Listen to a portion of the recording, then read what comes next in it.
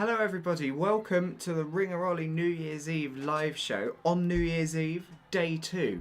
We're going to go straight to Auckland and the Sky Tower where they are celebrating the new year in 15 seconds. So, Happy New Year to everybody in Auckland.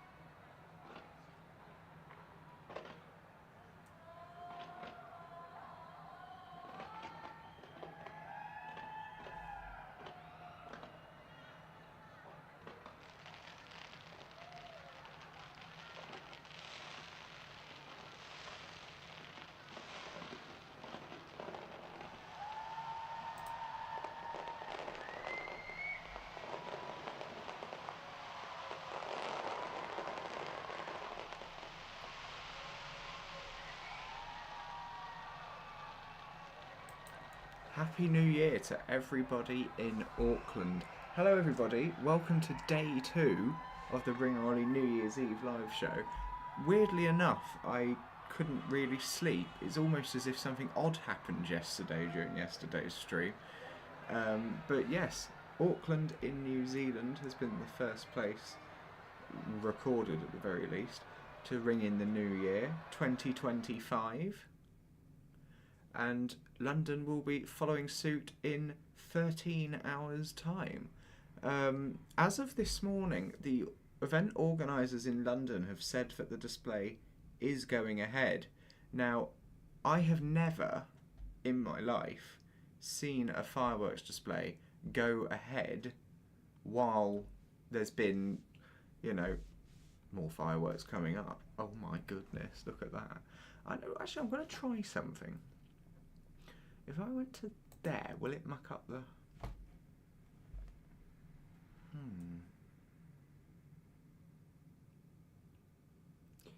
Interesting. I'm trying to work out how we're going to do this. I think I'm just going to leave it like that. More fireworks coming up.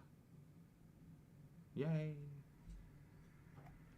I have absolutely no idea what I'm doing.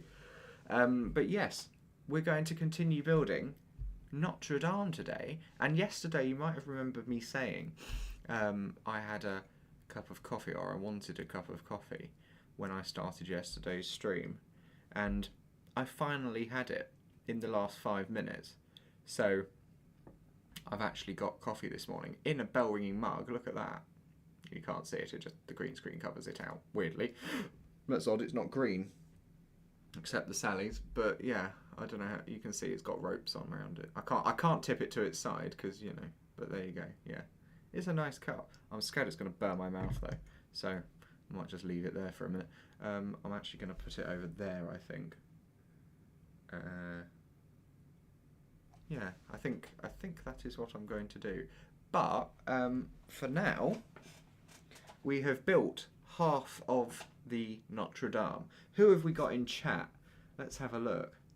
Oh, in the ringer. Hello, hello. Samuel. Hello. Declan.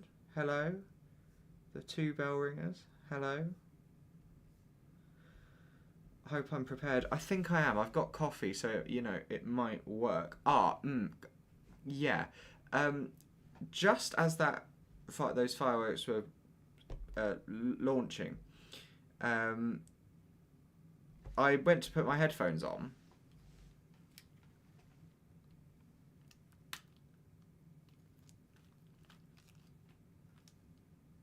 So, headphones are dead. It doesn't really matter, I didn't need them for anything anyway, but, there we go. So I'm just going to have to go without. But that doesn't matter. Yesterday, I didn't actually hear one thing through them. All it was doing was cancelling out the noise around here for me. But it makes no difference to you, so we're all okay. Am I okay? Yes, I am. I hope you are too. That girl screamed loud. Yeah, there are weird people in crowds. You just get the one person which sticks out really clearly. So it was rather interesting. Can we also appreciate a couple of things yesterday? 11 hours and 45 minutes of streaming. Pretty impressive, number one. This morning, the clock in the top right corner, bang on time with Big Ben. I was proud of that too. And 3, and I don't know if anyone noticed it, but I'm also really proud of myself because not once during yesterday's stream did I go to the toilet.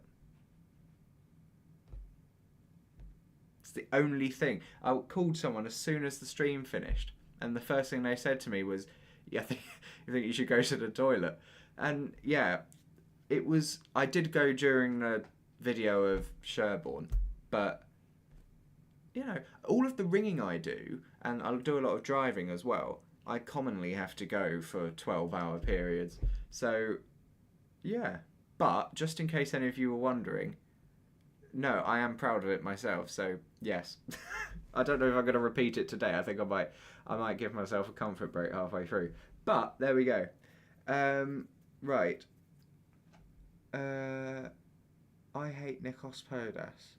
Yes. a you knows. Oh, he lives in England somewhere. What do I think about Nikos Podas? It is a nice cup, yes. What do I think about Nikos Podas? It's an interesting one. He's been around for a while, commenting on videos, but no one really knows who he is. But equally, no one really cares. All he does is state the obvious and states facts by looking on Dove's Guide. So if someone uploads a video of like Sherborne, he will just copy what is on Dove's Guide. It's ridiculous, but there you go. No one really cares. But it's been around for a while. They've been around for a while. I'm still worried that's too hot to drink. I'm playing around with the idea. Can I I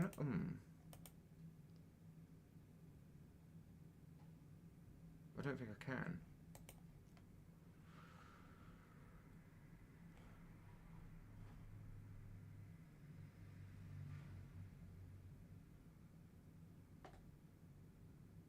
If I do, this could get interesting. If I do, yeah, bye, I've been squashed. And then if I do that, there we go. Right, and then that, if I was to put that like, I don't know where I put it. Well, there kind of. That's where it was. But then cut it off. Then I'd have to constantly keep moving myself up and down to kind of fit in with the fireworks. So I think I'll just leave it as kind of where it was. It was a completely waste. It was a waste of my time.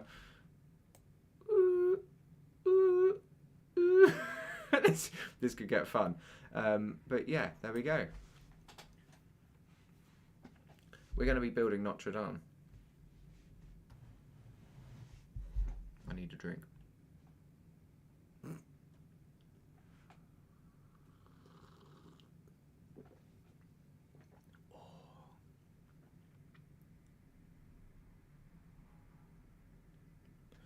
I could put myself over here, couldn't I?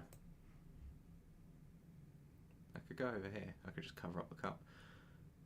Or I could flip myself and go hang down from the ceiling, but I won't do that. I could put myself over here. But then that kind of cuts out as much of the building time as possible. Which is not... If I... that's the point. If I go here, then put that there, and that like that, that might work. We'll go with that for now. And when fireworks come up, I'll pull myself up again. We'll see how that works. The next place to ring in the new year will be at...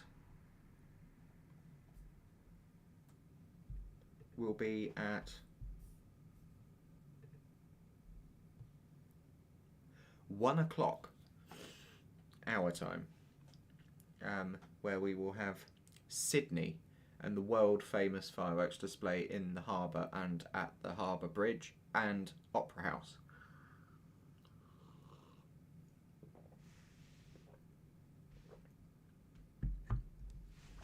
It is, I should also add, the year of the snake.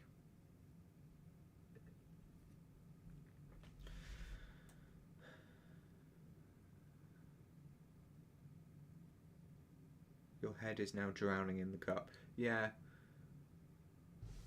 I could put my cup onto myself. There we go.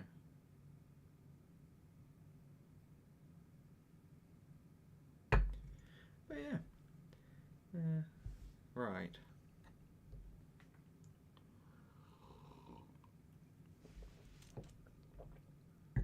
So, if you weren't here yesterday, it was an interesting stream. And a bit scary.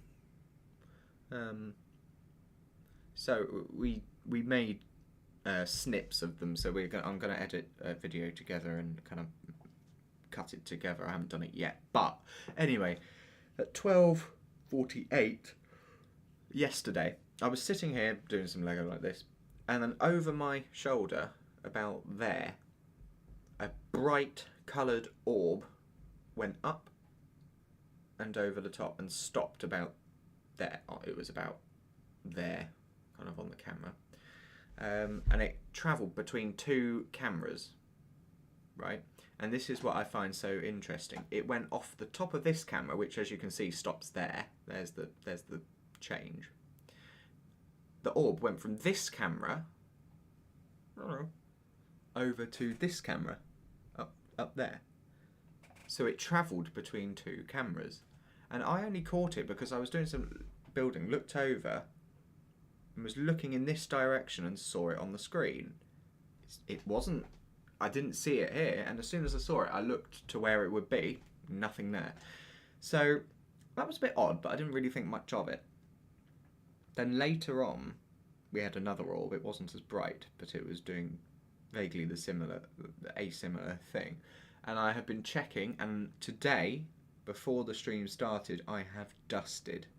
So there is no dust anywhere, as far as I can see anyway.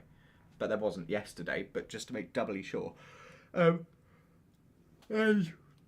Yeah, so we had two orbs yesterday, and then Graham from Maidstone, who is a experienced paranormal investigator, noted that on the stream he heard a whistle.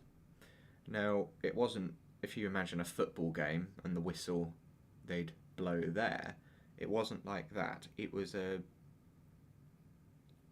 distinctive whistle, and it's a distinctive whistle people know as being from a spirit and from a paranormal entity. And I did a bit of research last night. I haven't looked into it properly. I'll look more into the whistling specifically at another time. But there was a clear, defined whistle. And the only way I can describe this whistle to you is if you imagine there is someone standing right in front of your face, and they whistle as hard as they can, as loud as they can, right in your face. And then you take that whistle and just turn the volume down. You don't edit it in any way, so you can still hear the trademarks of a strong whistle. Like if you were to clap, you would see the pressure on the hands as a very hard clap, and you will see the movement of the hands. If you turn down the volume, you will still see everything and hear all of the trademarks of a loud clap, just the volume is reduced. And that was what the whistle was. It was a loud, strong whistle turned down. And what's more, and what concerned me, is that I didn't hear it at all in the room, and I have full sound of the room, even with the headphones on. And the whistle came from right there in the microphone, well, right next to it. So that was yesterday. And I should also add that an investigator, a paranormal investigator, has been here and has seen, and there are witnesses to them asking a question and there being a single knock from near the fireplace, which is right behind me. So we may, and I'm going to send it to some more people and actually properly get it checked out and look at it in more detail. But I mean, every now and then you will see a bit of dust float by. But that orb yesterday, and the two orbs, well, the first one in particular, was a clearly defined orb. Anyway, that was yesterday. A unique stream, I think we can call it. I'm going to put that up there for now. We're making good progress, but let's crack on. Now I have my coffee.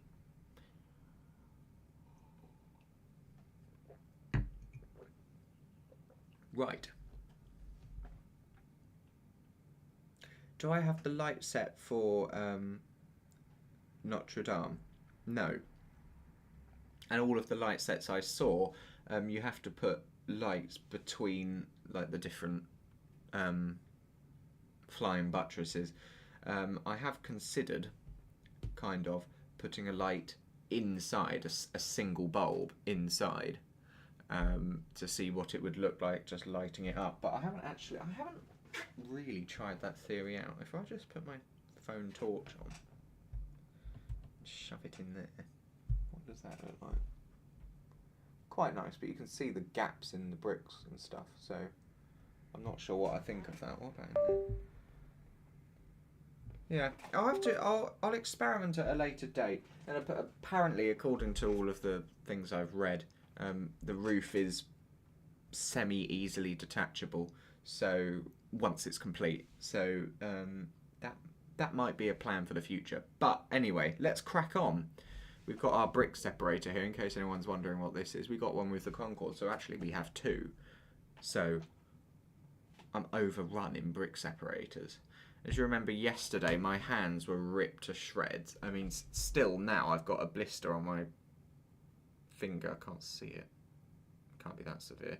And, you know, plaster, but that was there before. But yeah,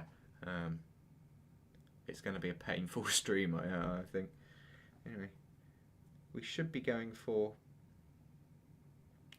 I'd like to stop before 11. Well, I need to stop before 11, but I'd like to stop earlier on if possible. Also, as I said earlier, the London events... It's going to be really interesting. I don't know what they're going to do. I mean, sorry, let me just quickly... BBC weather.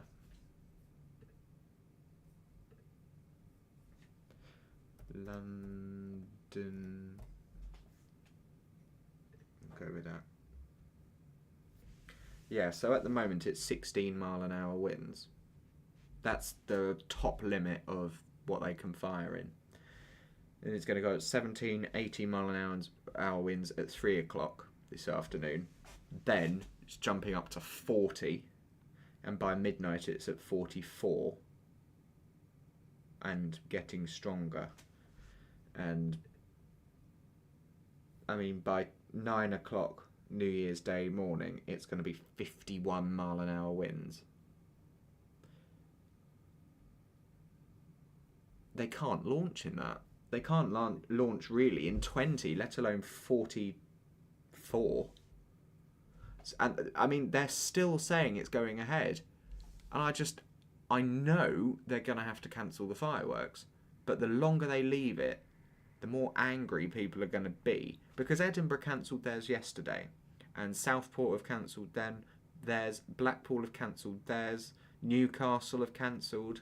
Everywhere is cancelling.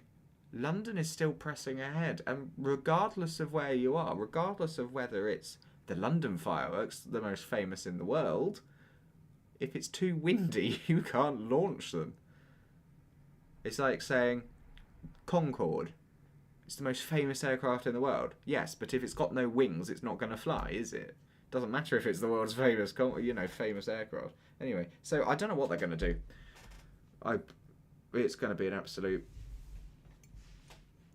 hell. This wind's going to kill me. No, it isn't. We've had much stronger in the last few months, but they just haven't fallen on New Year.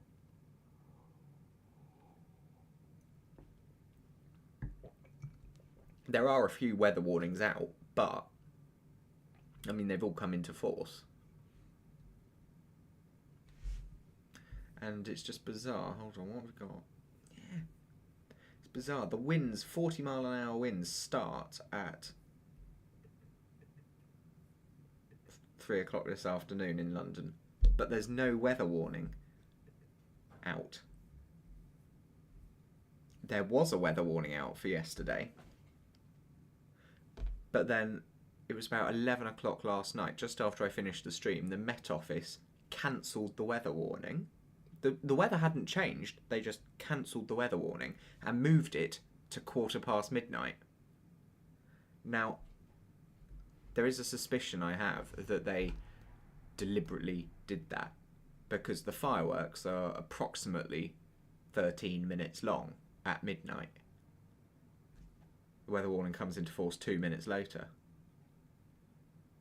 There is that. I mean, the weather doesn't change. It's strong before midnight. It's strong since 6 o'clock tonight. But they only put the weather... Like, if they start a weather warning, they'd start it at midnight from the day, wouldn't they? At the start of the day, at midnight. But they started it at 15:15. And I think there's a reason behind that. I think they're going to try and press ahead with the fireworks, and it's going to be impressive if they do, but it's going to be dangerous. But as I say, the direction of the wind, and I said this yesterday, the direction of the wind is behind the wheel. If it was blowing the opposite direction, they'd have cancelled it by now, because it would be blowing straight towards the crowd. But with the wind direction it is, it's actually going to be blowing it the opposite direction. So if they pull this together, hats off to them. Seriously, that is an impressive thing if they do. But as I was speaking to someone last night, as they said, the insurers of the display will be kind of a bit stuck, because they won't want it to press ahead if it's dangerous, because they might have to pay out. But if they cancel, they're going to lose a lot of money. So the insurers will be trying everything they can to keep it going ahead. It's a... yeah.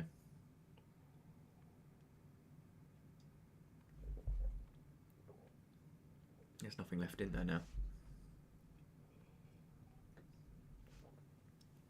Put that over there. Put that there. Right, let's get building. Bag 18. Oh, look what I've got.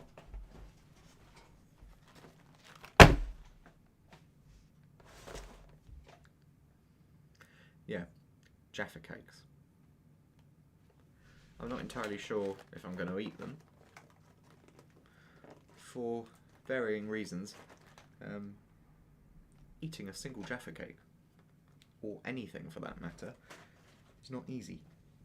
But that's my own problem. I don't let anyone worry about that. Right. What have we got here? Fish one. They said around 2 a.m. Well, I mean, I would bring up BBC weather, but I think I probably will get taken down for copyright, so I can't. But if you go onto BBC weather, and I'm searching London City Airport, it's the nearest direct weather station to the London Eye, and the warnings turn black, like the wind signal symbol, which has a number 18 noting the speed, and then the direction, which is northeast. At 12 o'clock, i.e. in half an hour, they predict it to be 16 miles an hour. At 1 o'clock, 17. 2 o'clock, 17. 3 o'clock, 18. 4 o'clock, 40. 5 o'clock, 42. 6 o'clock, 41. 7 o'clock, 41. 8 o'clock, 41. 9 o'clock, 42. 10 o'clock, 43. 11 o'clock, 45. Midnight, 44. And then 44 for until 3 a.m. Then it goes up to 46. It's just... and then 48, 49, 8 o'clock, 51. It's just going to keep building over the night. And I think that we should read into something that they've issued the weather warning 15 minutes into the new year. I think that's so they can get around it. Because if there's a weather warning out at midnight and they launch fireworks and someone gets hurt, the first thing they're going to say is, why did you launch fireworks when there was a weather warning out? So if they don't have a weather warning, I think they're going to press ahead. It is a big jump, and it's incredibly quickly, and that's when the weather front pushes in. So it's gonna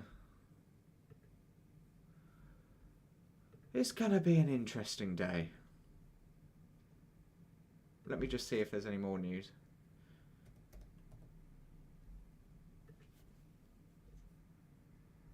And also, I should add that this year is the 25th anniversary display of the London Eye. So they are kind of...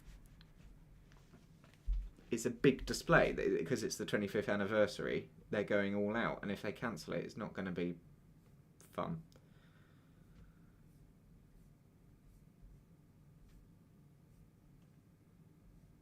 Right.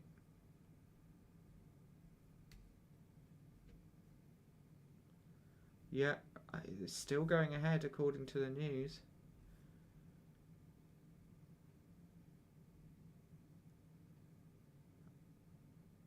Oh my lord.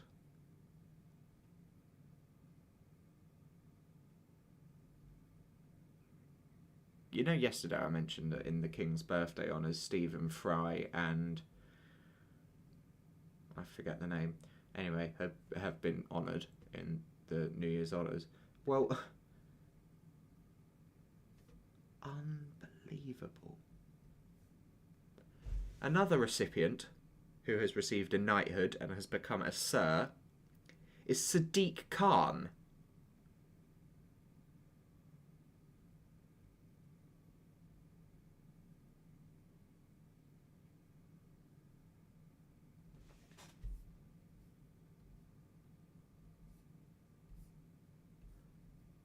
Unbelievable.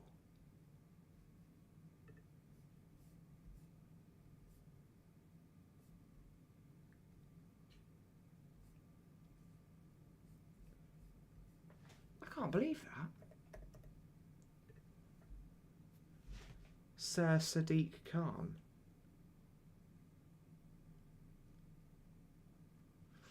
Yeah, to say that... Who is it? It's Gareth Southgate, Stephen Fry, Sadiq Khan.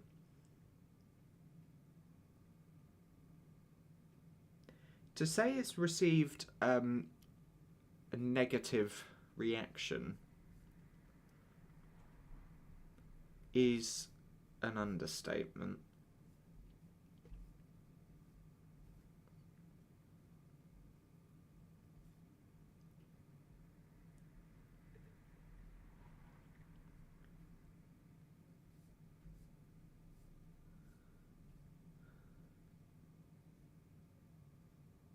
Seriously?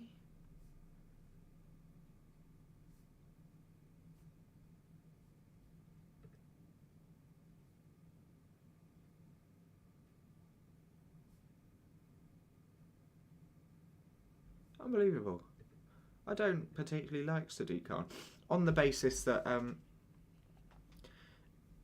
his environment policies in London, particularly the congestion charge, is not particularly well thought through, and that's being kind. There are various other things, but I won't go into too much detail now. But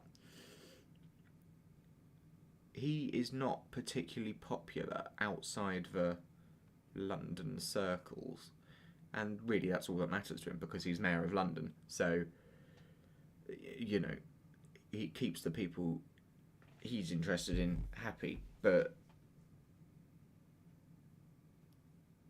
yeah, interesting. Bag 18. Oh yeah, I need the instruction manual. I put a dog ear on the page which we finished on.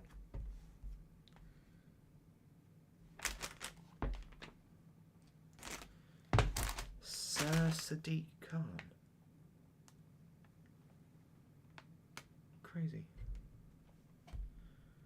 Right.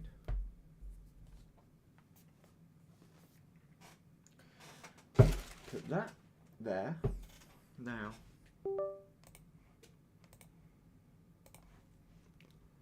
Okay.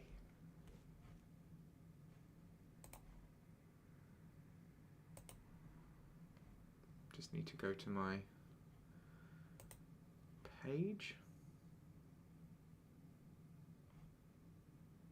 Not that one. Trying to find the stream. Give me a moment.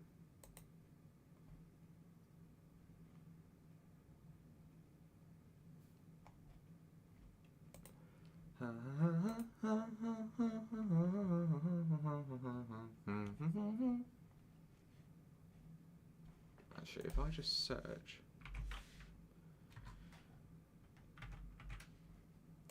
that, go to there.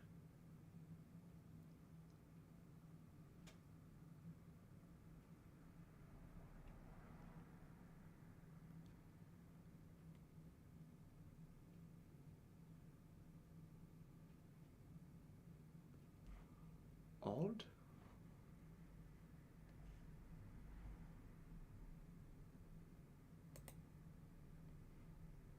That's the one I want to... There we go. Couldn't find that. Right. Declan. Hi. Hi. Okay. Page...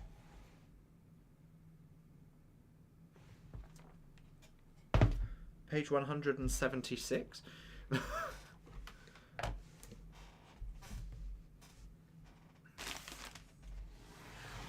going to put it back over here again if that's okay.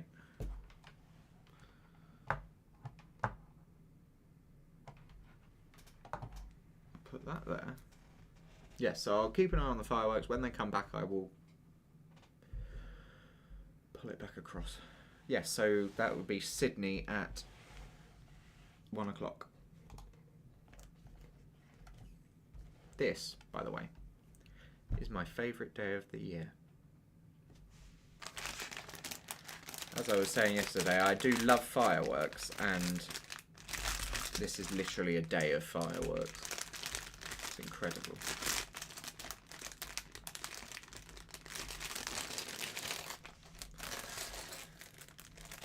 So, as I said yesterday, we're going to be starting today by building the 2 rose windows.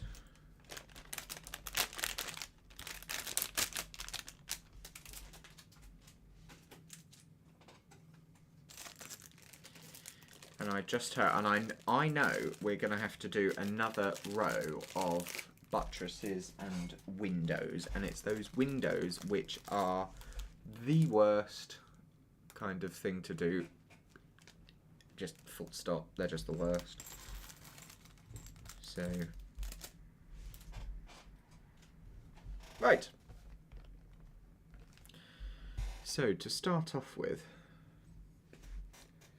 we need 4 of these.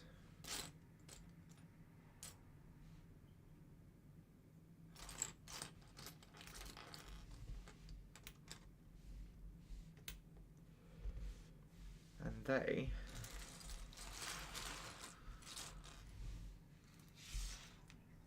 I should add are going to go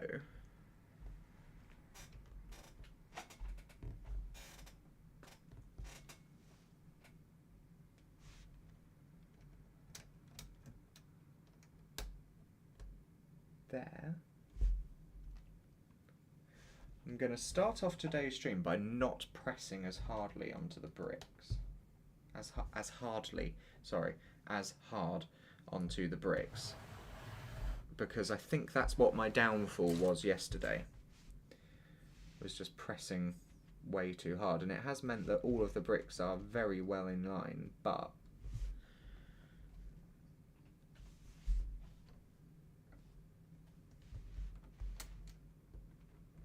it's also meant my hands are in shreds, so, you know.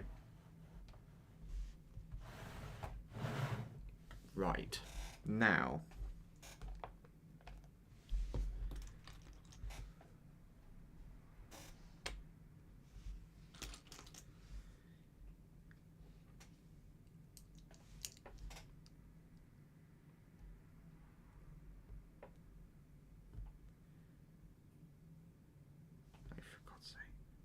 Done it wrong already. That's like the 6th brick, and I've done it wrong. And you, how are you going to do this? Brick separator. Look at that! It's an incredible piece of kit. This.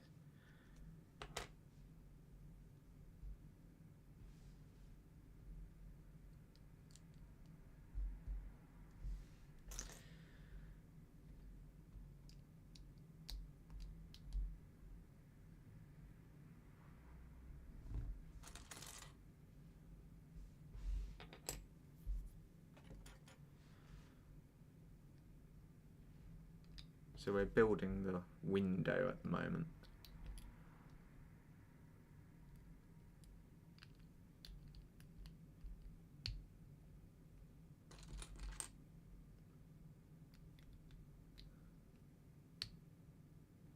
Why do you keep saying hi? Yeah, why do you keep saying hi?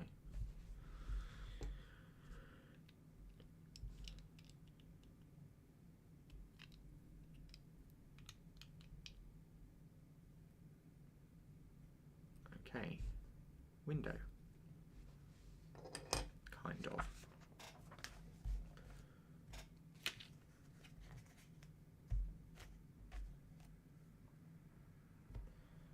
So now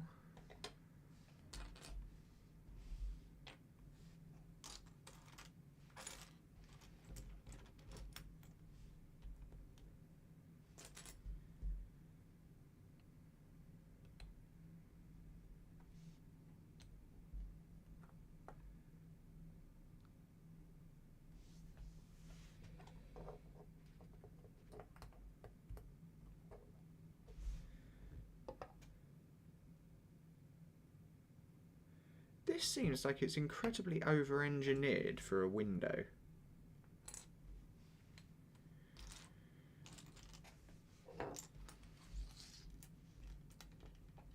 Oh, there we go.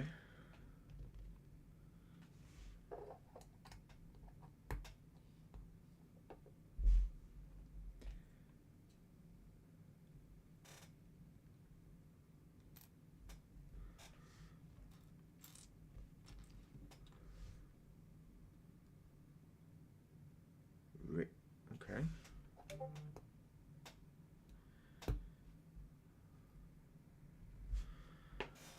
I might as well load up Discord. I just got a Discord notification.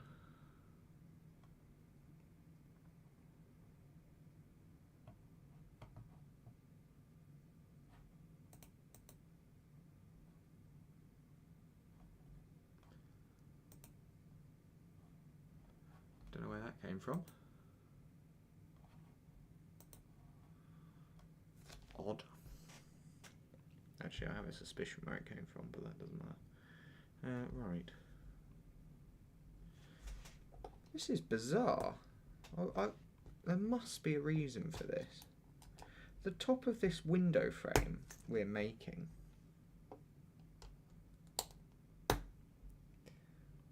is like...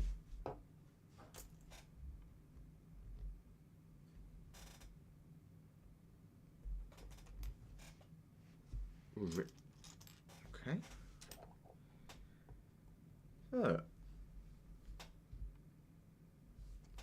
There must be a reason for it.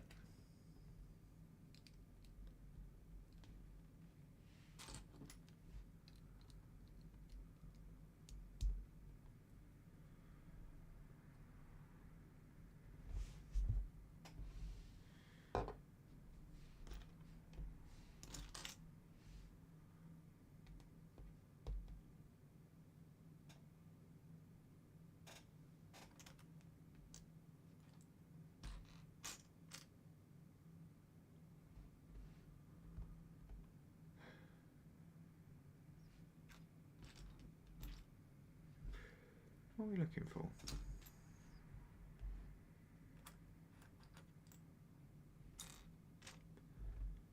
There's only one more piece of it in here. There it is. Right, so now... This is odd.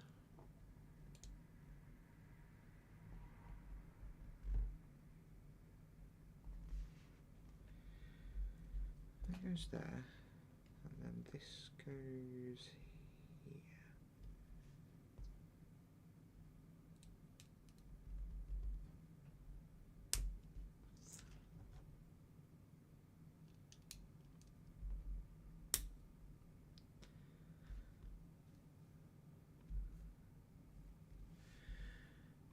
They want these grills.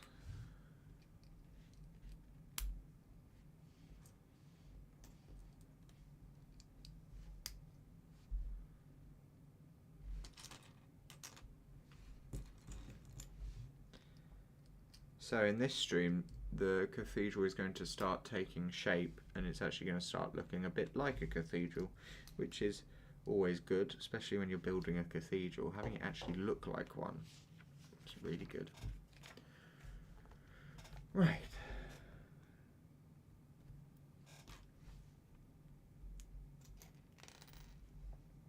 So this is the specially printed block for this set. So, yeah.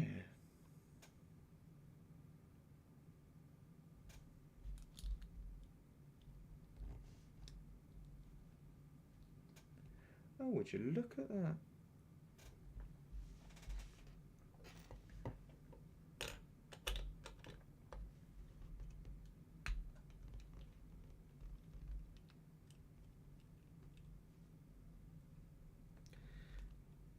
Oh my word, it actually... Oh, that's cool. I still don't know why it was asymmetrical at the top. That serves almost no purpose, I think. Other than to be awkward.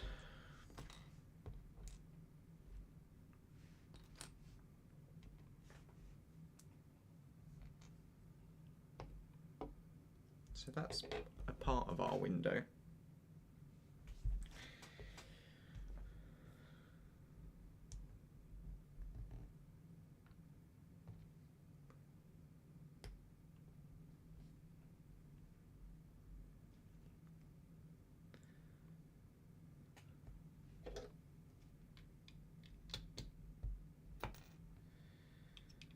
That goes on there, that goes on there.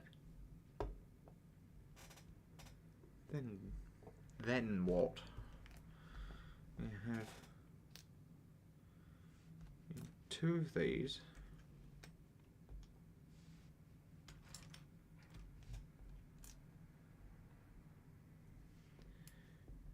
Two of these.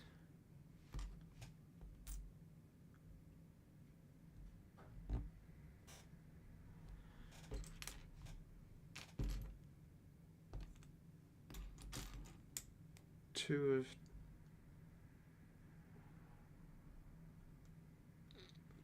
Oh, it's a 3.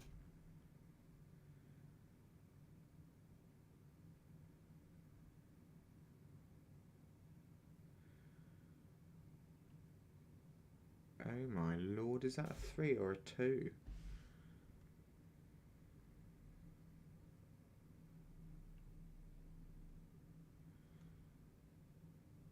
Oh, that's difficult. Look. There's 3 sizes here. A 2, a 3 and a 4. And I don't know whether that's a 3 or a 4. I know there's 2 2s. I think that's 2 3s. 2 of them.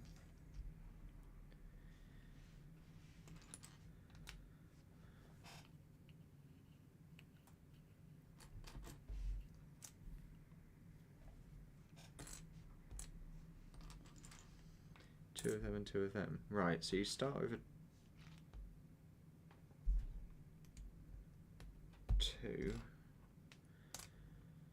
Then you add a 2 plate on top.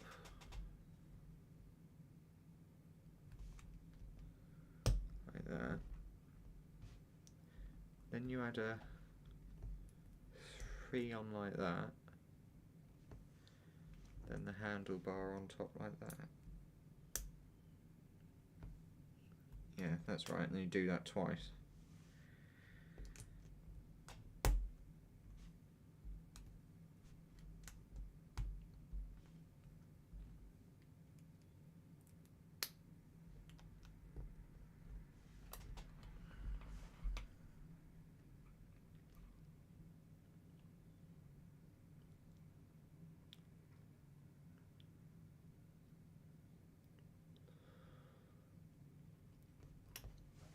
Then you put them on the side.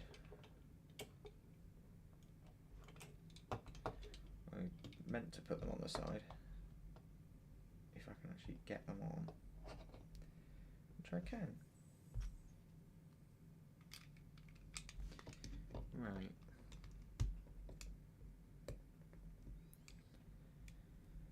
Look at that. That's quite impressive. They've made it so it's staggered. Anyway, now we need a... I think it's a 4, that.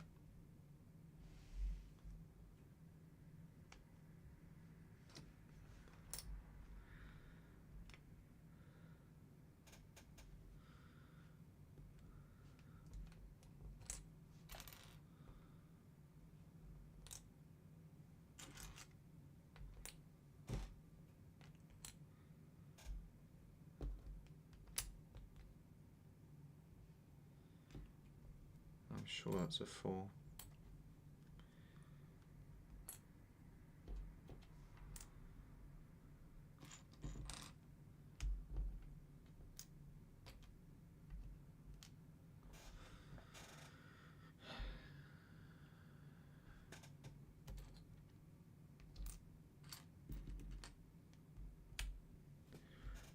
Right. No, we've done that. Oh, so you need one long one.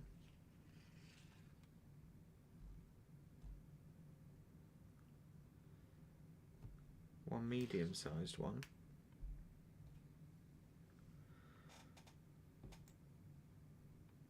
One of these. 2. And a 3.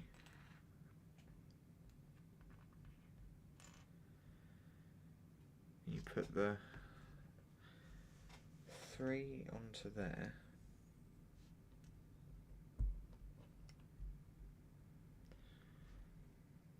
Oh, and you need a grabber.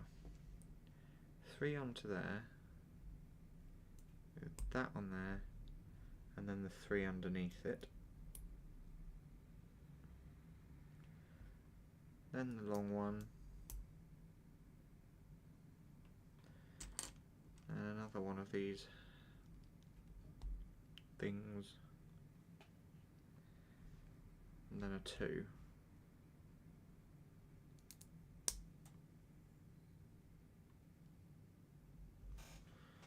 Which then goes on here. Apparently. Oh, it does. Huh. Then I guess you're going to do the other thing for the other side. Yes, I'll look at that. Right, so you need 1, 2,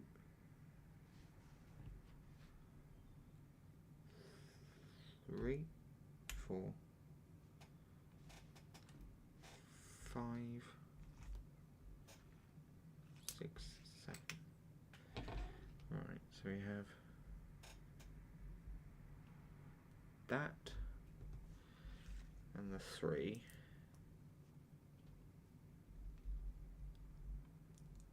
This on there.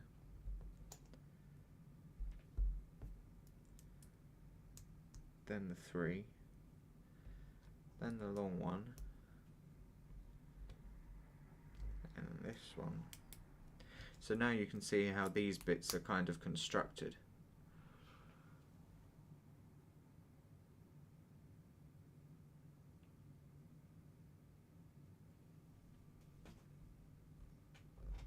And that goes on there. Will it? It will. Look at that.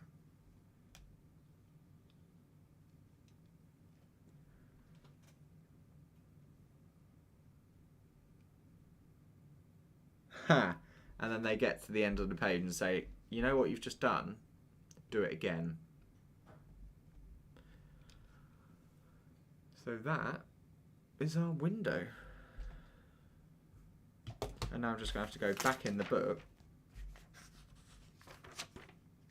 and build it all again.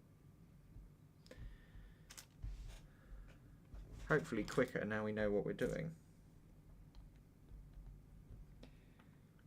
Right.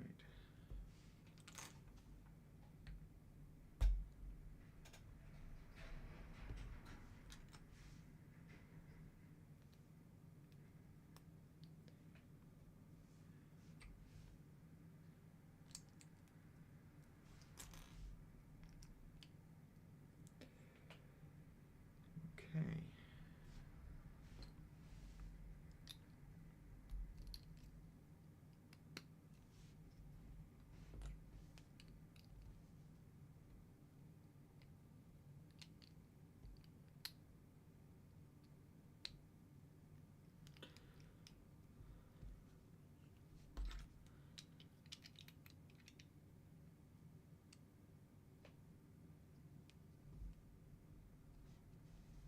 Turn it around. 4. Where is it? There.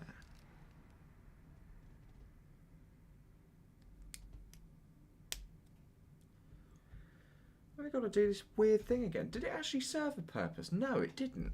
That bit where you can see there's that dud block there, I don't get it, other than just being awkward to make.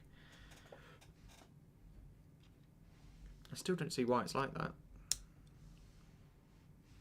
Hopefully it'll become apparent at some point, because it's really made me curious.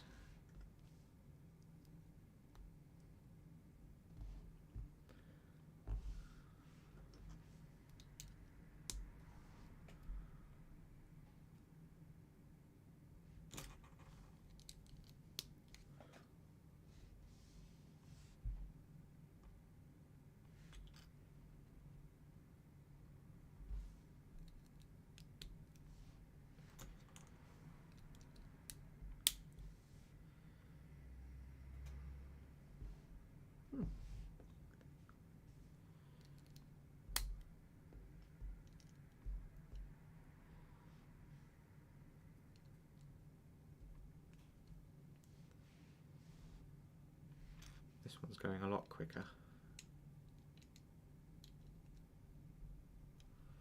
Now I know what I'm doing with these things.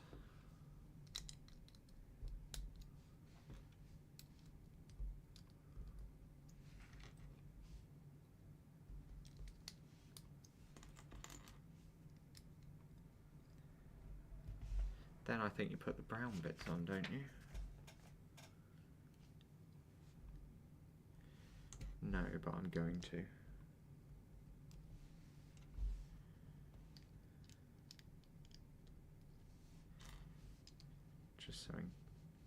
Just as I said I was going to do it, I'll do it anyway, even though that's the next step. I'm doing it a step early. Look at that. Then window goes in.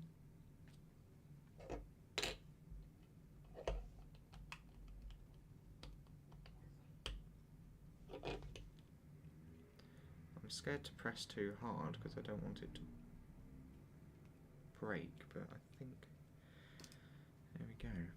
Right.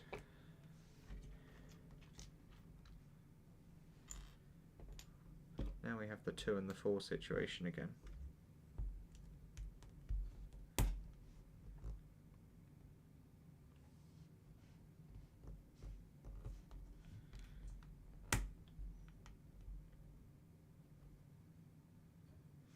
I swear that's a 3. It must be.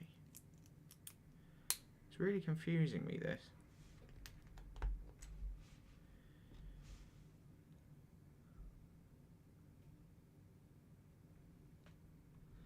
There you go, and then that goes on the side. Then we do that again. 4, 2, 2 plate.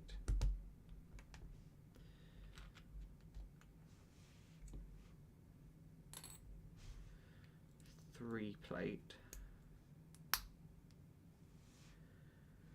Handlebar.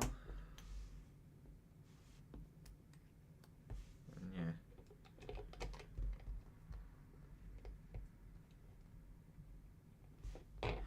Then we have the block. 4 plate.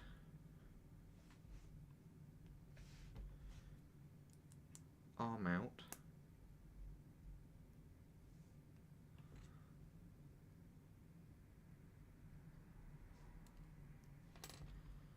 Three plate. Long. No. Yes. Arm in. 2. And then that goes on there. So that's 1/2 of our thing done. Then we do it all again. because we were having so much fun. That on there.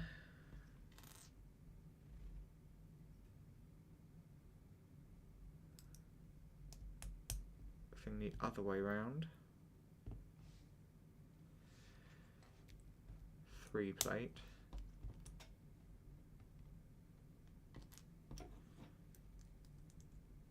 Long. The other way round. 2.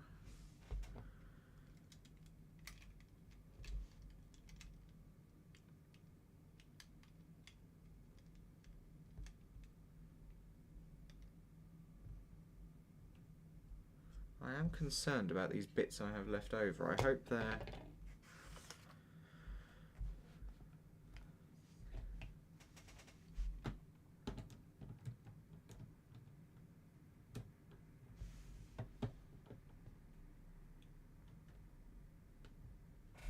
Oh, wow. Picture time. I've got to be careful with this camera because I've only got like...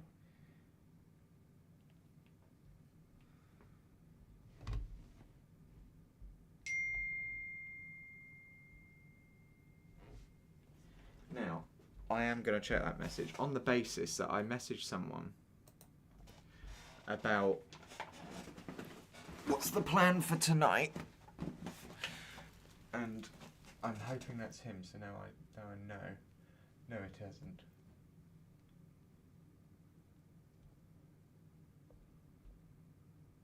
Odd. Okay. Right, I'm back. Sorry about that. Ooh. It wasn't him. That's bizarre. Normally replies quite quickly. And then this one goes on the other side. That is a spectacular window.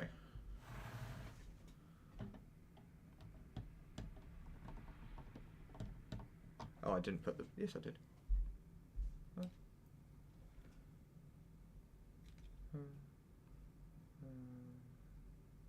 Yeah.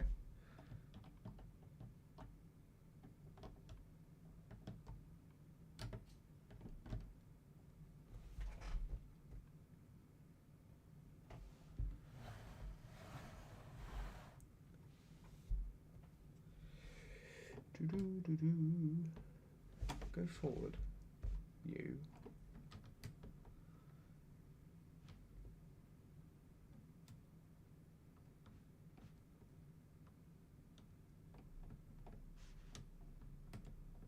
Why is that not going in? There we go. Right, and then that needs to go down. Come on.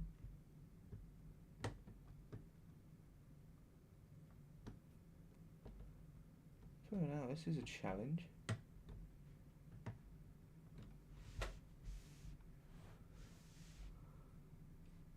Right, so that and that should go to... Oh.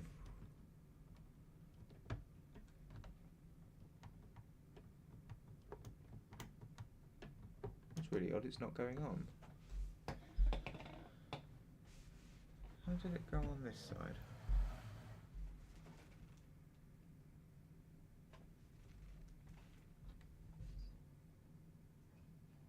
Make sure that's all in alignment, that's all okay. That's also in alignment, so then that goes on there. But it's not.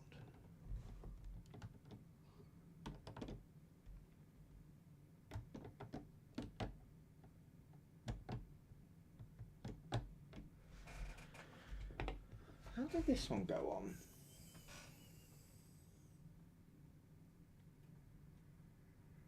Joined at that point, there and there. Right, okay. So then just check all of this. These were on there. I'm going to put them back on because that's how they were. They came off somehow during that, which is odd. So now this goes on here.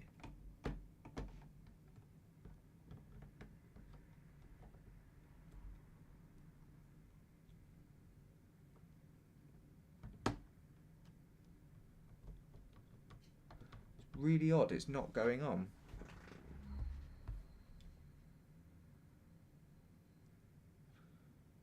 that's all correct, isn't it? That's all right. That's the 2 halves, that's on there. That's on there, that's got that there. As has that. That's the same, that's the same.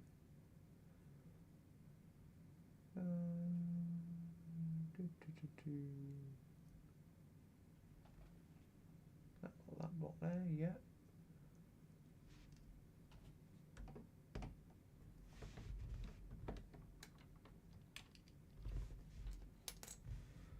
And that's come out. This is really odd.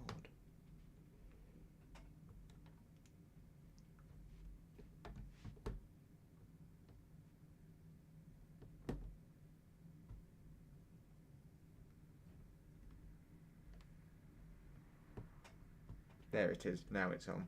That was really hard, wow. And then that's a point, how are these going to go on? If that's like... The only way that can go on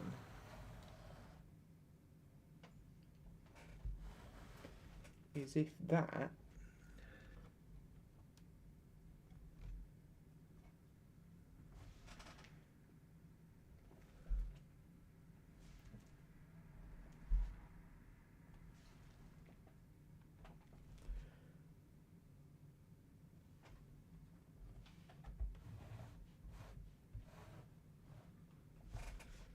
That is really weird.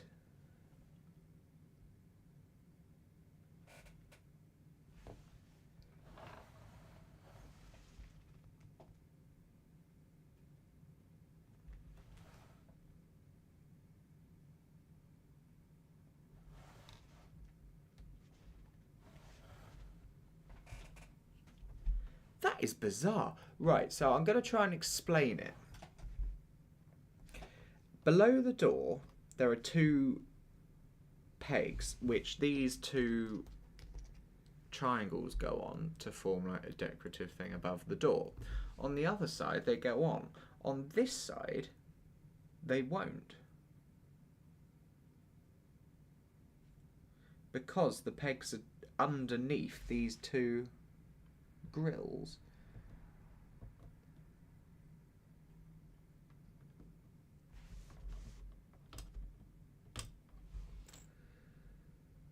If I took that off,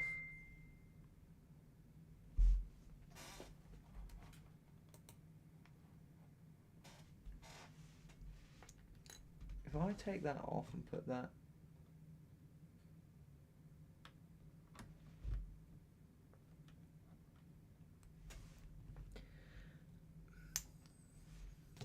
now, I wonder if I can butcher this with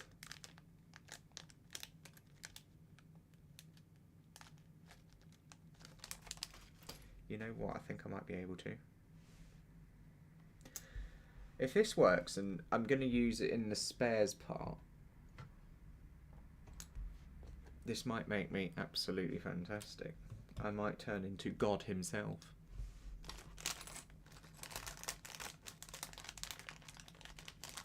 I have got here 2 clear bricks. Now, I'm trying really hard to describe it. There are 2 bricks which are circular. Like every circle on the top of a Lego brick, there is a circle. This one's got 2 of them. Below the row of grates underneath the window, there is a 2 block things where these go together like that to form a decorative triangle above the door. On that side, perfectly fine. They stick out, so then these can go over the grates in a triangle. Here, they are one, well, not even one, half a block backwards. Right. And these 2 thingy-madoodles can't fit on because the grates are in the way. Those 2 holes to press these triangles onto is half a block too far back, so they won't reach them. So if I take these two clear blocks and place them over the two blocks here, it will pull them forward.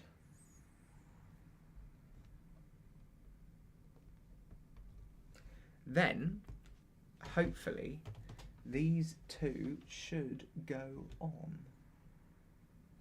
They do. They do. Oh my lord.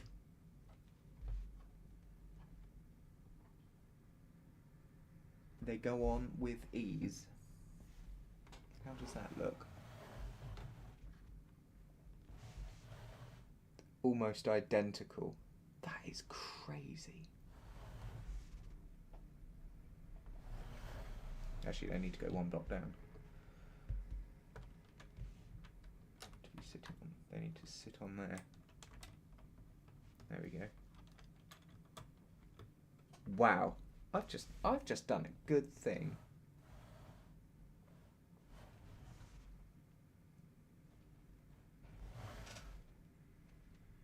I still can't work out why that didn't work.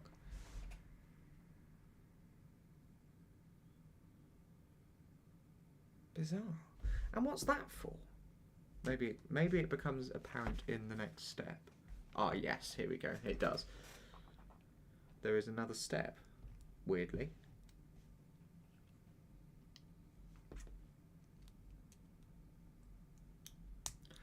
Ooh, you're making me live. Ooh, you're making me live. Ooh, Graham.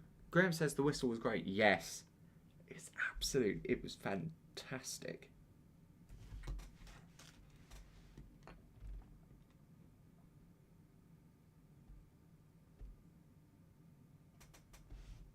Right.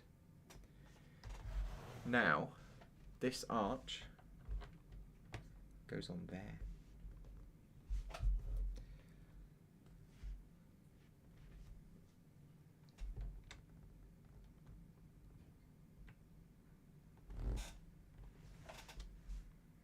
It was the whistle.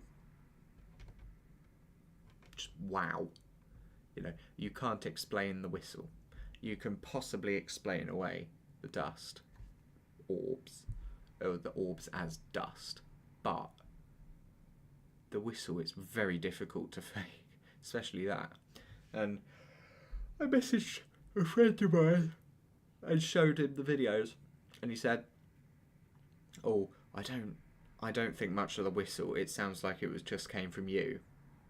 That I don't agree with, and I know I didn't make a whistle like that, and everyone else agrees. But he did say the orbs are fantastic. They are definitely something. So either way you look, I could explain away the orbs, but can't explain away the whistle. He can explain away the whistle, but can't explain away the orbs. So both ways, you know, you've kind of, we've got it. Anyway, right, we're now starting work on our arches. We don't have any spare blocks left after that bag. Seeing as we needed to use 2 spare blocks there. Which does concern me that I've done something wrong, but I know I haven't, because I did do everything, both of them exactly the same, and that can be proven by the fact we have no spare blocks. And I had to use 2 of my spares, so something doesn't add up in their thing, but there we go.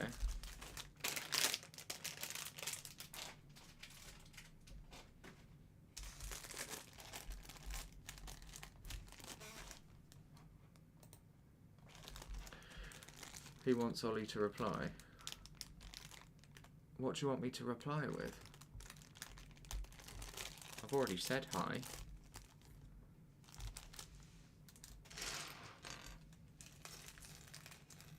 Oh no.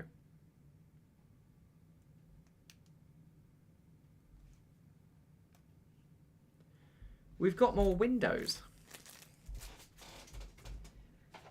Oh yay.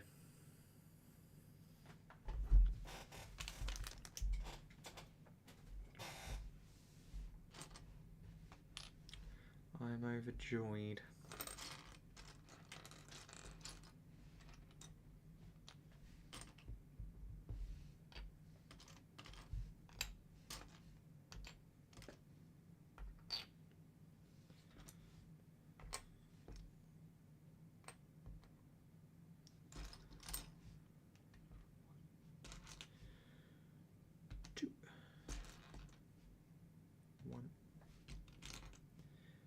2. Now, that's all of our pieces for this.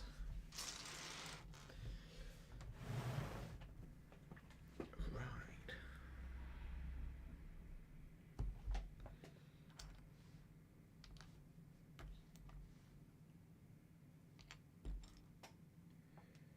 So you've got a single block there.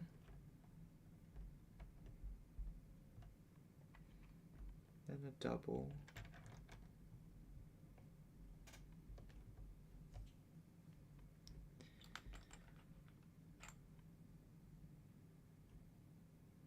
Interesting.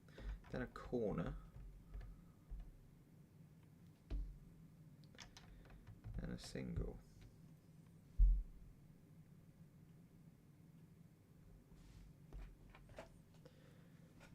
Then you've got an arch and a 2, which means on this side you'll have an arch and a 2 and a single. Oh, it just jumped off.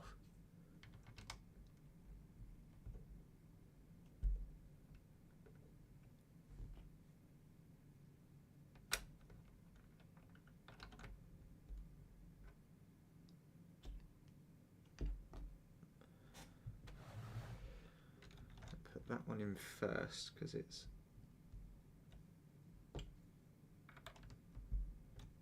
there we go.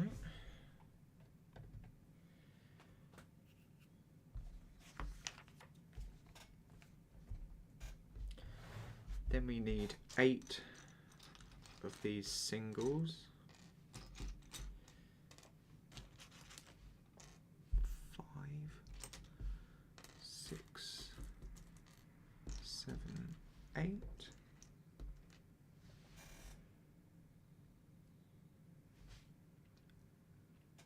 To place along here.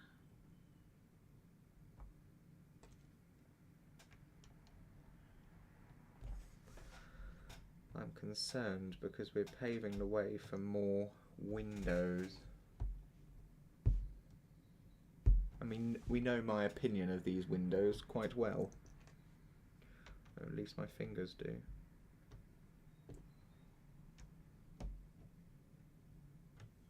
Being ripped to shreds by the windows.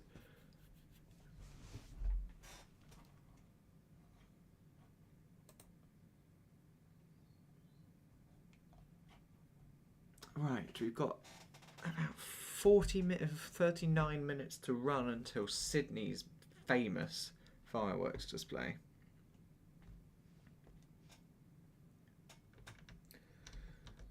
Few facts about the Sydney fireworks, which I will repeat at just prior to the display. They are the largest fireworks display for New Year on Earth, not the highest. That's coming later this afternoon. When is the China Cathedral Lego build coming? Well, we can make this the Tower of Chichester Cathedral by just going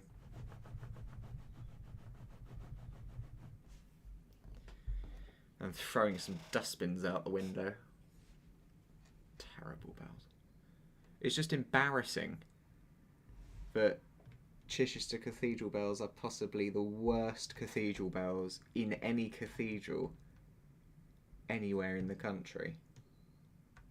And even if they were in a village church, they'd be terrible. But they're in Chichester Cathedral. They bloomin'. It's an amazing band. They've got a really good, well, they used to have a really good band. I think they still ring a surprise, but still. Right, hold on. 1, 2, 3, 4, 5, 6, 7, 8. Yes.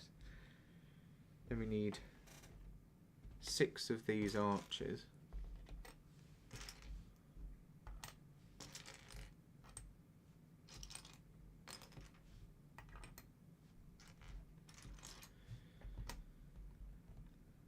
Oh no, 12 more of these wretched blocks. 1, 2, 3, 4, 5, 6, 7, 8, 9, 10, 11, 12. Once again, I need to check that message. The only reason is that I need to know sooner rather than later about what's happening.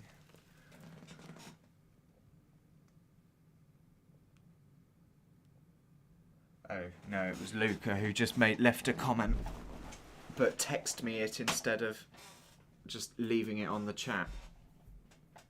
Probably because he was insulting someone. You never know. Anyway, that is very high up, that blooming camera. It's incredible. Anyway. Right. Moving on. I'm not getting up again, Luca. Just message it on the chat. Why can't you just put it in the chat? I just don't get it, other than just making me constantly get up. It's weird, you constantly tell me not to message you, and then as soon as I'm live streaming, you suddenly want to message. Bizarre, that, isn't it?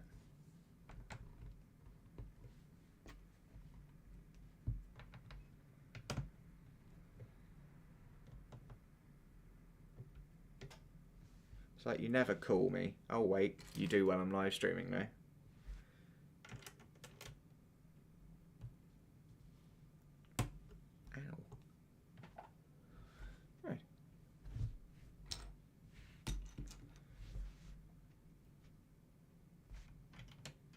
Why did I do that? I nearly dropped it inside it.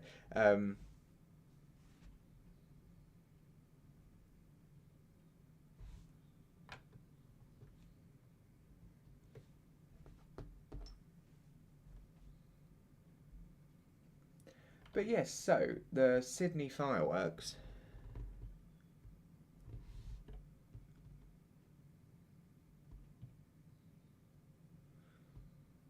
Arch, hole, 2, miss, arch, miss, 2, miss, arch.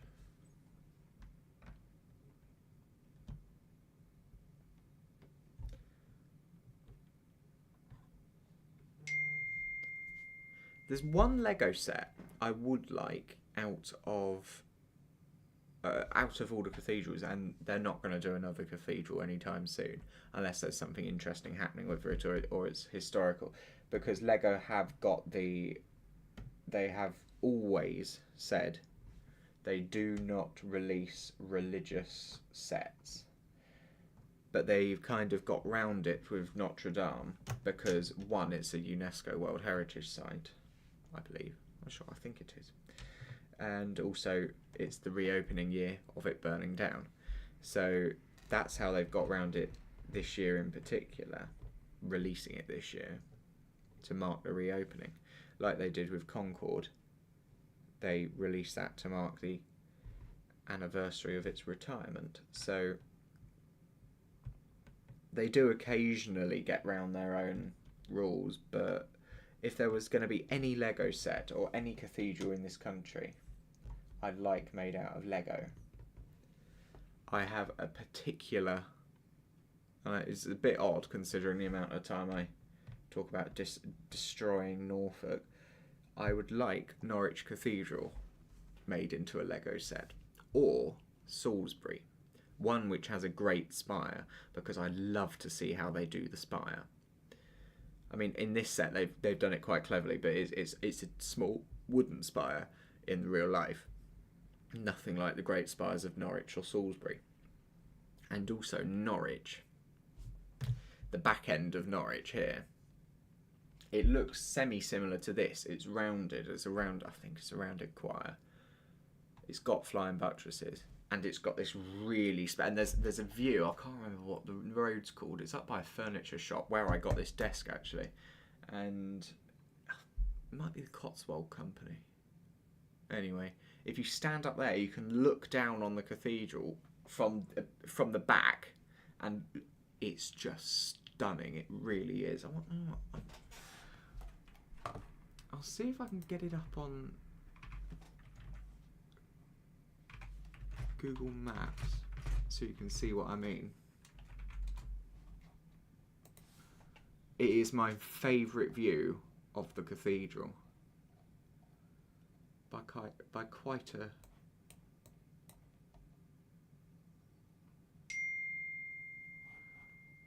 Just stop messaging. I think it's here.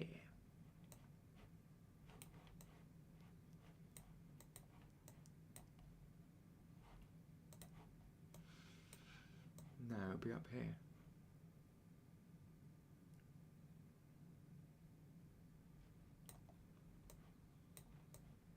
Is it? Is it the corner there?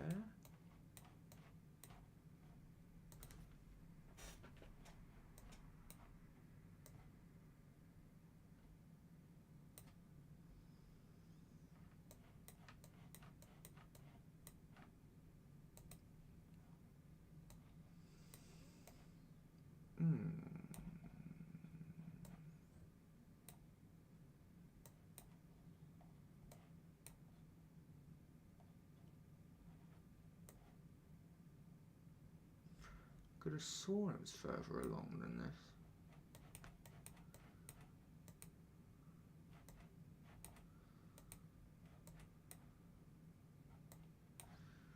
Might help if it wasn't any trees in the way. Can I go back to a month where... Why does the Google Maps van go round in the summer when the trees are like blocking your view?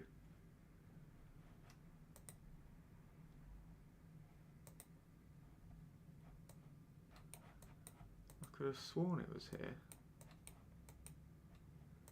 But I also could have sworn it was higher up as well. This is really confusing me now. Oh, it might... Oh. Is it here?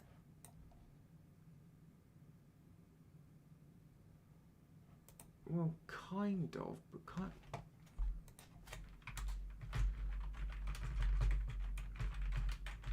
Hold on. Let me just see if I can find a Google Images picture of it. From the angle I'm trying to describe. So it's a rare angle to see the cathedral from. Oh, there is that.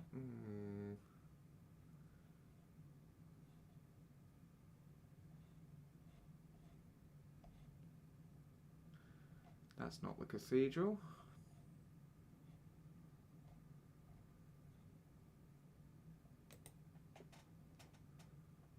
Oh. That means the picture was taken.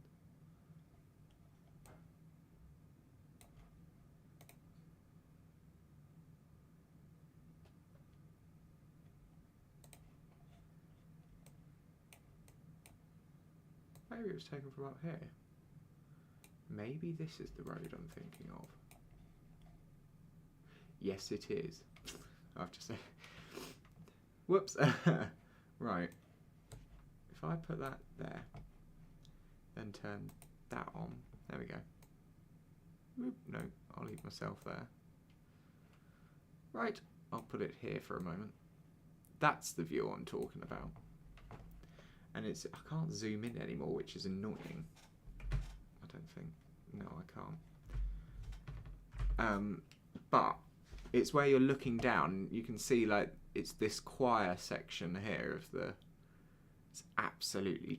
It's just beautiful. It really is. I mean, if you zoom in there, you can see City Hall, Castle, Bancroft. Is that Colgate? Anyway, yeah, and it's that view, and there is a better view online and pictures of it, but yeah, that is what I'm talking about.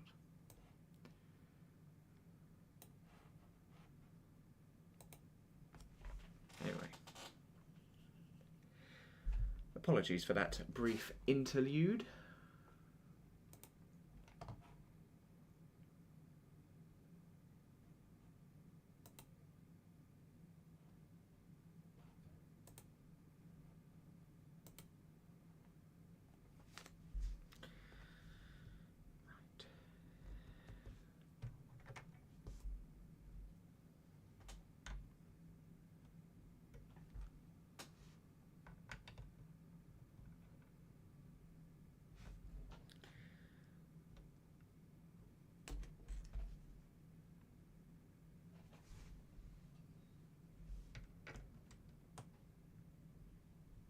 Yes, so back to Sydney fireworks.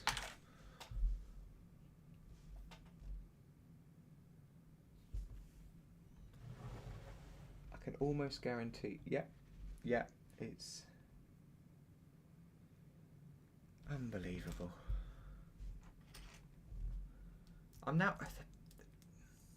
We've got a serious problem. I had this problem yesterday. When something falls, you drop a piece and it falls inside, it is very difficult to get out.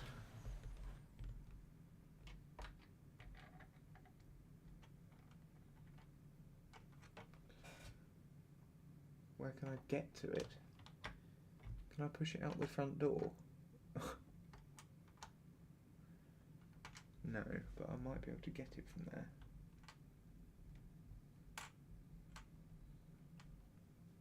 No.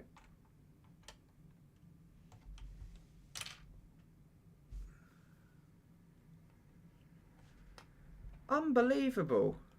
I don't know how they plan you to actually, when you're building this, what happens if you drop something? How do you get it out? Will that even fit through the front door?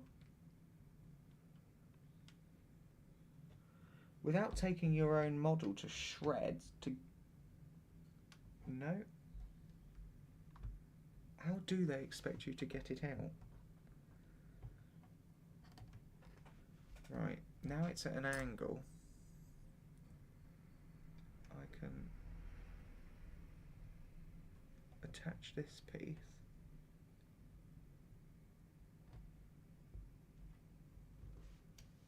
Got it. It is so difficult. Anyway, you will be pleased to know if I do this and this and this and that and this and as you can see,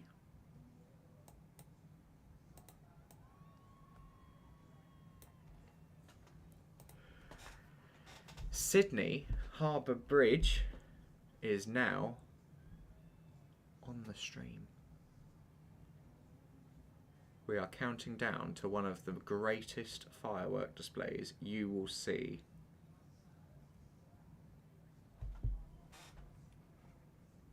This year.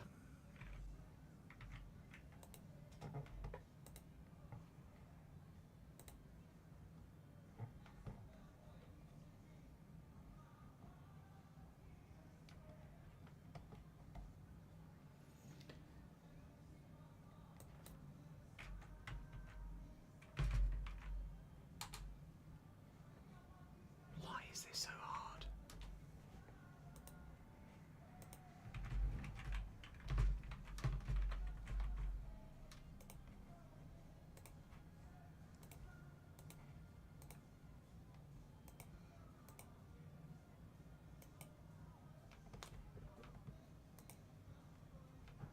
You can't see it anyway.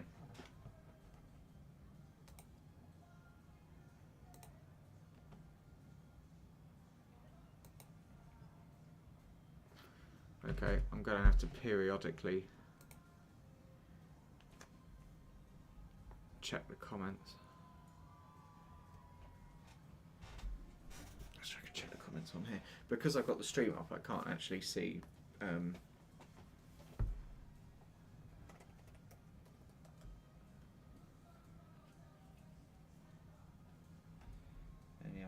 any other comments. There isn't any at the moment, which is fine. Right. Let me sort out this. No, that's the edge of my studio. I had clicked that because I want to pull that up like that.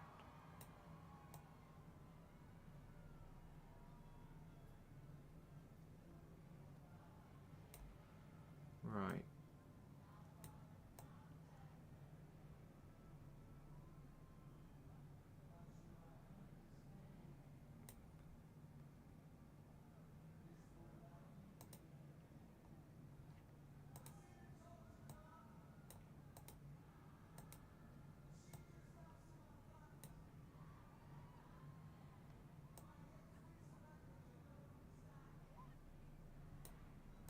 Okay.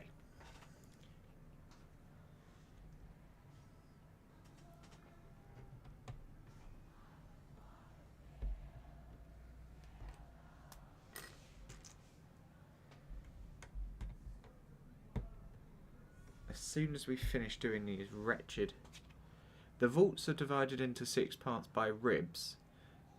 Sexpartite vault. The Lego model follows the original by having a transverse rib at every second capital. Interesting. Oh no, it's that time again. We have to make windows.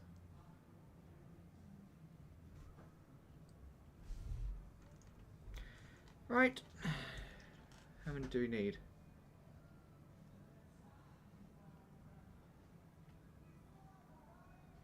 12. Oh my god. 12.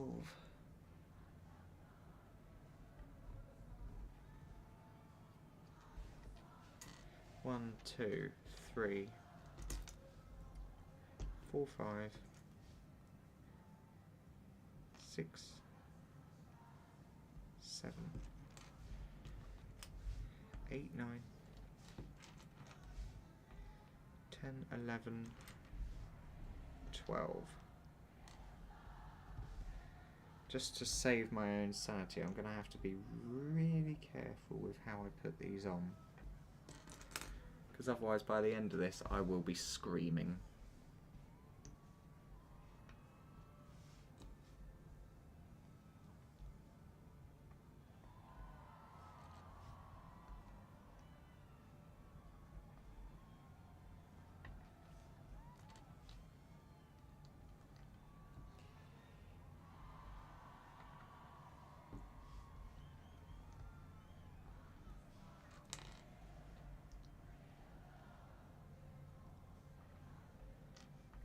Let's see.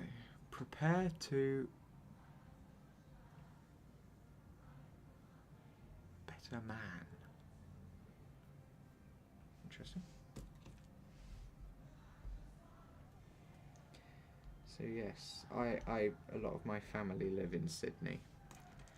So Sydney is always a display, and the new year I tend to take more note of than other places. I mean, throughout this afternoon there is going to be a couple of really spectacular displays. The first, well, there's two really spectacular displays.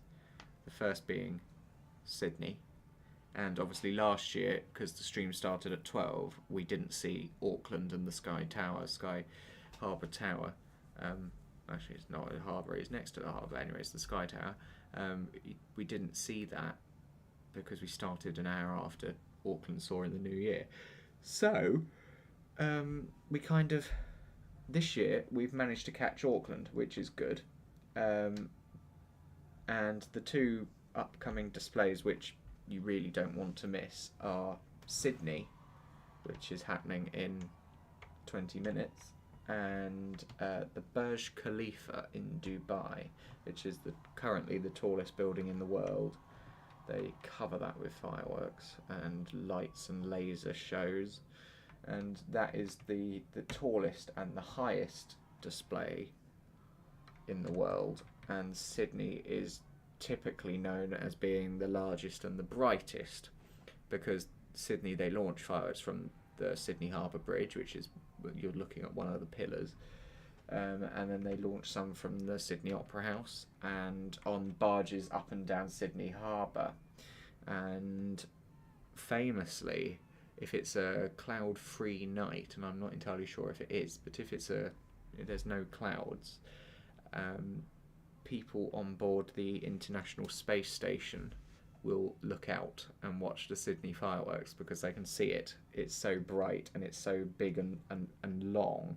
They can see the harbour fireworks from the space station.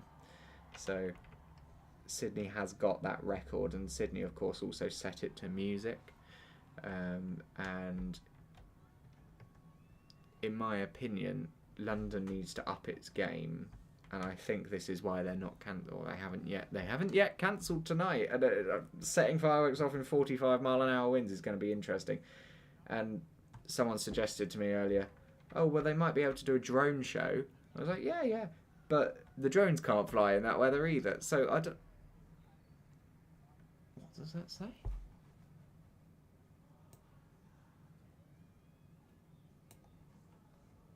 Oh, yes. They've got a concert and they're projecting all the words onto the side of that. That's incredible. Who is that? I recognise that guy.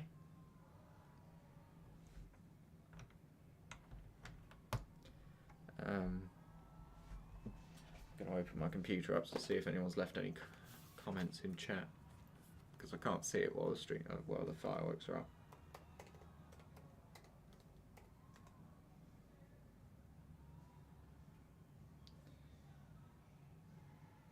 Aaron is watching. Right.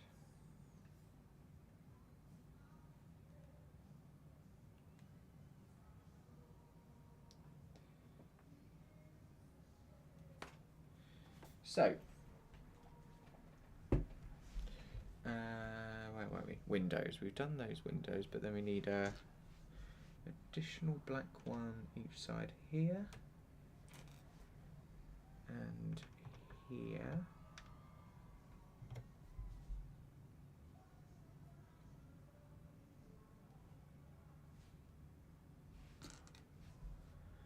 And two along each side down here. It's not Gary Barlow. I'm trying to remember the name of that. Is it? I could have sworn his name was Louis.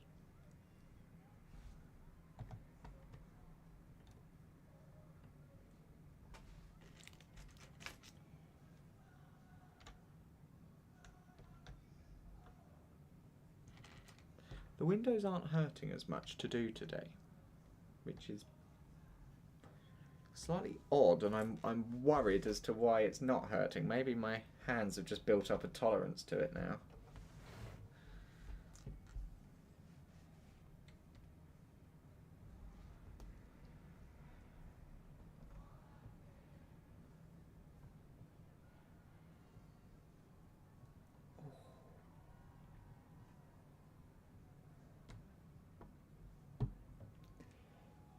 These are not going to go on easily.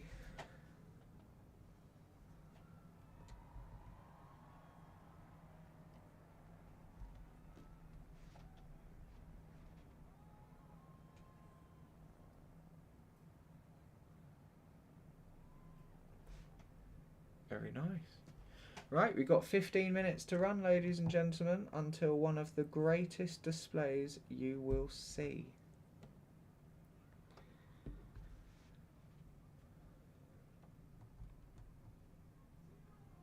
And there is the harbour bridge.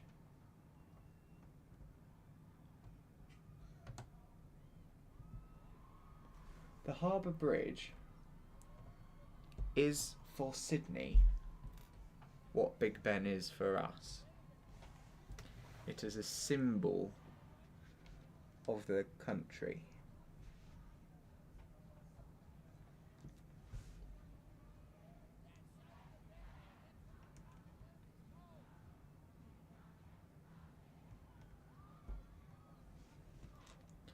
Putting these domed bits on is actually really hard.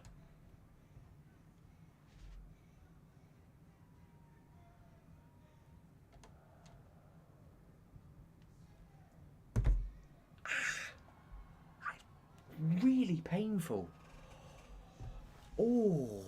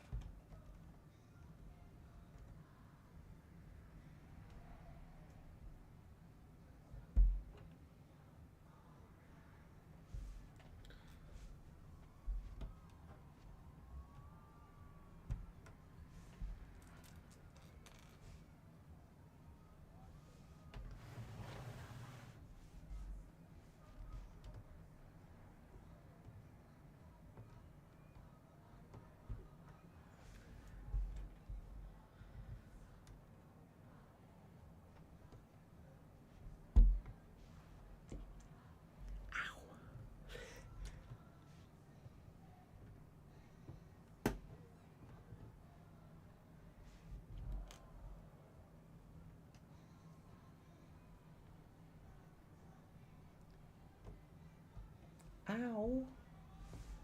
Oh my lord. It's these windows. The only thing I'm going to remember about building this is the windows being so painful.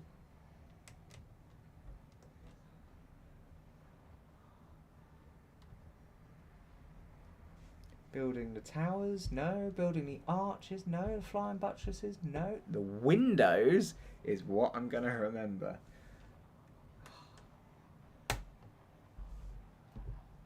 Now my hand is hurting. Well, considering yesterday we did 1, 2, 3, 4, 5, we did 6 sides of windows, and today we're only doing 2. You know, these are the last windows. Other than maybe some in the tower, I can't remember exactly.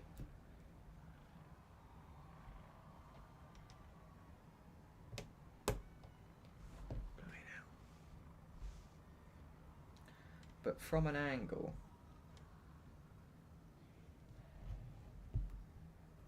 this thing does look spectacular.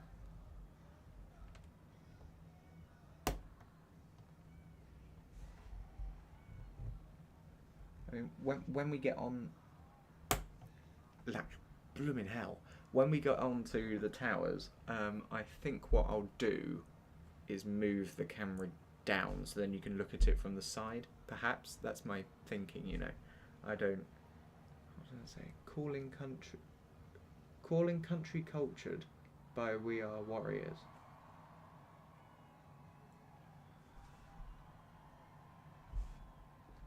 Interesting. But yeah, so the plan is then to have the camera down here, but for now we're still building up. Although we are now at the tops of the walls.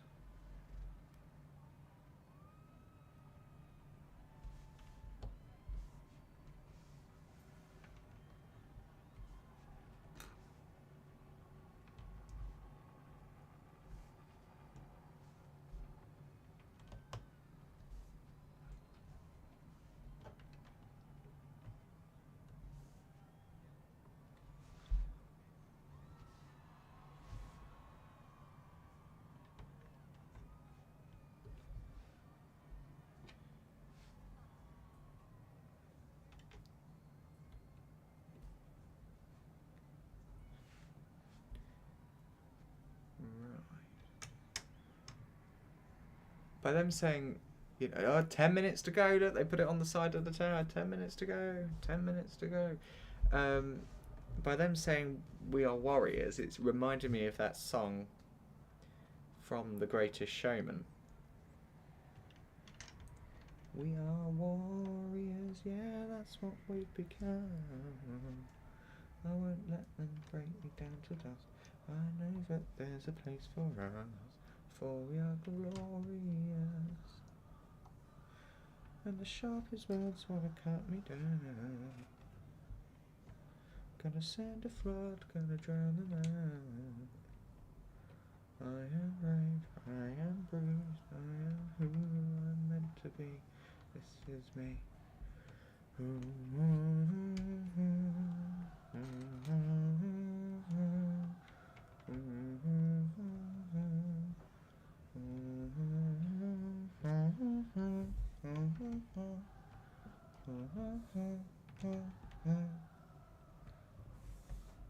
Another round of bullets hits my skin. I'll fire away, 'cause today let the shame sink in. We are bursting through the barricades, reaching for the sun. What's gonna happen? We are warriors, yeah, that's what we've become. Right. I feel like there should be something across there and there. That's my inkling. Right.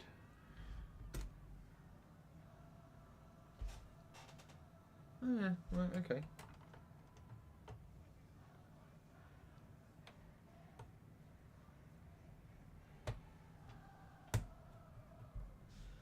I mean, whoever comes up with these Lego sets must be on the ball, because like doing things like this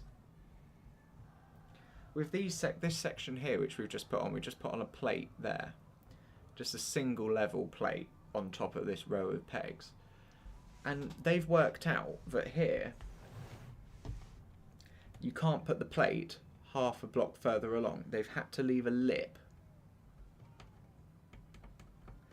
And they did the same for something further down there, because something rests on that lip and it's actually like an important part of it. So they know what they're doing. I'd love to meet the person who decides and then know how they come up with a new set. It's just be incredible. Anyway, what does it say? I still feel there should be something across there.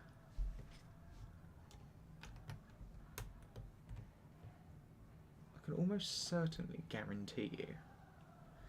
No more spare pieces in this set. This is interesting. Bag 20. Oh my lord, we're going to be making flying buttresses again. This bag is just full of buttresses.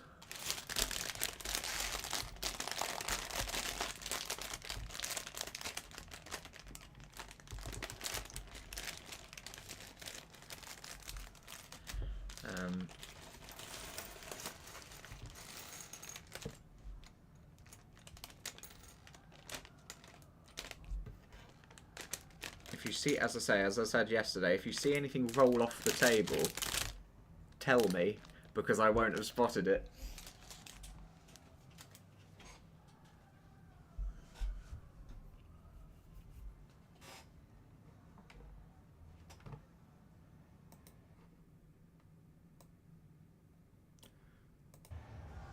Right, it's time to turn the volume up for Sydney.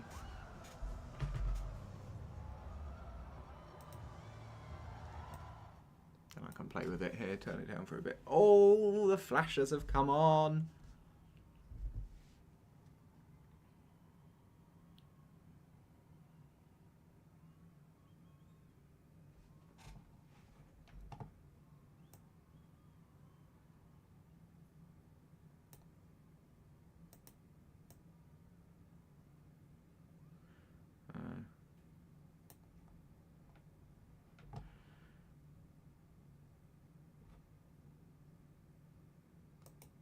If I turn that off for a moment, hold on.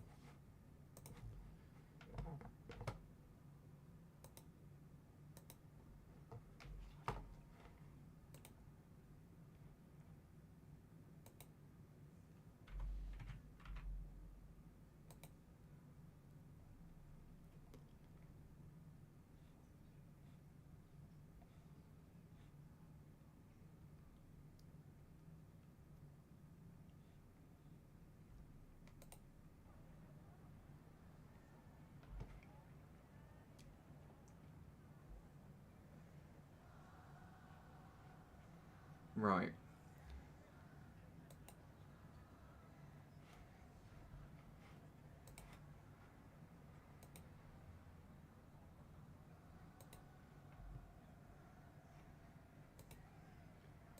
Are you ready, ladies and gentlemen?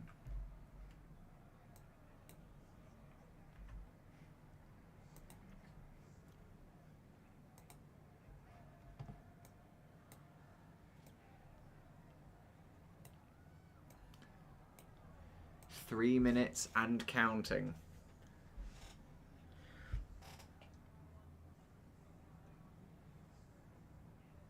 Ah, you know where I said 5? You know where I said I feel there should be some things over here? The first step is to put 2 things over there. Look at that.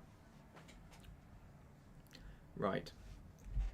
The greatest fireworks display on Earth.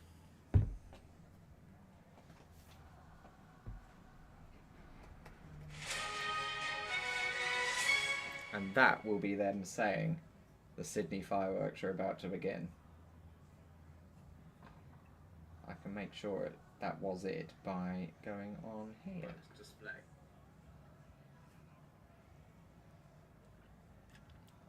if you haven't seen the Sydney fireworks before, you're in for a treat.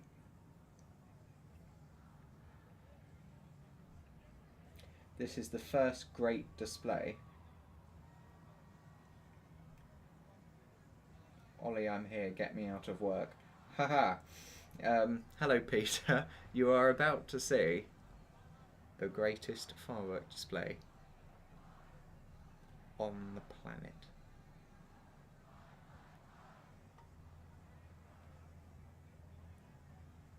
Sorry, I've got something stuck on my lip. Kidnap me if you have to. You know, I would if I could, but I can't, so I shan't. That was a Big Bang Theory reference. If you haven't seen the Sydney fireworks before, you are going to really enjoy this. Probably, bar with the exception the Burj Khalifa, I think that's at about 4 o'clock this afternoon in Dubai, this will be the greatest display this, year.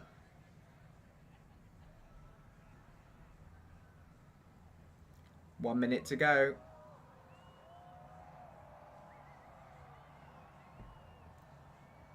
This is the greatest display, and I can see now on the yeah.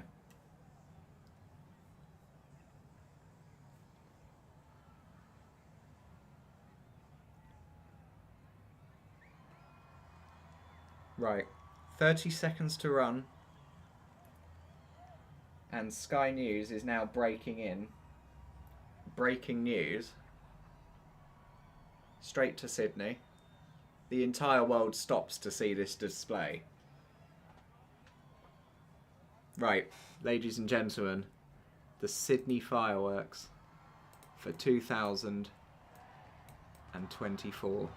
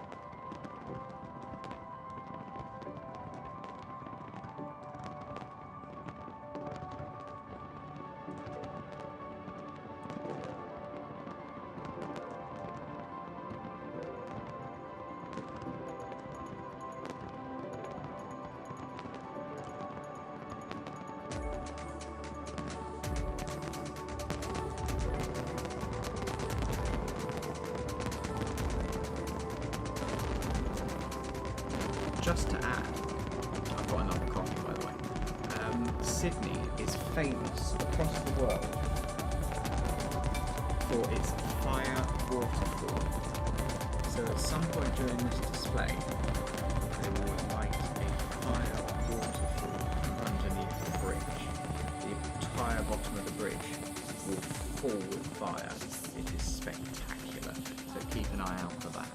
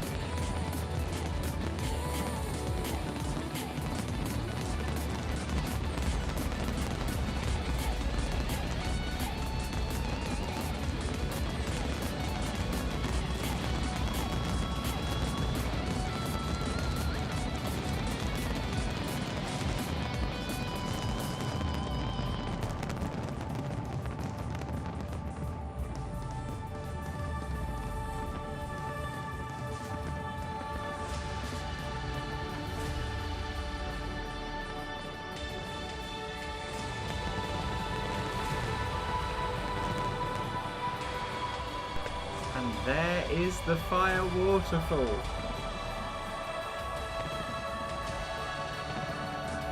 Look at that.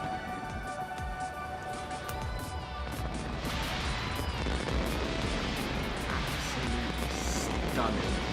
Wow. I told you there'd be one.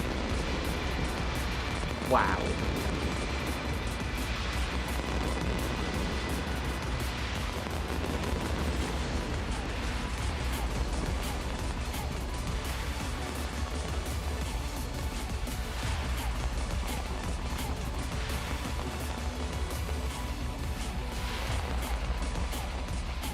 This, I believe, is Sydney's best display. I've not seen a display like this.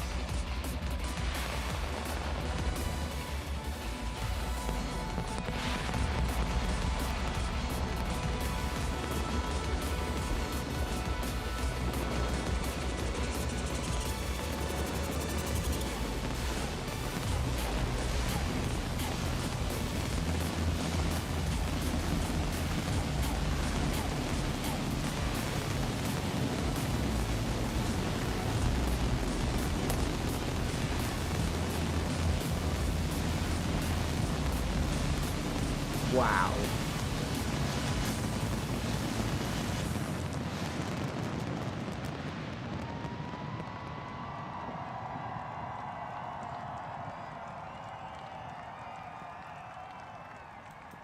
Well done, Sydney.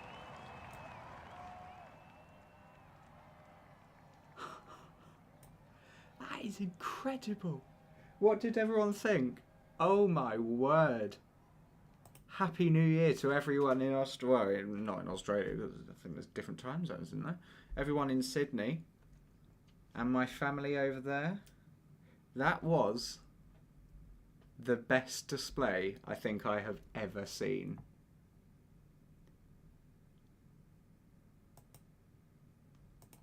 Incredible.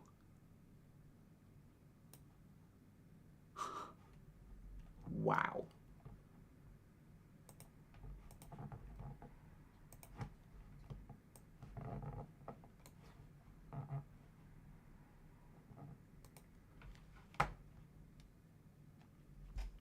Declan says, will there be another surprise video? Yeah, if we have time, of course. There might not be enough time at the end, but if I have enough time, there will be.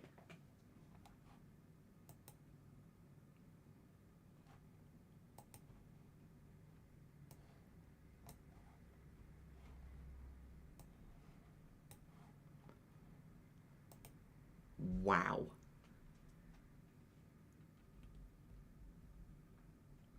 I hope everyone enjoyed that display. That was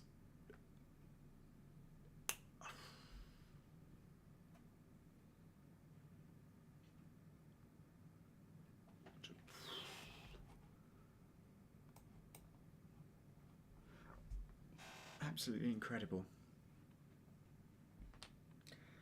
While it's been going on, I wasn't slacking. Don't worry, I have been actually doing stuff. We are in the process of making our final set of buttresses.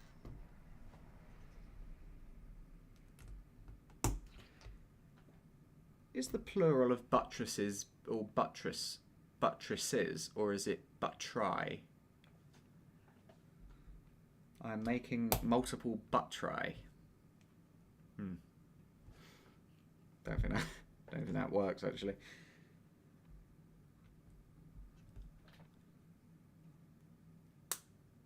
Really painful bloody things.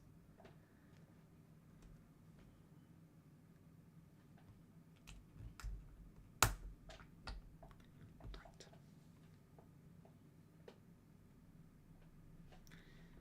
Now we've got the right task. That is buttress making. Declan liked the far right. Good. I mean, that display was by far their best out of all of the years I've watched it, and I've watched them for about 15 years. That makes me feel really old. But yeah, no, 15 years, and by far the best. Here you go, there's the mug. With a coffee stain down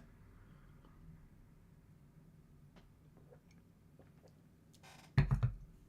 Absolutely stunning. And this is why I love New Year's Eve. I love fireworks, and this is an entire day dedicated to fireworks. Absolutely incredible. Right, now we've got the fiddly job. Right, I'll show you how just one buttress is made in a moment. Once I finish this first one.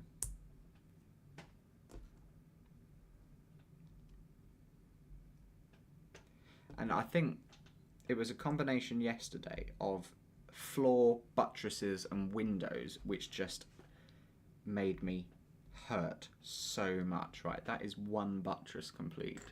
So, you take one of these, which is a 2 on the bottom, a 1 on the top, and then a translator to a 1. Then you get a lantern thing.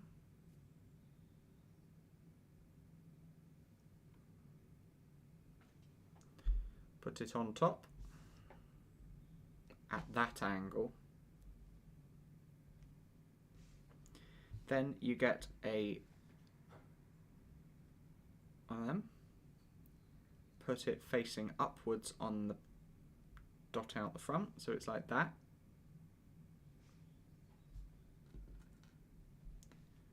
Then that in the back. Then a couple clip in. Then pillar in the end. Then pillar in the end. And that is one more buttress.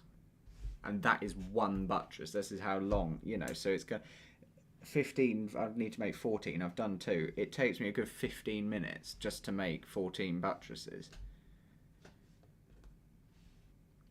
Which isn't particularly good.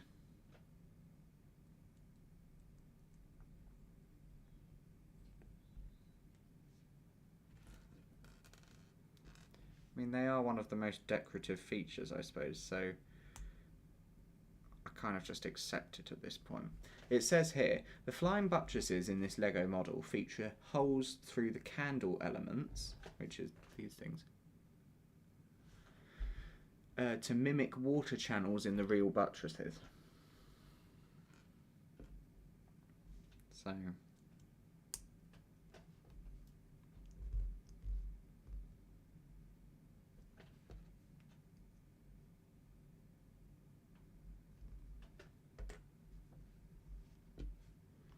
they're just very time-consuming things to make.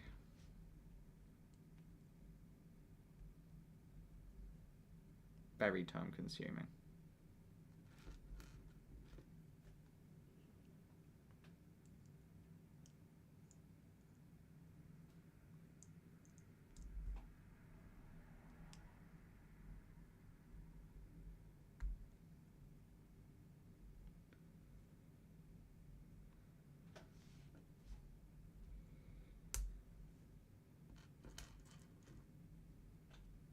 I think I want to go to Australia.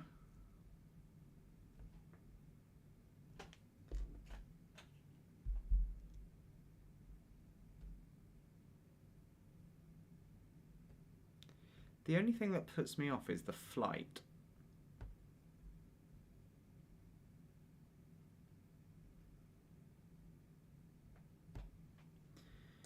And interestingly, Qantas, oh my god, I just threw a brick across the room and caught it. Qantas are experimenting at the moment with a non-stop flight commercially from Heathrow to Sydney. and it takes something like non-stop 21 hours. It has been done. They did a research flight a couple of years ago, I think now, and they put loads of scientists on board and people to because being in the air, not only will it mess up your body clock, but you're confined to a metal sausage in the sky and you can't really go anywhere. And if you're like in economy class, you're just in a seat. I mean, you can go for a walk up and down the aisle, but they had to monitor, and obviously one pilot can't fly for like 21 hours, so they have to have like a relay of different pilots who take turns, and a relay of crew. So you've got something like 4 times as many pilots on board, 4 times as many crew, and then the question gets asked, by the time you've got 4 pilots, 4 sets of pilots, 4 sets of crew on one flight, is it going to be that cost effective? So, I mean, it also gives you a very, very unique thing, I suppose. Whereas in the same flight, you will see 2 sunrises, and it's called the double sunrise crew. And there was a video of it online, and they had like blood pressure monitors on all of the pilots. They monitored blood oxygen levels of the pilots for weeks in advance of the flight and weeks after the advance of the flight.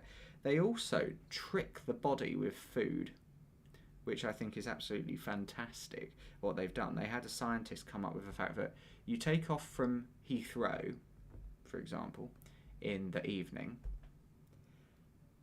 Very shortly after takeoff, they serve you, in the evening, they serve you breakfast. And the food they serve you is, you get the option of certain things, but it's got different proteins in it, and the first thing they give you is very high on one of the vitamins, and it tricks your body into thinking that it's time to go to bed. Or no, it gives your body more energy, so you stay up. Yeah, you get on at Heathrow in the evening, you're served breakfast, you fly a bit, then when it's about 2 a.m. UK time, they serve you kind of lunch/evening meal, which is very high in the vitamins, or a certain vitamin. Then you go to bed, having been awake for a good 24 hours. But because of the food you've eaten and what is in the food, it tricks you into kind of... Basically, the aim of it is that as soon as you take off from London, they're trying to adapt your body clock to Australia time, so that when you land in Sydney, you don't have any jet lag. And it worked. And it was absolutely incredible how they did it. So it was the longest continuous flight in the world by a passenger airliner. And it flew non-stop London to Sydney with the view of them starting these commercially. And I think I might go to Sydney in Australia on the basis that they have a non-stop flight, because at the moment you have to kind of fly to, I think it's Singapore or Hong Kong or something like that, and have a layover. So it turns it into like a 2 and a bit day journey. Then you have jet lag. So that doesn't really particularly appeal to me. But no, they flew it in a modified, it wasn't that modified to be honest, 787-8?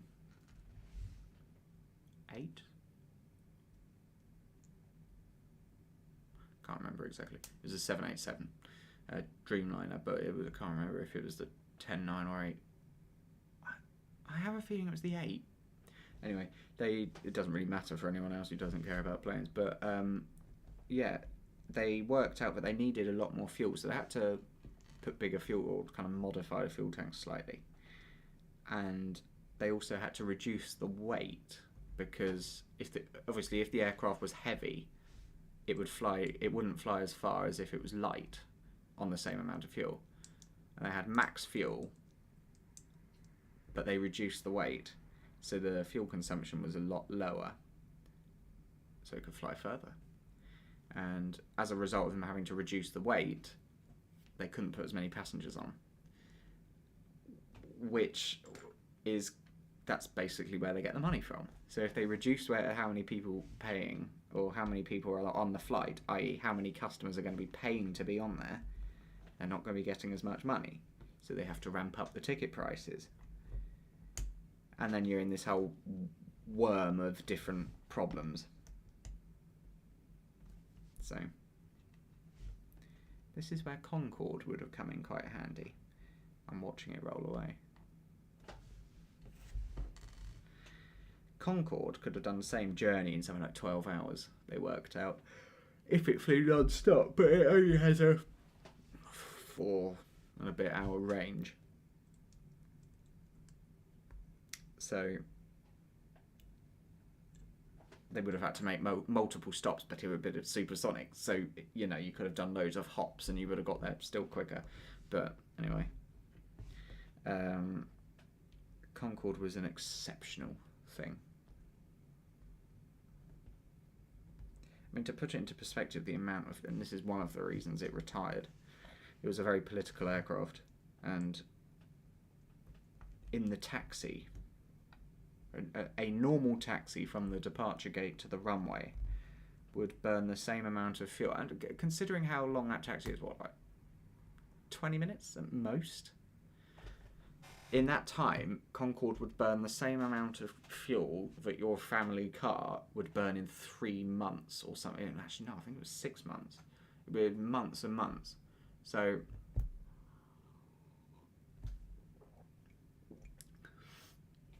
and it reminds me very much of the crash and the post-crash investigation. Major things were missed.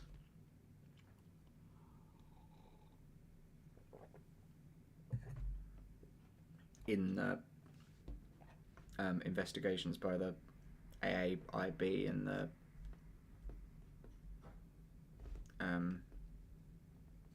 federal something was from America, and that day, I could talk about Concorde for hours, so you might have to stop me if you get really bored, but I've got nothing else to talk about. So, no, that crash was a chain reaction of multiple mistakes and failures, I believe, on the part of the captain. It was the captain's decision making that ultimately led to the crash, I think. The post-crash investigation determined otherwise, but even that was riddled with controversy, because the crash happened in France. It was only a few minutes after takeoff from Paris, and the French legal system, when something like that happens, works in a different way to other legal systems. The French legal system, the goal of any kind of air crash investigation in France is they want to find the single person responsible and prosecute them. They go for one person. They will narrow it down to one person. Now, The Concorde crash, I believe, resulted in the way it did as a result of the captain and his decision making that day. But of course he died in the crash, so they couldn't prosecute him. And I think there was pressure being put on France to find one person responsible, and they did.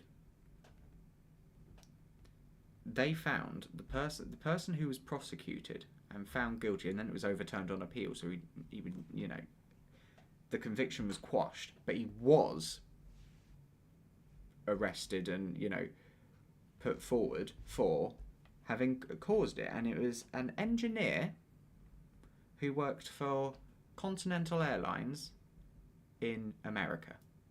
They found responsible for an Air France Concorde crashing.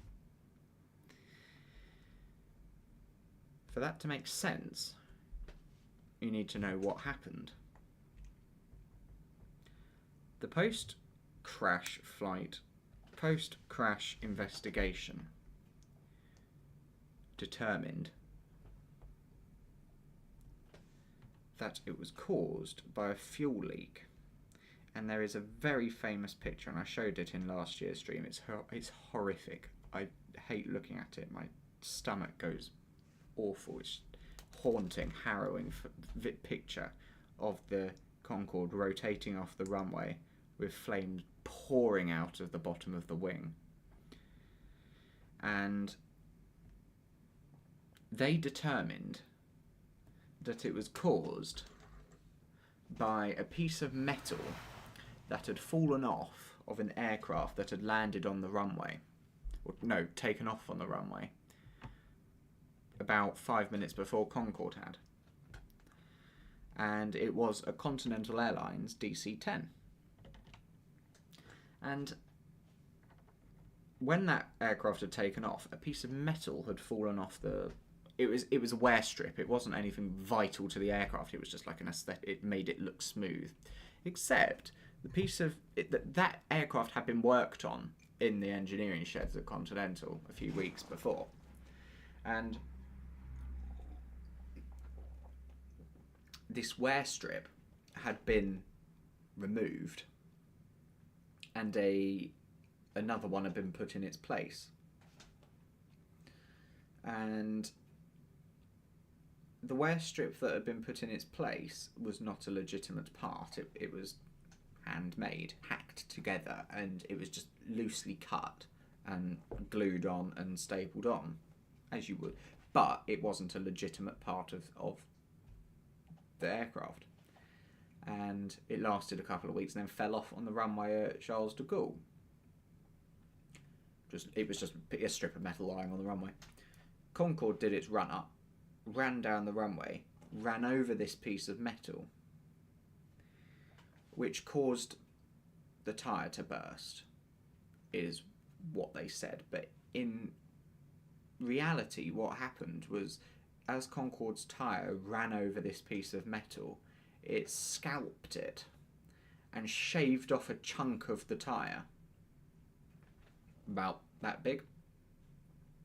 And at the speed the tyre was turning and the aircraft was going, they determined that chunk of tyre flew off of the wheel with the velocity of a missile. And it didn't shoot backwards or forwards or to the side, it shot straight up into the underside of the wing, where there's a fuel tank. And this piece of metal, this rubber, had gone up, smashed into the top of the fuel, or the bottom of the fuel tank. But that didn't break it, because in all of the post-flight investigations, one of the major things they determined was that the hole in the fuel tank was from the inside out, not the outside in, which would have suggested that the tyre had just gone up and broken into the fuel tank. So then they had this question: if the rupture is from the inside going out, what caused it? What was in the fuel tank? The only thing that was in the fuel tank was fuel. So then they had this odd situation where the fuel broke out of the fuel tank after being whacked by a piece of rubber. How could that happen? This is the bit they don't mention in the investigation. They just left it at that. And they determined that the piece of metal had gone up, smashed into the fuel tank, caused a fuel leak, which had ignited, and away you go. That was what the investigation determined. What I'm about to say is what... I can't remember who found it. I was told it by a Concorde captain called John Hutchinson, who flew for British Airways, and very experienced pilot. And this is his recollection on what he has found out since.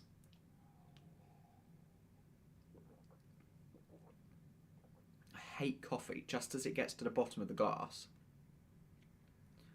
and it's warm but not hot. It just turns it very bitter. And coffee is a difficult thing to brew anyway. It's not like tea. You don't put coffee in it and then put boiling water on it. You can with instant coffee, kind of. But if you put boiling water onto coffee, it will kill it. So you have to have like 96 degree water, which is why I have a coffee machine, because that runs it through near boiling but just not at boiling, which means you get a really good cup of coffee until it goes cold, because you're talking about Concorde.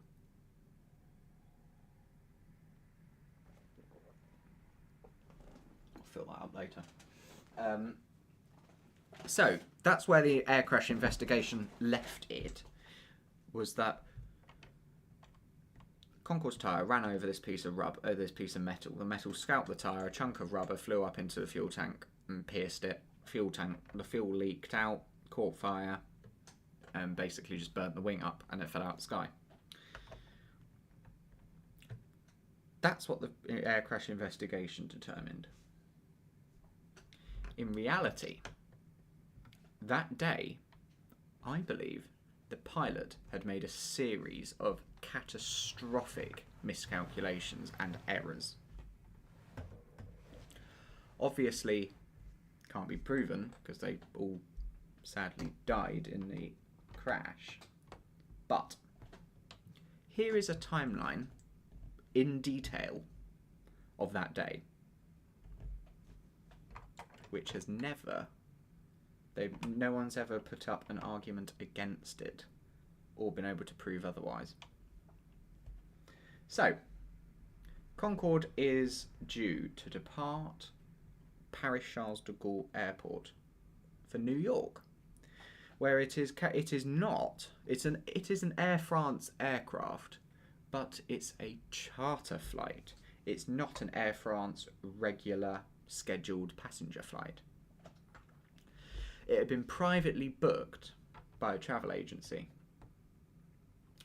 to ferry people who had bought tickets from Paris to New York to catch a cruise to Sydney for the Olympics.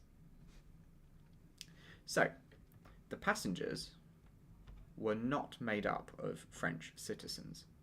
They were primarily made up of Germans and a few Americans, and I think a few Danish.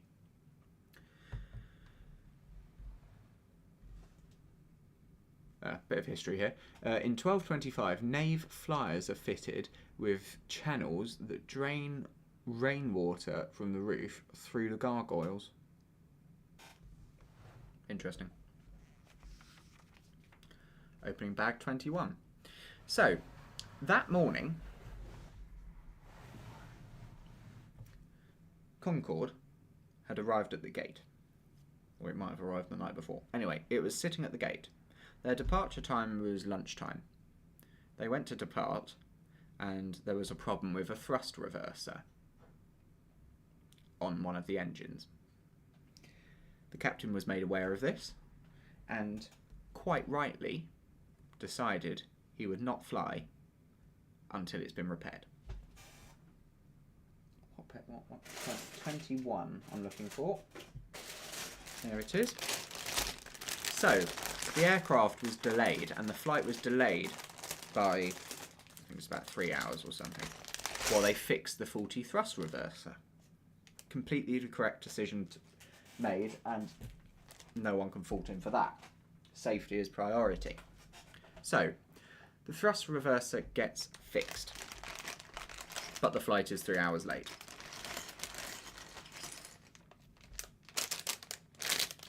The passengers, if you remember, are going to America to join a cruise ship to Australia for the Olympics. And cruises and cruise ships famously do not wait. If you've got a bit late, if there's a group of people late for a bus, it might wait. Cruise ship will leave dock on time. And knowing that this is an important cruise for the Olympics, the captain decides, right, we need to get on our way. So that is going to be in the back of his mind. Don't delay, get going. That's kind of speculation on my part. But so it's in the back of his mind that he's running late, and they go to fuel the aircraft. And just before they fuel the aircraft, someone comes up to the captain and says, we've put the baggage on, but you're overweight. We can't put all the baggage on. And obviously people are going on a cruise ship, so they're going to take a lot of baggage, and you know, they're going to be taking the whole picnic kind of thing. Oh, sorry. Well, I will continue with that in a moment. We have got glass panes.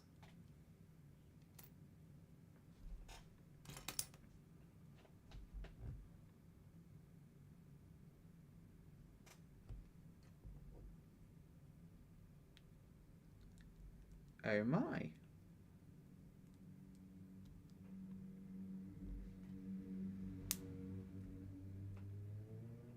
That is sick. Look at that, it just put a glass pane into it. Wow. Yes, so he got this call from the ground handler saying, we're having to leave some baggage behind because you're overweight. And he said, this is the captain to the ground handler, is there physical space to put the bags on? And the ground handler says, well, yes, it will fit, but you'll be way over your takeoff weight. I'll just put them on, said the captain. And he put the baggage on. Concorde is a powerful aircraft, and if they're a bit overweight, it's not the right thing to do, and you shouldn't have done it, but it's got enough power to get off the runway. He also determines now they're a little bit heavy,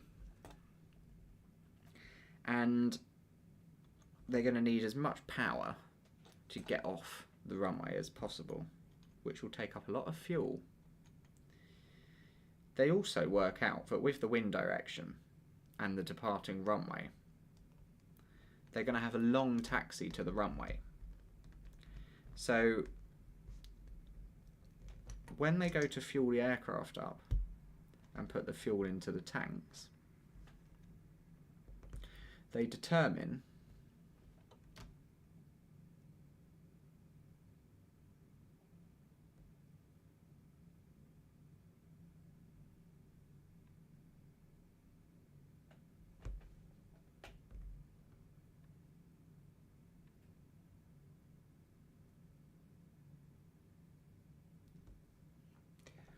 sorry, I've got sidetracked.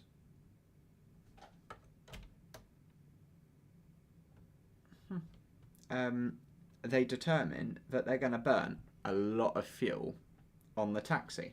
An incredible amount of fuel. Concorde burns through fuel at an alarming rate. So, when they fueled up the aircraft, they knew they needed a lot of fuel for this flight. They were heavy. It was a long flight. So they wanted it full of fuel, the max amount of fuel as you can get on. So he orders the fuel tanks to be filled to 100%.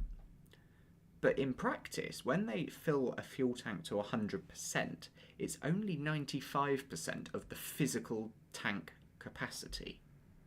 So if you fill a water bottle up with water, you know when you get a bottle of water in the shop, they fill it up and it isn't filled right to the rim, it's filled to the midway up the neck, and then you've got that little air pocket in the top.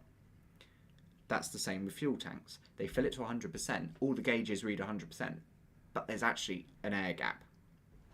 That's for a number of reasons, primarily because Concorde, because it flew so high, I need to change my leg on which I am sitting because it's going to sleep. Concorde gets so hot when it is flying, the aircraft expands and retracts by about 6 inches, which is about that long. When it is at cruise speed, twice the speed of sound, faster than a rifle bullet, at Mach 2, at 60,000 feet, so high you can see the curvature of the Earth. When it is at that speed, the friction of the air passing over the nose it causes the airframe to heat up so much you could boil an egg on the front of the aircraft. And because of that, the whole airframe expands. And one of the most stunning things about Concorde and its design was that the floor of the fuselage, so where all the passengers sit, were built on rollers. So when the aircraft expanded, the fuselage went along like that. So it didn't pinch the aircraft in one part. The aircraft expanded it around it. And actually, famously, during the last flight, the captain, the last flight when they were delivering it to the I think it was Bristol or wherever it was, the captain during cruise, actually no, it wasn't Bristol. I think it was coming back from Edinburgh, and they took it supersonic down the channel or something like that. And famously, the captain took off his cap, and in the end of the engineer's panel in the cockpit, there's an expansion joint. So when the aircraft heats up and expands, the gap appears in the side of the panel, and then obviously when it lands, it closes and it goes back to normal. When they were flying, he took off his cap and put it in the gap. And when the aircraft landed, it shrunk. They can't get it out. And it's still there today. If you go to the museum, you see the cap in the corner of the engineer's panel. Anyway, so Concorde expanded, so they needed a little bit of air room in the fuel tank, and also fuel expands as well. So, but he knew that his thank you for the hearts. He knew that his taxi was going to be long and they'd burn a lot of fuel. They calculated that the taxi time from where they were parked at the terminal to where they were going to be going to take off would burn about 6 tons of fuel in the taxi alone. So he ordered the tanks to be overridden and the fuel to be filled up near as damn it to 100% of the physical tank capacity. So in practice, that would have been 110%.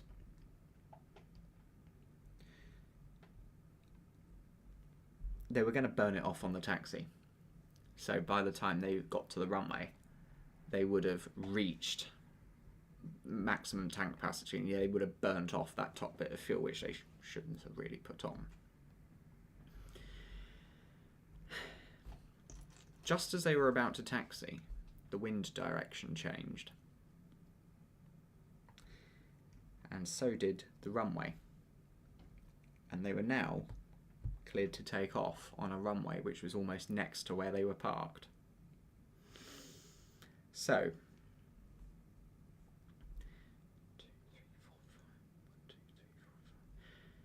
they now had this situation where they had put loads of fuel on, which they weren't going to burn off on the taxi. So any other captain or airliner would have sat on the runway or taxied round the airfield and burnt off the fuel, or had it taken off, but that's quite difficult. So, you know, they would have burnt off the fuel to get them back down to a safe takeoff weight. But the captain, as I said earlier, was aware that they were delayed because of the thrust reverser, so they were on a tight schedule. They had to go, or they were going to miss the cruise. And that, I think, was probably a contributing factor into the decision making that he made, the decision to take off with the aircraft vastly over the structural takeoff weight, on the basis not only of the fuel, which they hadn't burnt off, but the extra bags they had put on as well. So they now had an aircraft which was heavy, too much fuel, too many bags. Concorde was a powerful aircraft. They might have just about got it off the ground. They would have been past the structural takeoff weight, but they might have just got it off the ground. So, and we discover later on in the event timeline that they did get it off the ground, but then it crashed. But we'll get on to that. So, they got it off the ground, but just as they lined up on the runway, the wind changed again. They now had a tailwind. So the wind was blowing along with the aircraft. Instead, when you take off, you're meant to take off with the wind blowing into the face of the aircraft. So you're taking off into the wind, but they weren't. They were taking off with the wind blowing along with it, which would get them up to a right speed, but to counteract the tailwind, you would have had to be a lot faster and present more of the wing to the air to get it to climb into the air, which they didn't have. And they were overweight. Knowing that the captain knew that he was overweight, he also knew he couldn't wait. I've done that side. Now I need to get another one. The captain knew he was overweight, and he asked the controller, "Can I use the run-up part of the runway?" So on a runway, you know, you have the numbers on the runway, like 20 or whatever.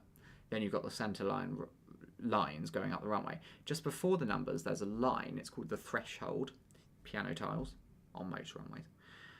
And then arrows. And the arrows mean that you can use that part of the runway to gain speed on takeoff, but you can't land on it until after the numbers. You learn that in pilot training, you know, different things, how to read the runway markings. He asked the controller if he could use the additional bit of runway, which was actually being resurfaced at the time. And it was almost complete. The resurfacing was almost done, but it wasn't quite done. They had put the surface on, the top surface on, but between the new part of the surface of the run-up, which had just been resurfaced, and the old bit of runway, there was a little lip, just a little kind of thingy between the newly surfaced and the old bit. I'm trying to find that. So they found this kind of lip.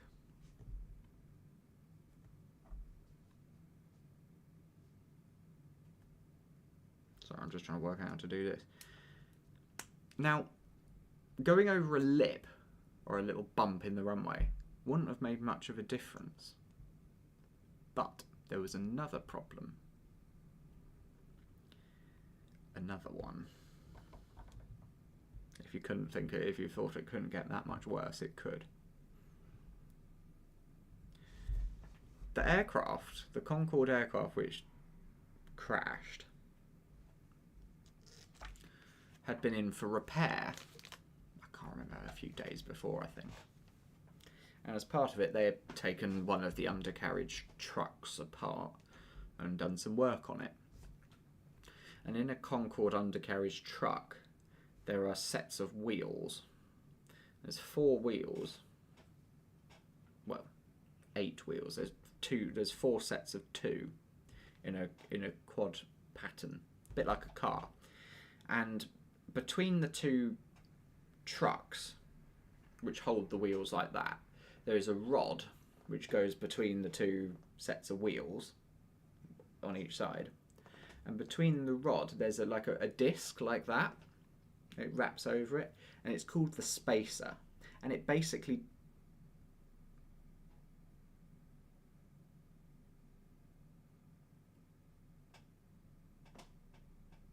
Did anyone just...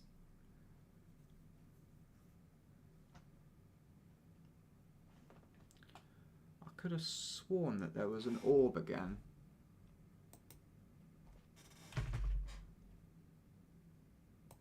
There was!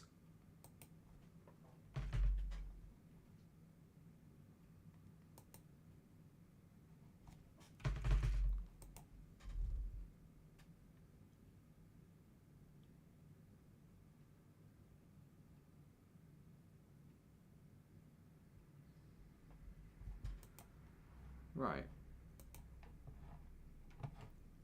1957, 46. 1357, 46. Graham. 13, 47.56.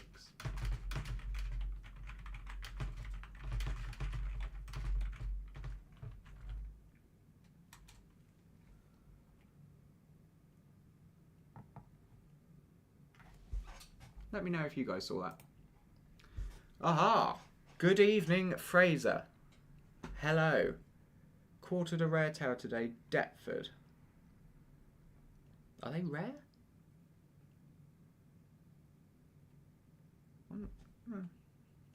Glad. I hope it went well.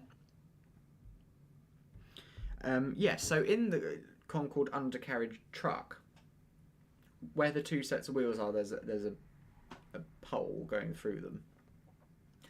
And then between the 2 sets of 2, there is like a bar, like that. And it's called the spacer. And it does literally what the name implies. It keeps the wheels in the correct alignment. It keeps them spaced. And without it, the wheels could kind of shimmy about like a supermarket trolley.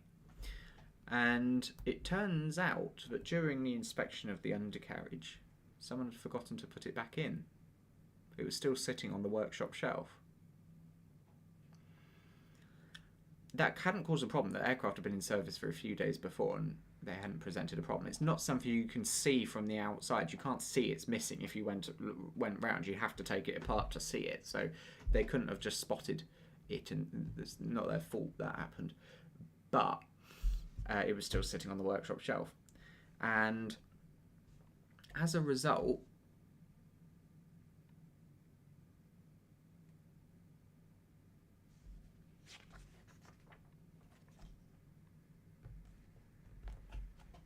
do you have to do the whole thing twice?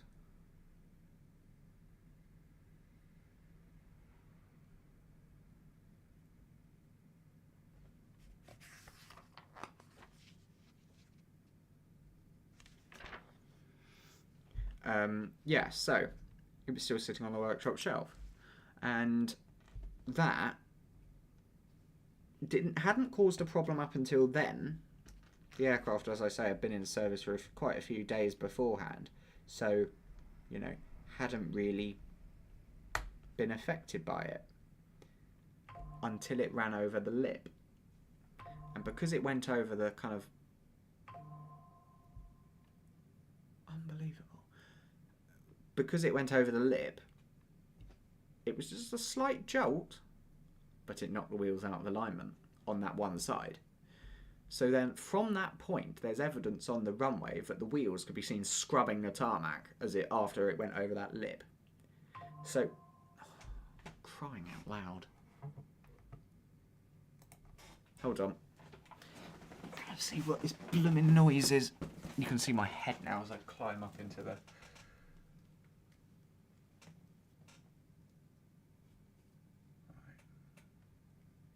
Oh, actually, while I'm still here...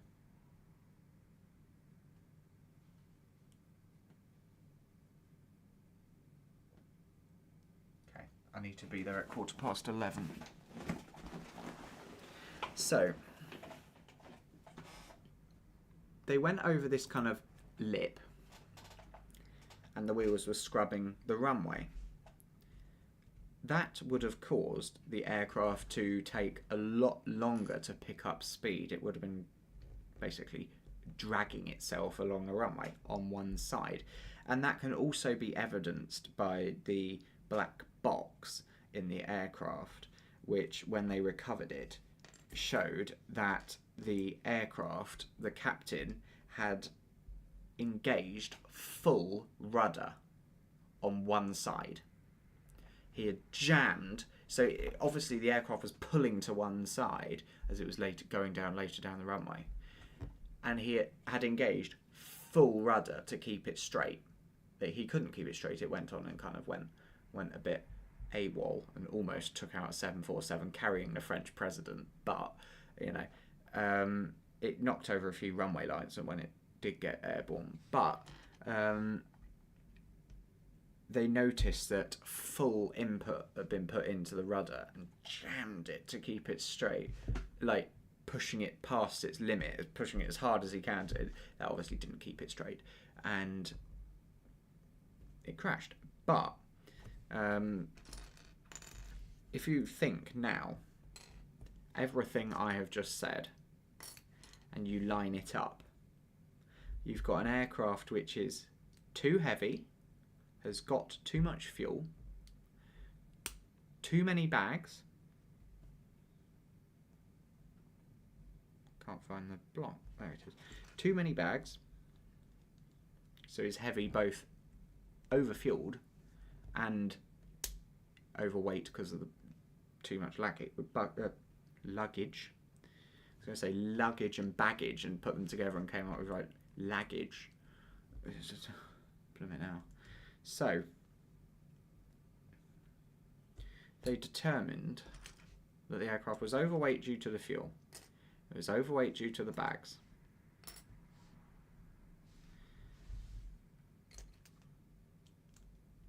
And now you've got a wheel scrubbing the runway, which is causing drag.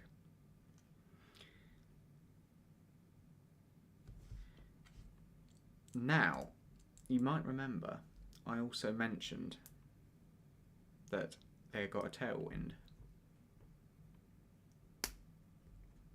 And these factors all put together, overweight for fuel, overweight because of bags, scrubbing the runway because of the tyre, and a tailwind, they worked out, put the aircraft about 10 tons over the takeoff weight.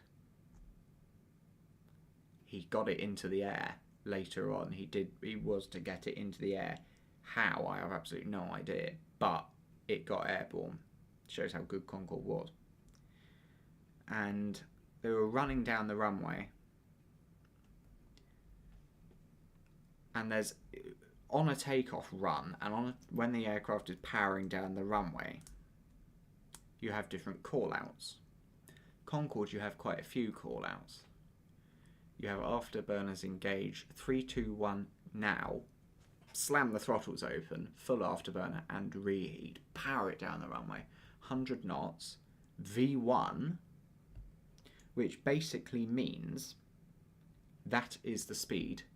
It's calculated every flight. It changes depending on the weather, the weight of the aircraft, length of the runway, etc. And that is now complete. And that had been calculated at that point. V1 means at that speed, if you were to slam on the brakes, you would not be able to stop. That is your decision speed. V1, take off or stop. Decide now. Because, you know, they get to that point. V1 is called, and in Concorde accelerates so quickly. The speed between V1 and rotate is something like V1, rotate, 2 seconds. They have, bearing in mind it's 2 seconds, they are overweight, so V1's going to be delayed anyway. They have V1, rotate. As they're motoring down the runway, they hit this piece of metal, which shaves off the tyre, whacks it into the fuel tank. That is what dealt the fatal blow. When it ran over that piece of metal, the aircraft was doomed. You know, they had the fate was sealed. But they now had this awkward situation where they had V1, and on the flight recorder and on the data recorder, you can hear the pilot speaking, and you can hear them running down the runway. You can hear the engines spooling up from the cockpit in the voice recorders. Then you hear V1, and there's this shudder through the entire thing. This loud bang. But they've just hit V1. They can't stop. They don't know what's just happened. So they go V1, bang, rotate. And at that point, when there was that bang, that rubber had shot into the fuel tank and punctured it from the inside out. We'll get into that. And at that point, the fuel, which had been leaking out of the fuel tank and running just past the wing and just pouring out onto the runway, when that rubber hit the fuel tank and then fell away onto the ground, it severed 2 of the landing gear wires. That can be evidenced in the one surviving photo of the aircraft in flight. Actually, it's a video taken by a passing truck driver on the motorway. It's actually the person sitting next to him, but it shows Concorde struggling to stay in the air and on fire. That's the only real surviving recording of the crash. So, they have V1, bang, rotate. They had no choice but to get the aircraft into the air, regardless of what happened. If a wing fell off, they'd have to try and pull it into the air. They did not have enough space to stop safely. So, they've now got all of these problems working against them.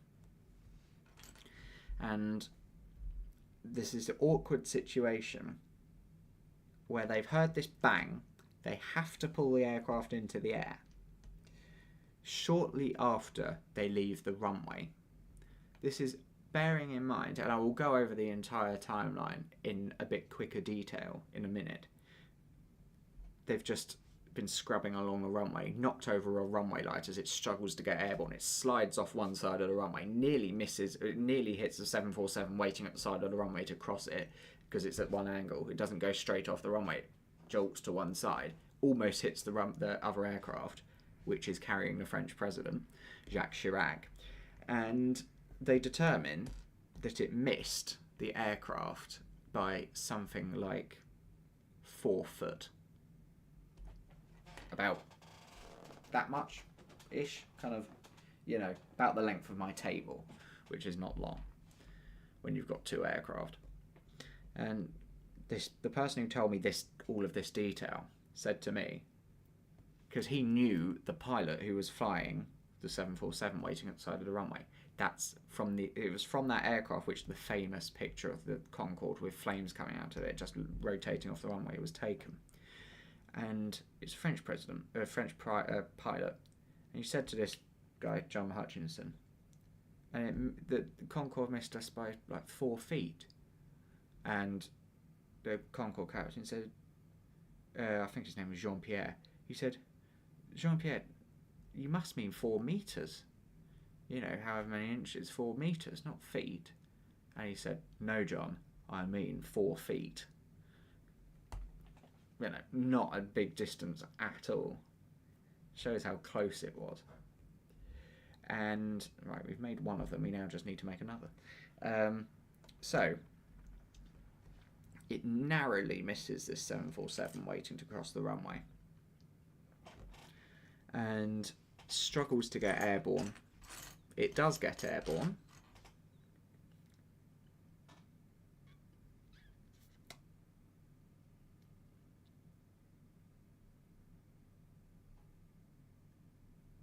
I can't. There it is. Now, Concorde is now airborne, just off the runway, having knocked over a few runway lights and almost hit a 747. Its wing is blow-torching fire. Interesting. Its wing was blow-torching fire. And they get a call from the control tower. And the controller that day was a man called Gilles Lorgelat. Very experienced French controller. And he radioed the aircraft and said, Air France 4590, you have flames behind you. There was no reply from the cockpit. They had the fire warning bell was blurting out at this point. And obviously, when you get a fire warning bell, you go straight into an emergency procedure. And the captain's job, normally, initially, is to authorise the engine to be shut down. Normally, the shutdown procedure is done by the person who isn't taking off. If there is a fault or an incident straight after departure, this is where their training comes in. One person flies, one person goes through the checklist, just needs the pilots confirm, go ahead. So, what they should have done is the first officer should have said, authorise engine shutdown procedure. He didn't ask the pilot for any kind of... They didn't correspond at all about it. He just immediately went into the shutdown procedure. Didn't get the authority of the captain, just shut it down. Now, if it was on fire, that wouldn't have been a bad decision at all. Except, it wasn't on fire. Yes, the aircraft was blow-torching flame, but the flame wasn't coming from the engine. Yes, they had an engine warning, fire warning bell come on, but that's because there's a massive fire. It's not because the engine's on fire. And this is where the benefit of hindsight is incredibly useful, looking back at what happened. There was a fire. That was clear. The controller could see it. Everyone can see it. It was engulfing the wing. But what had happened was the fuel was leaking out. The two wires had touched after being severed by the chunk of rubber falling away and ignited the fuel. The fuel was pouring out the wing, running along the underside of the wing and out past the engines. Not through the engines. The fire was outside and around the engines, not in it. And because the first officer got this fire warning bell, engine number whatever, fire warning, you shut down the engine. But they shut down a perfectly good working engine. It was producing thrust. They shut it down because they had the fire warning bell. And this is where the problems start, because they need as much power as they can get. They're overweight and on fire. They need the power. And he just shut down a working engine. Can't really bring it back from that. And, as we now find out, that proved to be the final straw. The aircraft got into the air, never managed to raise the landing gear, so that was causing drag. They couldn't raise it because they had severed the landing gear cable, what a piece of rubber had. And the aircraft struggled to get in the air. Never got to any kind of safe height. They tried to go to Le Bourget and the nearest airport. They almost made it but couldn't. The fire was just destroying the wing. It was just eating up the wing. The fuel was pouring out of the wing. And Concorde was such an amazing aircraft. I wouldn't call it an aircraft. It's better than that anyway. As part of the normal operating procedure, Concorde is incredibly sensitive to weight. During flight, as the aircraft would burn fuel, the centre of gravity in the aircraft would move. So, to counteract that and keep the centre of gravity in a solid position, they'd pump fuel up and down the aircraft and artificially move the centre of gravity. Absolutely fantastic thing.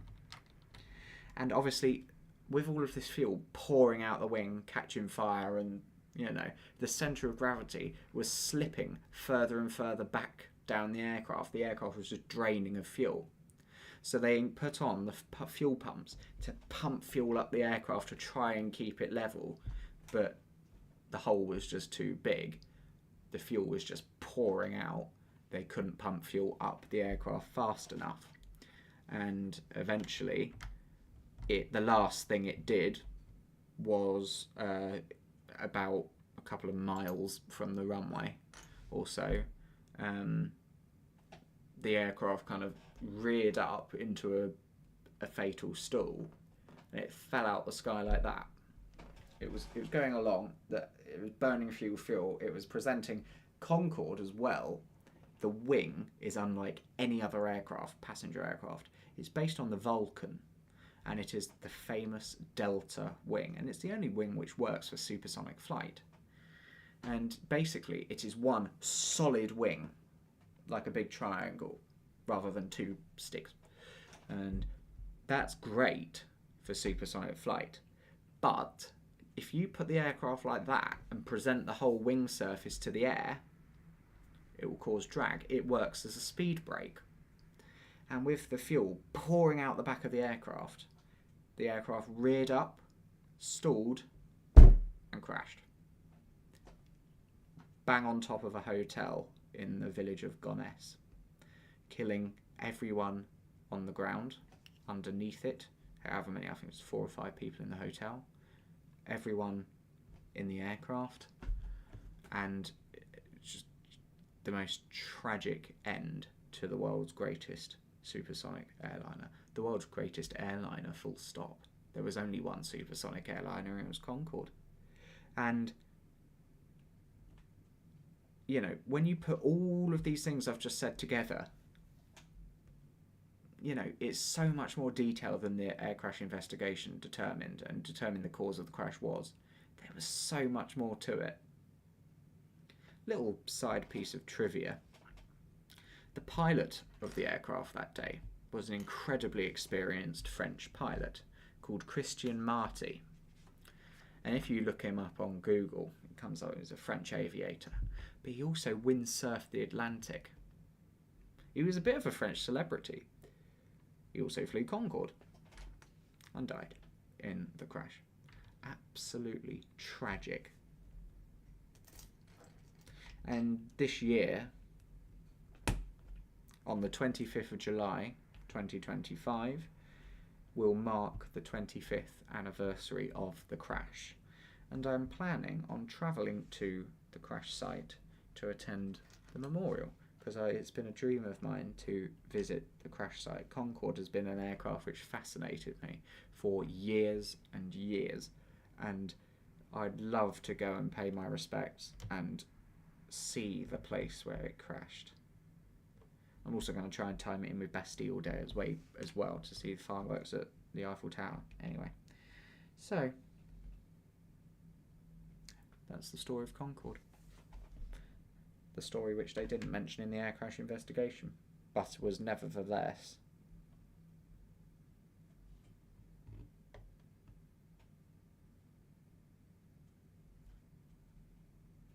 Oh, yeah. Nevertheless, you know, incredibly important.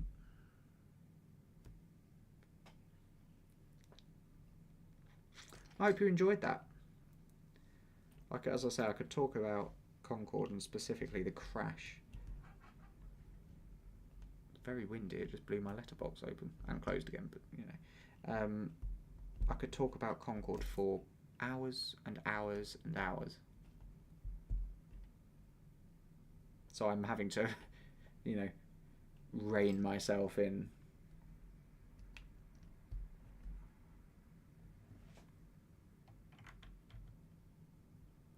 So, we are now building the towers.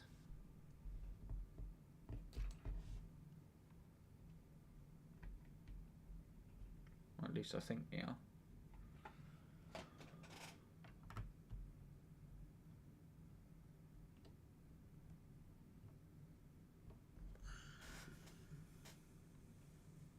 Yes.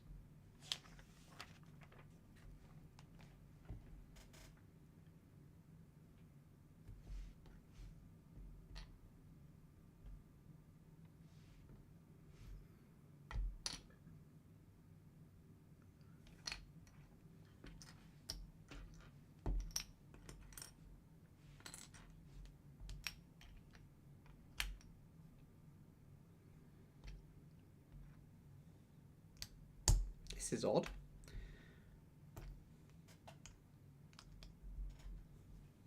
Things like this, where you have to put two blocks together to make one, well, 4 blocks together to make 2. I just think is like a piece count building tactic. You know, it just annoys me a bit. Anyway.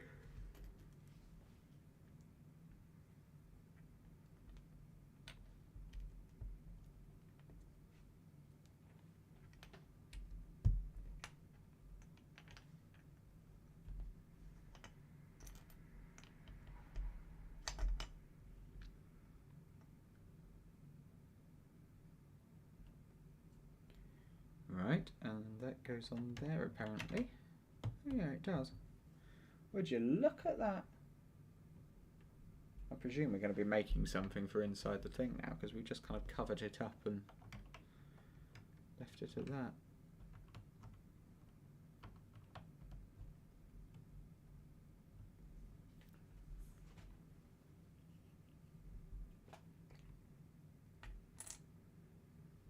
Oh look, we have to put glass in some more window panes now.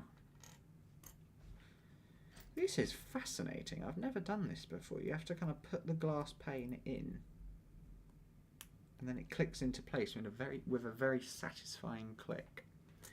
Look. Empty glass pane. Glass pane.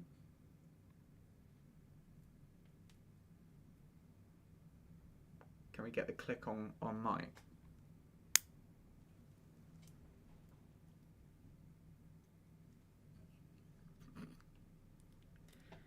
I got way much more pleasure from clicking in a piece of plastic than I thought I would.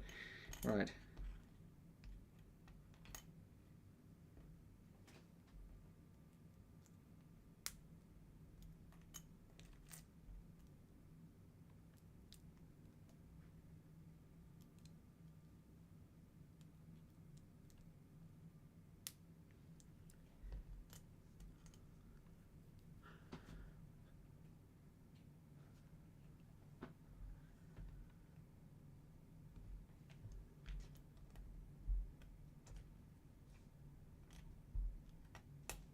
I can hear the wind blowing. It's quite...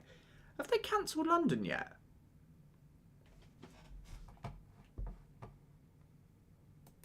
I mean, it's 2:30. It's like 10 hours to go. I mean, if they cancel it now, they're going to annoy a lot of people.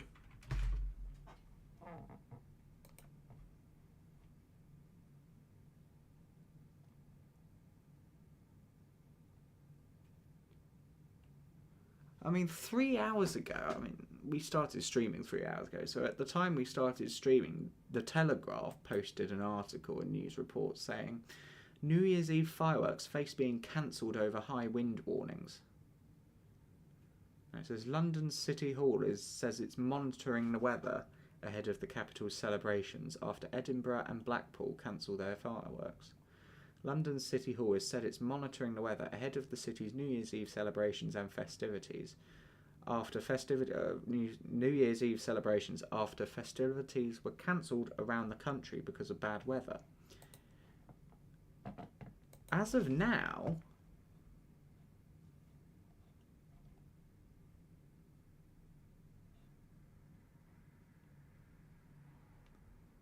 they're still going ahead.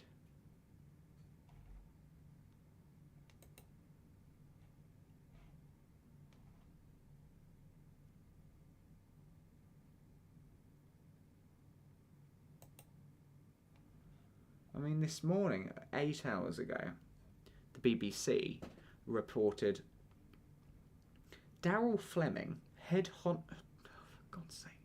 The BBC... you should expect better from the BBC than writing like this. Daryl Fleming, head honcho of London's New Year's Eve firework display, is, quote, just a bit nervous. Why? Because everything seems to be going really smoothly. Tens of thousands of people will attend one of the capital's biggest annual events, with millions more tuning in to watch online. The year 2025 will be greeted with dazzling pyrotechnics fired from barges on the River Thames as the display director at Titanium Fireworks. Right, so Titanium have got the contract again, which is good. They tend to have the government contracts at this point. Is the person whose job it is to make sure it all goes to plan. Yeah. No one really noticed last year. I noticed, and my friend Lucas noticed, because we like fireworks and we know how it's choreographed. And we noticed a massive black spot halfway through the display where the left-hand barge completely disconnects, or something goes wrong and they shut it down. Because, of course, with fireworks... I don't put that there. With fireworks... the first thing you do if there's any sign of a problem is stop. And the way those those displays are choreographed is in a way that you can stop one part of the display and the rest can carry on. Because London, they've got multiple barges. They've got 3 primary firing sites, which are 3 barges. There's one in the dead centre of the eye and 2 on the outside. And then they've got other barges behind, which have the larger shells for the aerial part. And then they obviously have the single shot things on the wheel itself. And as of right now, the wheel will have no fireworks on it, and the barges won't be in place. The wheel closes at 5 o'clock tonight. At that point, they rock in. That's when they put the fireworks up. They have like a 6-hour window to do it. It's incredible. But yeah, and they do kind of cheat as well.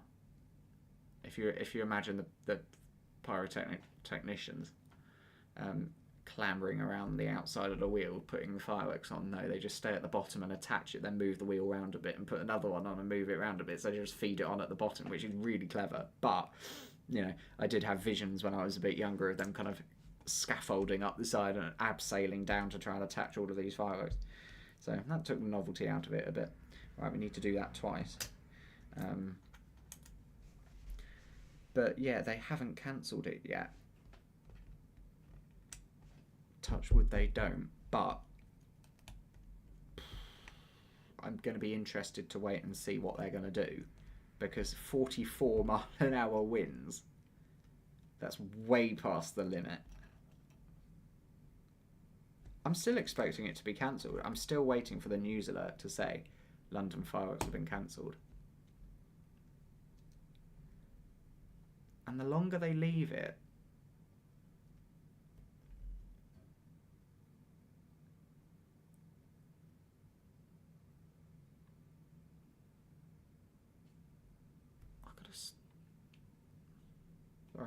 The longer they leave it, if they cancel it at like 6 o'clock tonight, like an hour or so before the start of the fireworks,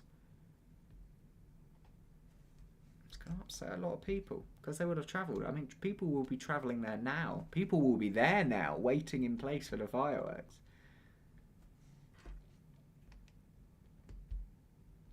Oh, this might be what I heard.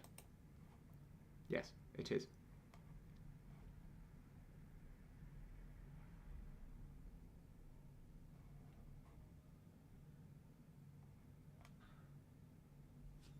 Right, so the next place to ring in the new year will be at 3 o'clock, where I believe Tokyo, Japan, will see in the new year by the ringing of a massive bell.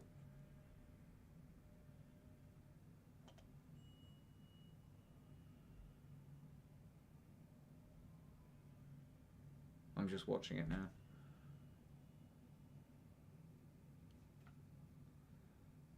There is a train going past the bell. Interesting. Anyway. I need to put them a bit further forward so you can actually see. Oh, there's another train going past.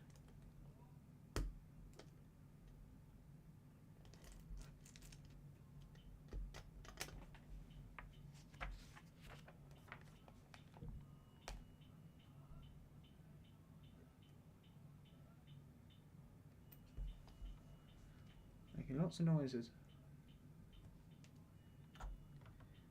Right.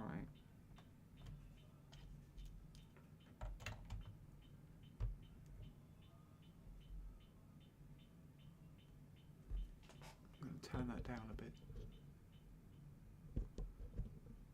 Because they're just hitting things at the moment and it's just very loud.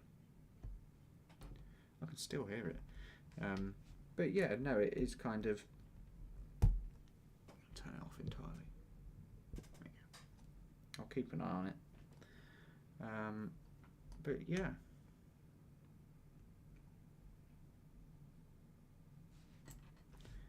Four and 4. And another one on there. And another 4. There we go.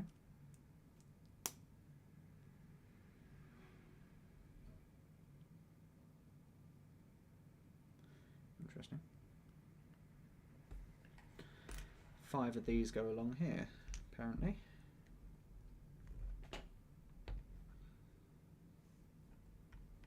One, 2, 3, 4,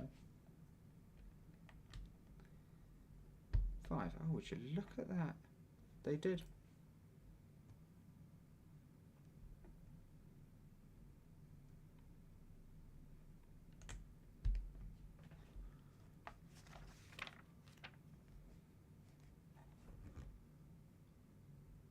You do have to do it twice. I thought you would have done.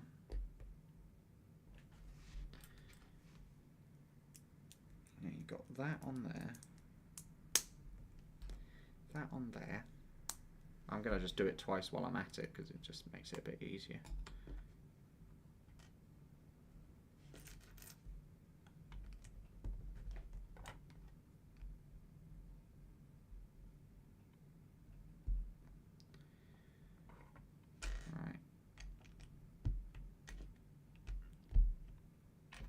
They're praying at the moment, I believe, in Tokyo.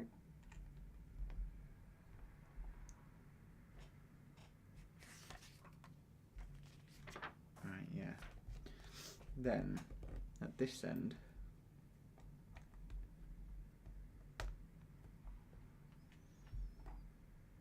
I'm just doing both at the same time. It just makes it slightly easier to do it. Right.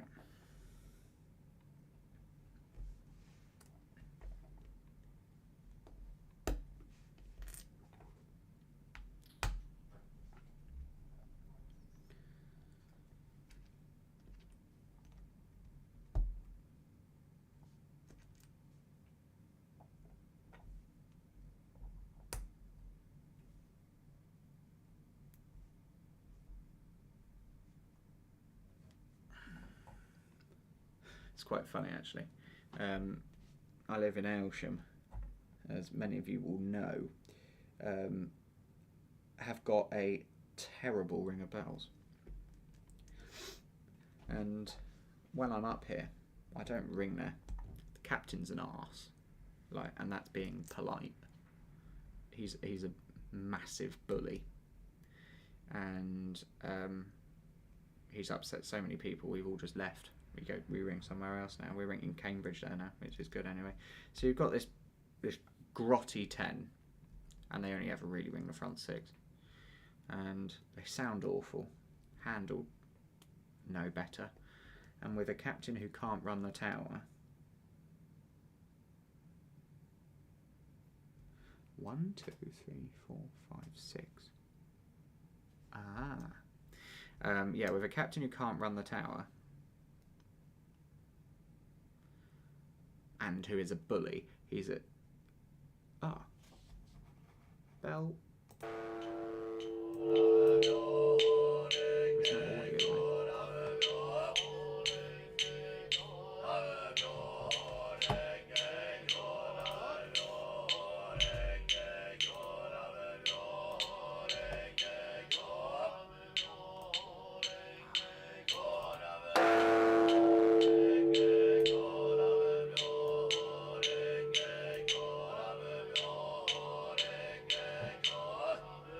There's no audio, I don't think. Oh, I can't hear it. Oh, that's because I turned it down.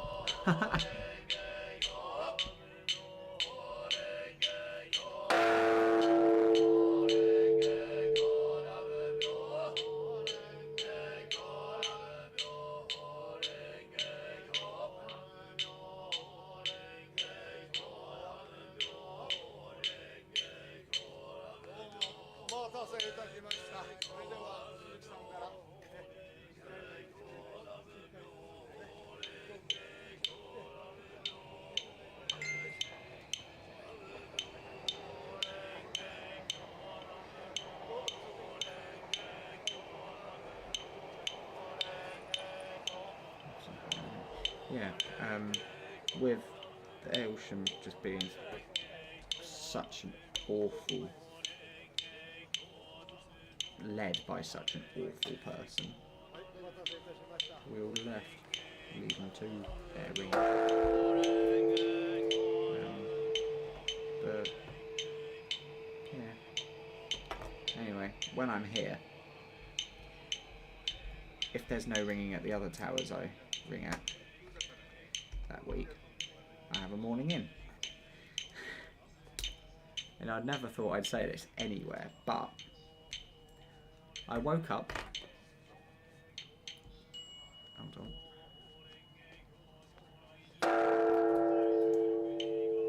Sounds a bit like Aylsham. Sorry. Saw the opportunity, had to. Yeah, no, I woke up, heard the bells, and woke up, heard the bells, and closed the window and went back to sleep.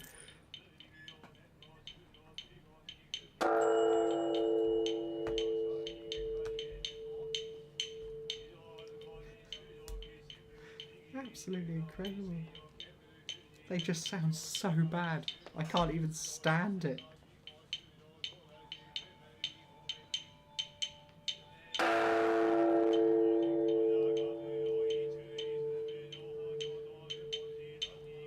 I'm just putting this kind of corbel thing together at the moment. But it's absolutely astonishing.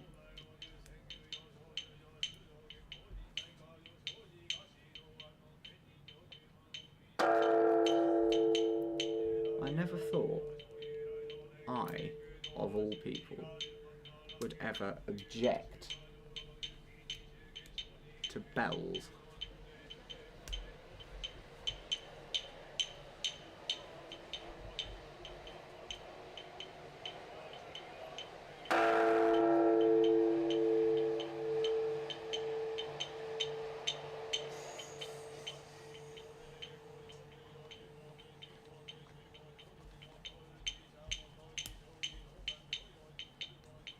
What's with the...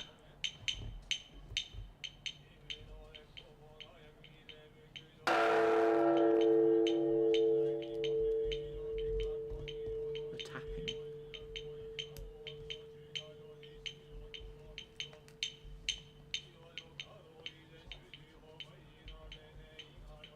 What's with the tapping of the wood? Is that...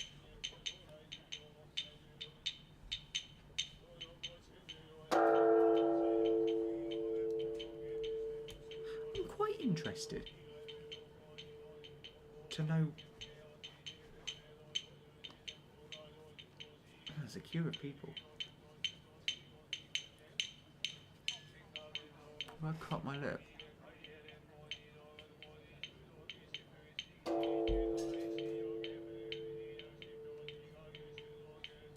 It's a very religious culture. It's incredible to watch. But we now know what they're doing, so I think we've had enough of that. Oh, why is my...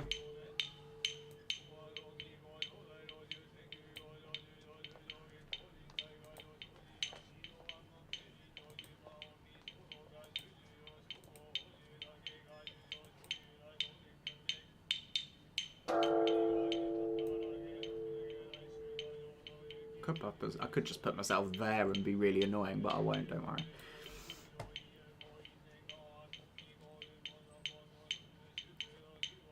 Ooh, that was a good one to finish on. Very nice. Right, turn that down again. It's fascinating to watch how other cultures celebrate the New Year so differently. It's really good. Really good.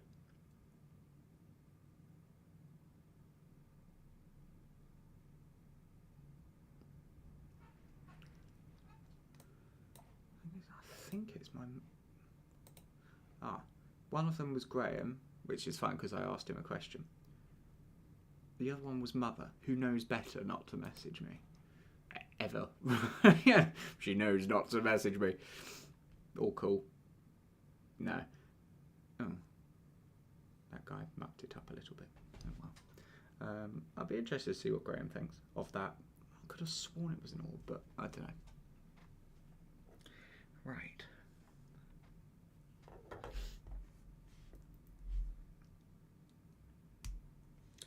Let's continue.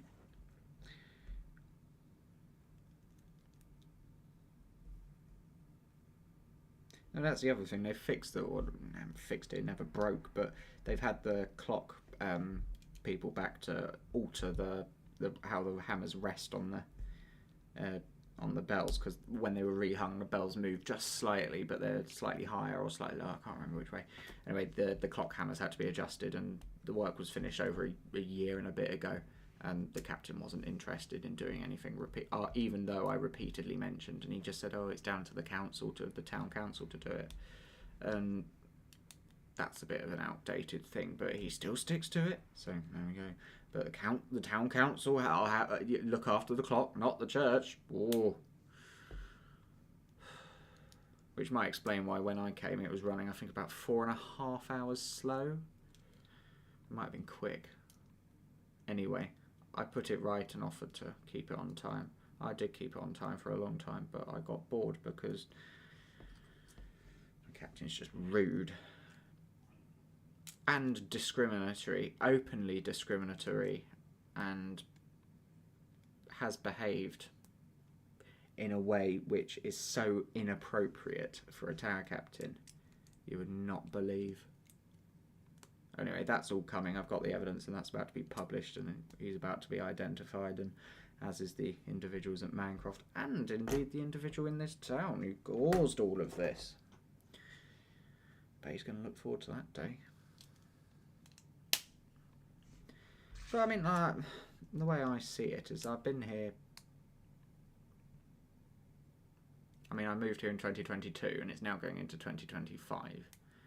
So, I mean, he's had ample opportunity to... And I've extended a number of olive branches, trying to put... Well, first of all, work out what on earth caused all of this, because I still don't really know. And then try and put it all behind us and fix whatever has caused this. But numerous times that has obviously, well, they've shown that they're not interested in fixing the situation, and in fact they're more interested in breaking the law. So, you know, they've chosen that path. I wish them all the best.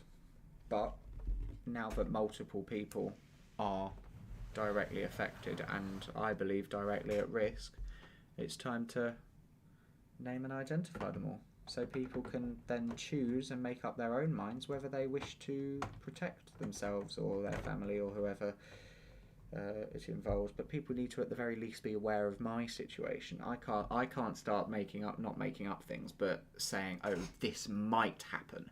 I can only ever talk about and publish what has happened to me, which I can obviously evidence. So that's what I'm going to do. And then people can make up their own minds as to who is at fault. This looks incredible. I'm just waiting for this phone to run out of battery. I think it's on like 1%. Oh, it actually is on 1%. It's probably going to run out of battery in a moment. There you go, it's run out of battery. I have got my camera here.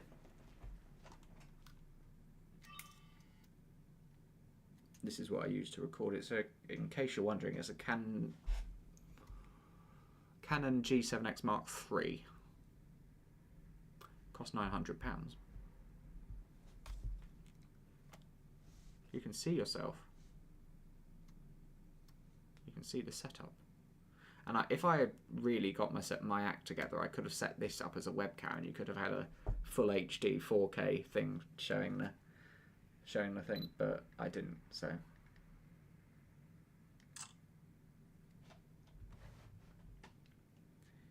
I mean,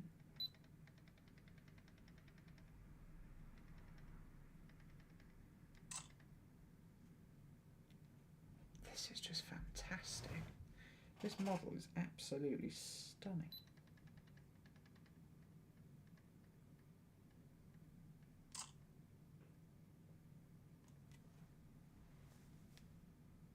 Need a microfiber cloth.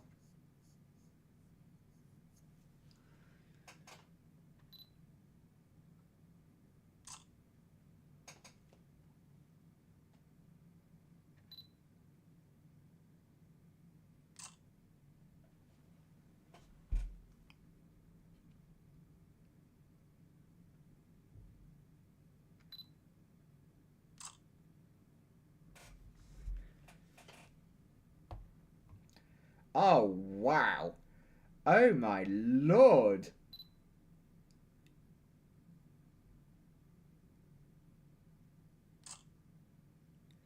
This is fantastic. Ha ha. I can't believe this.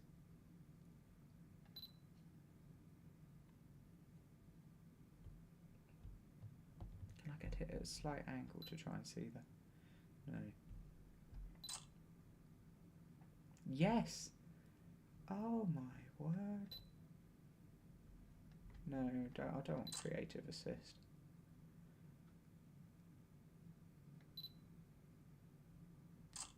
This is absolutely stunning.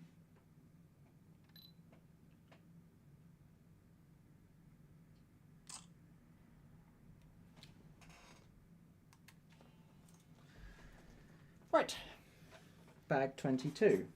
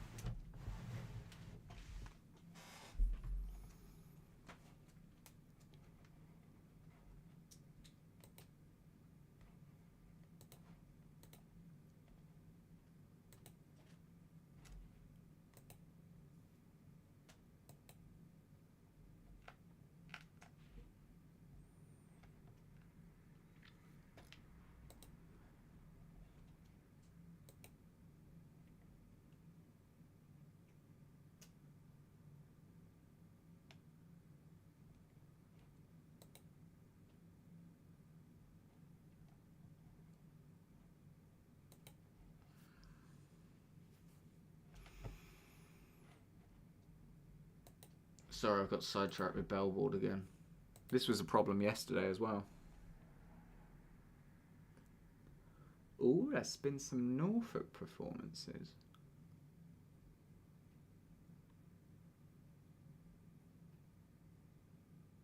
Stefan Triples at GSM.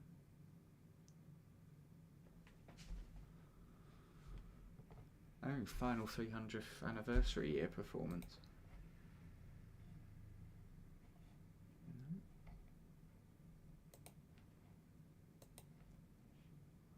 What's been rung in Norfolk? Terrington St Clement?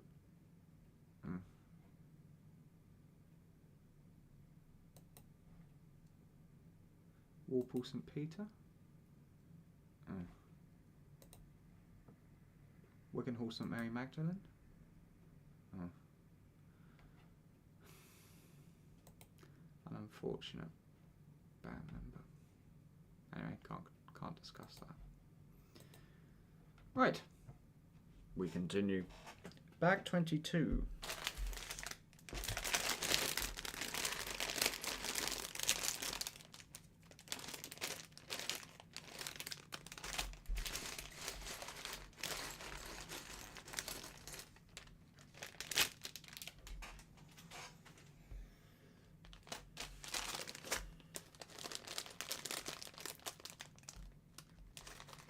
No, but going back to the Norfolk situation, I mean, the person who this directly involves and whose actions kind of started everything, well, whose lies started everything, there's only two people in the world who know exactly what the situation was. That's me and him. And I promised him I would never discuss it unless he wanted me to. And that remains. I'm not going to break that promise. I don't break promises, especially ones like that. And it's down to him as to whether he wants to tell people stuff. But, you know, it's not my place to say. And, you know, over time, I have remained, and I, to this day, you know, if he wants to come and pop by and we can just chat about stuff and sort it out, I'm open to that. I'm totally open to that. I'm very happy just to have a discussion and in situations like this, especially earlier on. Communication is the most important thing. You know, people with communication could fix a lot, but he and the rest of them chose, instead of communication, they chose war.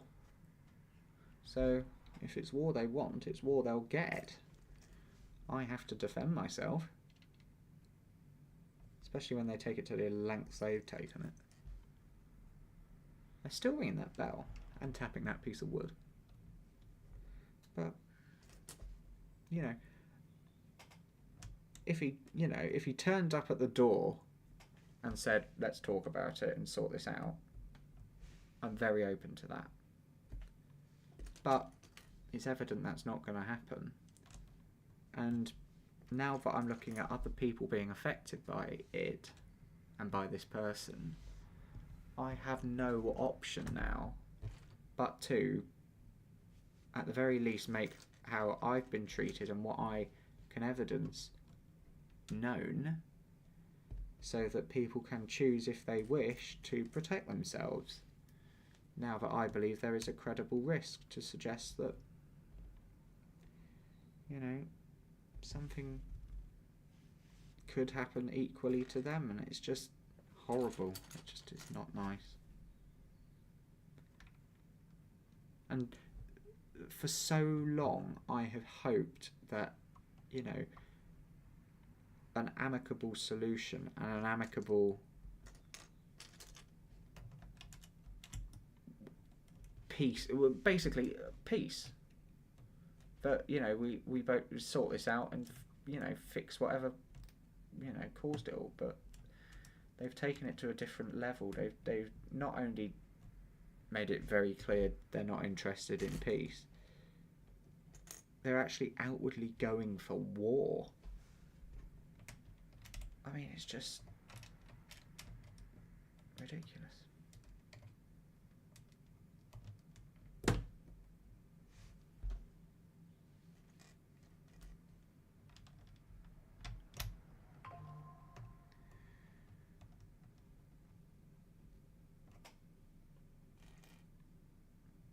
And, you know, publishing and identifying people and naming people, especially when the situation has got as serious as it has, it's a big step. And obviously this is why it's taken me so long, and I haven't just gone and blurted out particularly the individual in question, because for me to do it, you know, I do have to put a block there. For me to do it, you know, you have to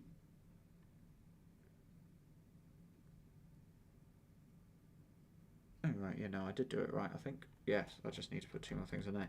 For me to do it, you know, I have to protect myself, because knowing the attitude and the previous actions of the individuals in question, if I was to identify them, I have absolutely no idea what they'll do next. So, prior to me, you know, naming them all, I had to get legal advice and, you know, from lawyers to tell me what I can and can't say, and, you know, give me advice on that front in order to protect myself, because I know for a fact they'll come out on another attack for me as soon as people know who they are, and I tell people, they'll just go out for an all-out attack. So I have no option really. So I've now got the advice, and we're just putting it together as we speak. But it's taken years and to kind of seal it, so I'm not going to cause myself any problems. It's a long process, but you know, I'm encouraged, and what's given me the kind of drive to do it is ensuring that what I have been through with this person and how they treated me, and then on top of that, how people in positions of responsibility at Mancroft in particular behaved. Let's just turn it over.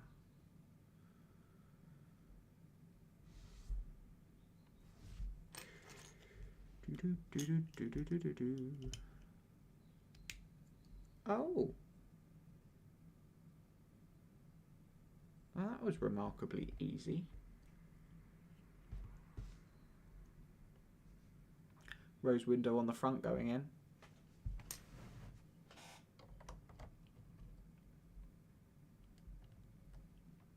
Look at that. Yeah, so it's an awful situation, and I get no enjoyment out of publishing negative things about, well, anything, publishing negative things full stop.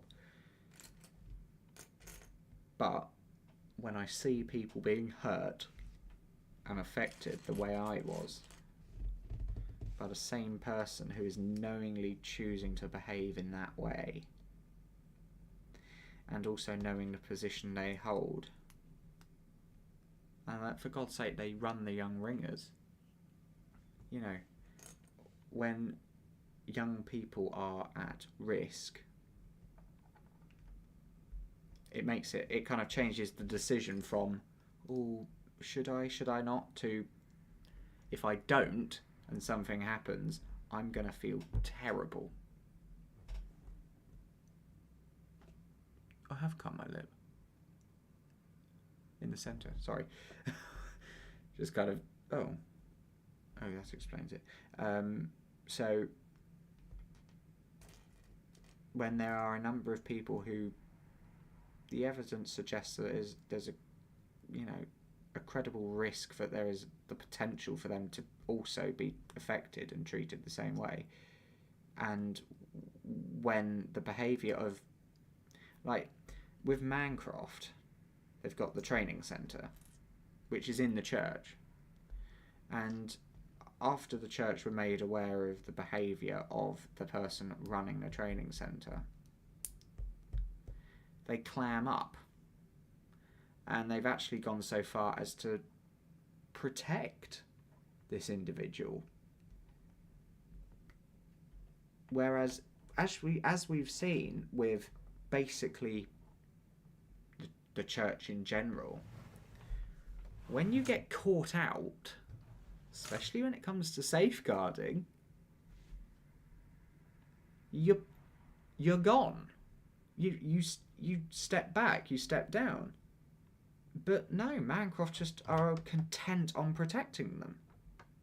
So, when you've got a church actively protecting someone, where, I mean, I've recently published evidence to show that the leader of the Young Ringers and Mancroft openly manipulated a vulnerable adult, and the church clam up and protect them on the basis that the vulnerable adult is in their own right, vulnerable, and, you know, has been manipulated to a point where they are unable to say that, you know, say what they want for fear of what might happen. And considering this victim, vulnerable person, has seen the way the church has treated me, I don't blame them for not wanting to come forward. But, you know, it's just horrible. And you wouldn't expect behaviour like this at a place like that, by a person like that. All in the interests of protecting the initial person who lied. I'm struggling to get this block on.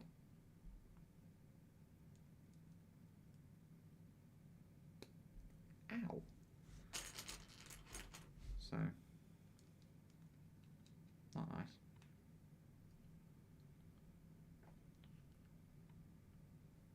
It's like when the association was caught out, and the safeguarding officer was kind of caught out for basically lying in writing, thankfully, by the solicitors. Caught by the solicitors. Safeguarding officer resigned, secretary resigned, president resigned. Well, sorry, that's not quite true. They didn't resign. They chose to step back, citing various reasons. All at the same time. Odd, that. Don't think I need to say any more. Actually, I will say something else. It reminds me of the Titanic. You know, they've struck the iceberg.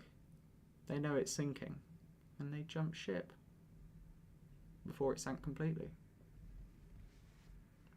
But just because they jump ship doesn't mean I've forgotten them. Oh no. Just makes them look more guilty. So, there we go.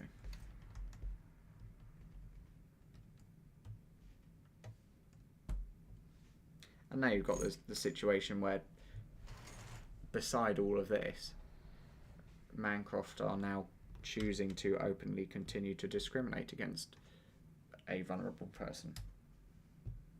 Me. And they just chop and change their reasoning when it suits them.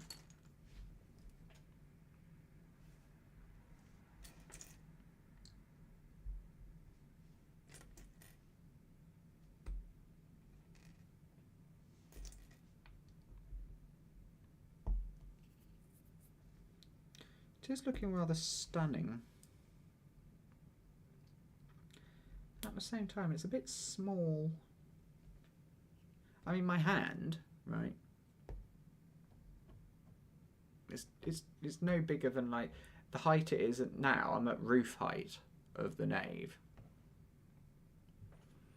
And it comes up to that finger in height. It's a bit... It looked a lot bigger.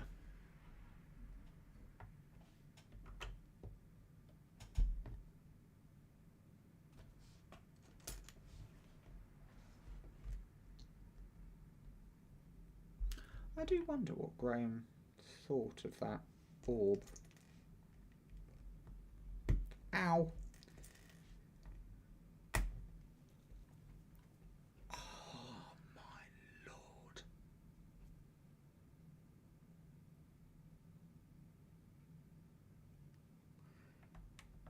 Boop. Boop. There we go. Right.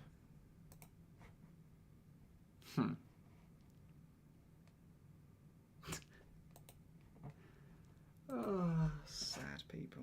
Sorry, sad person.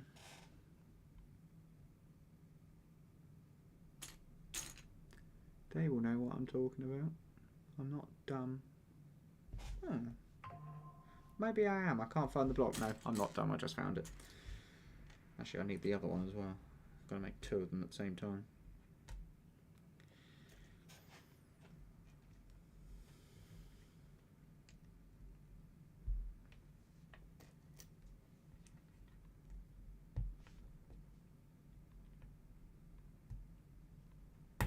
Oh, is so painful.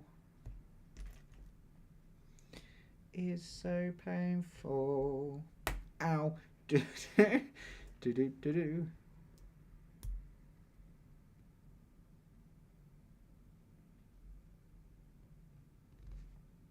But I mean, I would just like to say as well, in response to what I said in my Christmas message, I have had the most heartwarming reaction from people messaging me and contacting me in ways I didn't think they would actually be able to reach me. I just get these messages popping up, and I have got the most amazing support.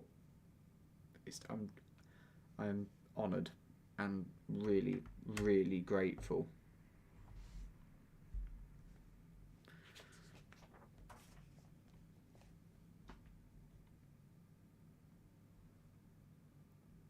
Oh, I need to make them again. Oh, I'm getting flashbacks from when I was making buttresses for earlier on. Except earlier on, I could find the blocks.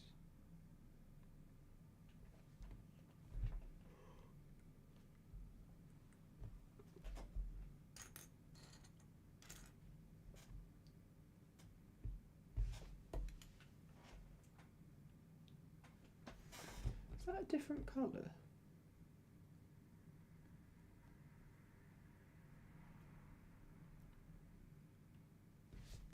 I think it must be, because there's no 3...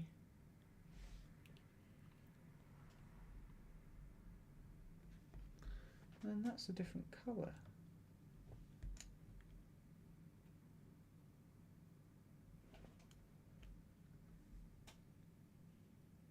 Eh?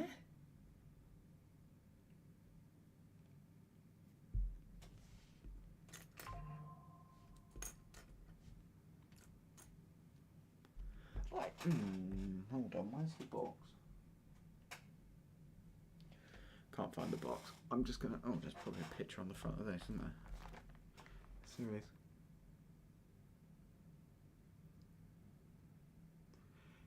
It doesn't...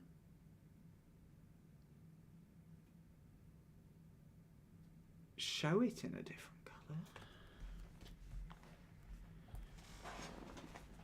Right.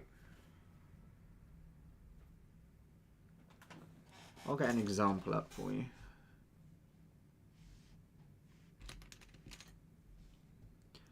Can you see here? They're two different colours.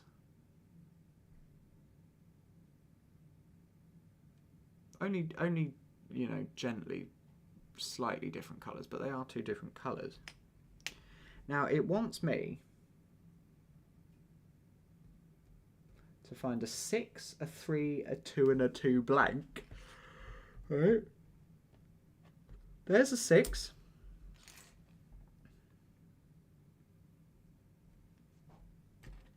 But I can't find a 3.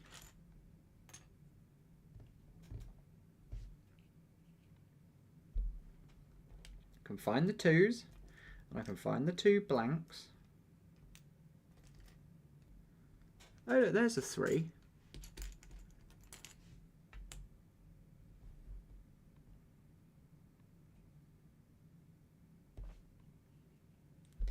There still needs to be another one.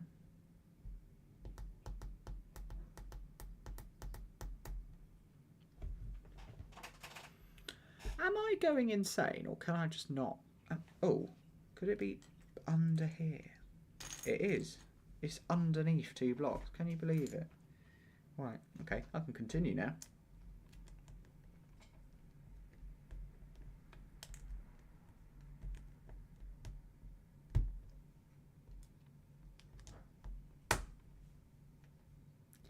Ow. That hurt. Right, I need another one.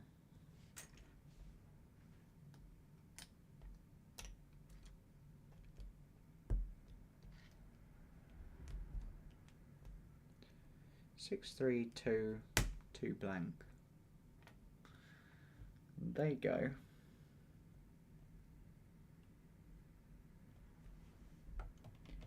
On here.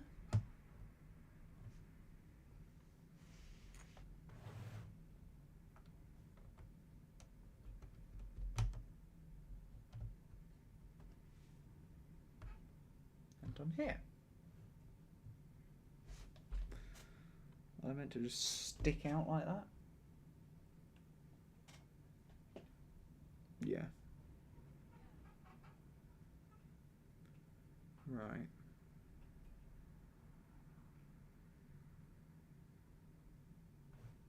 Ah, interesting. The 3 portals overseen by the Gallery of Kings, the windows. Oh, is that Korea? We might have another fireworks display to look at in a minute. The 3 portals overseen by, this is 1220 date-wise. The 3 portals overseen by the Gallery of Kings welcome visitors through a majestic entrance to the cathedral. The 28 colossal statues are represented by 20 Lego cones and round elements. Up the front. So, who have we got watching? If you're watching, leave a comment. Say hello. My leg's going to sleep. I need another drink from this unattractively big sized bottle of Coke. The effect of the coffee has worn off. Give me a moment.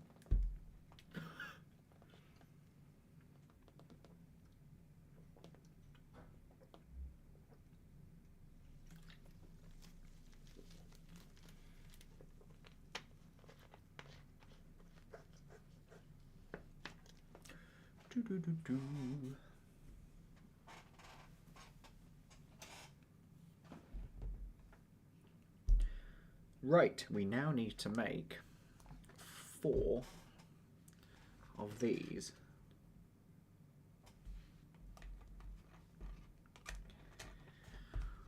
Put it down. 2, 4, 6, 8, 10. Good. We need 4 of these.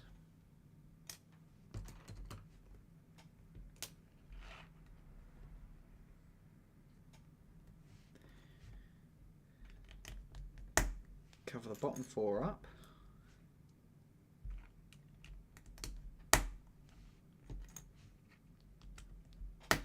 Ow.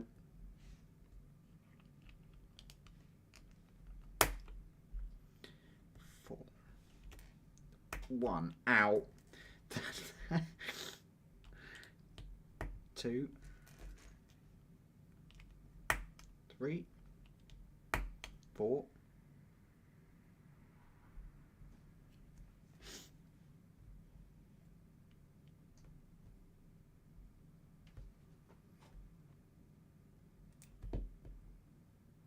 Yeah. 2, 2,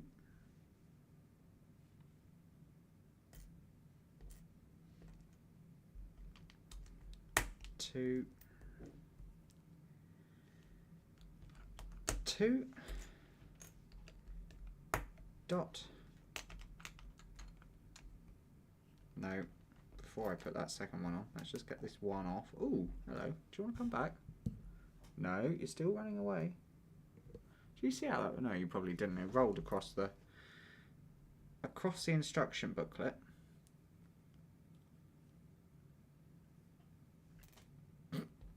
Across the instruction booklet and almost off the table.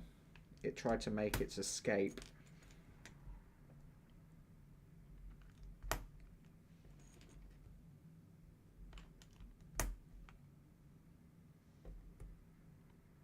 Malaysia. So Malaysia will be the next place to welcome in the new year. Do they have fireworks? I am kind of half waiting for Taipei 101. That's normally quite a spectacular display.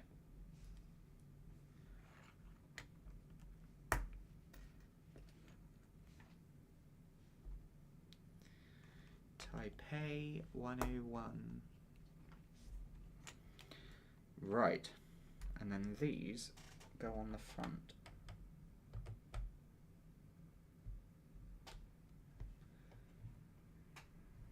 So who is watching? We've got 3 people watching. Leave a message in the chat. I'd love to know who you are. I've had my own suspicions, but I just, like to see if those suspicions get confirmed or not. I'll explain later.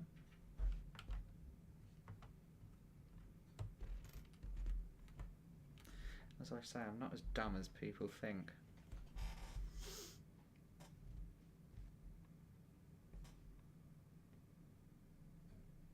Haven't I already done that?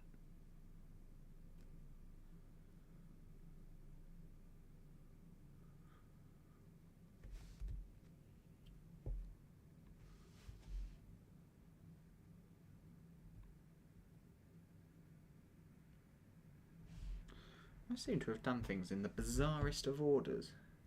Daniel's there. Hello, Daniel.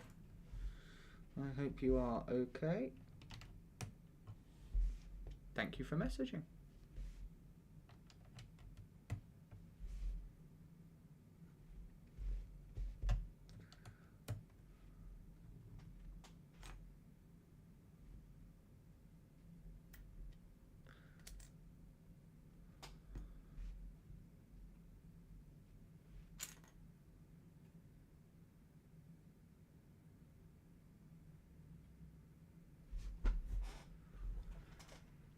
Oh, it's no. Oh, it isn't already on there. I didn't think it was.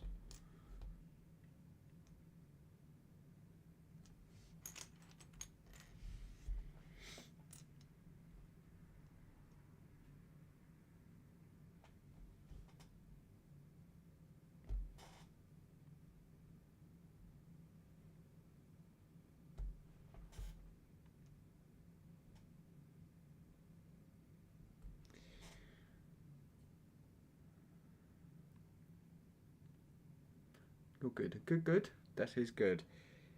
I'm not going dumb. I'm not going dumb.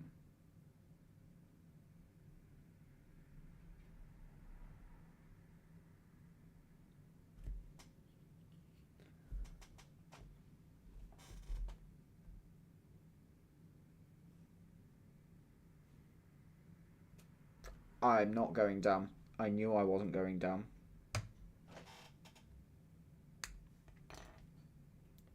My teeth might have to come out again in a minute.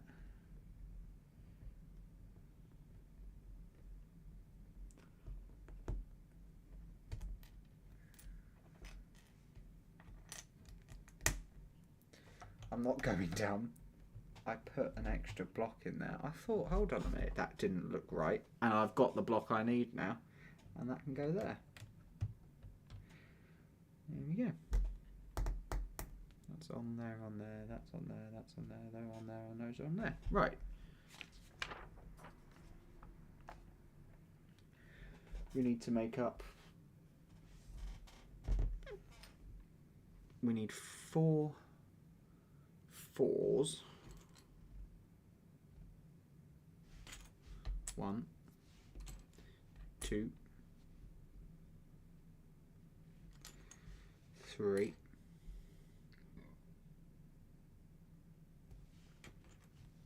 4,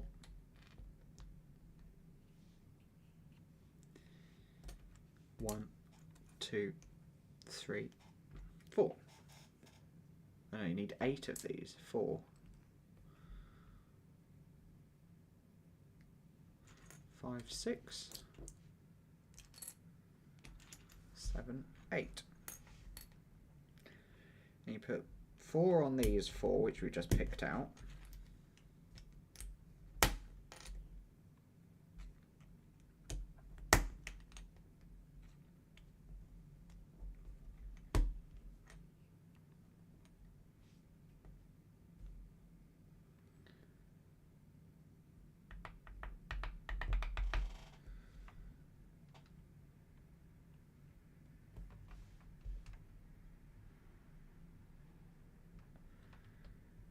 One goes there. These doubles, this is. You've got a 4 pusher up and then a 4 blank over the top. One goes there, one goes there. One goes there and one goes there. Then you have the blanks on their own. 1, 2, 3, 4. But yeah, no, in reply to I think it was Owen that left the message a lot earlier on about lighting packs. I have explored lighting packs, but in my experience I find if I put the lighting in myself, and you could get diodes and different things from electronics shops and like light kits online, and if you have a soldering iron and some wire, which I do thanks to my model railway, you can solder your own lighting into it and install it in the places you want, rather than a lighting kit that typically costs a lot of money and is fitted externally to the model, not internally. So eventually I might consider adding a lighting kit, but it would be kind of my own lighting kit rather than other stuff.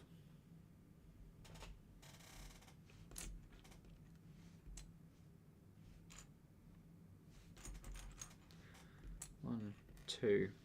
There's a hair on that. Go away. 1, 2.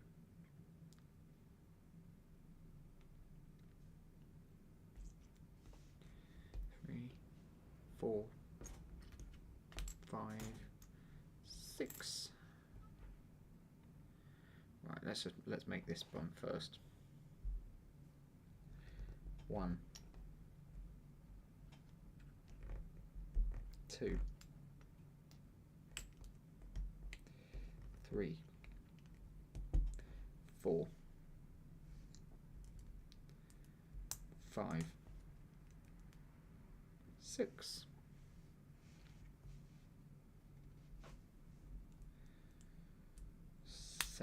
7, 8, 9, 10.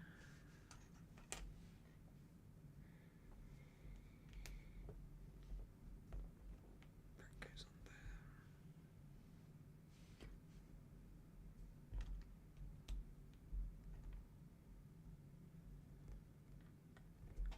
And it's interesting. It's not where I thought it would sit, but there we go. It did serve a completely useless purpose.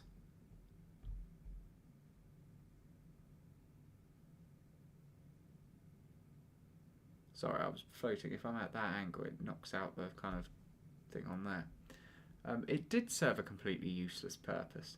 I don't know if anyone remembers. It was a long time ago, a couple of hours ago, when we were constructing these 2 rows windows. Do you remember there was that dud block there, and there's a dud block there? You have point, blank, point, point, and point, point, blank, point. I couldn't work out why.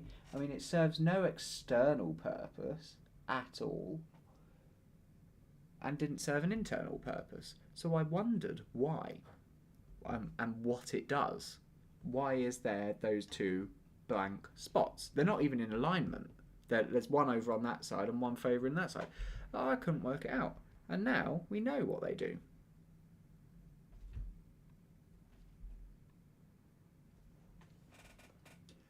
Absolutely nothing. They serve no purpose whatsoever. That's ridiculous. Look, there's the blank. Made me wonder. It's quite obvious in the building. Why is there a blank there? And now we just cover it up. Incredible.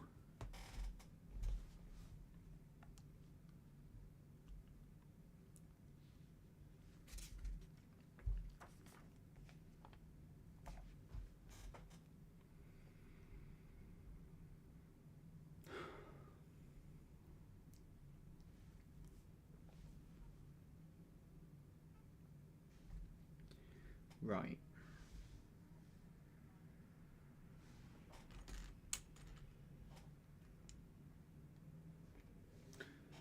So 3 there, 2 there, and then there's a... we're back to making roof beams now to be able to support the...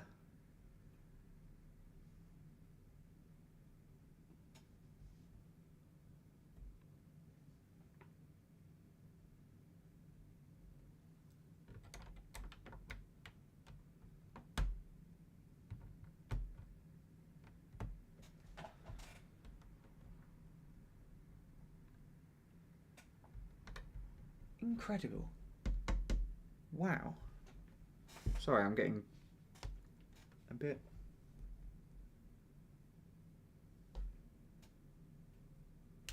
Need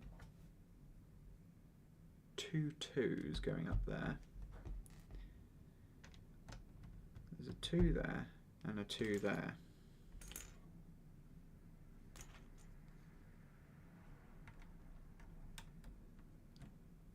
I still can't get over the fact Sadiq Khan has been knighted.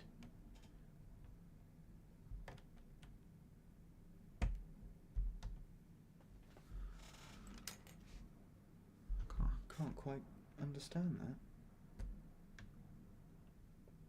that.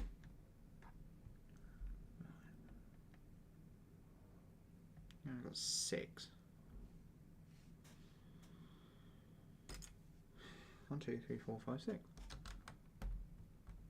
I don't know what I'm going to do tomorrow. Now I don't have a stream to do. It's going to feel really weird. I've enjoyed doing this stream and having, you know, being busy. And also I've stopped ringing quarters, so... I've rung a stupid amount this year. I'm like 10th in the world or something bizarre. I have cut my lip, look. Right in the middle.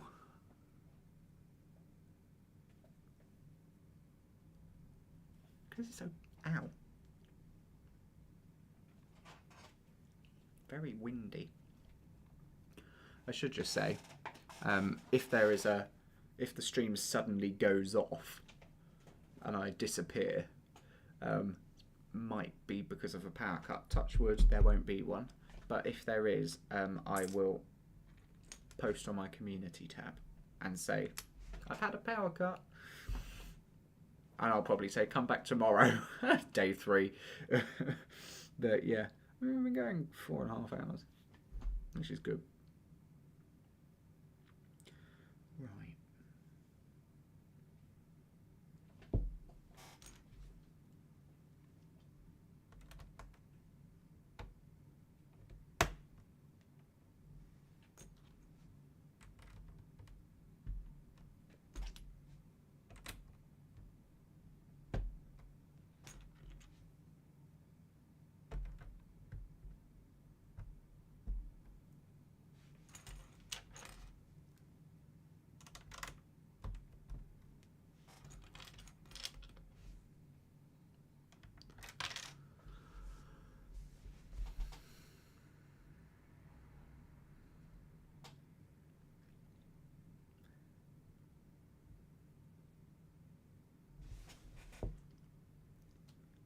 Oh my god.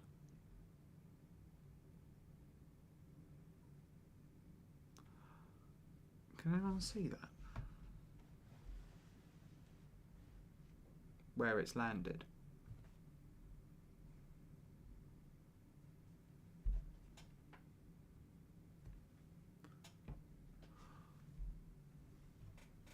I'm going to have to bring it close to me because I'm going to drop it down into the bottom of the church and I have absolutely no idea how I'm going to get to it. Found it. This is a serious problem. I don't know if they work this out or whether they, you know, if someone drops a piece and it falls through into the church, we're screwed. Absolutely screwed. I have to be like a Kinder egg. I have to smash it open to get. Oh, I found my piece, but the whole thing's destroyed. Anyway, right, and then we have. No, that's all of them. Good, and then what do we have? 3. Is that a single block? Yeah, there are 2 single blocks.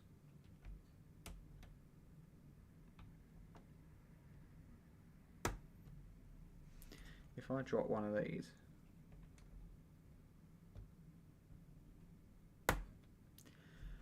problem, big problem.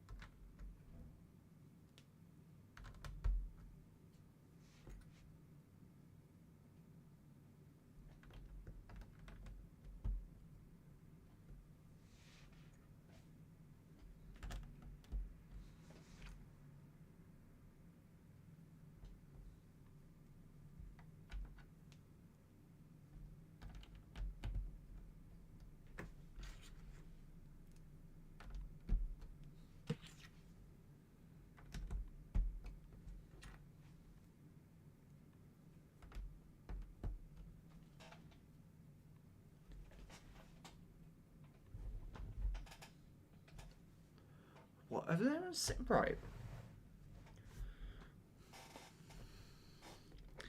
There are 2. Let's go there.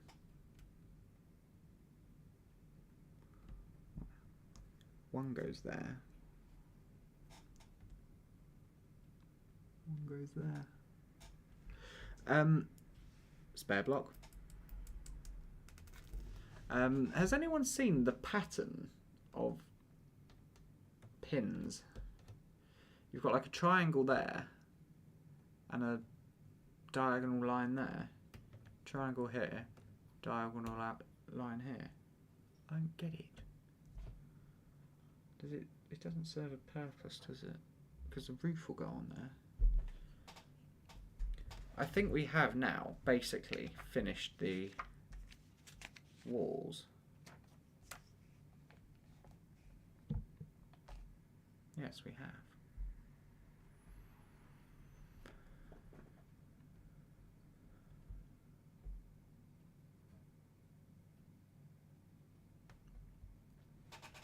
Right.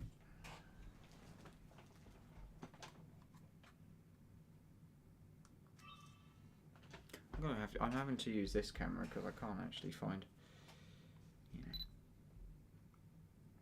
my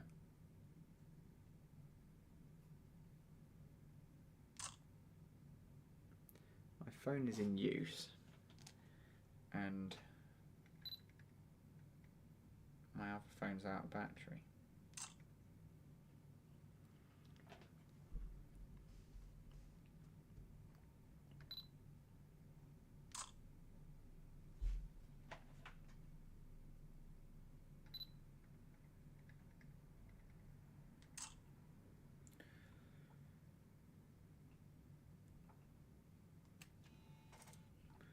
Peter left work and instantly got a puncture.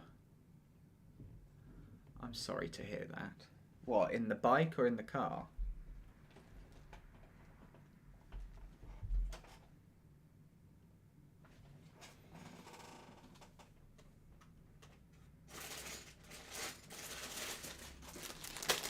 The big question, puncture in the bike or ouch, or puncture in the car?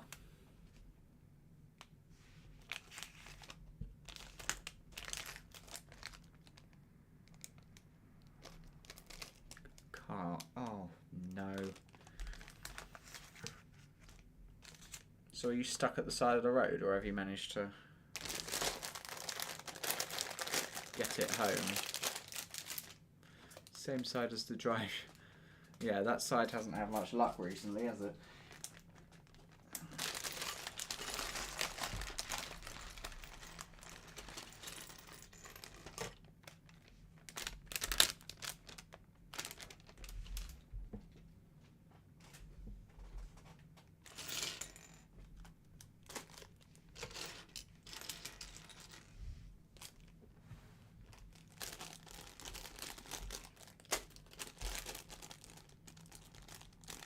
So, a lot of you will know, well, he was here yesterday. He's got a busy day today. Prof Moose. Well, I don't call him Prof Moose. His name is Tim. I missed the box. But I call him Timmy Tondalea della Ventimiglia. Or Timmy Craig Tondalea della Ventimiglia. I'm not entirely sure how that started. It's from the Big Bang Theory again. But change tyre and all home so safe. Oh, good. And now you can spend the rest of the night watching me.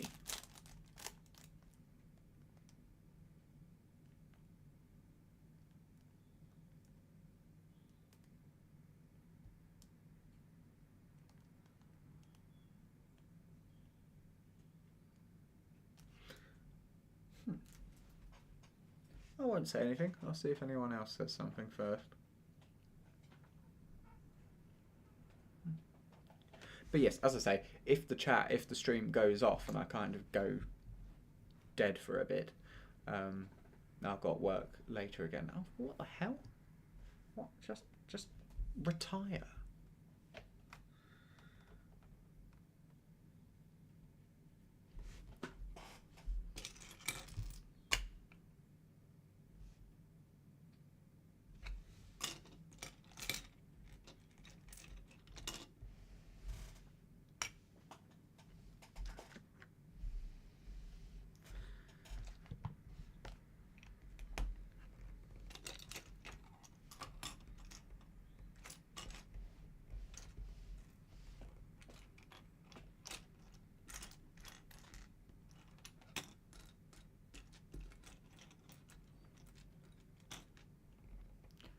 Retire. I see what you did there. Oh yeah, no, I plan that 100%. Yeah, yeah. You just need to retire.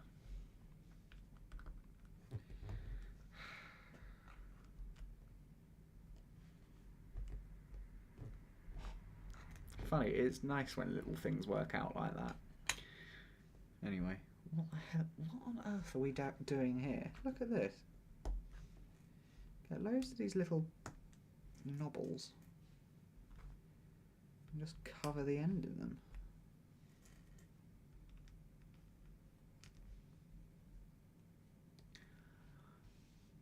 I think I should.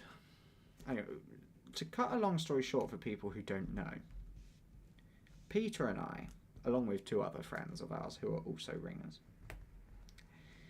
found ourselves in a situation where we happened to be walking through a forest at 1:30 in the morning. Now,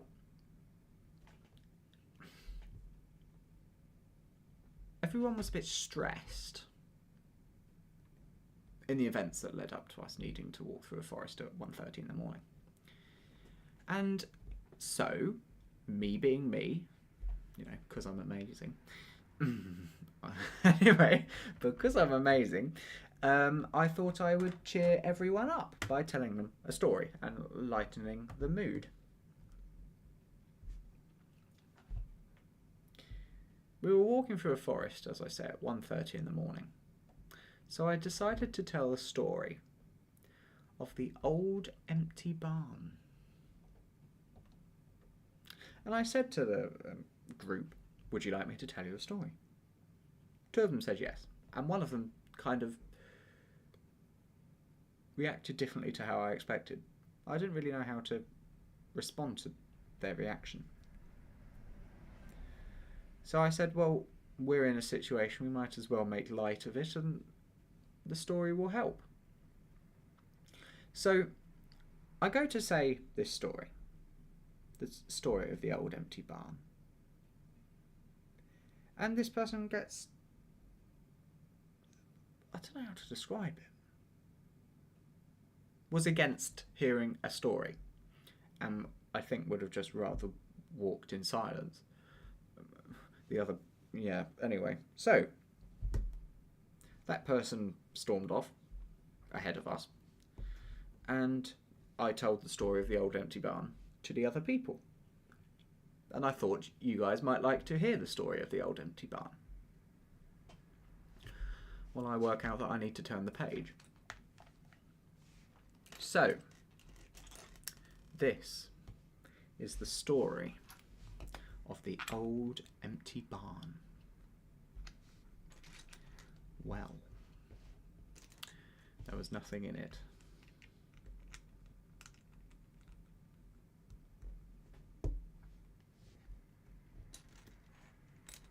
The end.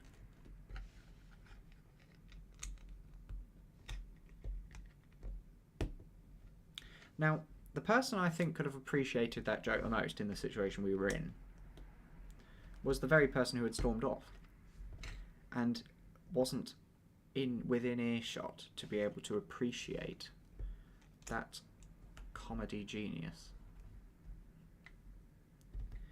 So, there we go. Oh, I know what we're doing now. We're building the louvers.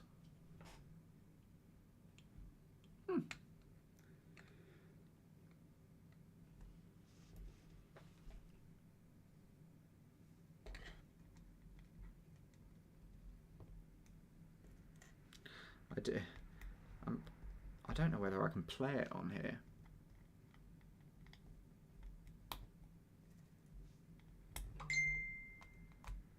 Ping.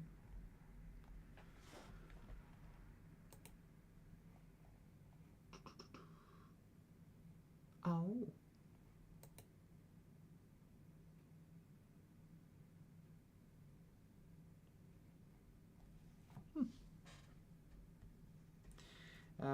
Yeah, so, you know.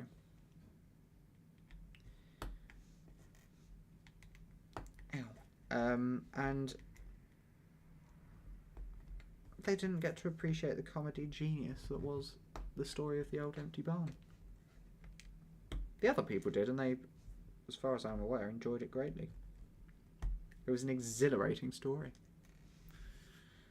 Anyway, yeah, so... No, I watched something very funny last night about President Carter, actually. The late President Carter. And it was when he went on a talk show and talked about his time as president. And he was talking about a trip he did to, I think it was China or Korea. Oh.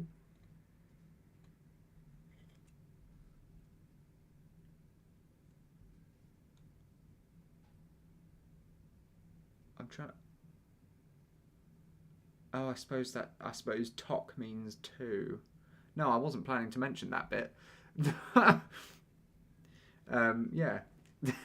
Don't worry. Yeah, so I watched this thing about President Carter, and it was the most hilarious thing. He was talking about time just after he left power. He went and did a talk. He was due to do a talk in China before he lost the election, and he was talking about he went to this place in Asia or wherever it was, and the mood in the room was very stale and cold because he had just lost the election. So people weren't really sure how to react. So he thought he would lighten up the room by telling a joke. And he obviously was on stage and he said the joke, but there was a translator because he was speaking in English, and they were all from not fluent in English. And so he said the joke, and he waited for the interpreter to tell the joke to the audience in their language. And he said in this interview, he said, "The joke I chose to tell them wasn't a very good joke, but it was the only kind of simple joke I knew and could say.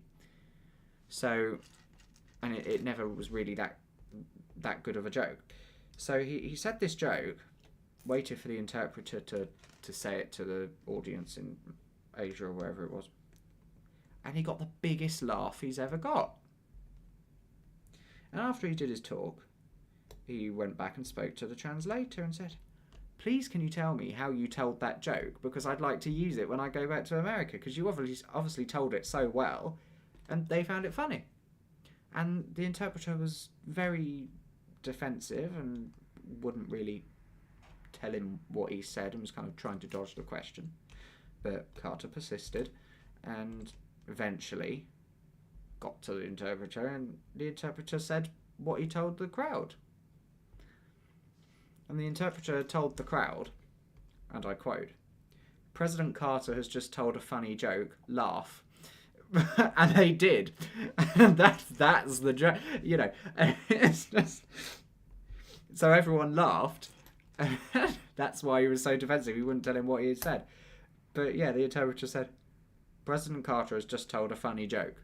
You need to laugh." And they did. It was absolutely hilarious. So, yeah. Oh, dear.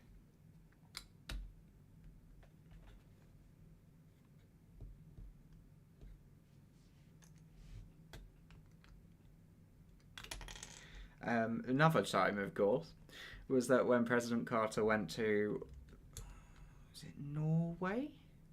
Or somewhere up there. Whatever country it was. Whatever country it was, they're a very religious and deeply Catholic country. And Carter himself was very religious, and so he knew how to, and he wanted to, it was just a short meeting at the end of the plane, and he had at the end of the plane steps, and he had a few remarks to make. So he said that he would like because his whole thing was about peace, and this is why he got to power. He campaigned to be a peacetime president and changed the world through peace, and that's one of the greatest things I admire about him. Anyway, he got to the bottom of the plane steps, and he knew that this country was very deeply Catholic and very religious. So he thought he would. He knew that the Catholics and that culture appreciated and greatly respected the freedom of, like the freedom love gives, and that the Catholic faith is very deeply rooted in man and woman love, and that the country is a very free country, and that they have a lot of rights, and people are very free in that country. But the interpreter said it differently.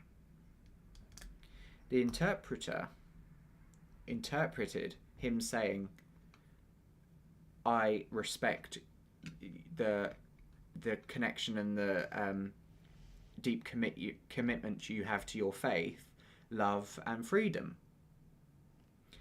The interpreter interpreted it slightly wrong to the crowd, and proceeded to say to a very deeply Catholic crowd that President Carter respected their commitment to free love.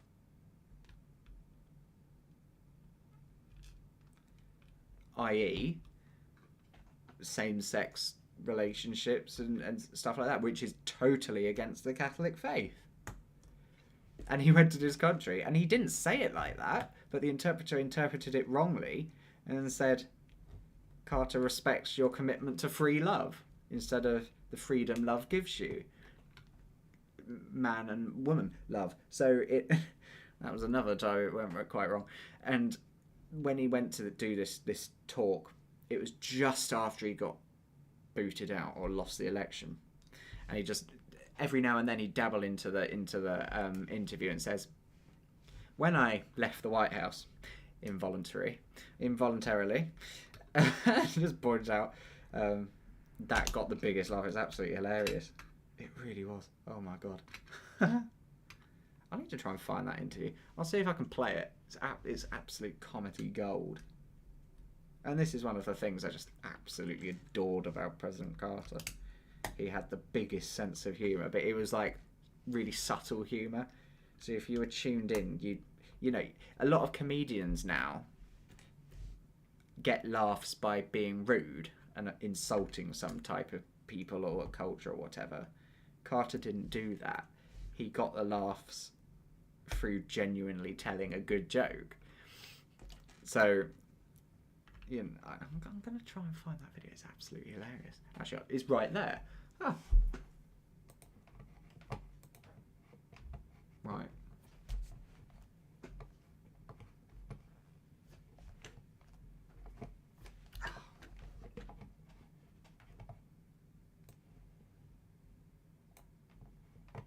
So, I'm going to play it for you. Actually, I'm going to put my... Right, yeah. I wonder if I can...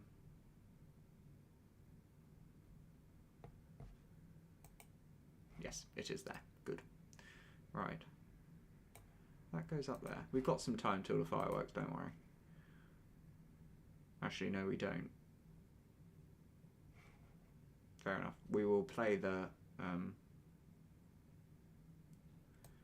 joke after.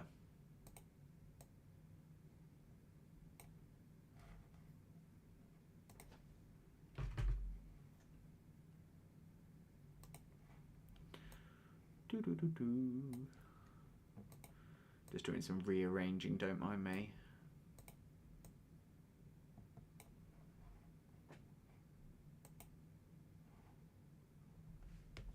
Yeah, no, we'll get to the joke. I have got the joke now, so we'll get to that.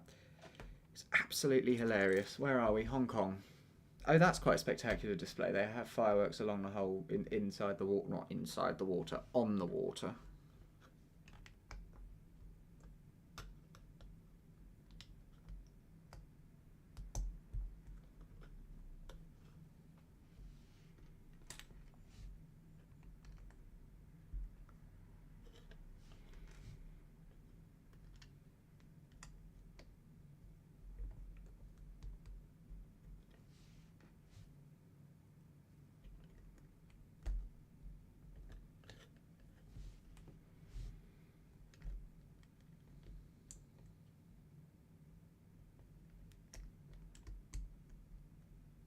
Yes, we are. We're making the louvers now. These are the louver pods.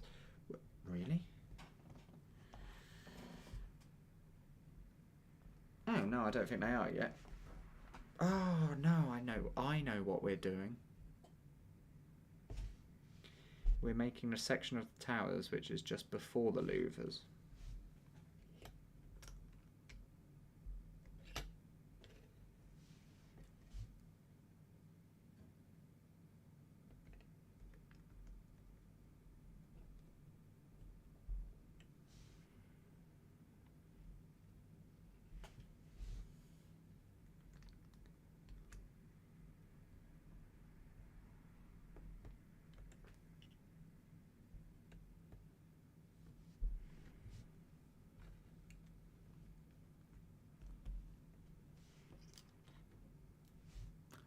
Two minutes to go, ladies and gents.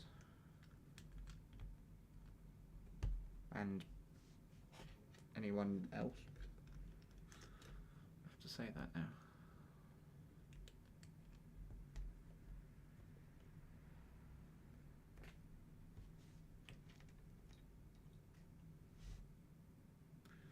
I'm waiting to see the countdown.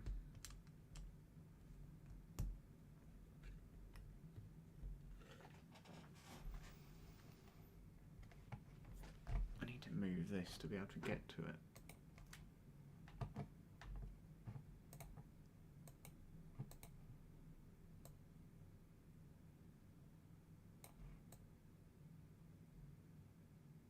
My mouse is so glitchy.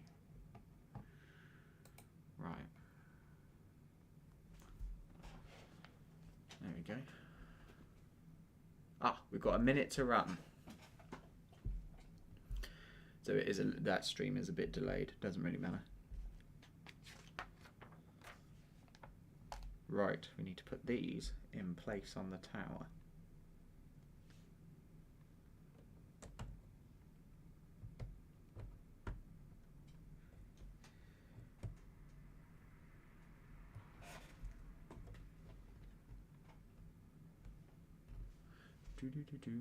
Yes, no, here they tend to have a lot of light. They like lights, drones, and they have some fireworks as well. Right, so with that being said, we've started work on the towers. So, ladies and gentlemen, it's time for New Year in Hong Kong, which is quite early, but anyway, here we go.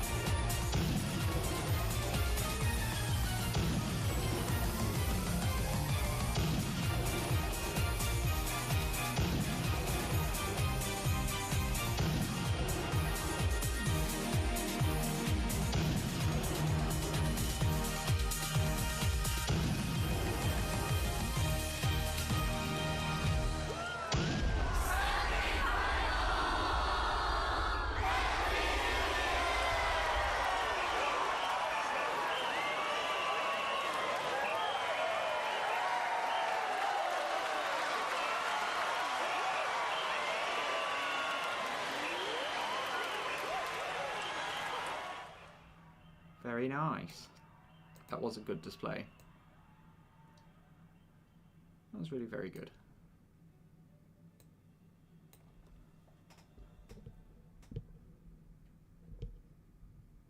Turn that down. Right.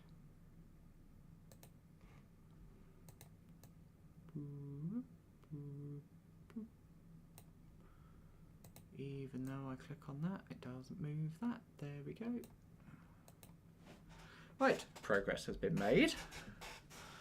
I haven't been slacking or anything. Progress has been made. Where is that? Samuel, that is Hong Kong. Or was Hong Kong.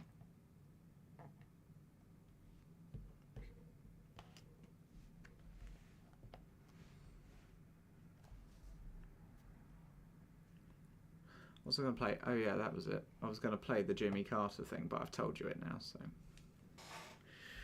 Doesn't matter now. Unless you particularly want to see it, let me know. Right, so... This is where this set really shines. These things.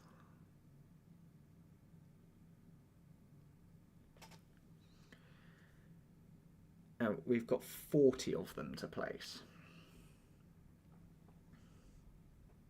And they all go at a certain angle.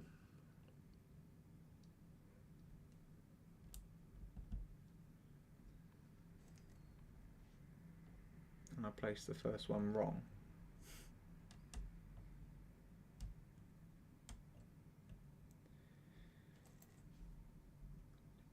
Absolutely ages to do this. But it's definitely worth it.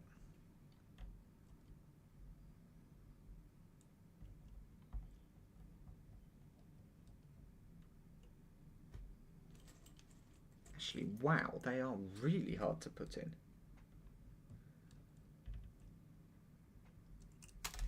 With these in place, sod that, I'm pulling this off. I'll put them back on in a minute. It's way too hard to put them on with that on. Pulling corners off just to get them in.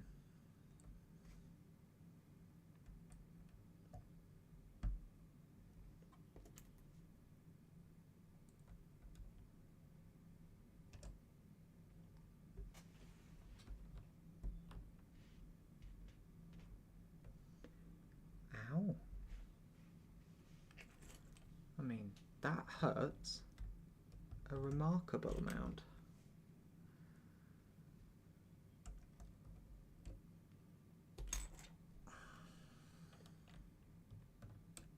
Use this to press them down.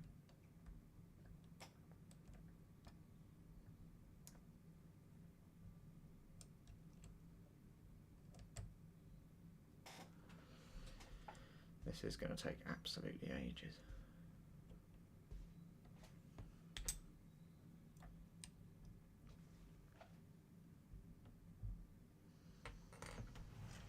I did do stuff while the fireworks were on, and yeah, I did do things. Notably, I built up this section of the tower.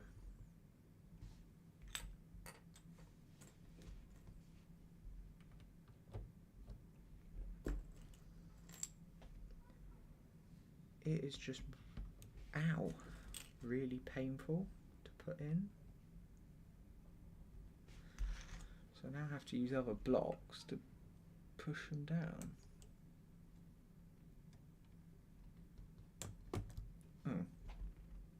Actually, why couldn't they have just asked us to put these star things into these cup things which we've put on when we had the cups off the model? Why do we have to put the cups on?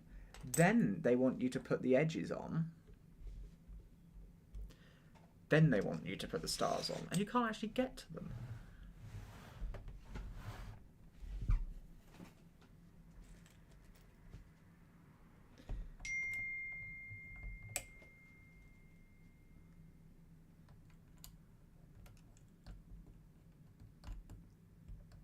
Oh, blooming hell.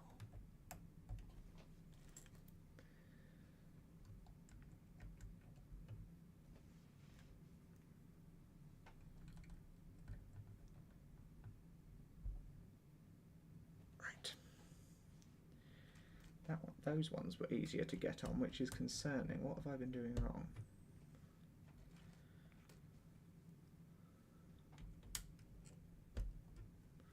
Oh, I haven't been bending them, and you can actually bend them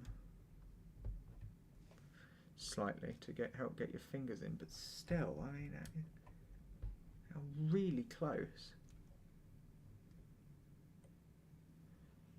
Also, rather concerningly, London still hasn't been cancelled.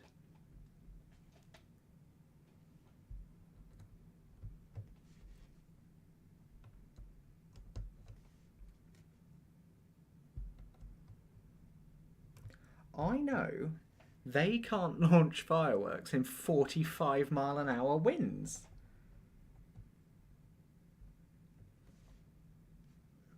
But it's still happening. But it's still happening.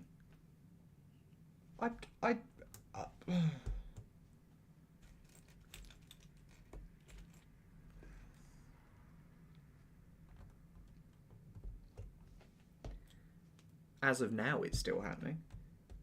If they are seriously waiting to the last minute to cancel it,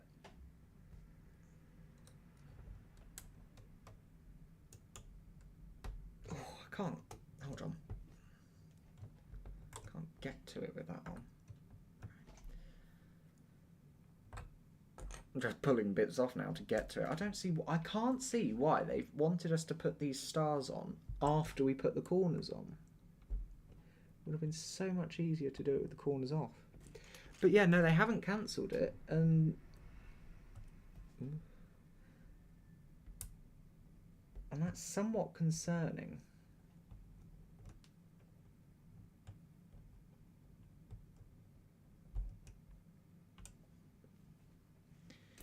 These stars are really painful to put on, like almost equal pain to the windows.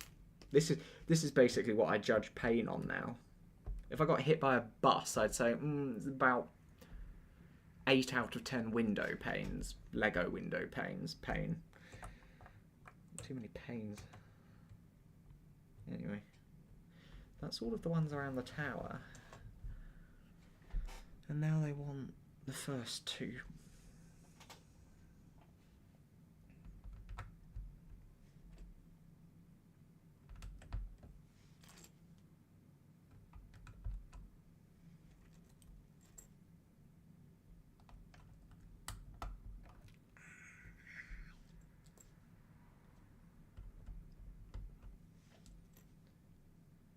I think they've given us an extra star. Although I have this weird suspicion that it might be used on the top of the spire. Oh, actually it might be Lego Man. It might be a Lego Man, actually. I can't remember what's on the top of the spire.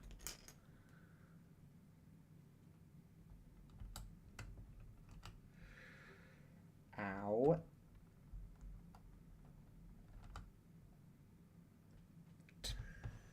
Yeah, one extra star. Not sure what that's for, but I'll put that there. Right. All at the right angles, yes. Okay.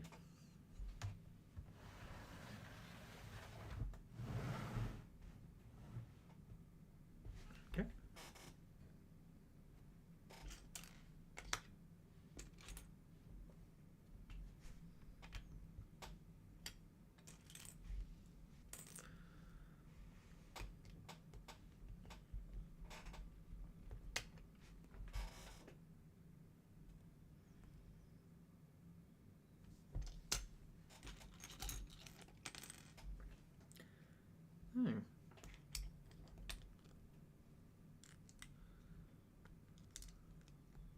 That's rather interesting, but okay.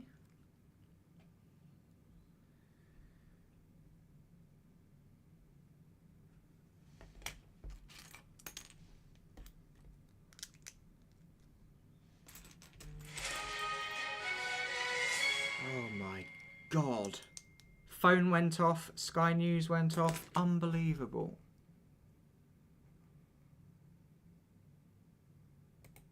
I swear, if I climb up here to have a look at the news and then it says exactly the news I've already seen about Johnny Walker. Not Johnny Walker. Is it Johnny Walker? I can't remember. Yes, Johnny Walker. Yes, Johnny Walker's died, by the way. Aged 79. He was a BBC radio presenter, quite well known. And yes, it was that. Ow!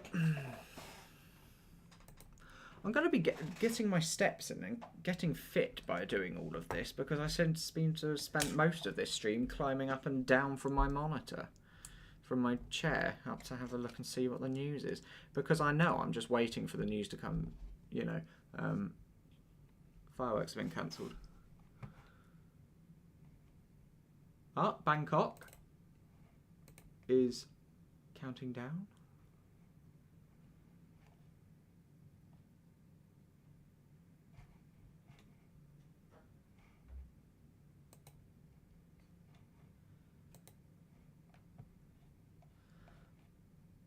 I'm trying to get up the news, just like live 24 rolling news, because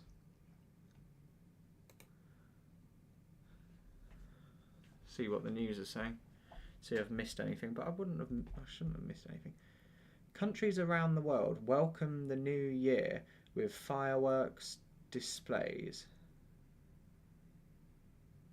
That is it. There's no other news. It's a slow news day. Anyway, right here. Aha! Now this is the end. Not the end. Blooming hell. This is the end. That's an Adele song, isn't it?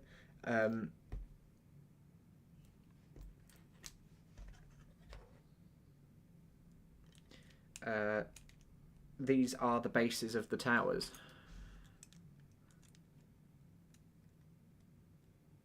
Which I'm somewhat concerned that they're being held on by one block, but there we go. That is the base of the two towers.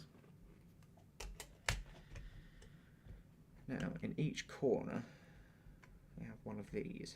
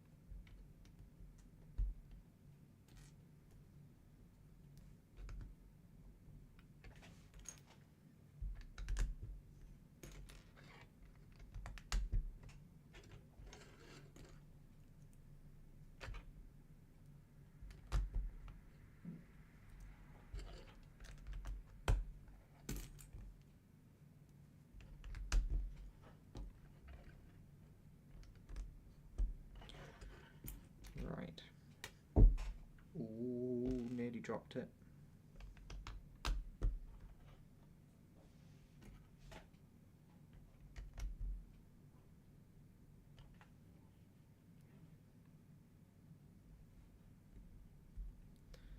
Odd. Anyway, we now have the base of the towers.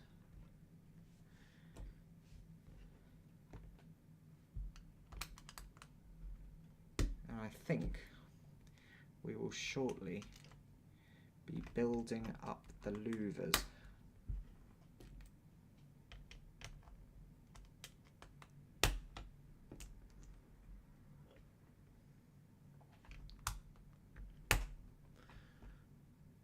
Just seen another orb, only a little baby one. Oh, I haven't seen it. You'll have to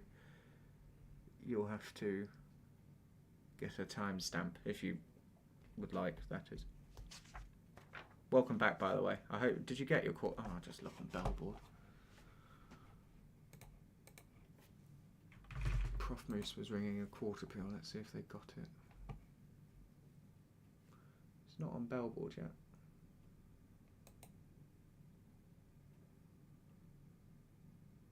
Oh. Jenny Dobson has been given a BEM.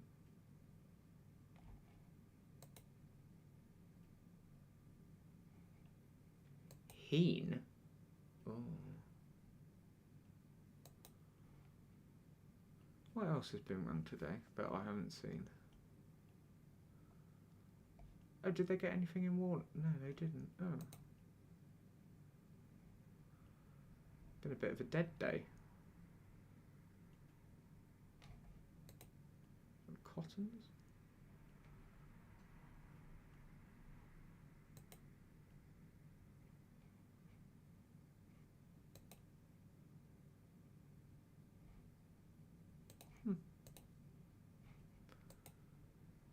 I have memories to look back on today, apparently.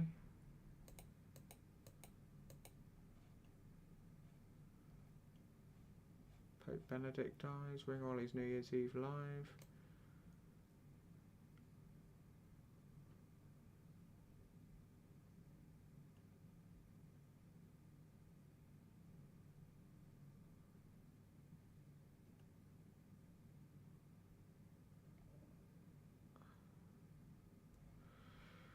Yeah.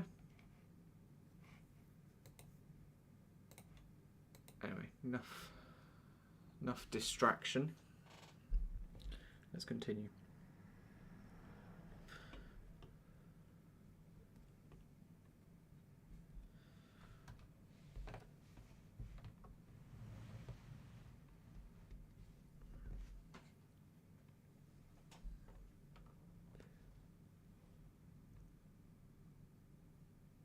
Yeah, they do go on there. Right, okay. Oh.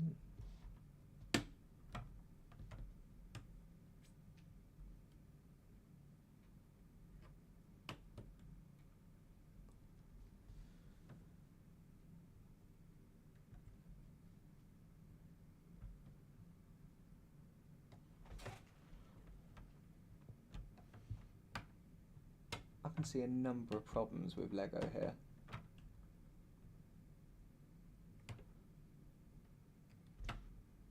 Yeah, I can see a number of problems here, but not with my building, but with the set itself. It wants me... I'm just checking I haven't missed anything.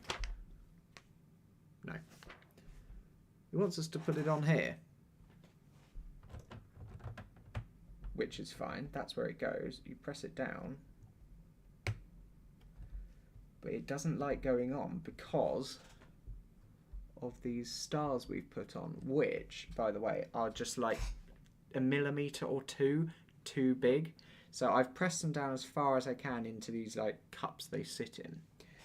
But it does mean that they're constantly putting pressure on these two parapet areas. Which, of course, is going to cause problem.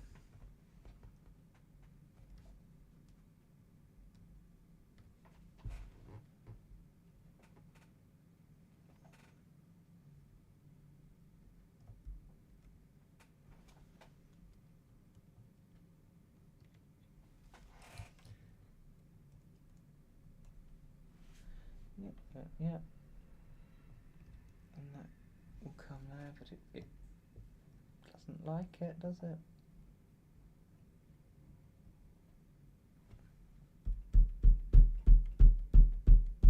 Yeah, it won't go down.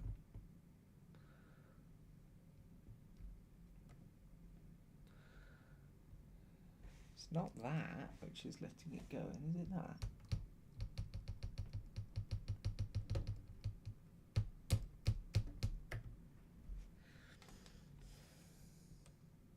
I'm gonna have to take it off.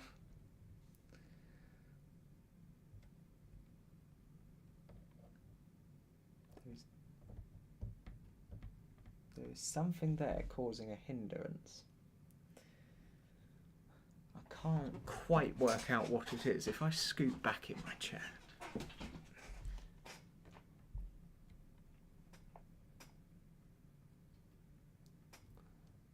thought it might have been that.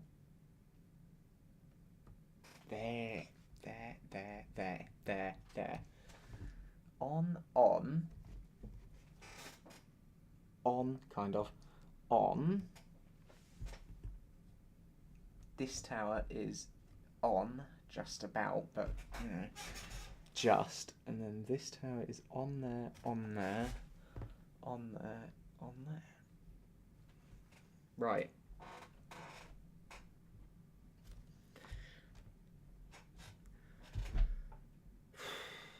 It's on. Unbelievable. That particular point is such a poor design. Anyway, I'm not really one to critique. I'm not sure I could do it any better, but you know. Anyway.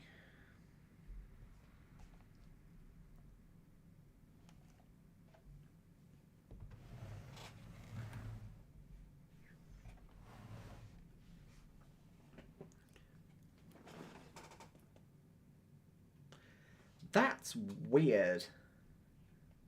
From this angle... What was that?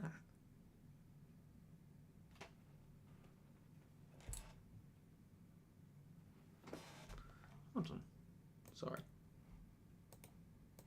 Pause.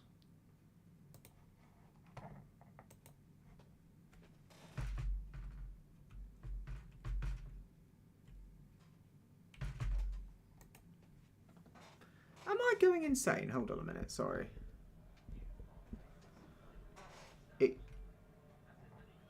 It could very well be that. Or that. Hold on.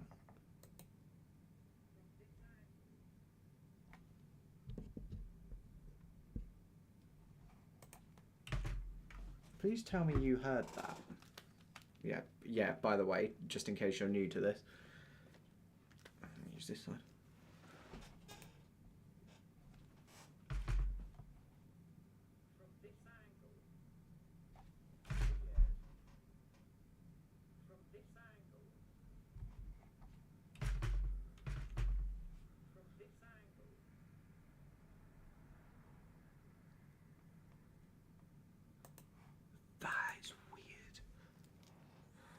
Sorry, I think that might just be me.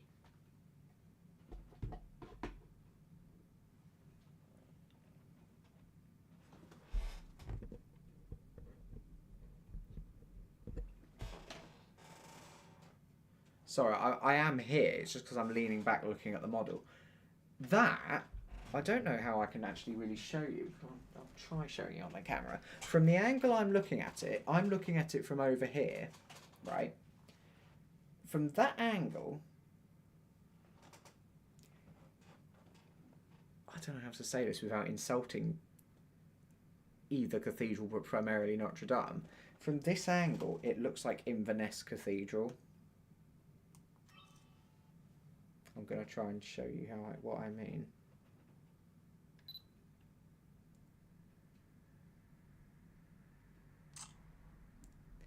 Out of all of the cathedrals I know in this country, which is quite a few of them, those towers look like Inverness.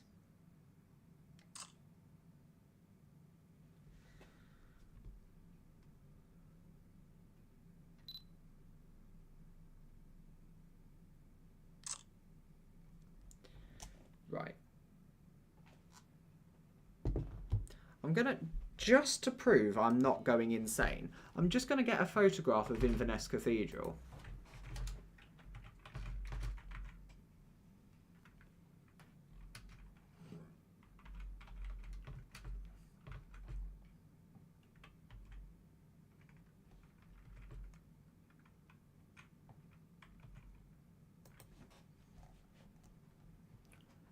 Right.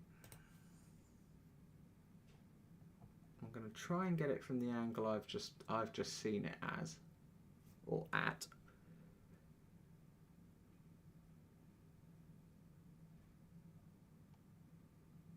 I'm struggling to find a picture from the angle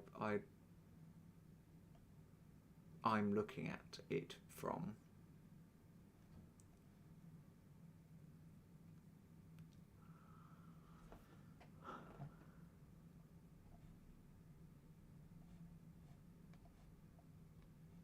I need to get a new mouse. My scroll wheel is glitching like mad.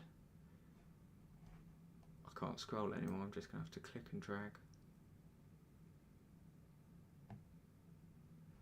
I'm almost certain I'm not going insane. I just like your opinions of this. I doubt anyone ever in history has ever likened Notre Dame to Inverness until I just did. Where's the angle? There. It's the wrong angle, but it's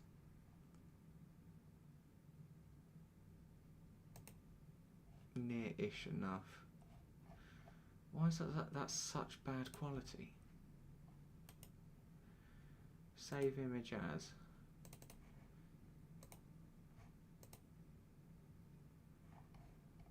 No, it's such a bad quality image. Why?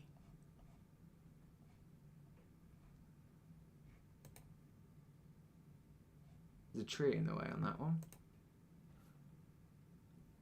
I can't find a picture of Inverness Cathedral at the angle I want it to.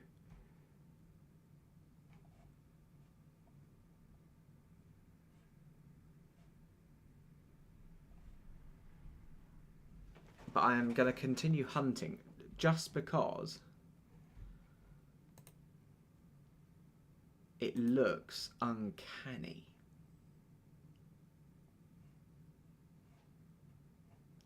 Right, I'm going to have to work with that one. This better be a better quality image.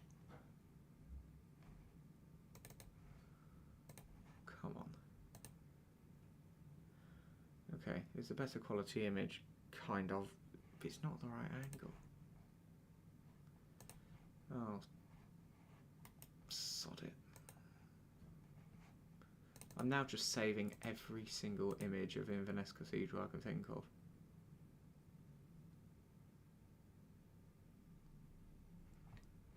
I want one from that angle. I'm sorry, I want one from that angle. Am I going to have to go onto Google Maps again?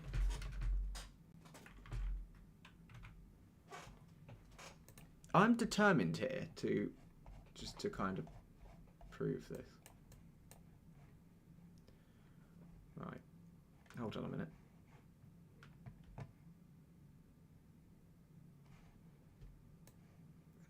Pull that down to there.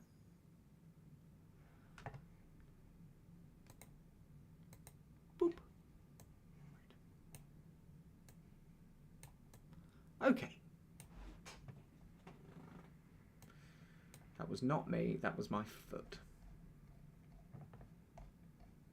Inverness Cathedral. And I'm looking at it from this angle, but this angle will be okay. We'll go over here. Is there somewhere there I can have a look at it from? That'll do. Right. Okay. I'm going to have to get at it from this angle now, but just to...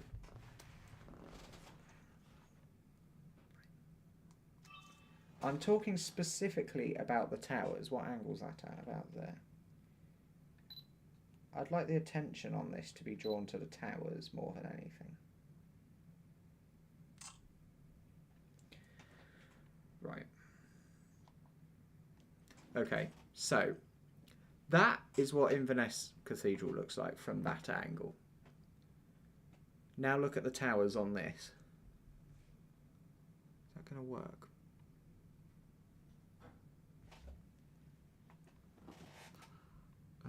This way, turn around.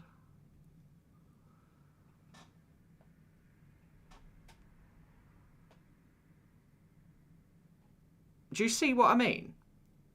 It's not just me going insane. They do look weirdly similar. I'm hoping someone's going to back me up on this because I've gone to so much trouble now. This is weird. Anyway, I don't need to take another photo. Right. But yeah.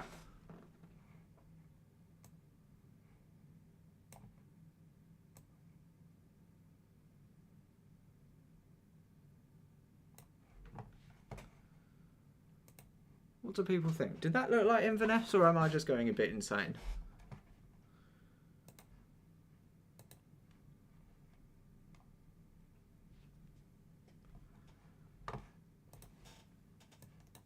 London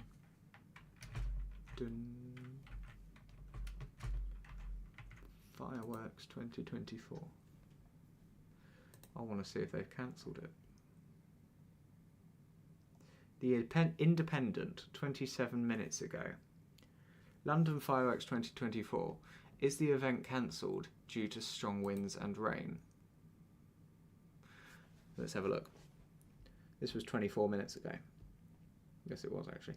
I just wanted to see if I believe them.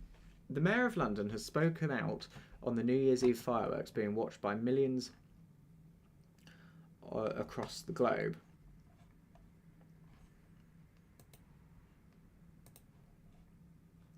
Snow, 70-mile-an-hour winds and floods have spoiled Hogmanay celebrations in Edinburgh. Blackpool's fireworks have been scaled back to illuminations only, as Newcastle's plans for their fireworks, their first firework display in years, has also been stopped. Amid concerns for the country's biggest and sold-out New Year's Eve celebrations in London were under threat as the capital is expected to be battered by 40-mile-an-hour winds. Thousands are set to arrive on the embankment on Tuesday evening to witness the spectacle, which draws huge crowds every year. As of 3 p.m, so that's an hour and 44 minutes ago, as of 3 p.m, there are no plans to cancel the event. City Hall is closely monitoring the Met Office forecast, featuring a yellow wind alert for the capital from 9 a.m. on Wednesday, New Year's Day, until 6 a.m. on Thursday. Sadiq Khan appeared to confirm the fireworks display will go ahead, as usual, as he urged those unable to grab a ticket to watch along from home, promising everyone an exciting new element to the show.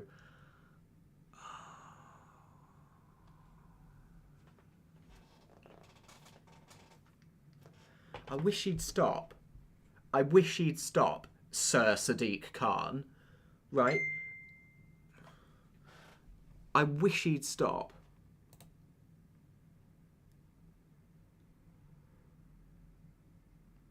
Because I will explain why.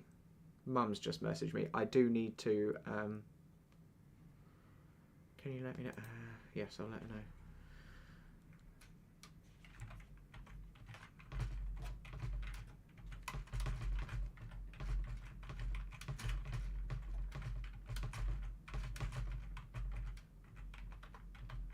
Right. So, Sir Sadiq Khan, as he now is, and I don't agree with that whatsoever, but that's not for political reasons or personal reasons. Well, it is kind of political. I don't think he's been a very good mayor of London at all. Anyway, he keeps adding exciting new elements. He got this idea, presumably from the smokeout display of 2020. You know, they put on this amazing new display, and the whole theme of the display. I'm going to try and get into a position where I'm more comfortable to air this opinion. Put my foot up against the wall, I think. That's cold. Oh, it's an outside wall. That would explain it. Right, so Sadiq Khan came up with the idea that he's going to... Oh, for God's sake.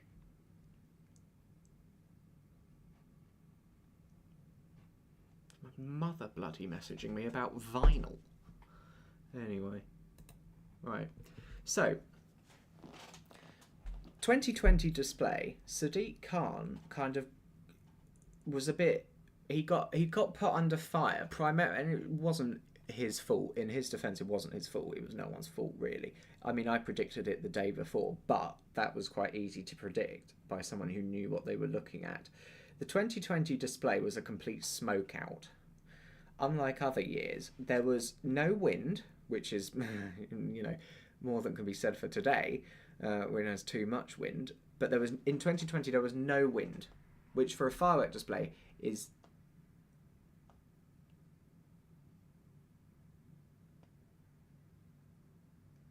for a firework display is bad. You want wind. You want a little bit of wind. I think they said the best wind speed is like 7 miles an hour. And in most years, the wind is either northeast or south. Rarely is there a westerly wind, which helps because the crowd line is to the west of the display line. So when they launch the fireworks, usually the smoke blows north, south or east, away from the crowd. 2020, there was no wind at all for the start of the display. So the smoke from the fireworks just hung there and created a massive plume of smoke blocking out the view from the spectators. Then there was a little bit of wind. Perfect speed, 7 miles an hour-ish, but it was blowing it to the crowd. And the crowd, which was sitting here, was watching the smoke just billow into them, and they didn't see the display at all. And the helicopter, which takes the aerial footage of the display, ended up going behind the eye and looking at the display from the back. After that, the display has now, they added in a new element, and it's called a lull period, where they do their display, then about halfway, the display will change, and if they've been particularly using aerial fireworks, they will move to a longer period of lower fireworks to let the top smoke dissipate. They did that until 2022. Then in 2023, well, 2 into 3, they brought drones, and they used that as the lull period. So you had this fireworks display for about 6 minutes, then it would just go black, and there was a black hole for the people in the crowd. Then drones would start up in Horse Guards Parade. And people on TV, it was a perfect transition. You could see the drones for a bit, and then they went back to the fireworks. But for the people watching the fireworks, they saw fireworks, black, fireworks again. And it just was awful. And then last year, 23 into 2024, they had drones, but they had drones at the side of the eye. So obviously they had got a lot of complaints from what I just mentioned. That was just the black period and no one saw anything. So they moved the drones over the river in front of the Houses of Parliament. So there was like Parliament, Bridge, London Eye. So people who were watching that fireworks could turn their head and see the drones. You know, that works better. But again, they had this massive lull period, and they started showing pictures of kids blowing balloons and daisies floating across the sky. And it's now turned into a political event. And this is one of the reasons I don't like Sadiq Khan at the moment anyway, is because at the start of the 2024 display, just before the new year, as they were counting down to Big Ben, these drones appeared in the sky saying, "The Mayor of London presents." Presents what? New Year? It'll happen whether he's the Mayor of London or not. But it's turned political, and he's getting credit for fireworks. He's not done any of the work. The display organisers have. And it says, "The Mayor of London presents." And then they had the firework display. And they had the lull period, and the drones came up and did different things, and they played music over it, and it showed. I like fireworks, so I'm somewhat biased, but it's just. And now he said there's going to be a new element. Oh. And don't forget New Year 2021. God, I thought I had gone onto the wrong TV channel. When I watched it back, we were in lockdown, obviously, so they didn't have the display at the London Eye. They moved it to different places in London, and they put a barge at, like, the O2, and they put they put fireworks on the Tower Bridge and the Wembley Arch, and they had the countdown on the top of the Shard, which looked quite nice. I think they should do that again. I don't mind what they do before midnight, but when it gets to midnight, you have the bongs and then 11-minute firework display. Oh, but no, Sadiq Khan's got better ideas, and drones are cheaper and more politically and environmentally better. So they're trying to do away with the drones, do away with the fireworks, and they did do away with the fireworks in 2021. They really scaled it back. It was like 20% fireworks, 80% drones. They did it again in 2022. 2021 into 2022, 2020 into 2021. They had the display at it was centered around the O2 Arena, and they had a single barge, just a single firing point launching fireworks. It looked really pathetic. And they had drones, and granted it was a COVID year, so I'm happy to give them slack on that one. It was a good display for the fact that, you know, it was lockdown, and granted they couldn't have the spectators, and, you know, with no spectators they have no ticket sales. With no ticket sales they can't fund all the fireworks. So, and drones, as I say, are cheaper. So I'm happy to, you know, give them that year. But then they tried it again the year after, and people didn't buy it. People started complaining, and then they put it back up to the eye the following year. But 2020 into 2021, they had like Captain Tom and Nightingale for the Nightingale Hospital, and thanking the NHS, and a big heart. So yeah, it was a good, and the best part of that display actually was, they said 2020 has been a year of the telecommunications phenomenon. And then they had a section where it went, and you're in. Hello, welcome to the meeting. Hello? Oh, you're on mute. And that saying, you're on mute, is like the slogan now for like all of the pandemic. If you say, you're on mute, that was, you know, that was everything. Yeah, that was fantastic. I'll give them that. But the following year, they went to different places. But, I mean, the COVID year, they didn't tell anyone where the fireworks were going to be. They didn't want anyone showing up. So they secretly plotted where the fireworks were going to be, and then didn't put them in one place, so a crowd couldn't be drawn to it. They were really sneaky. So they did a bit of display at the O2. Then they moved it to the Wembley Arch, and they had some fireworks going off on the Wembley Arch. Then they moved it back to the O2. Then they moved it to Tower Bridge. Then they moved it back to the O2 for the finale. It was quite well orchestrated, and timings. Oh, and yeah, and again that year they had a lull period halfway through the display. No fireworks at all. They go to Shakespeare's Globe and start singing ABBA. So it's ridiculous. And then of course you've got the year where you get the bongs of midnight. 5, 4, 3, 2, 1. Bong. You get the 12 bongs, and then it zooms in on and lights, and there are some fireworks going off on this little walk bridge. And they zoom in on the walk bridge, and this poet's standing there, and then he starts reading poems. And I wondered, and this is where I picked up the remote and thought I was on the wrong channel. I was like, where are the fireworks? Then they joined in a bit later. It was so annoying. But granted, you know, they're COVID years, so, you know, I'll give them that. But then they tried it with these lull periods in the fireworks display. They never had lull periods up until 2020. It was a solid 11-minute display, 10 or 11 minutes. No drones. No, drones really weren't a thing then, but no, they didn't have a stop period. But now they've started putting different elements in, and he's just said it on the news now. Oh, there's going to be an exciting new element. Oh, what's it going to be, Mr. Khan? Why can't they just put them back to normal fireworks? Oh my lord. There's nothing personal against him, but when he puts his name in the sky with massive drones saying, "The Mayor of London presents," you know, he's kind of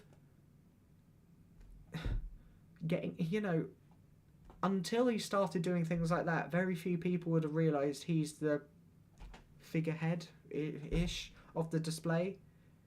Because it's in London, you know, he kind of is in charge of the planning of it. But taking, you know, putting "The Mayor of London presents," and then if you get criticism, it's going to be directed at him. If I put Ollie presents, and then they had the fireworks and there was criticism, it would go to me. So, before anyone thinks I'm just targeting him personally, I'm not. It's just, I don't like change, and I don't like the fact that they keep putting these blooming new elements into it. I can get over drones, kind of, if they have fireworks as well. You know, they don't just move it and go, oh, we're going to have some drones now. Oh, no, we're going to go back to the fireworks.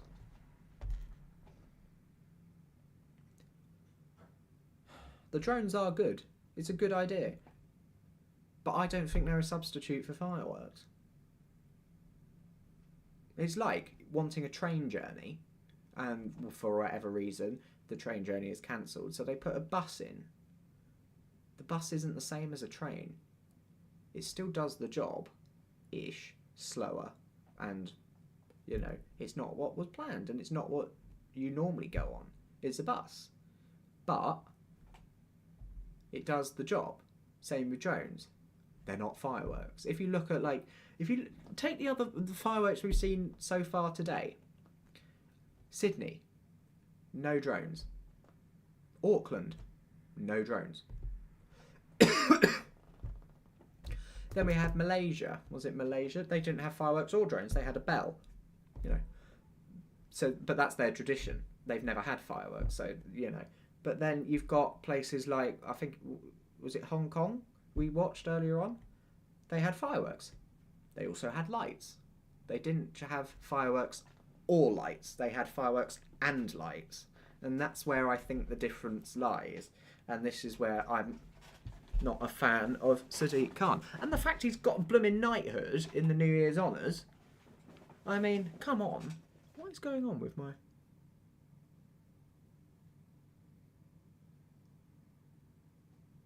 Is it just me, or is my face gone really red? Just on one side? Like there. And 2 spots there. And there, actually. This side's fine. How odd. I'm getting so worked up over Sadiq Khan. Anyway. Back to building. Back to building before I upset anyone else. Right, we need to put some finials on, I think. I do want to know, though. So they haven't cancelled the fireworks?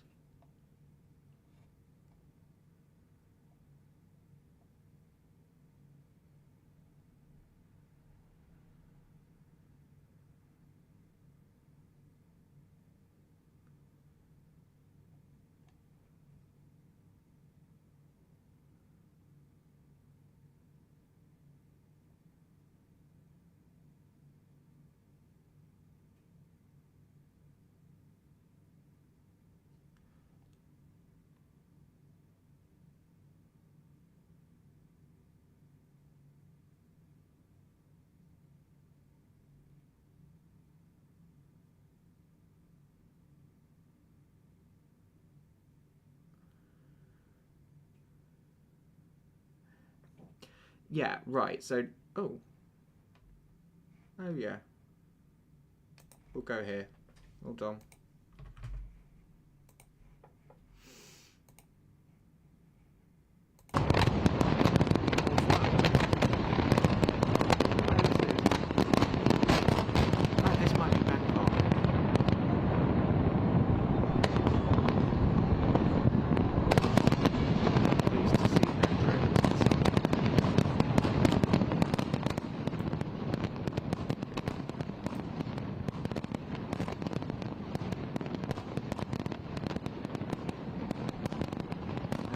Carry on building. Enjoy the fireworks. I'll see you in a moment.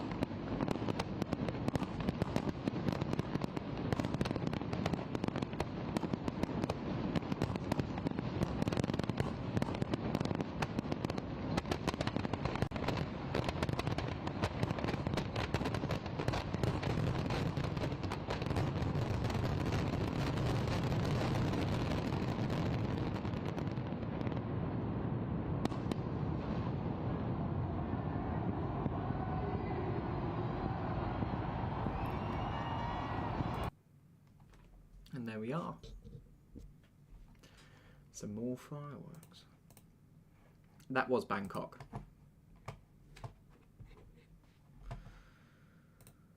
Right. Yes, so these London fireworks. It says here, Daryl Fleming, the man organising London's New Year's Eve Spectacular, has been monitoring the weather for the past 7 days so he can deliver the event as safely as possible. He says, the big enemy is the wind, so we have to plan for that in the design stage. The wind direction is in the right direction, and this is what I was saying earlier about it blowing behind the wheel. The wind direction is in the right direction, and if we need to curtail parts of the show, we can do that. We have all those plans in place. We don't have a massive big shells that will have a high chance of being taken out of the show. From a broadcast point of view, nobody is really going to see the difference, and everyone will still enjoy the show.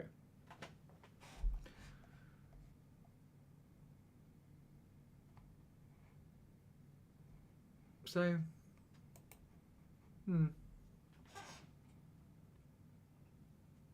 it's going to be interesting to see what they do.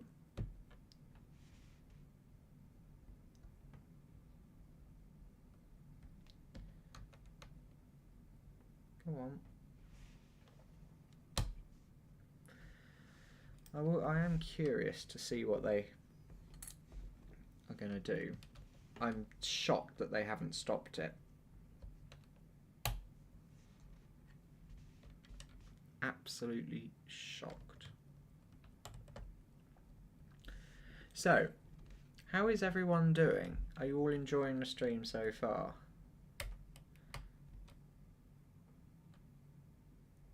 Let's get the party started. We haven't had any kind of, you know, it's been a busy stream, so yeah, please do get the party started. Leave a comment and I'll try my best to reply.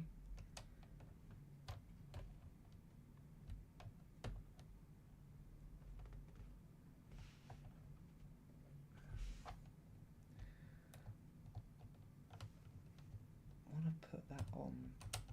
I can't get them on.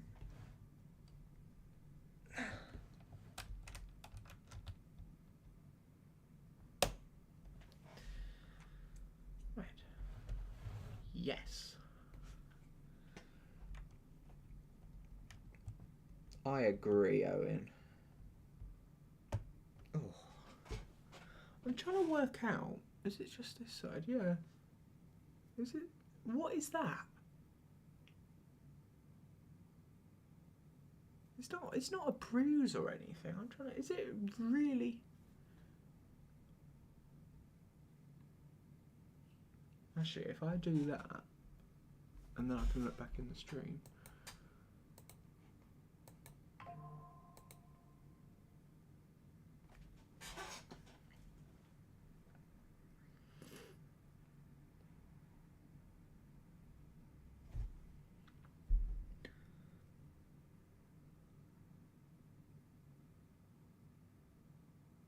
Oh, no, it doesn't seem as noticeable as it does to me. That's interesting. There's just this massive red mark on. Is it a? Yeah. Is it a rash? I don't know. I don't know how I could have possibly got one. There's nothing here for me to be allergic to or anything. I only spotted it out the corner of my eye. It seems to have gone down. Earlier on there was like two. Look, there you go. It's like a red mark there and there. If it was glasses, if it was rubbing, it would be painful, but it's not painful at all. There's nothing. There's just a red mark there, a red mark there, a bit up there, and then that. But it's only on one side. Odd.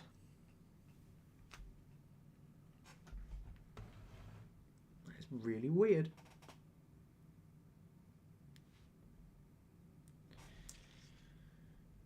We still haven't.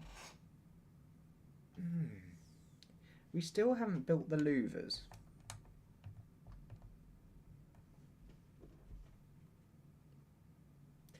Yeah, check with the doctors if it hurts. It doesn't hurt at all. I hadn't noticed it until I looked up and saw it. So I don't know what it is. Might need Graham back. It might be to do with that. There have been cases, things like that. Anyway, right, we need to open bag 25. We've got a spare star. I'm going to put it in there because I have a feeling it might be needed.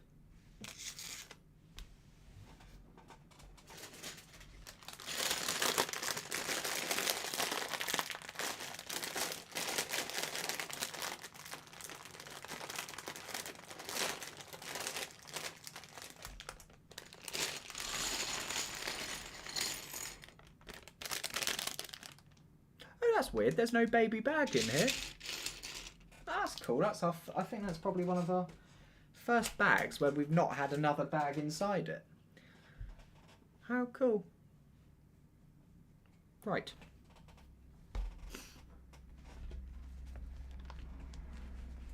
So we need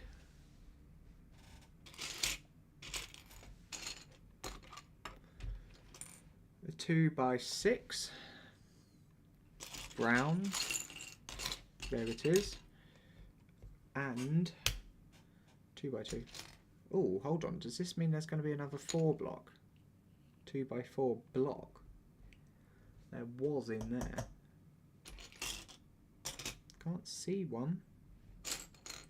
Anyway, 2x2 is what I need. There it is. Right.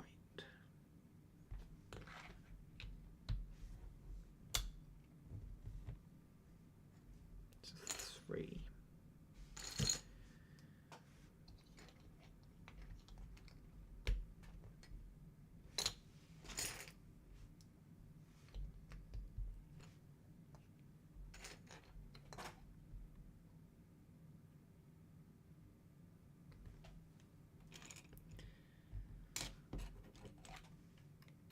Square going in.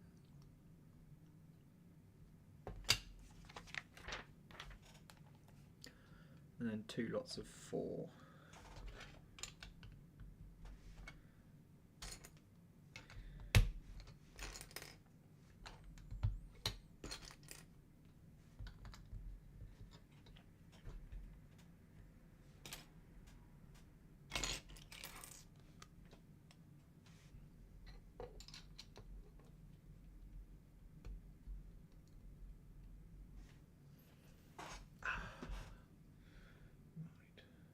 And then what?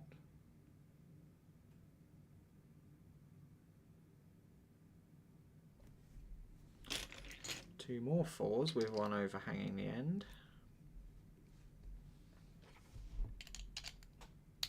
I think we're building the nave roof now.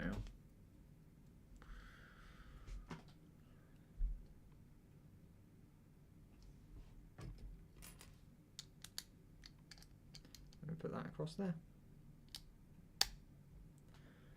Okay. Then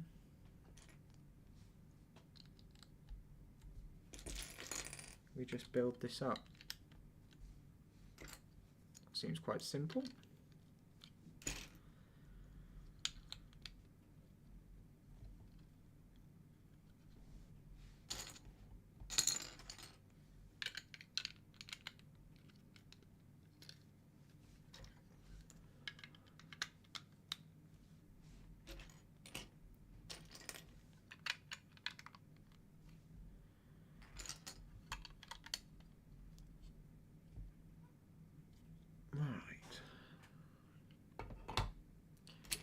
Then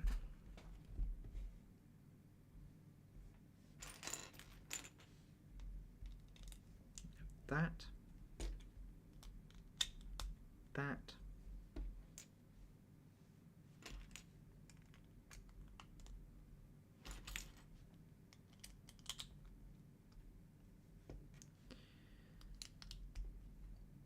that, that,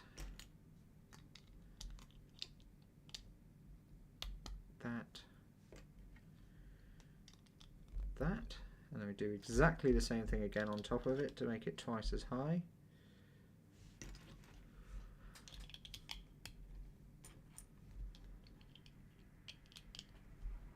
Today's building is certainly more relaxed.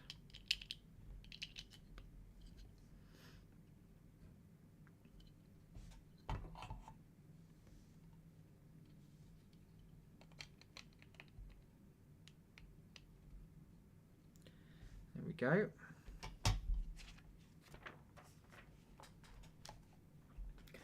Now,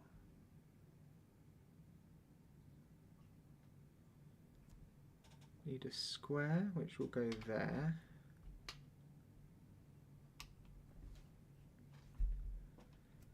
And then twos to go each end. We need 4 of them, don't we? Yeah.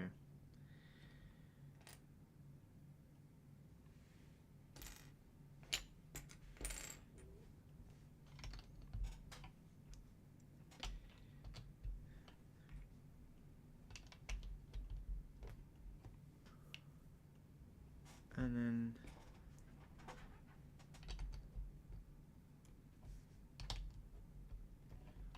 right, that's that bit done. Now we just need this square. We have 1, 2, 3, 4, 5, 6, 7, 8. That goes on there.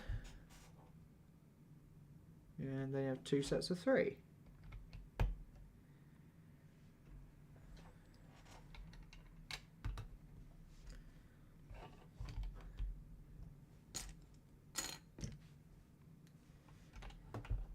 Right.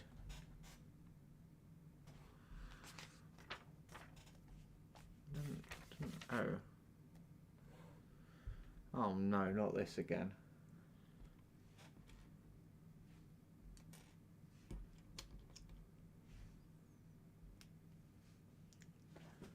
Right, we've now got 1, 2, 3, 4, 5, 6. We need 12 of these. Oh my lord.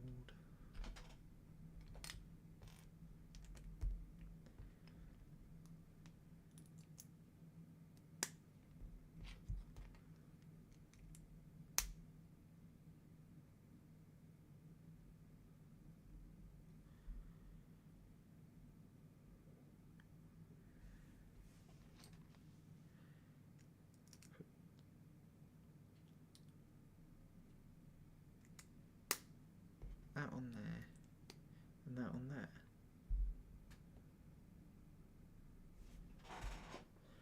How many long should it be? 2, 6, 6, 6.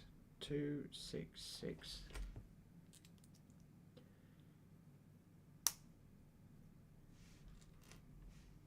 6, 2.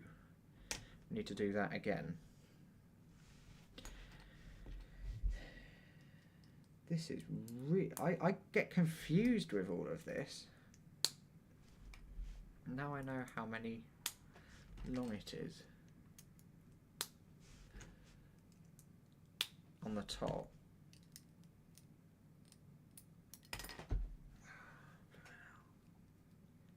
My hands are so slippery.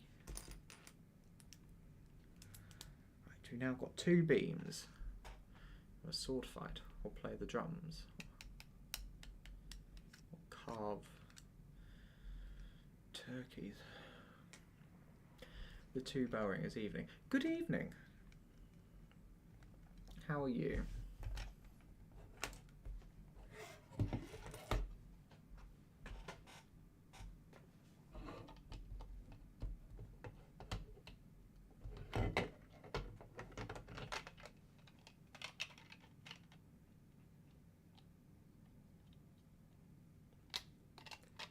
Now I can see why we need this in here, but it's proving difficult to get this in without it.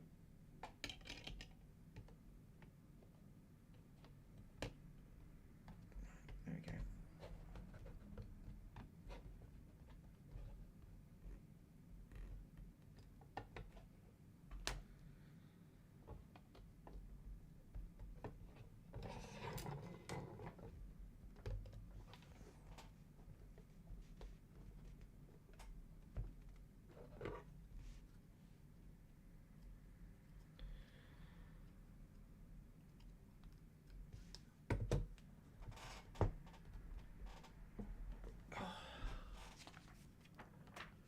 Right.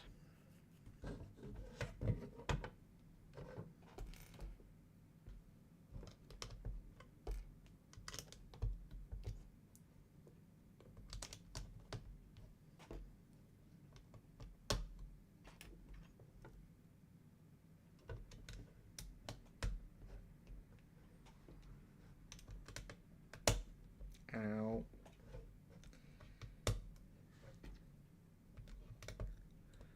Right, then we need a square block, which is there. I need to turn it over first. Then square block there.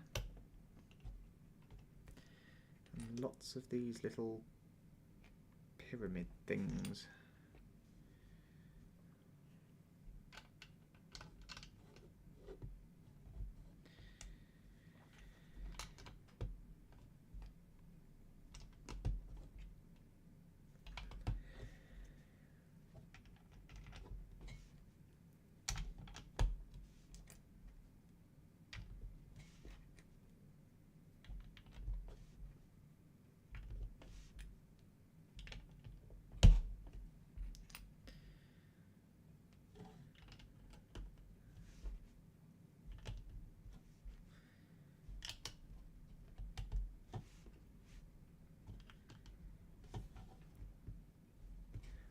One, 2, 3, 4, 5, 6, 7, 8, 9, 10, 11, 12, 13.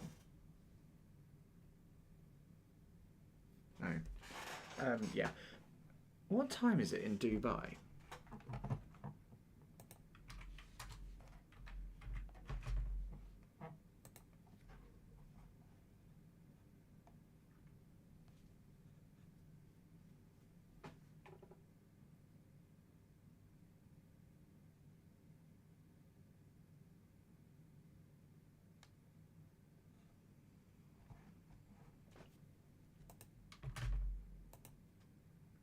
Oh, I've got quite a few hours waiting for Dubai. Wow, I didn't realise how long that would be. Who is this?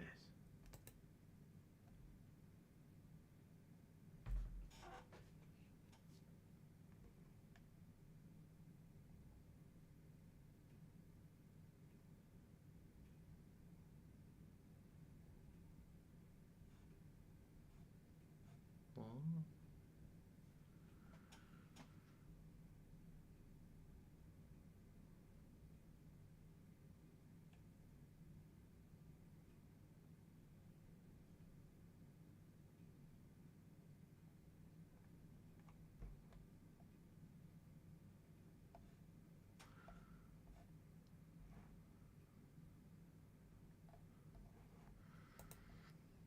Interesting.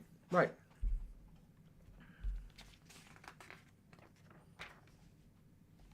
Ah.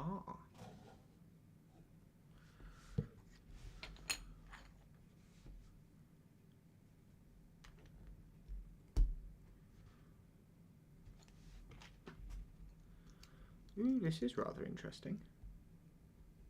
I'll put it on the wrong way. That's why it's interesting. I was doing it wrong. Completely.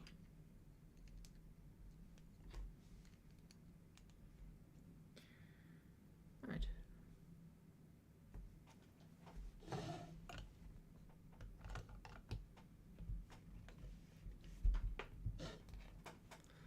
Right.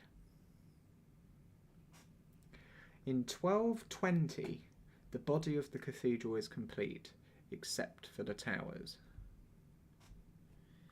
Right, so this completes the body of the cathedral with me putting this piece of roof on. We still have the towers to go.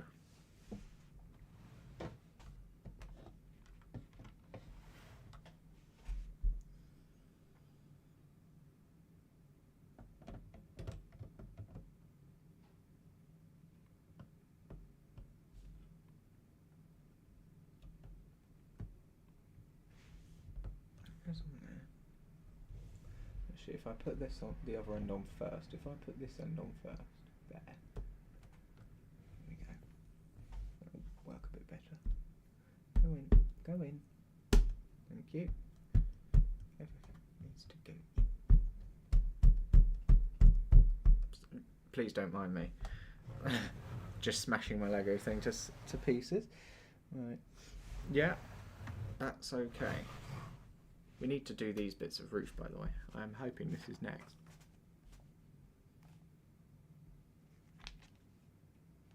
No, it isn't.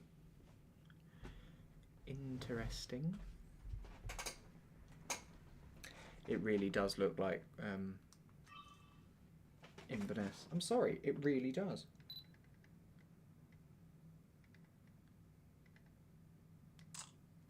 If this section wasn't here, it would look almost identical to Inverness.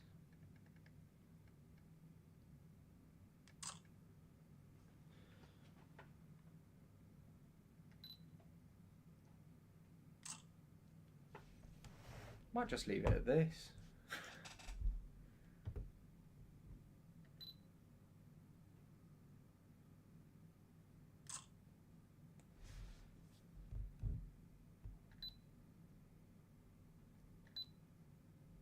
Focus. Thank you.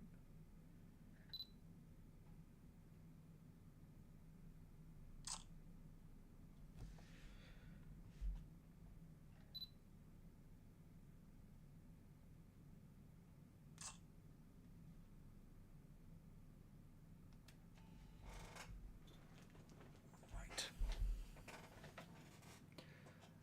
26. Bag 26 out of what? 33? 33?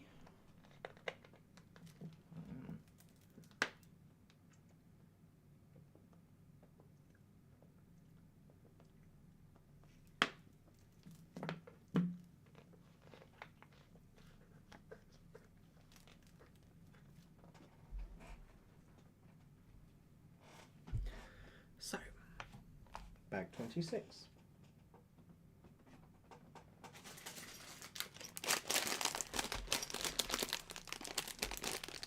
Oh my God.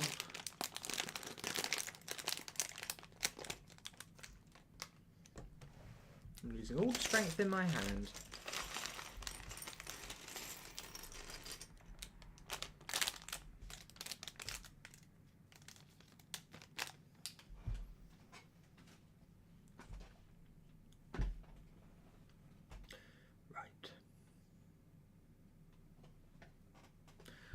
I've had my rest, now we can continue. Okay, so we are, and I know this for a fact now because there's a picture, we are now making the louvers and the belfries.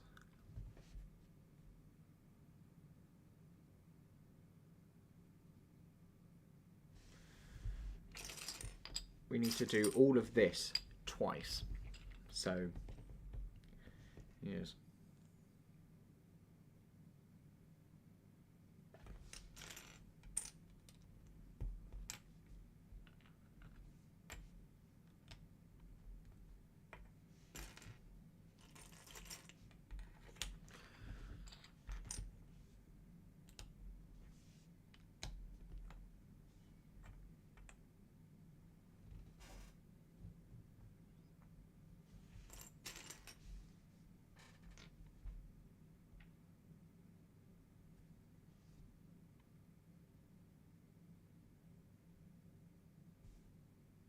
Put them on the wrong side.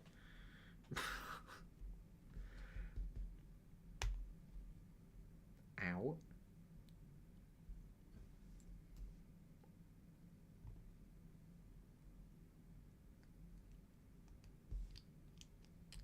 I wondered why they didn't look right.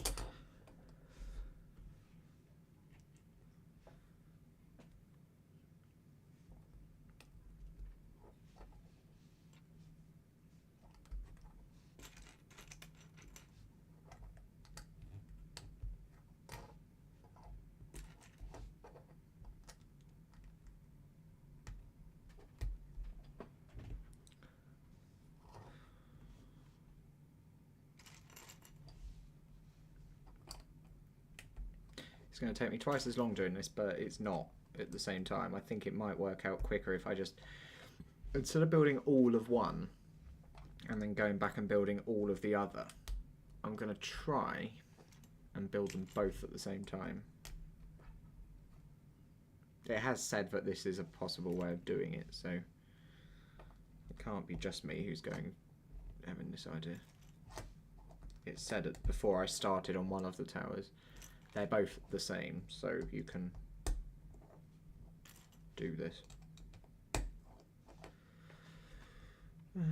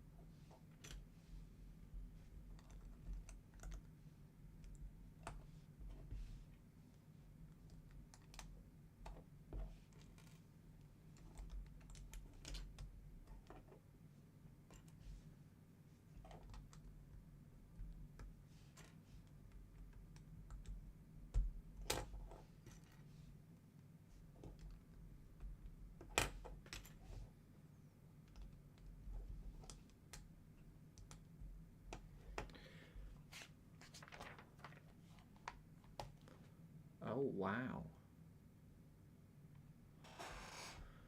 Blooming hell.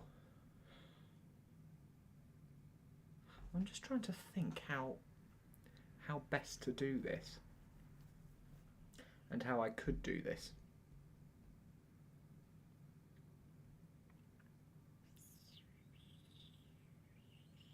So you can see what I'm doing. Or see the towers.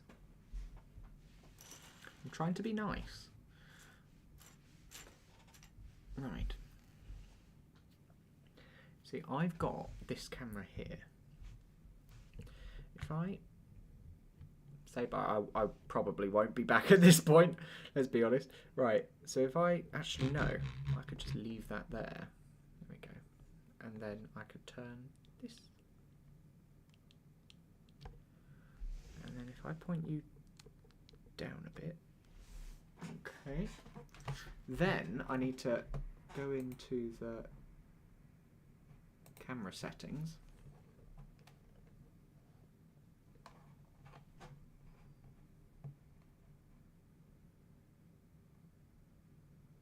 Oh, there you go. Oh, that's amazing, that is. Look at that. Don't even have to do anything, really.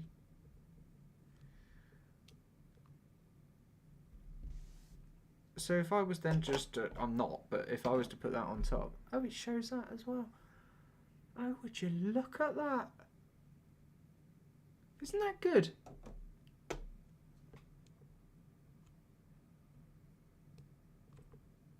There you go, so it's not taking up the whole blooming stream or table.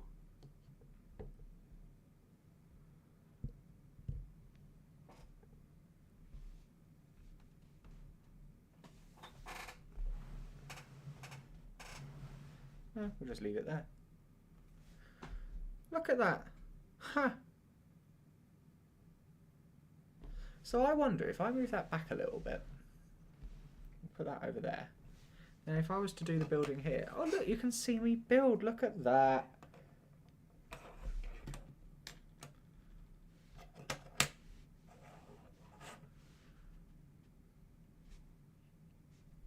This is quite cool. I need to see if I can move that.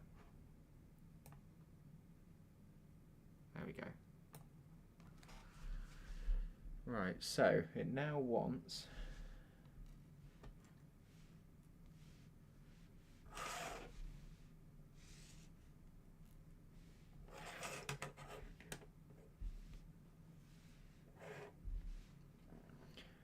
Is that better? Is that good?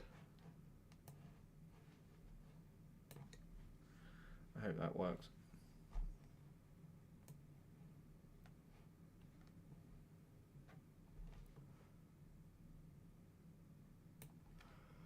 Right, and then it wants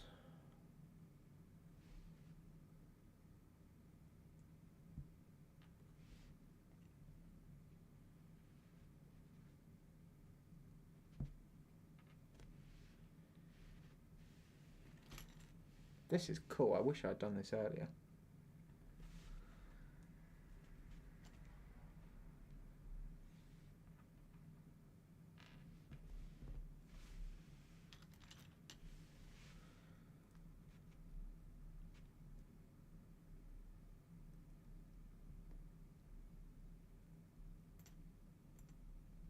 Ow. Can't get that to go on. There we go.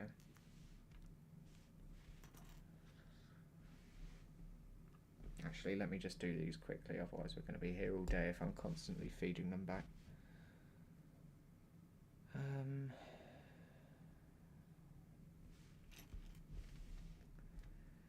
It's these tiny square blocks I really can't stand, just in terms of pain.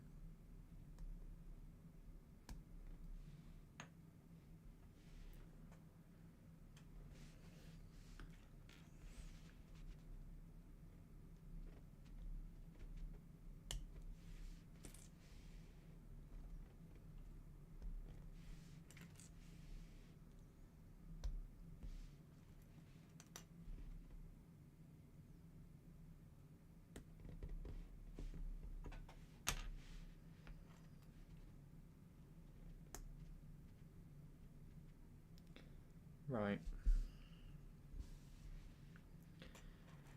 Then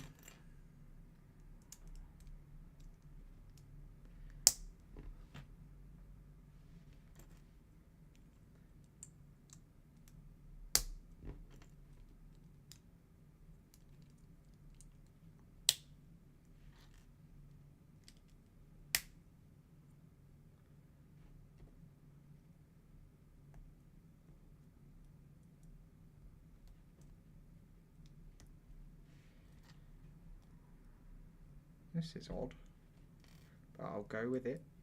It's not my place to comment.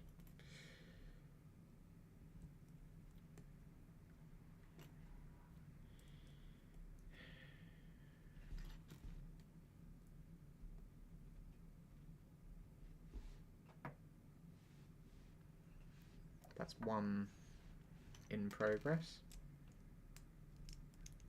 I thought as we've done quite a lot, you'd like to see it.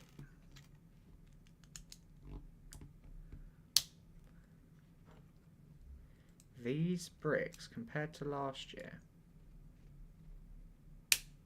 are so much harder to get in together and get them to snap together. It is painful. Really painful.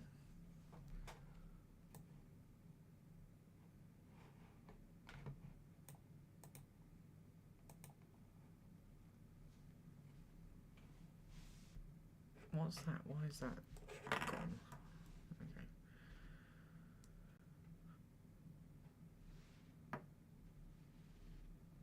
Oh no, not again. We have to. Oh, right.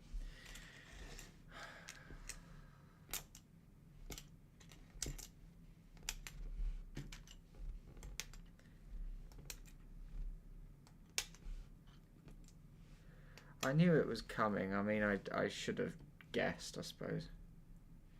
I wondered what all of these little triangles were for, and now I know.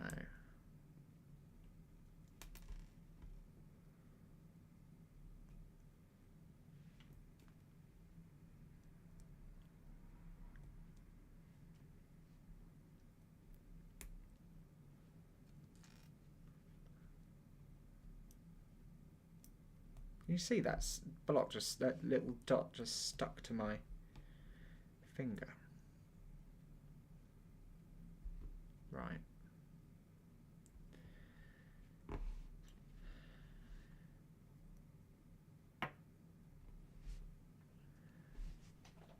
Oh, it's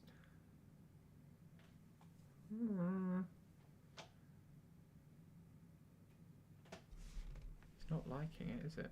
It's disappeared for some reason.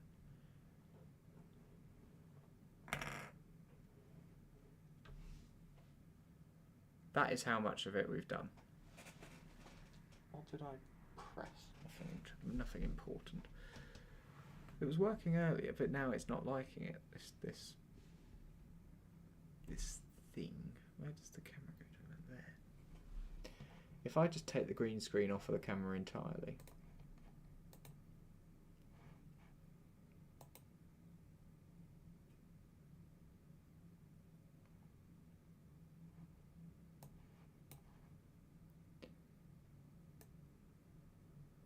And then move it so you can actually see the... There we go.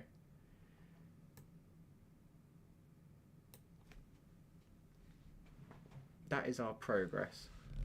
And you can see me. Hello. Right. Actually, they can stay there, because now... Oh, no. Really? Yeah, really. Well, it's for the louvers, I suppose, so I'll accept it.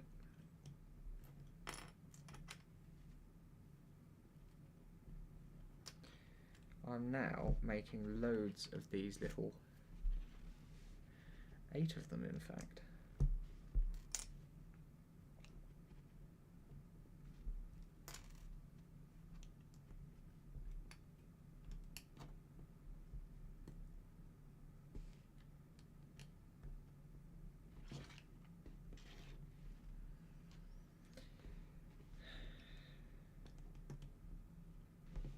I still can't believe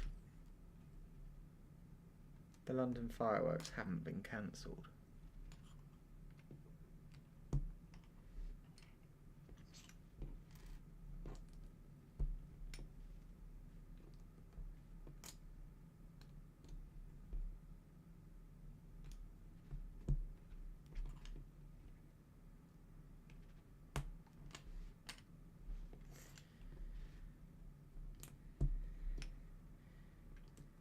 And like, this what I'm doing here, is there no block which just covers the whole thing? Is there just not a 5-block long one of these instead of having to put 5 on each one of the 2 sets of 4? It's like, what, 40 blooming triangles? It's painful. It is painful.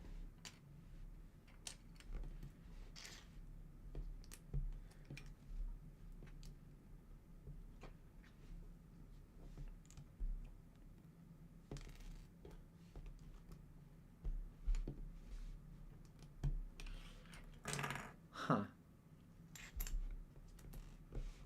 Is this where we find out we're actually, out of all of these 40, they've actually just given us 39? No, they have given us the right amount. You do occasionally get a Lego set which is just missing a block. You just write to them and say, hey, I'm missing a block, and they will send you the block. Right. stick these on here to create louvers, or this is their impersonation of a louver. And to be honest, it's pretty damn good. It looks dangerously realistic, actually. I mean, how it's created, you think that's not louvers, and then you kind of look at it and go, that's actually pretty clever. Right, so now what way are we going to do it? This way, I think. Do they go? Yeah, they do. It works. Oh my lord.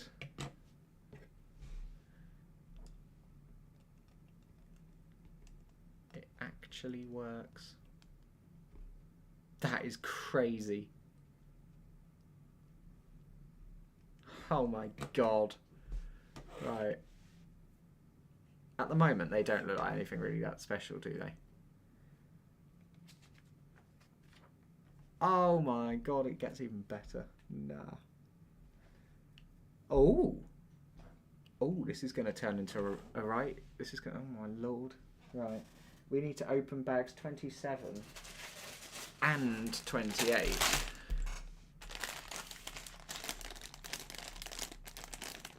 They're trusting us now to open 2 bags of at once.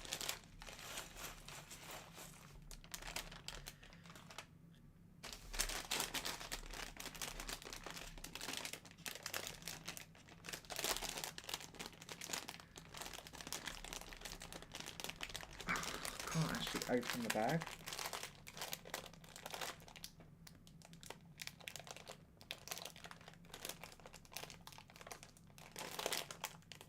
Struggling to bite it opening as well.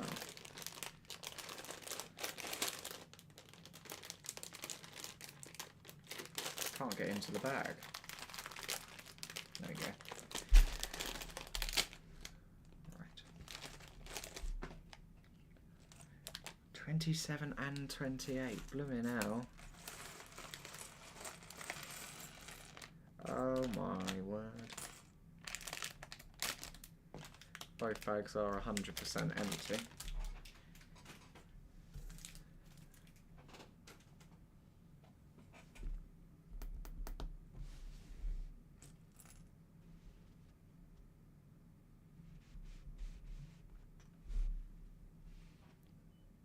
We're going to have to do this 4 times. Seriously?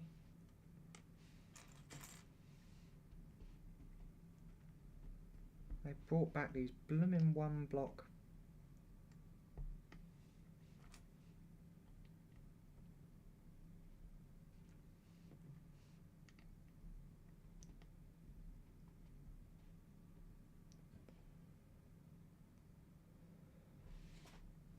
Right. We have to do this 4 times, yeah, right.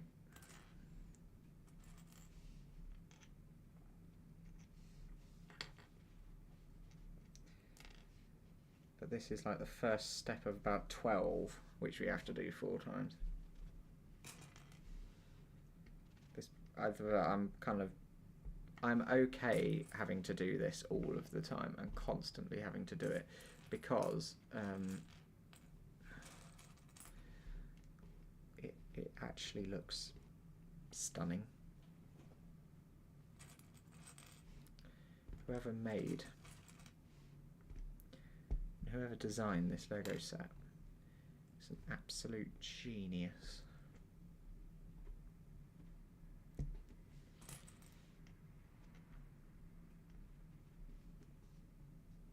Ow.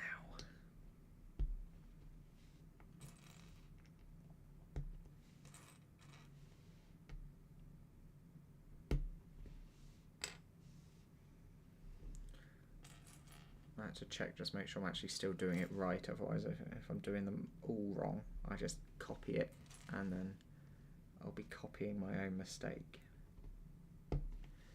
which then becomes a bigger problem.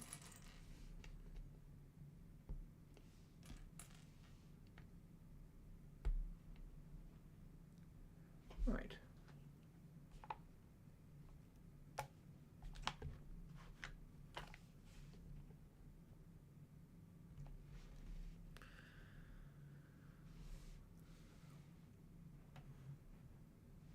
Right.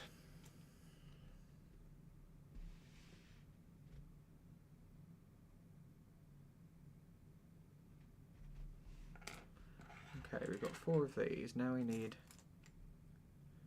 4 of these.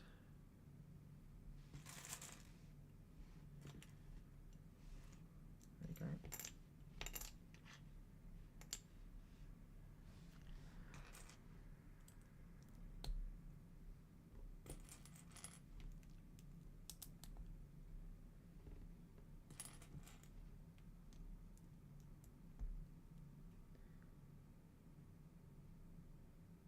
Oh.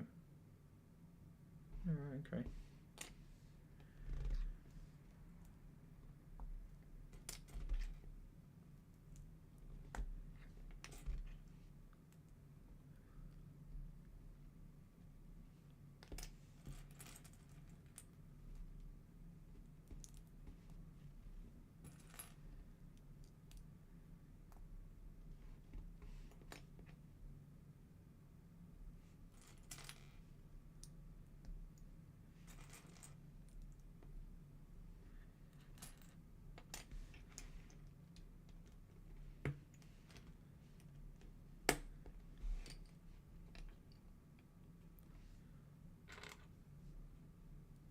What?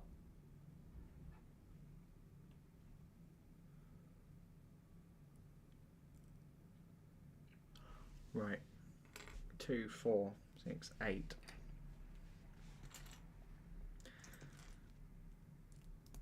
I thought I didn't have enough. I was looking at it all weird and thinking, hold on a minute.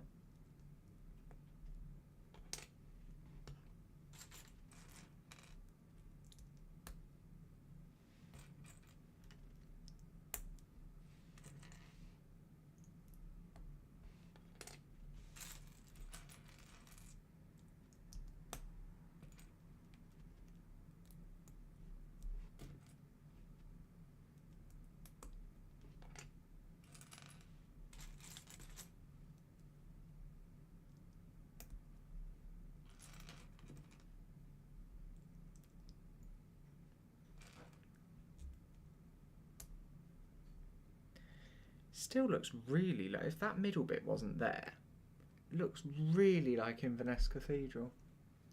Guess what, Ringer Ollie? What, Declan? 1, 2, 3, 4, 5, 6, 7, 8.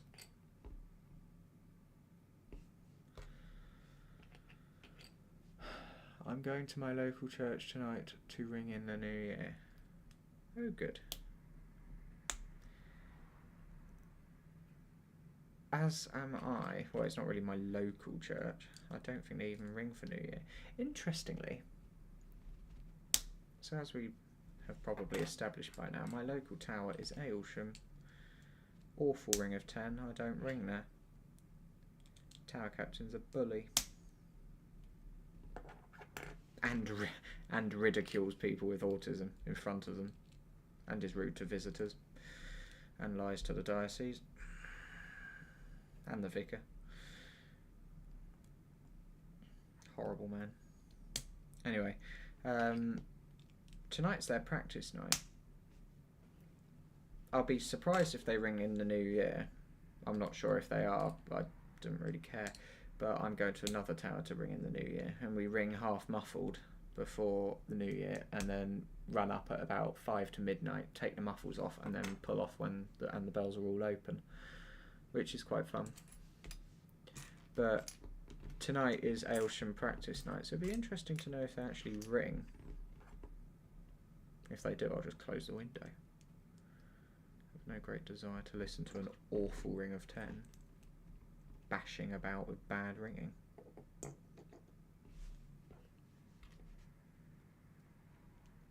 It's not even as if they're trying or making progress. You know, the ringers are held back by a captain who is incompetent and rude and a bully. I could go on, but I think I've made my point.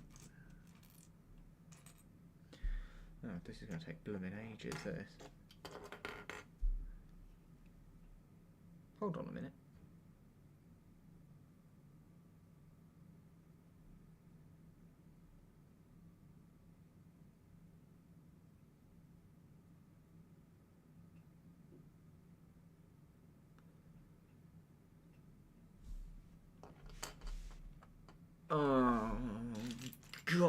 god. I'm gonna have to do it all again. What I thought I had done right. Are they? Hold on. 1, 2, 3, 4, 5, 6, 7, 8, 9, 10, 11, 12, 13, 14, 16. What? Nah.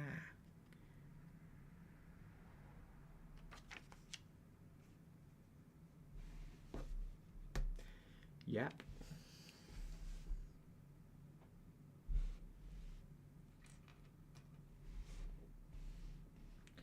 Well, Declan, I hope you enjoy the ringing. If it's your first time ringing for New Year, it is always a fun experience.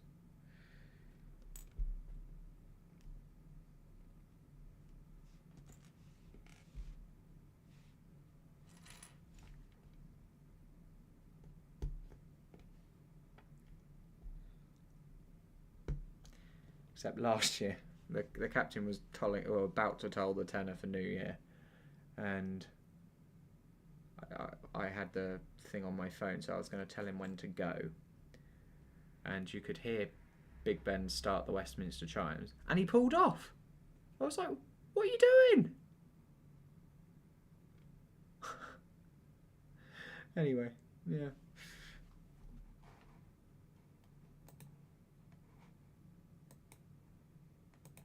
So this year I'm going to ensure I assert my dominance and say, you are not to pull off until I tell you. No, I won't say it like that. I'll say, please don't pull anything until I say go. Because last year, you were about 20 seconds early. And it's always quite good. There's well, I don't know if they do it this year. It's so windy. There's a fireworks display, and normally we can see it out of the ringing room window. Right. I'm looking at Mumbai, and I'm just watching Sky News at 6 to see what they're going to say. They'll probably bring up Sydney fireworks.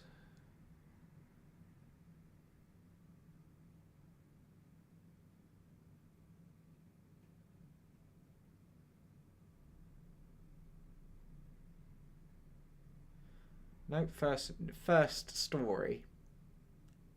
New Year cancellations. Oh. With tens of thousands of people expected to line the streets. And around the world, celebrations have already begun as 2025 begins with a bang. Under pressure, two NHS trusts declare critical incidents as the Welsh Ambulance Service apologises to patients who've waited hours for care. And around the world, celebrations have already begun as 2025 begins. Interestingly, under pressure, two NHS trusts declare critical incidents as the Welsh Ambulance Service. Interestingly, that's interesting. It's Daniel's first time too. Oh, good. Well, I hope you both enjoy it. It is good fun. Interestingly, we haven't seen Taipei 101. That's always a spectacular display, but the stream I have on, which is showing us the New Year around the world, doesn't seem to have gone to Taipei. It's annoying, that.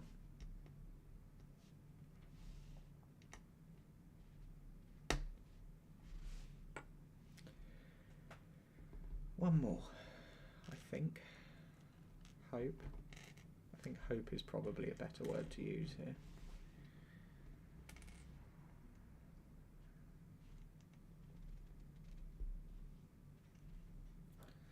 Problem is, well, it's not really a problem. It's just majorly time consuming.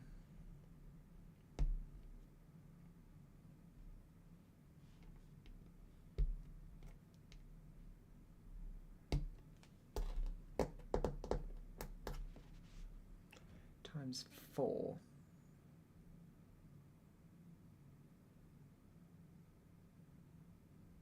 And I'm doing it times 8. I think that'll work.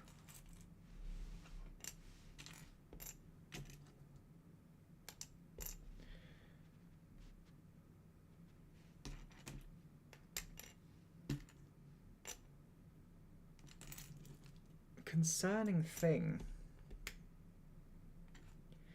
is that we've got so many.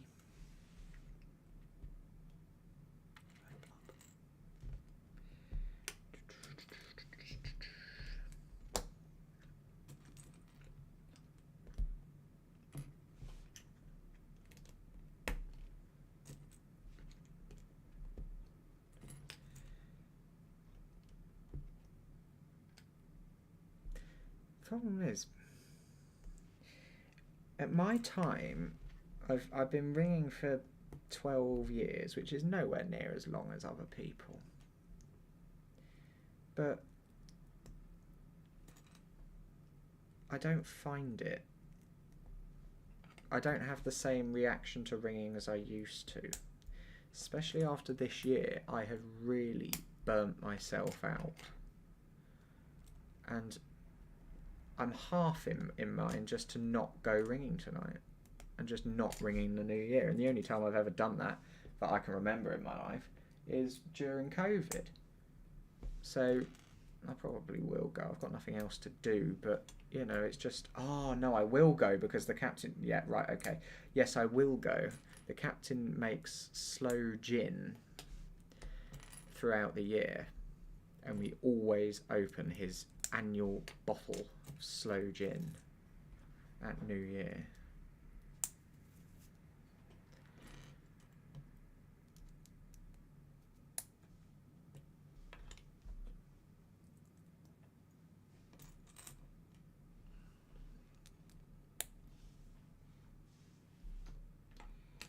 Have I done enough?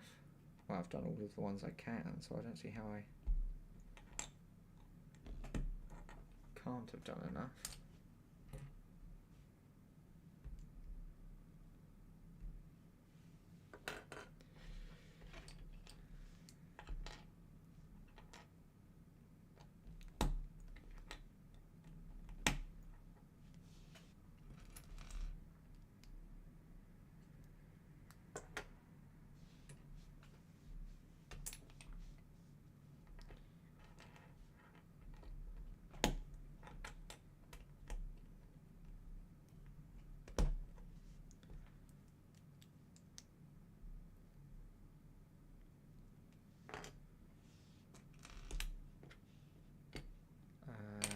Forgotten how to do it. Here we go. So I had a mind blank moment.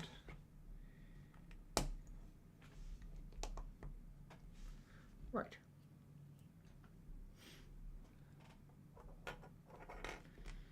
Now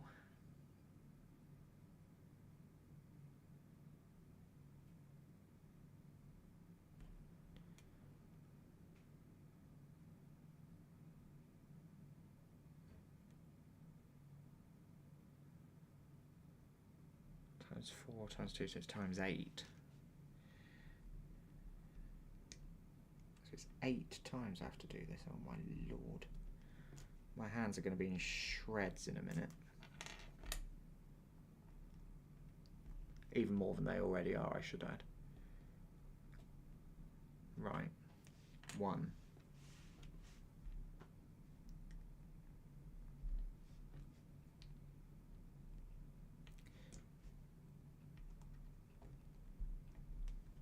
Two. We're heading to 8.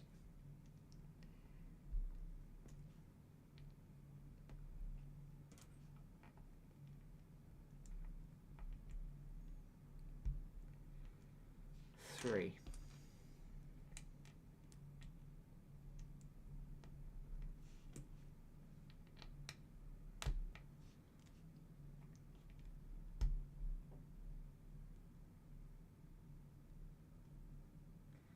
4.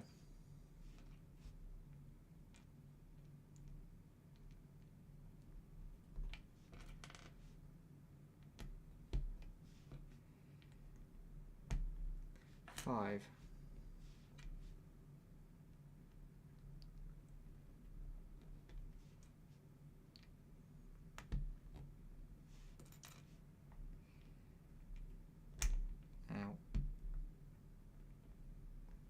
6.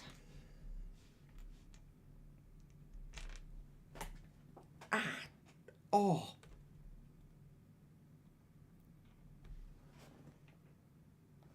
Ow. That really hurt, and I don't know where it's gone. Right, so I dropped a block, punched my hand where the block disappeared from, and then I have proceeded to lose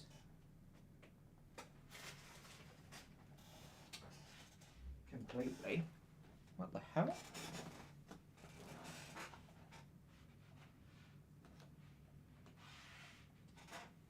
That's bizarre. That block has actually just disappeared. Oh, for God's sake. No, it's gone under my computer. You cannot make that up. The hardest place for it to go, and it went there.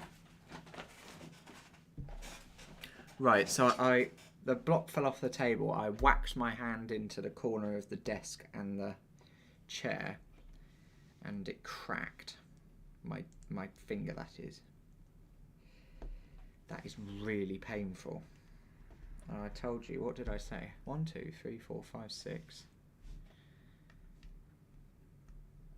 7.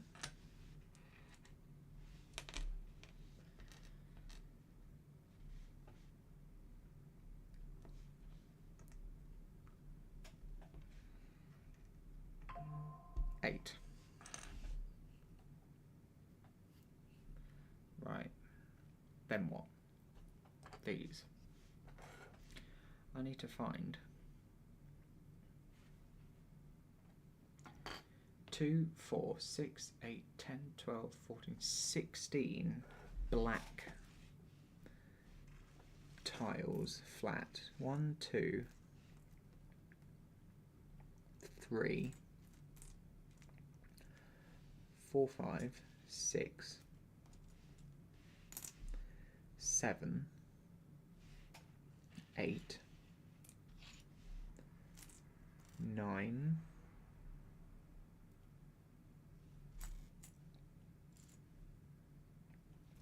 10, 11, 12, 13,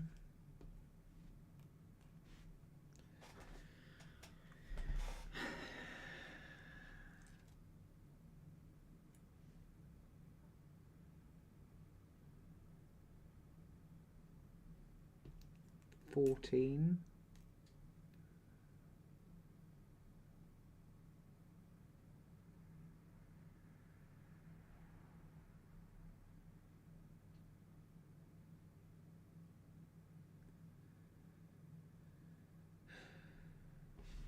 1, 2, 3, 4, 5, 6, 7, 8, 9, 10, 11, 12, 13, 14, 15.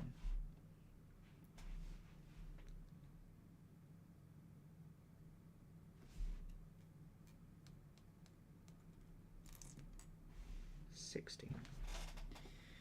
Right.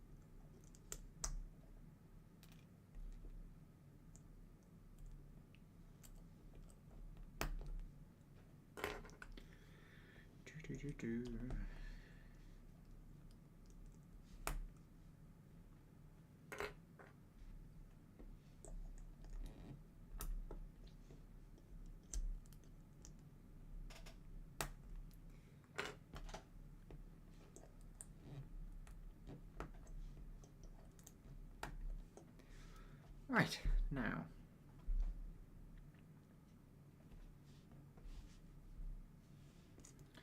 Oh my word. Right. This is going to be not fun.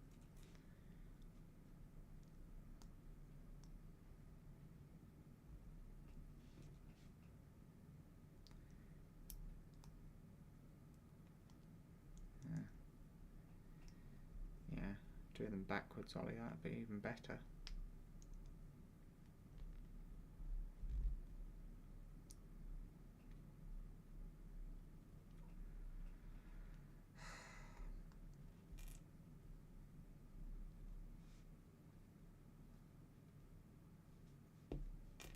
Literally got skin coming off of my hands. They're so raw from all of these tiny blocks.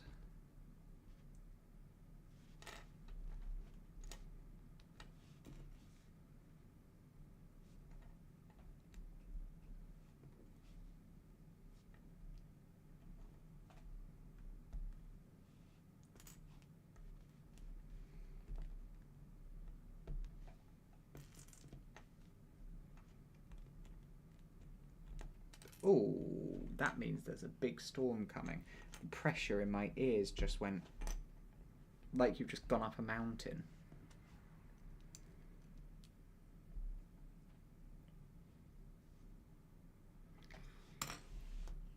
I need to make, I don't even know, 8 of these. Well, actually that was a stupid question. You just build as many as you have got blocks for.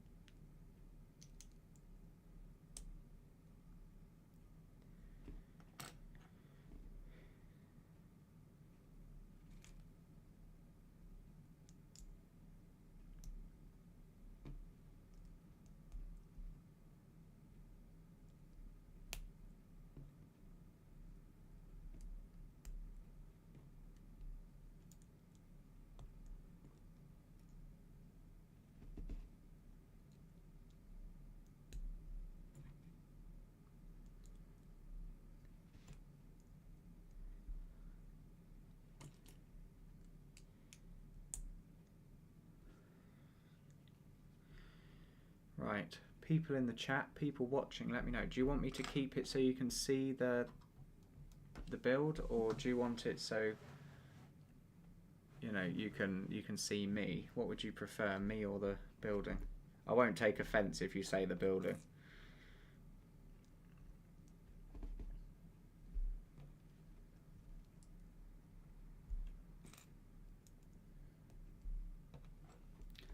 Just let me know in the chat and I'll put the camera back to wherever you want it.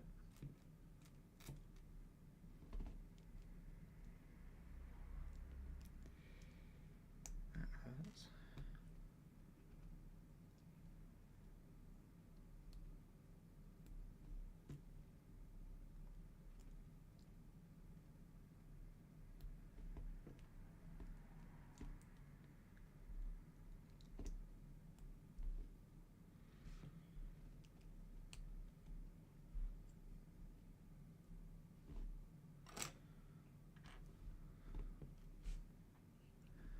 Prof Moose wants the building.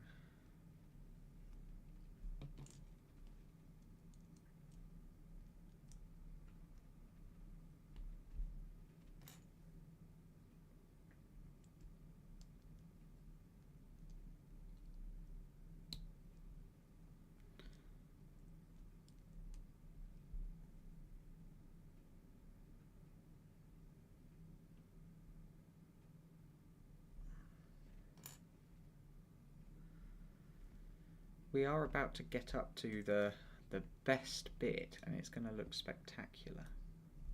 I'm currently putting the louvers into the onto their columns, and then these columns should sit inside the towers, and it should actually, can I have that one back?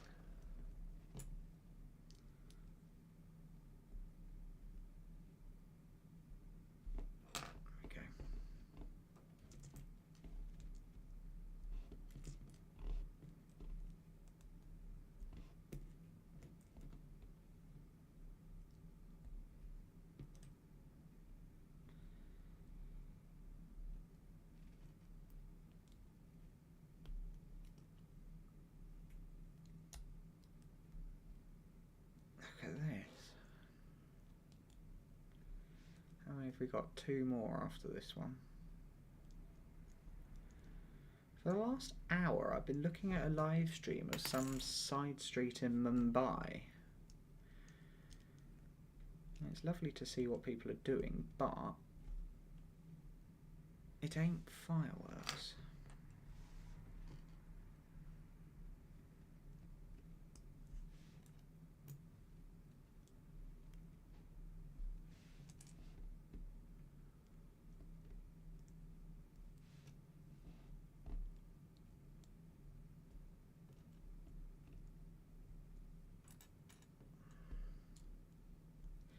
The amount of my blisters of these blisters I'm getting on my hands is absolutely phenomenal. I hope I will be forever remembered for my Lego building sacrifices. If I'm not able to hold the rope tonight, it's all Lego's fault.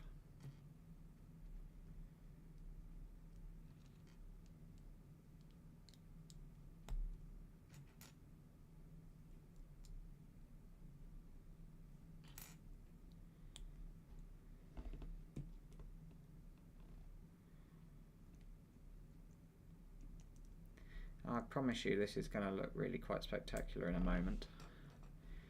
30 seconds and you will have spectacularness.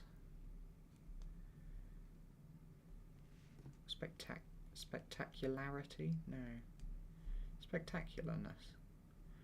I think sounds about right. Don't know if it's straighter. Right. Okay. Now,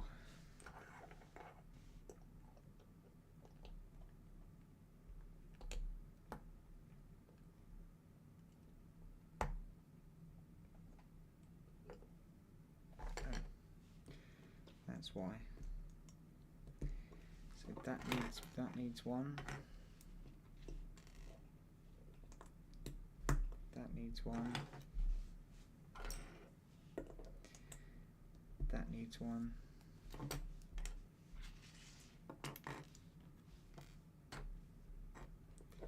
This needs one.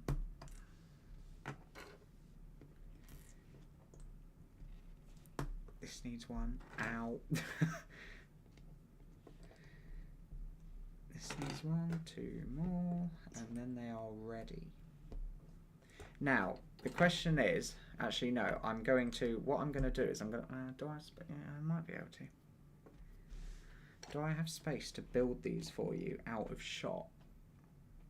So then you get the big surprise and it's the big unveiling in a minute.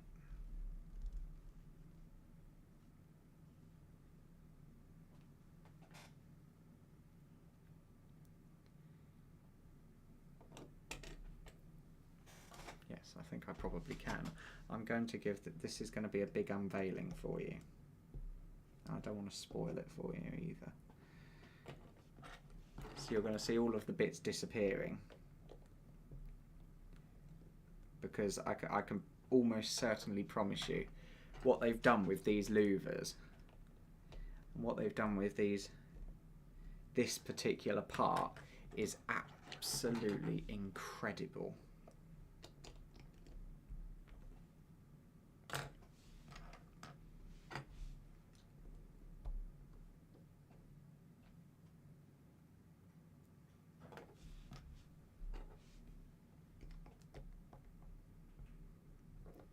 So I'm slowly constructing the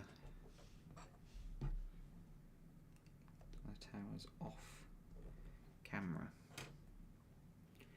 And now I think we just have to put them together, don't we? Yep. Oh, you're gonna enjoy this.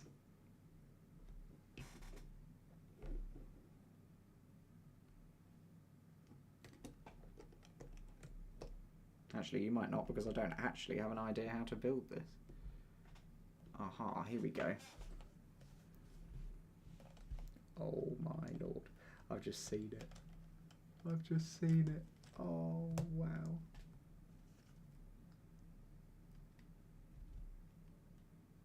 They're not very steady.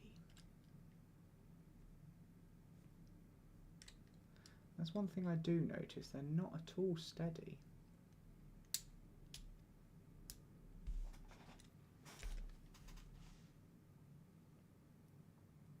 That's interesting. Hold on a minute. Right, so that one goes on there. Great, fine. Then this goes in there and presses together. Oh, yeah, no, that is in. It's just really unsteady. That's concerning. Anyway, okay. Moving on.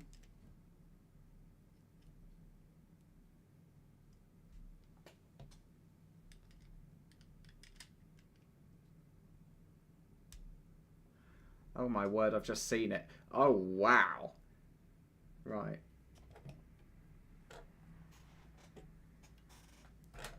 Huh.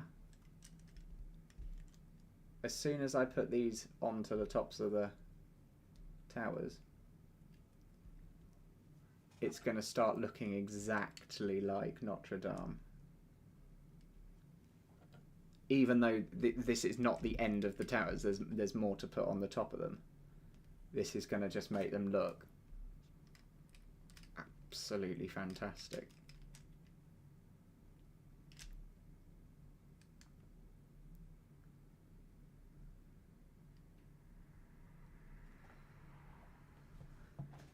Right, before I put them on,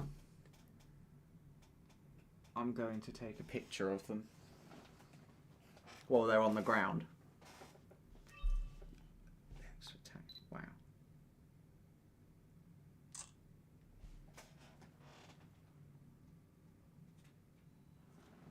Right, you ready? Do do do do do do.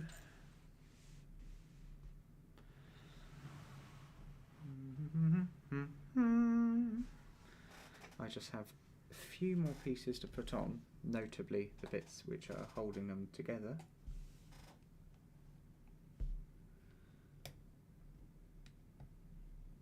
Because without them, installation will be difficult.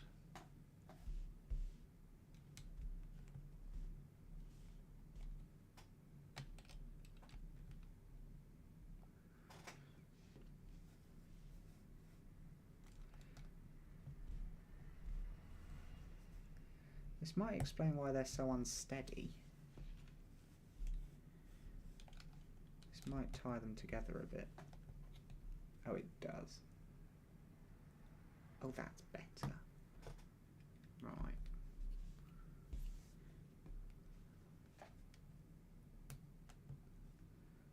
Are you ready for greatness? Drum roll, please. I've got 2 more pieces to put on. And yes, these bits I'm putting on now do tie them all together. Because I was getting a little bit concerned that they seem to be very flimsy, but no, these are tying them. Right.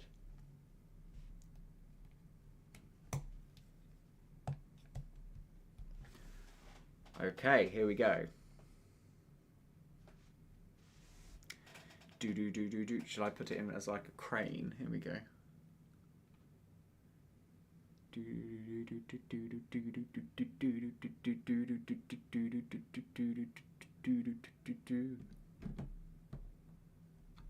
Ta-da! It's a bit wonky.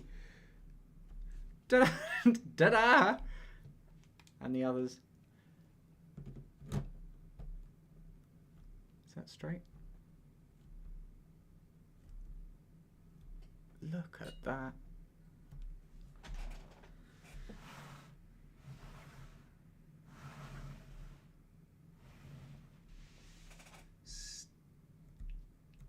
Stunning. They are pressed down, aren't they? Yeah, they won't go down anymore. Look at that. Doesn't that look good?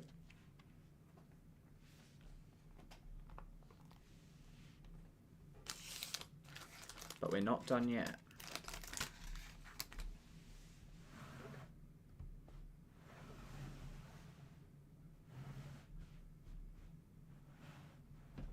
No, wrong way. Right. Towers are on. They are level. Okay. Now we have to open. We've got 2 double bags again, 29 and 30.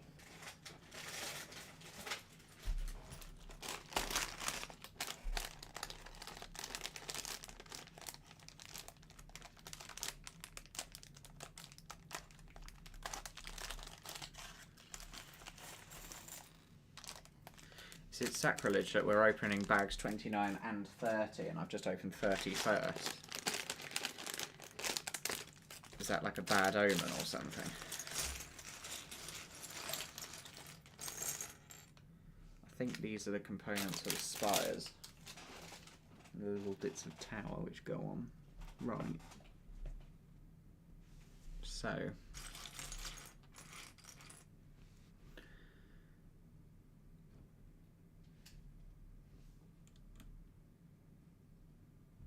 that goes on there. That goes on there.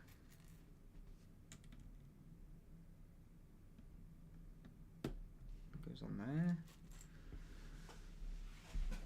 Ow! That really hurt. Ow!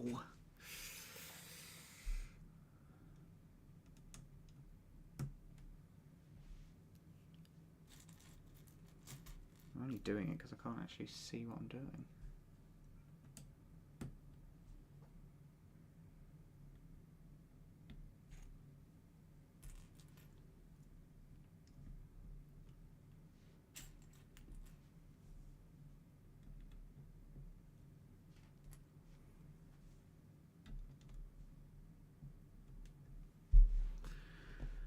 Right, and then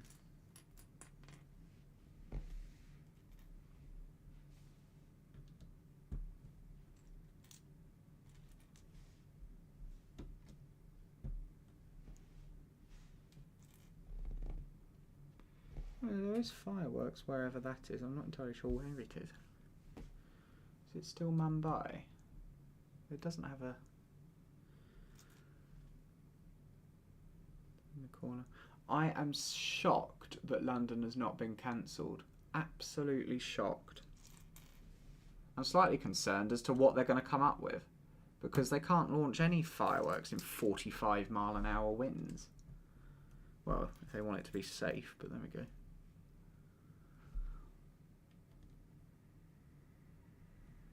They claim that they can... I know they're doing what I thought they were doing, because I did say the wind was in the... if it was going to have to be this windy, this is the one direction it can be this windy in, without them having to cancel it, but it's still way over the limit.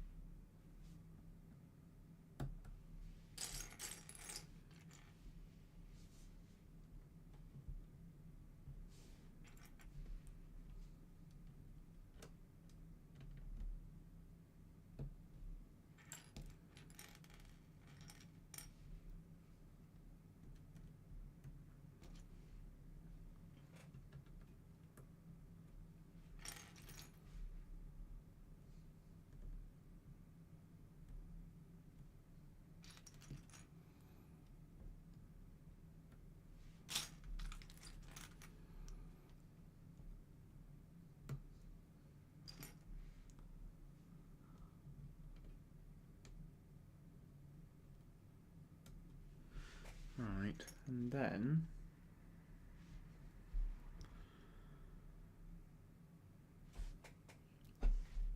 really?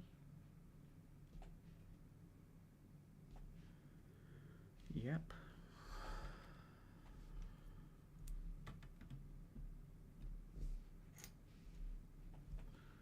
I think this could probably be better executed.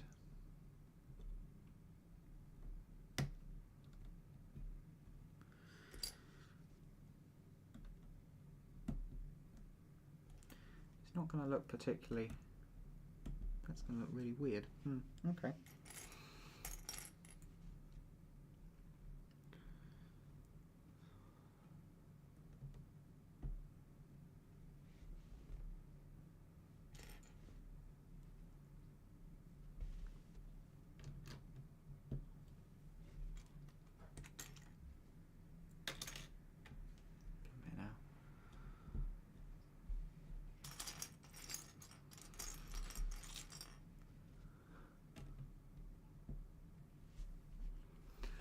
This is not the end.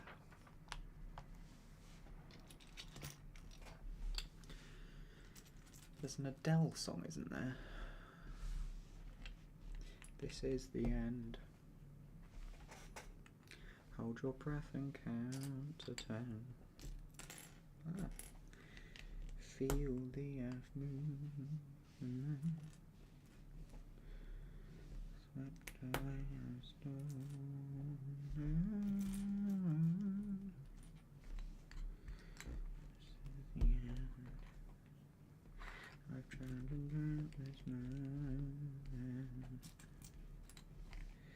So overdue I am.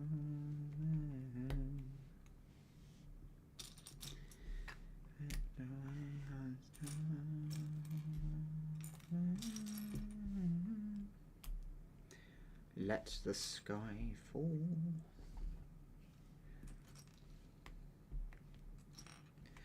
Because my singing is so good, I need to be careful because I'll get copyright strike. That's a joke. Well, they might just give me one in pity. Anyway. Right, so on one corner...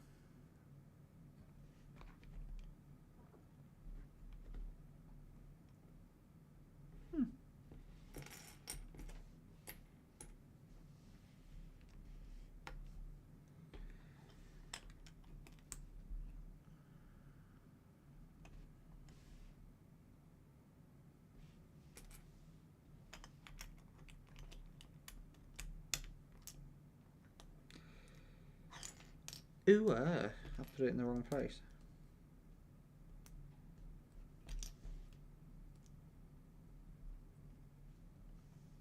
I was wondering why it wasn't connecting.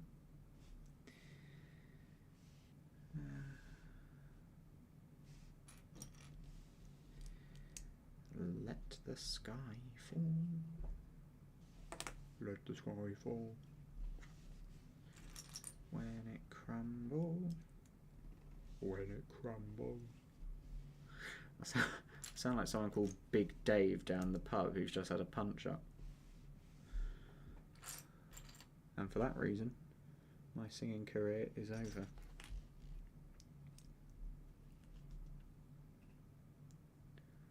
Right, then.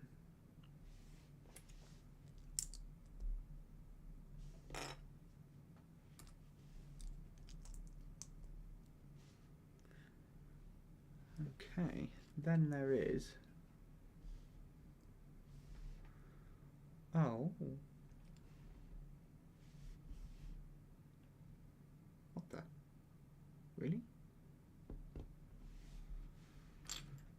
Seriously? Yep. No. Yeah, I'm not making it up. Let me know.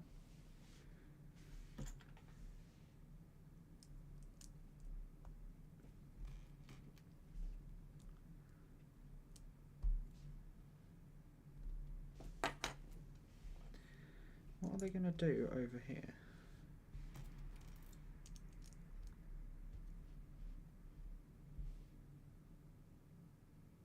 There's one more. But what are they gonna? Wait. Oh, right, okay. Brave of them.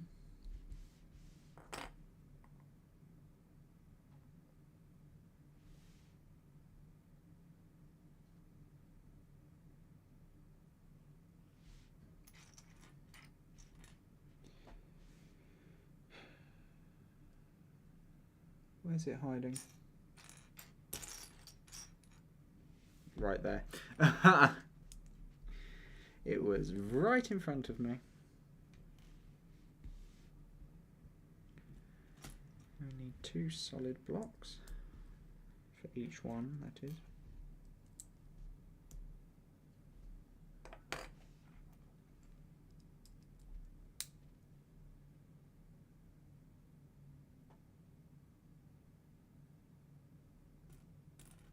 Move, thank you. The whole table, it had to just be the one on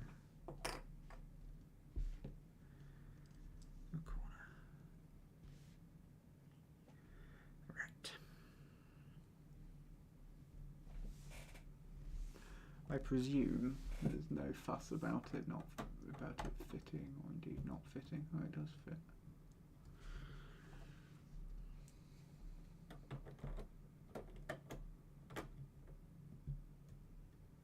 Okay.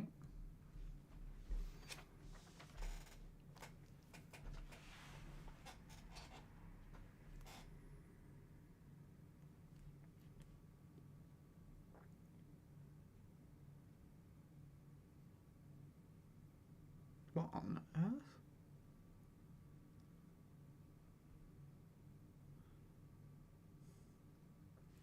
Right.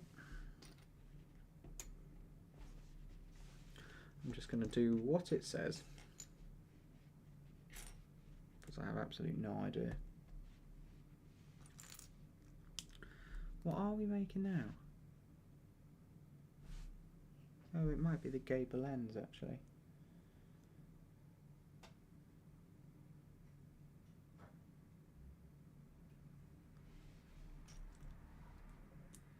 I might be making the 2 gables. The way they've got it drawn out here is like really confusing.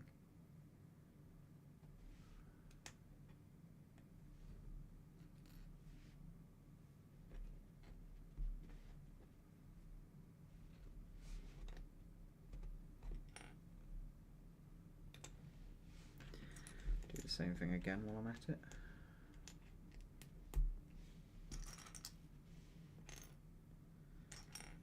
What on earth are these blocks?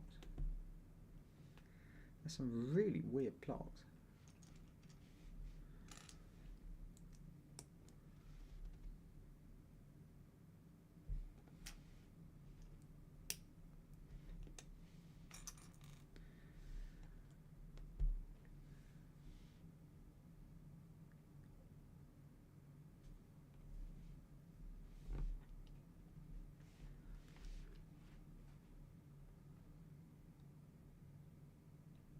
Right. Okay.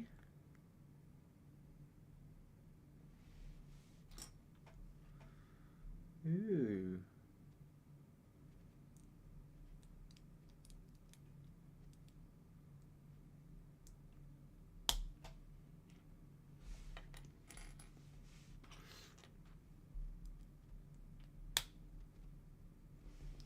Not sure if I like this.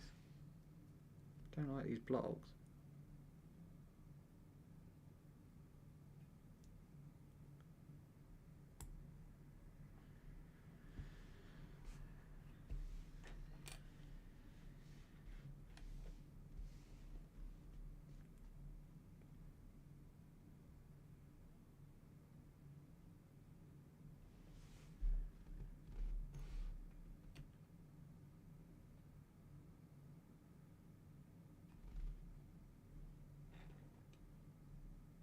What?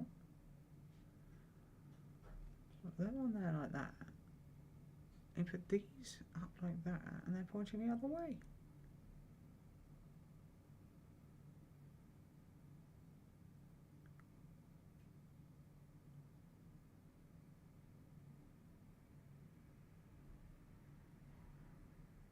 Oh, no.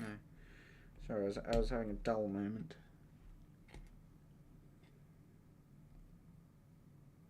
What?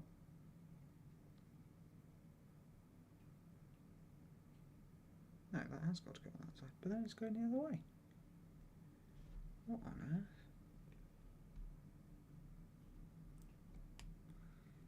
Is this playing tricks with my mind?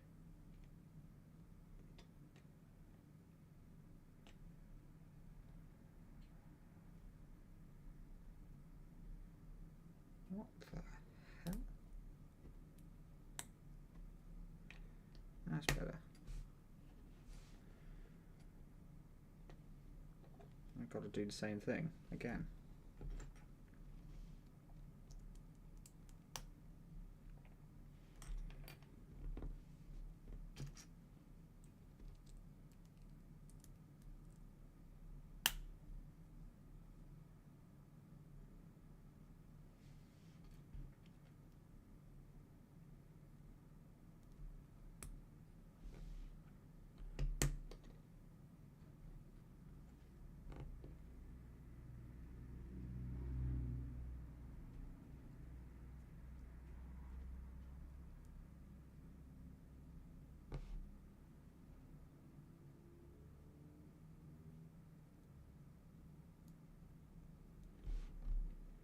That took way longer than I thought it would. And I think it should have. There we go. This is what they say do. I'm just doing what they say. It doesn't look right, but you know, there we go. There. Thank you.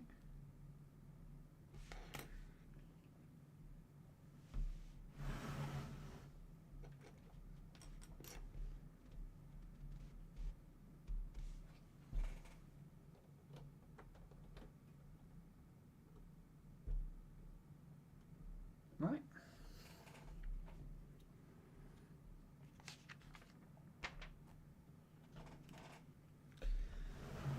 That's what they say do. I'm just doing what they say. Right, then we've got a 3 and a 4.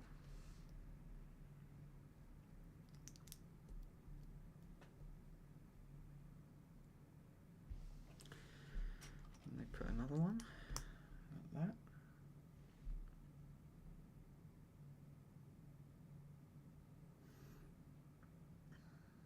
2 squares.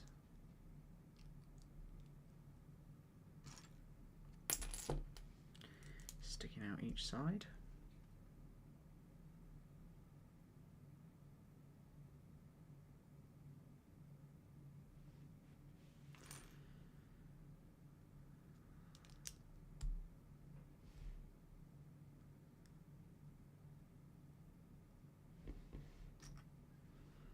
Two more 3s.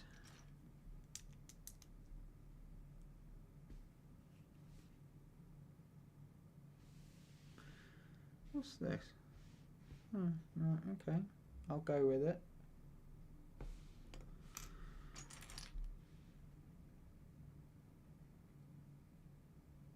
For now.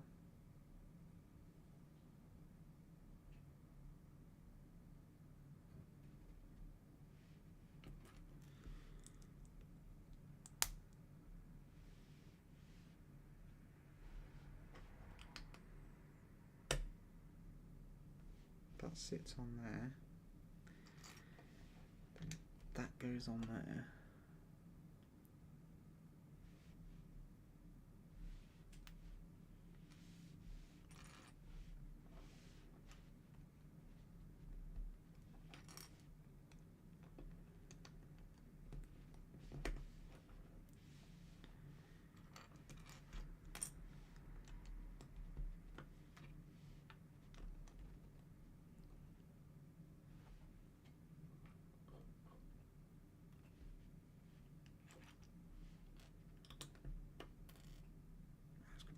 Pointless, isn't it?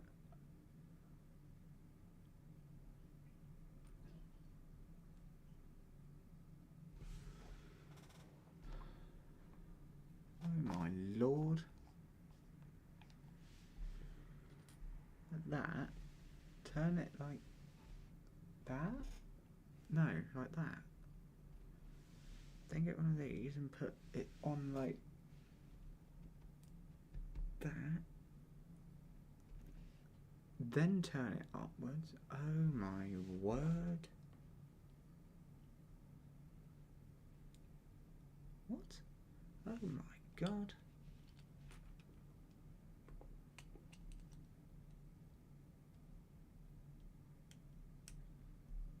Oh my word.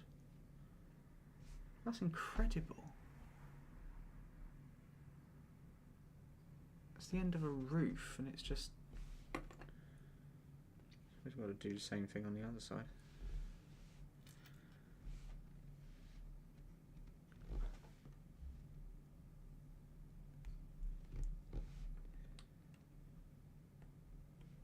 Right.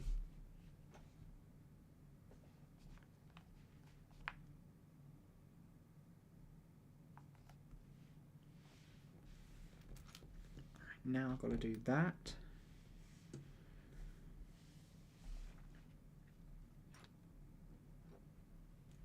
And this.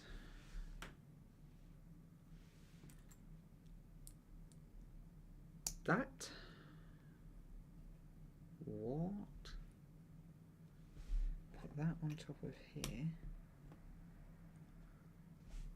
No. Yep. My god. Then put that on there. That on there.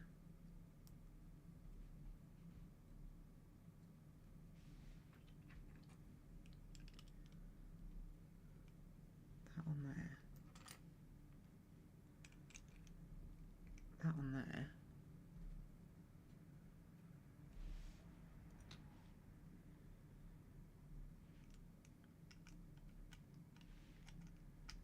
What? Oh my word.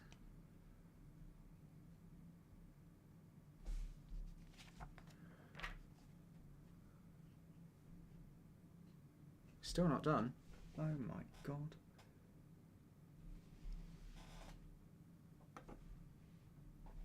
Right, so you need a button.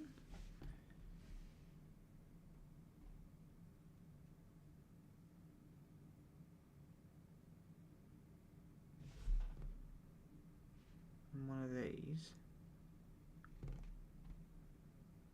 And then another one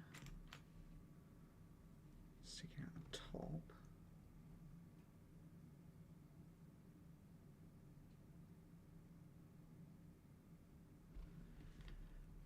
This and that, put that in there.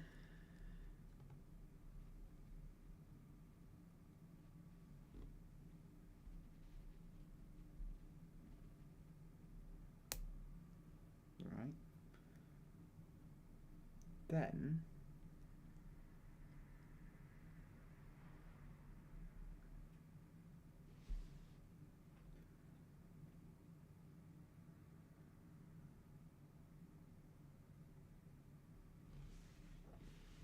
this thing goes in there.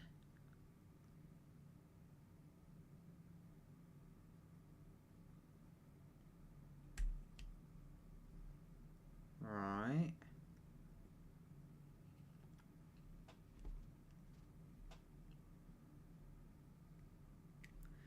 But this thing goes in there? Yeah. Yes, it does. But when you press that in,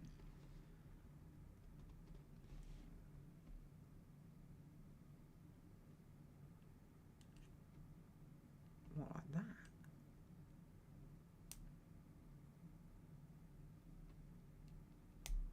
Oh my word.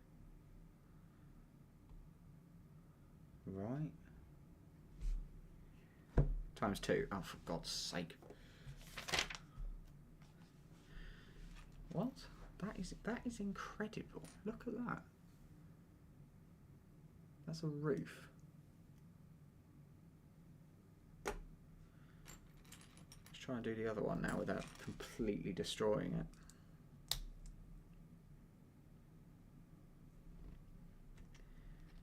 Then you've got another one.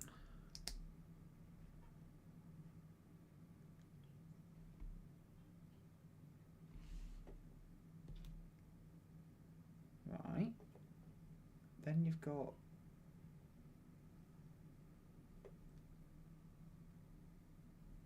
right. Then you have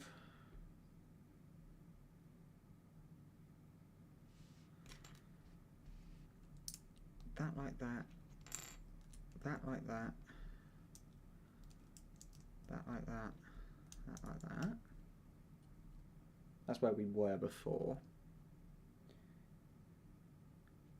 Then that goes there. This goes here.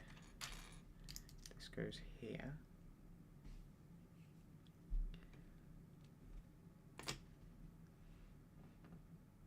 Then we have this awkward situation where you I don't see the point in this really, but we'll go with it. Put that there. And that sits on top of this. Then you put that on there. Yeah. And then the 4 edges. Have I done this right? I think I've done this right. Just. Somehow.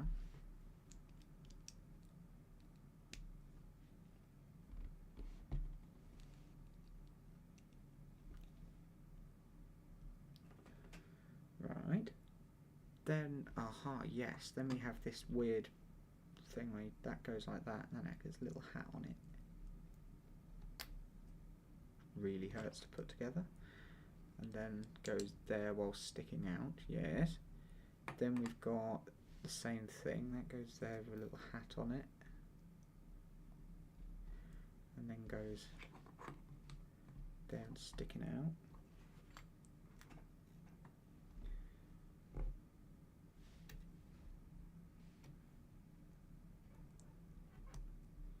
Then this.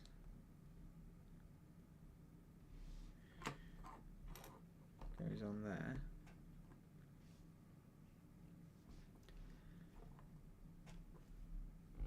Then now this goes on there. This goes on there.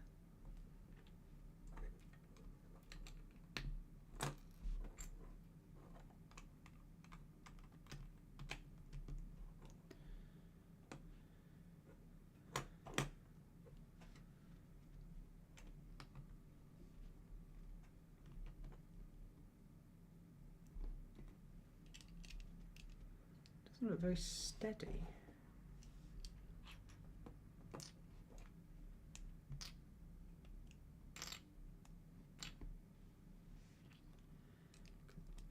That goes on there. That would explain why it's not very steady. Yeah, that's right. Then that goes on like that. And then this goes on like that. Then we have this really awkward situation. With this, I don't even know what this is. Ow! Then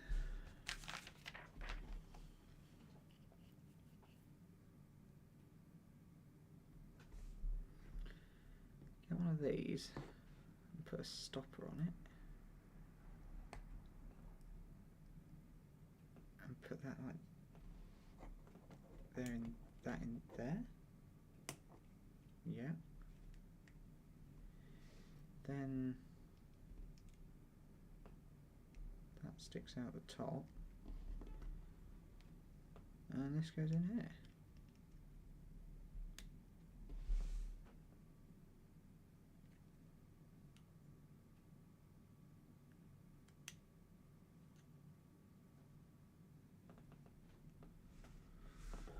They look identical, don't they?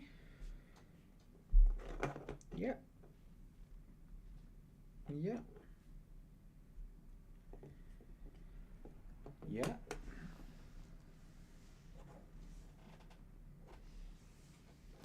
And then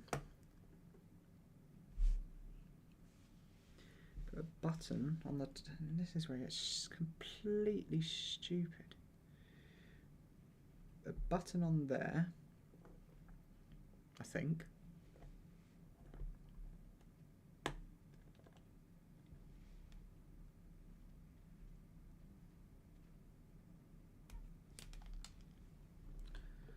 What is this we're making? So, that goes on there like this, as far as I can tell. Yep. Then, we have a button with a thing on the top like that, with that in there. Yeah. And that sits on there. Oh my word. I suppose it's a finial.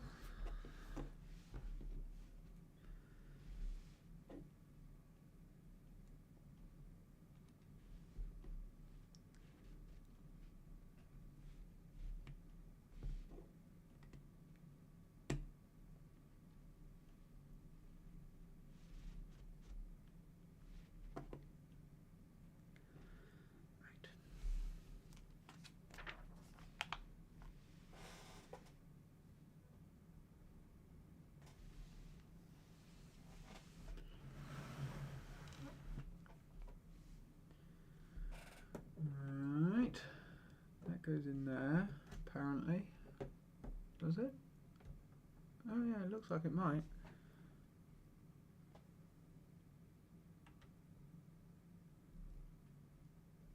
Oh my word.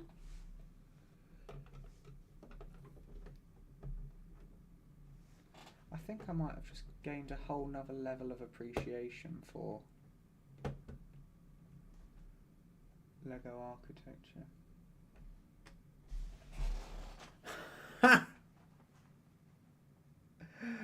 Oh my word.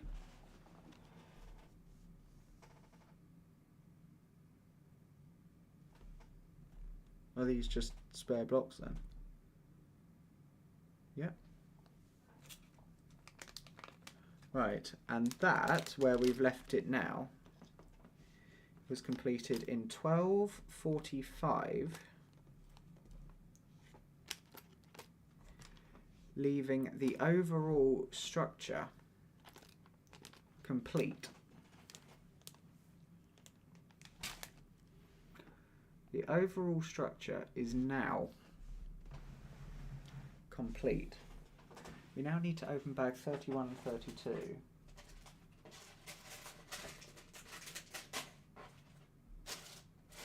Oh no.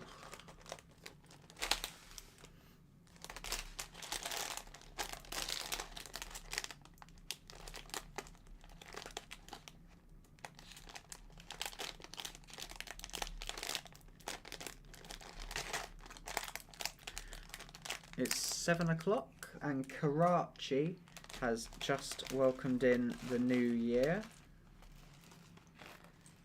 There is a very small fireworks display which I'm not going to try and get up on stream because it's not worth my while. No offence to Karachi.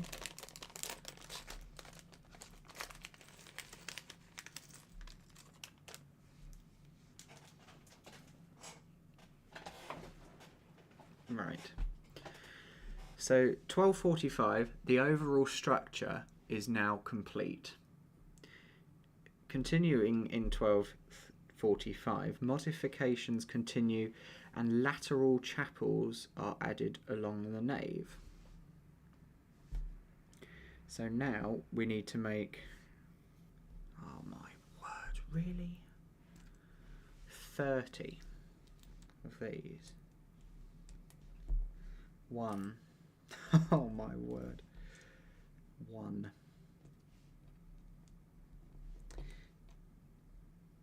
Two.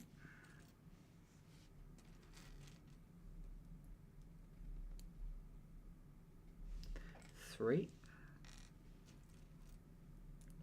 4, 5,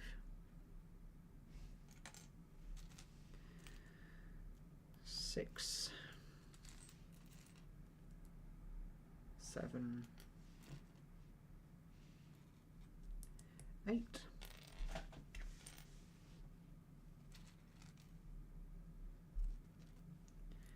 9,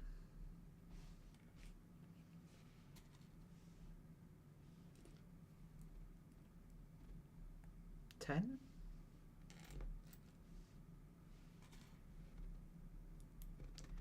11,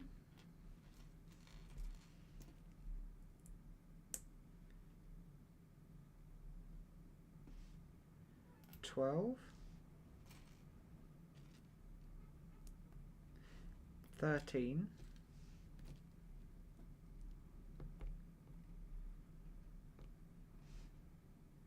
14,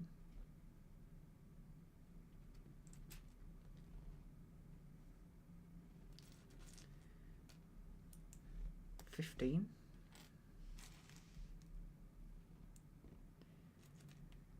16,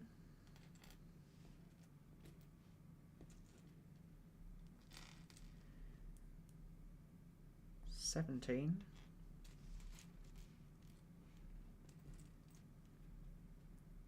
18,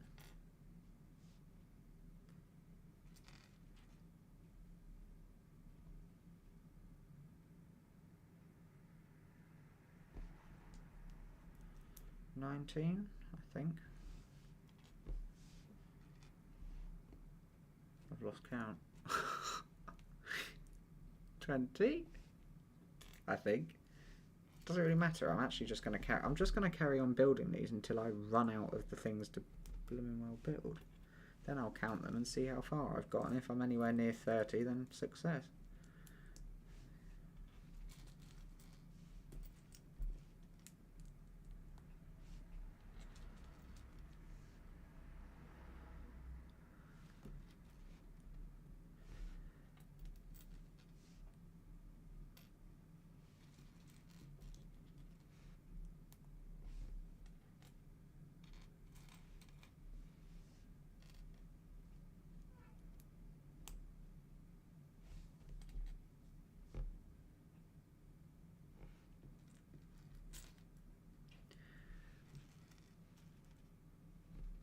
I do hope they ring tonight at Aylsham.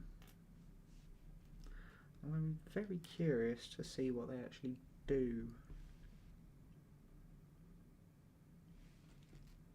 And if they're ringing for practice, then they won't be ringing for New Year. If they don't ring for practice, then they might ring for New Year. Either way, doesn't affect me. I go elsewhere for much better ringing, without a knob as captain. Actually, knob's being too polite.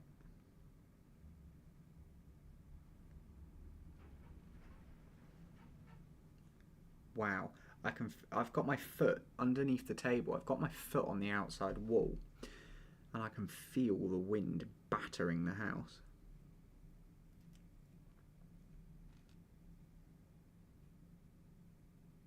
Have we done all of them? I can't find any more plates to go on. There's one.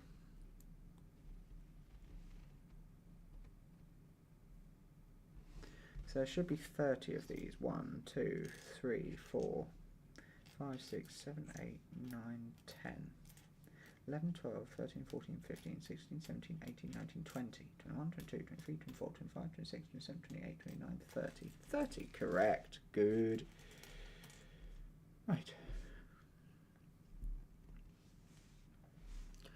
30 are now being put onto the model.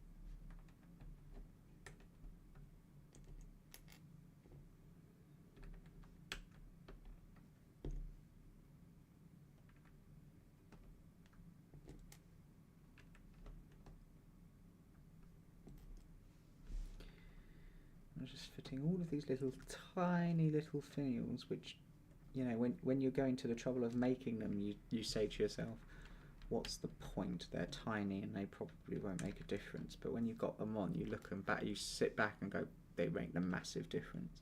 So it really shows how much effort has been put into this. The design of this, I think, is the thing which is blowing me away the most. Whoever's designed this is absolutely fantastic.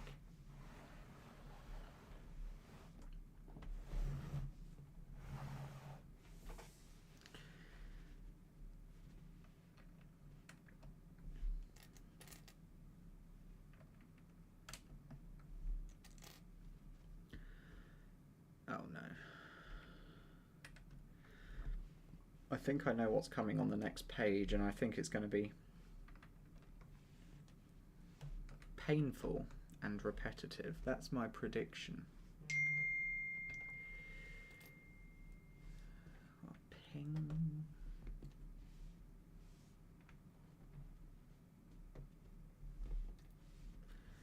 Let me finish these little finials, and then I will go and have a look and see what the ping was. My original plan hadn't been to use my phone as a camera. I went to plug my other phone in as a camera and it broke. So not the camera but the phone charger, so I couldn't charge it, so it just died, and now I can't charge it, so there we go. Anyway, let me just go on a bear hunt up to the camera.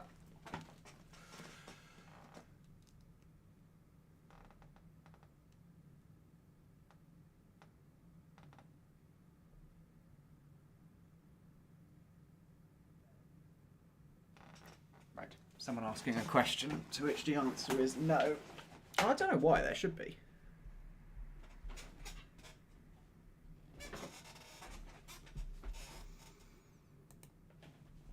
Right, next page, is it going to be what I think of? We've got to do something with all of these bits, and have you seen the pointiness of them? I dread to think. Right.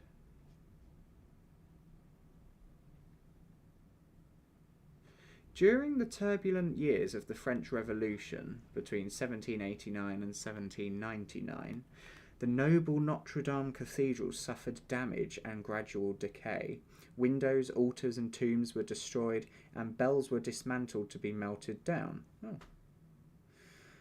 In 1792, rioters tore down the statues from the Gallery of Kings and dismantled the spire. For a while, the cathedral was even used to store wine and other goods. But in the wake of the revolution, there followed an emerging awareness and appreciation of French national heritage. The publication and widespread international acclaim of Victor Hugo's The Hunchback of... Let me start. I'm going to just start the sentence again. The publication and widespread international acclaim of Victor Hugo's The Hunchback of Notre Dame, 1831, cemented the cathedral's status as a cultural gem in world history. From 1843 to 1860, architects Jean-Baptiste Lazusse and Eugène-Emmanuel Viollet-le-Duc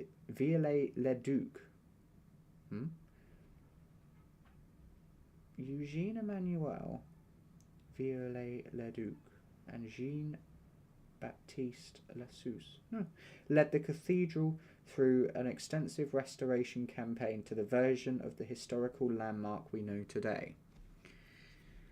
Alright.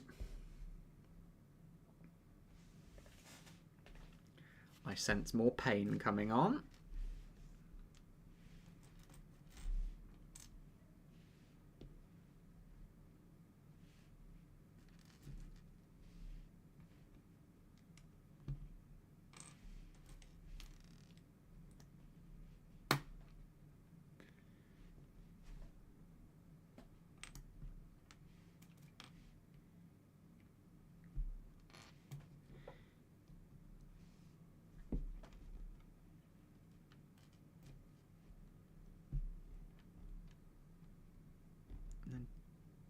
2 on top of that. Oh, interesting. Okay. If you insist. We are getting close to the end though, ladies and gentlemen.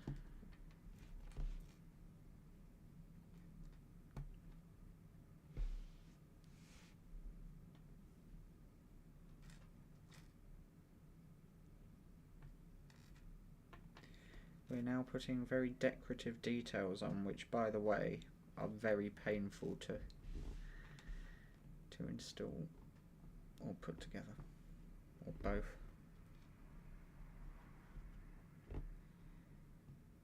Pain! Right. Then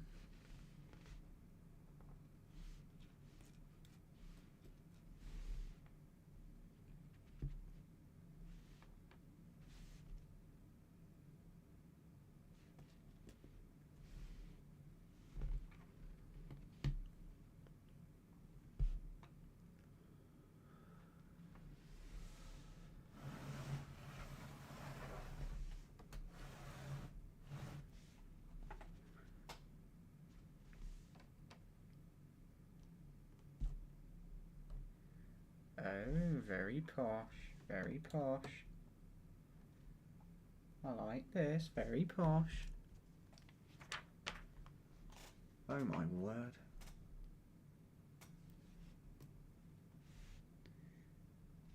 One.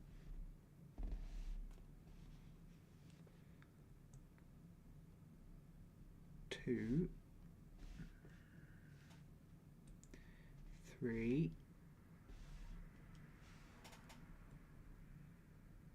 4.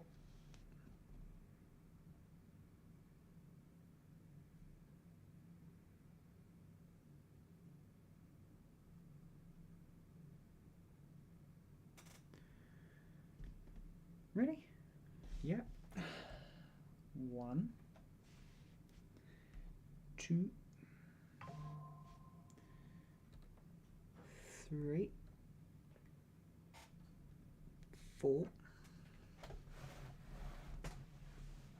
We're now at the back, by the way, just in case you haven't noticed. 1, 2, 3. How many of these do we need? 4. 1, 2, 3. 1, 2, 3.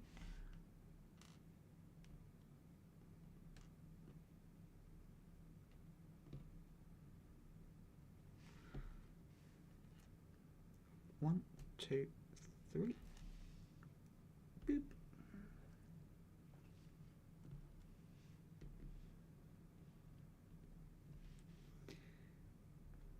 One.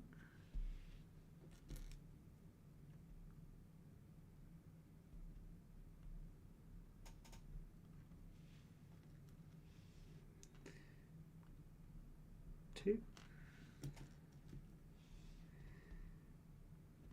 3. Ow! And then these go on here. 1, 2,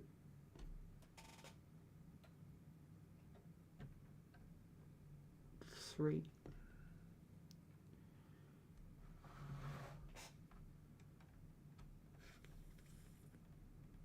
4. Right. Then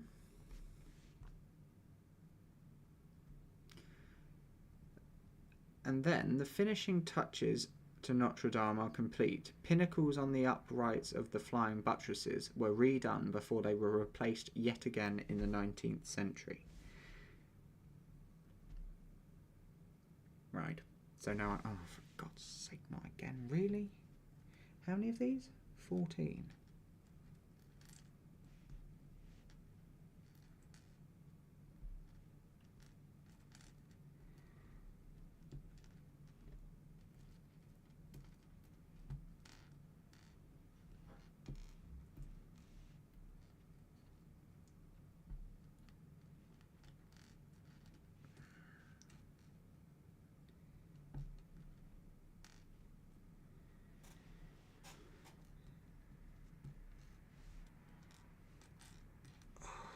This is so monotonous. Honestly.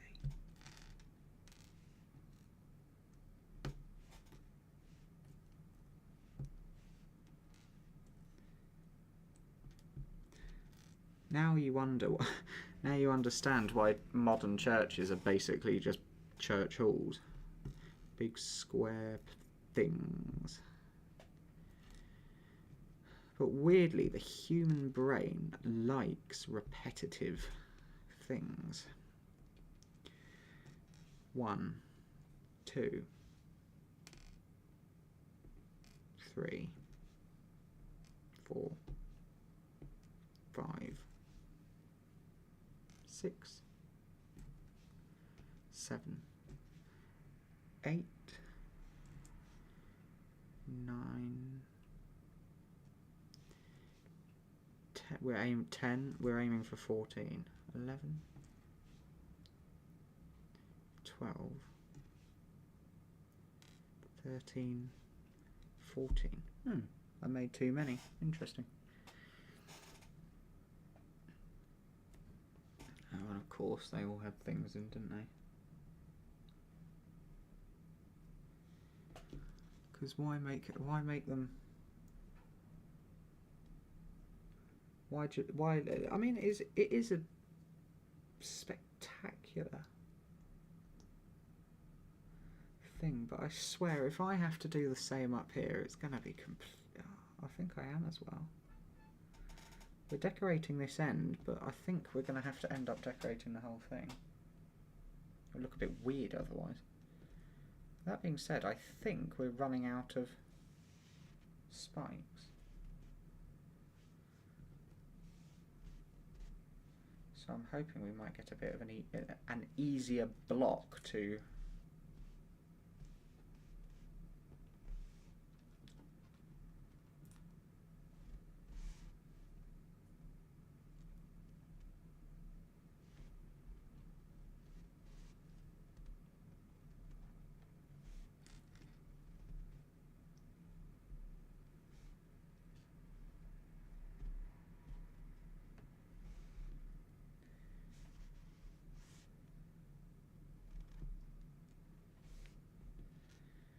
We've got a few left. I have a feeling one of these points go in the top of the tower. Anyway, alright.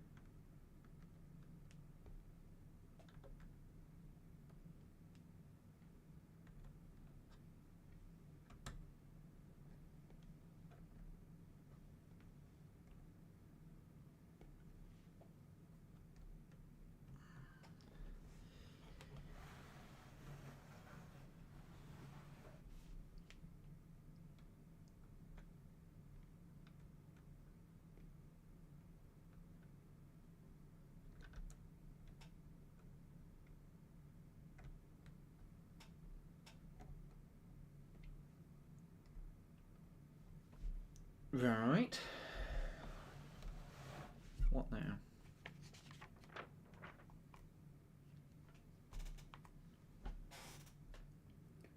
What? Oh, for God's sake. This is just getting stupid at this point. Look, so you've got a square and a circle, a square,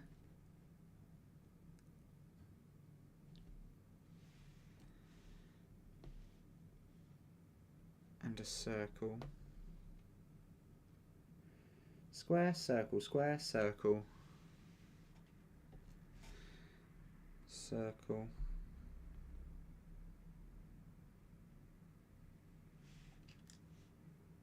pinnacle, times 4.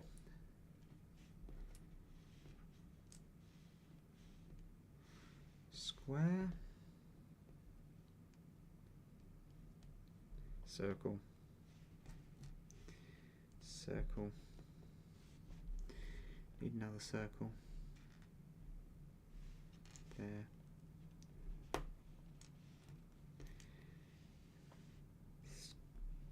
square, ow, this really hurts. What's this? No social this year round? Yes, we have a social.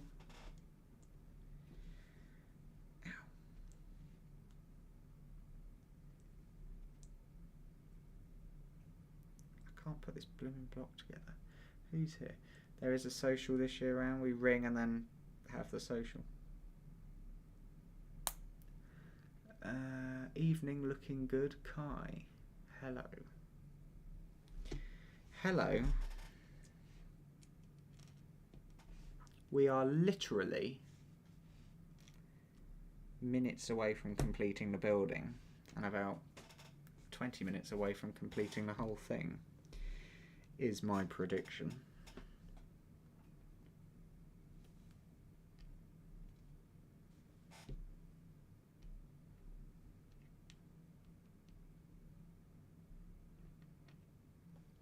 My hands hurt like mad.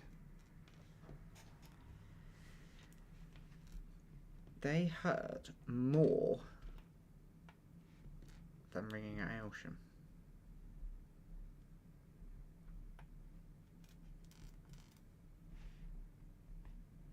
And that kind of really puts things into perspective.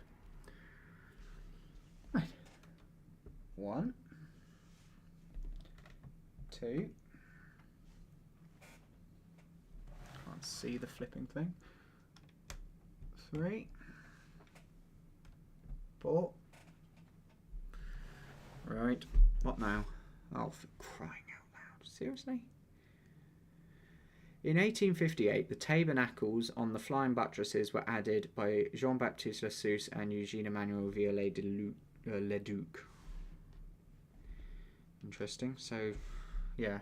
Thanks for adding these buttresses, guys. It just makes my life hell for the next 5 minutes. Having to put all of these different things together. How many are you doing? 14. 1, 2, 3, 4, 5, 6, 7, 8, 9, 10, 11, 12, 13, 14. It's all of them. Okay. These two architects who seem to have kind of joined into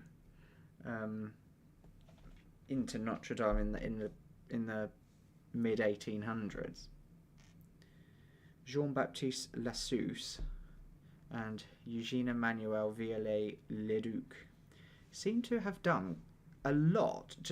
They didn't structurally alter the building at all. They just added little kind of things like this. Look.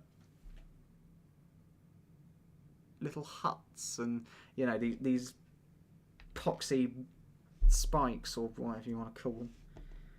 Time-wasting architecture.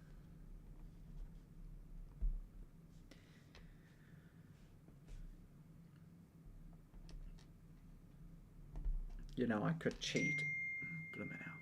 I could cheat and just say, oh, no, I'm not going to do these bits. I'm going to have it pre-1858 style and just leave all of the decoration off.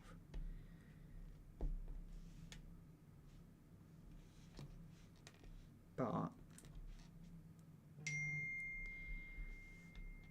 why is my phone suddenly going insane again?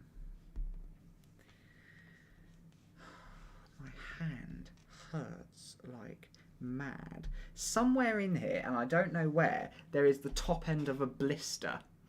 I lost the end of that blister I was talking about on my hand. Because I've been building so much, I've got so many blisters. And somewhere, and I cannot for the life of me work out where, there is a bit of me in that in Notre Dame. So, yeah, trivia for you. I have literally given my blood, toil, tears and sweat in this building.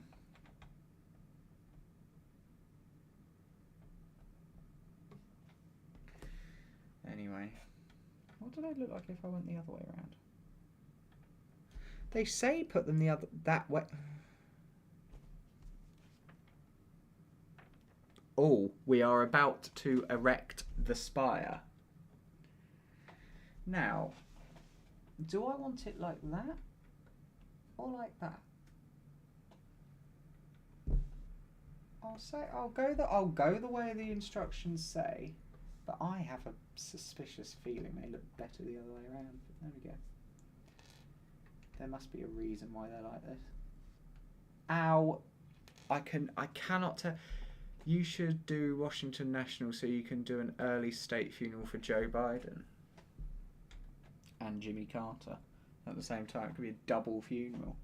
No, I mean, it's going to be... I'm surprised Biden has survived, to be honest. I think most people are.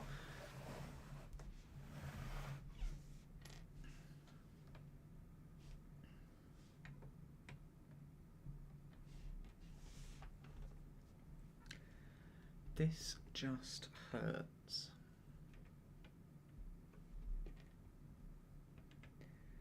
Ow. I'm going to have 4 more blocks on this, and then it is time to start gargoyling up the spire, which I believe is going to be in a different bag of blocks. They haven't put it in this bag. And the next 2 bags are very green, and I think it might have something to do with the trees we need to plant along here. But I think once the spire is complete, then it shall be. Right.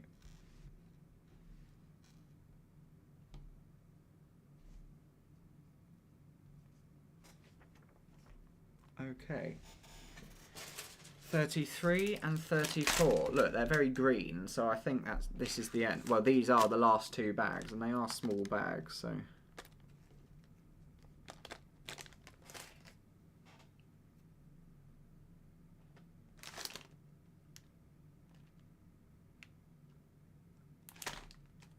This bag. Sorry, I got the wrong bag. The last 2 bags, ladies and gentlemen. The last 2. One thing, if I remember, I probably won't. One thing I'm gonna do for next year's stream is have a counter, probably up in this corner up here, and where it says bag 33 of 34, or bag 4 of 28 or whatever. So you know how, so you can see on the corner how far along we've got and all of that. That's next year's plan. Right. Oh my word. Right. What's this? Oh, we need these 2 little swords.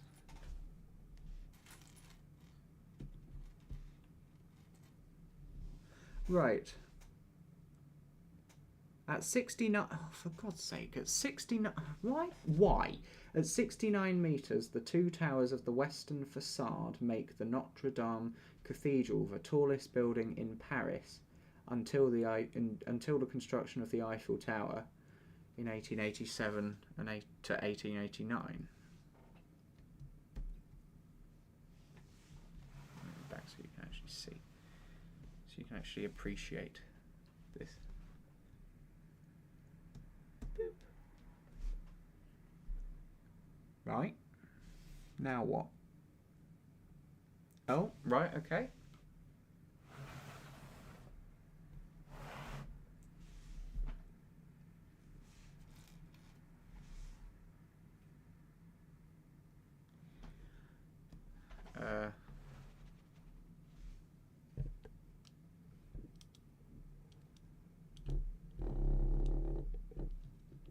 That's the camera, not me.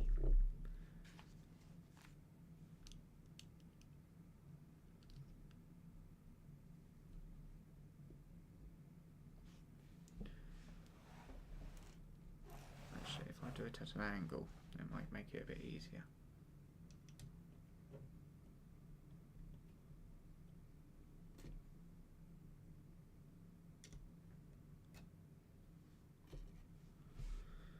My prediction with regard to ringing in Aylsham tonight, they're going to have practice night and not ring for New Year. That is my prediction.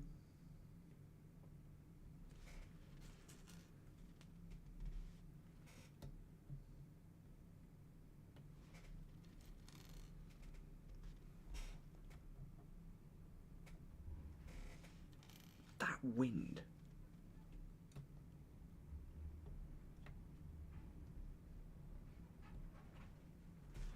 Right, okay. In 1843 to 1880, no, 1843 to 1860. Major restoration by Jean-Baptiste Lassus and Eugène Emmanuel Viollet de Luc, Leduc, whatever it is. Right. Ah. Ha ha ha ha. Ha ha ha ha. Right. The whoever's made this is incredibly clever.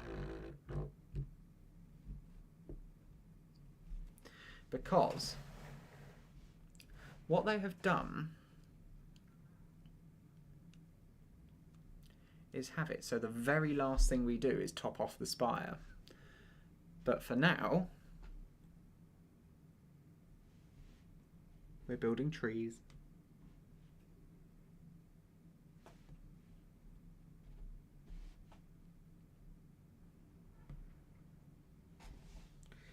It's a pretty pathetic looking tree.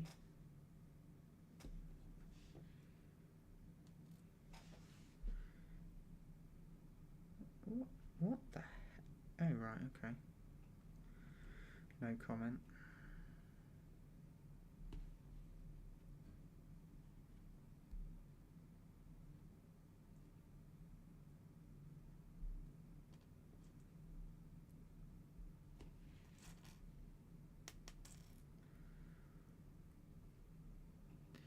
For those having just joined us, story about Aylsham ringing recently.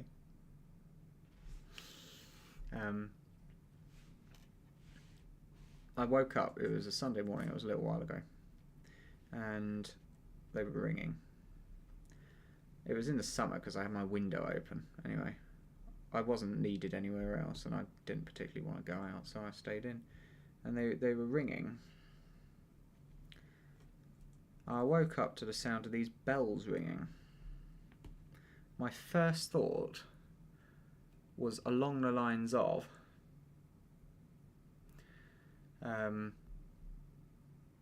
is it not my week? No, I don't have weeks anymore. I walked out because the captain was a discriminatory bully, is the kindest way of putting it. And quite frankly, he is dangerous. He should not be running that tower. But there we go.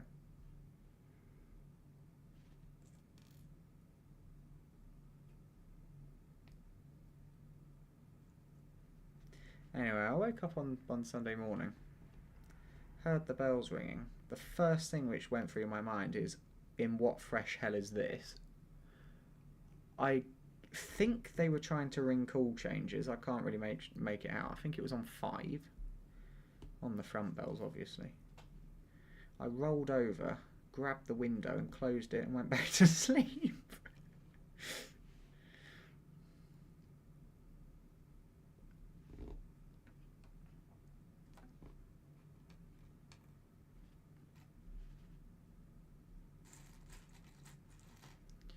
There's something quite therapeutic about building trees.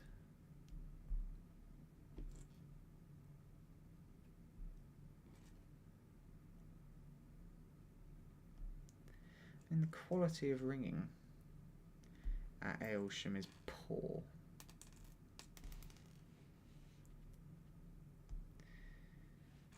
Run by someone who should not be running that tower.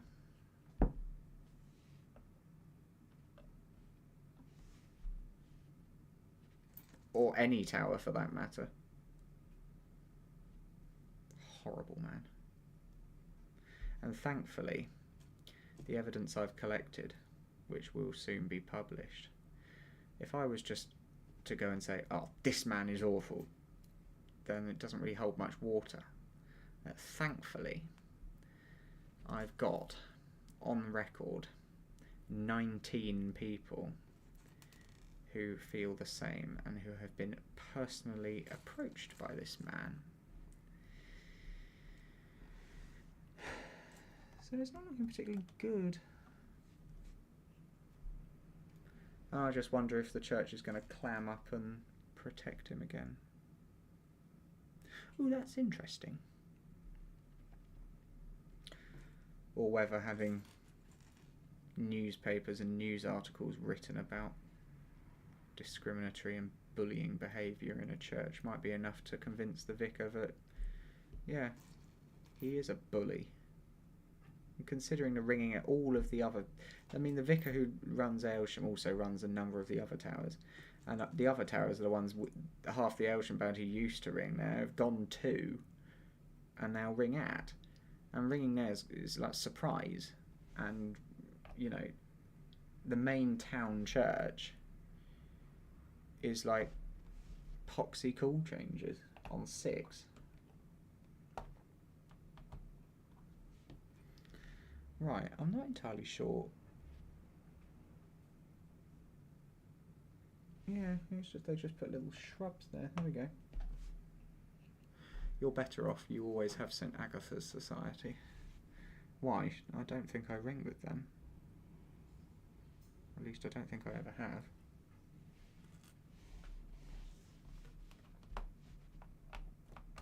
I believe St. Agatha's Society is based around Catholic.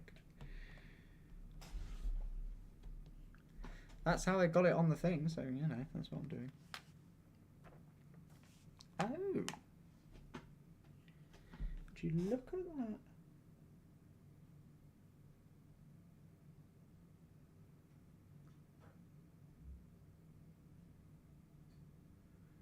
That's rather impressive. Right, so this turns out we put some of this in here. We're going to make a very bushy tree, I think. This has turned into Ringer Ollie's gardening stream.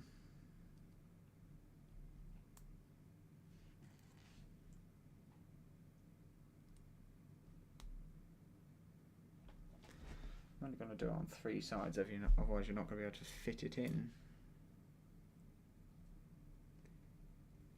Ringer Ollie's gardening stream. Take whatever. Hello everybody and welcome back to Ringer Ollie. Today we are going to be gardening. Here you see a flower. I'm going to water it. Thank you for watching. Bye. Oh my god. You can see that insanity has started to set in.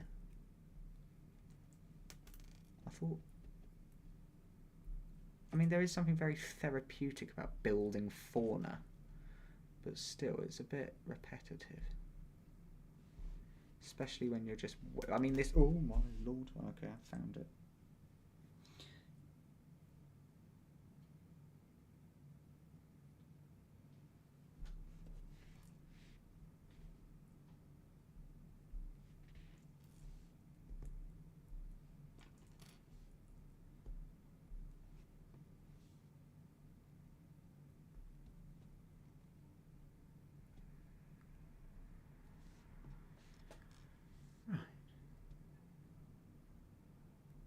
I mean, this has turned into a rather interesting stream, I'll give you that. Is that a spruce one, or is this an oak one? Oh, we turned into Minecraft now, have we?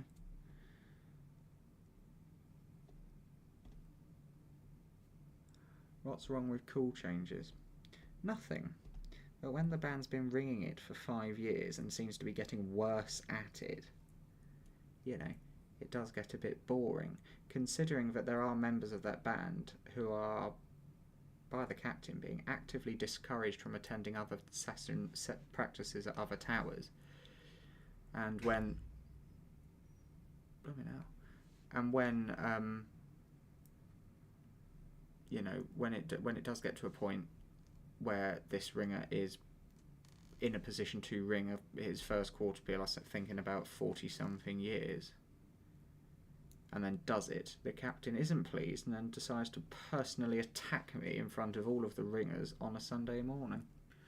So, you know, I don't have the greatest of opinions of this man. The tower captain, this is.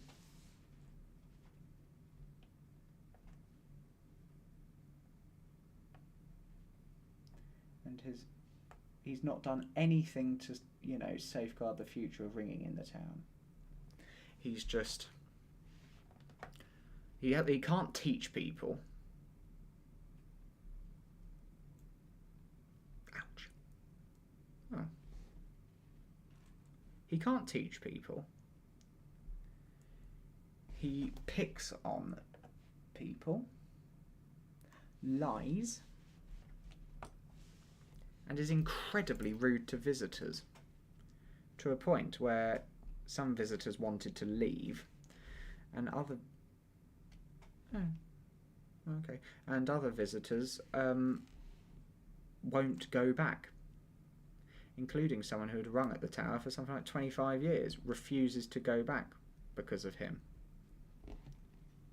And most notably because of how he treated me. So, yeah, horrible man. There's nothing wrong with cool changes. I actually have a particular liking for cool changes. But he is dangerous and should not be running a tower. And he's the reason why they kept the current bells against the advice of the bells advisor after the faculty was declined for the first time and sent back for further consideration. The vicar would do whatever the captain suggests, because the vicar doesn't know much about ringing, and obviously the tower captain would know best. But he did it because he wanted it, and he kind of pushed the other ringers into a position where they kind of had to agree. The other ringers wouldn't really have cared whether they kept the old bells. And as soon as they had the new bells, they would have said, oh yeah, I'm so glad we got these bells and didn't keep the old ones. And they would have played a recording of them. Aylsham was offered both the old 8 at Paisley, vintage Taylor 8, or Cleator Moor, another vintage Taylor 8 with 2 trebles, to make them a 10. And they turned them both down. Utterly stupid. And if you think the band that ring there now, apart from me and someone else on the books, the rest are all retired and are mature in age, and in 10 years' time, there'll be 2 people, neither of which can actually ring together. So, it's just, they did not think about safeguarding the future. They just did what he wanted, or what they wanted at that time. And they have thrown so much good money at it to keep poor bells. Unbelievable. Utterly unbelievable.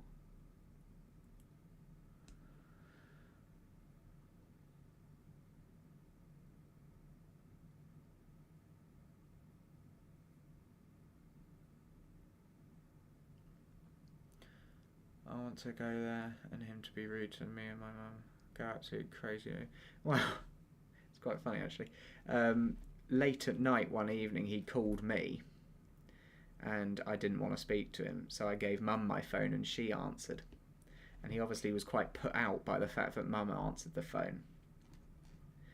And he was incredibly rude to her on the phone. And as soon as she hung up, well, he kind of just cut off the call. He was halfway through saying something, didn't even say bye, and just went. And it was incredibly rude. And as soon as she hung up, she said, I don't think I've ever spoken to someone as rude as him. And contacted the vicar and told her, and the vicar doesn't seem to care. He's an incredibly rude man. Outside of ringing, if you put all the things he's done to me to the side, he's still incredibly rude. It is bizarre. Anyway, I would be curious to see if they're ringing. I could stick my head out the window and have a look, couldn't I?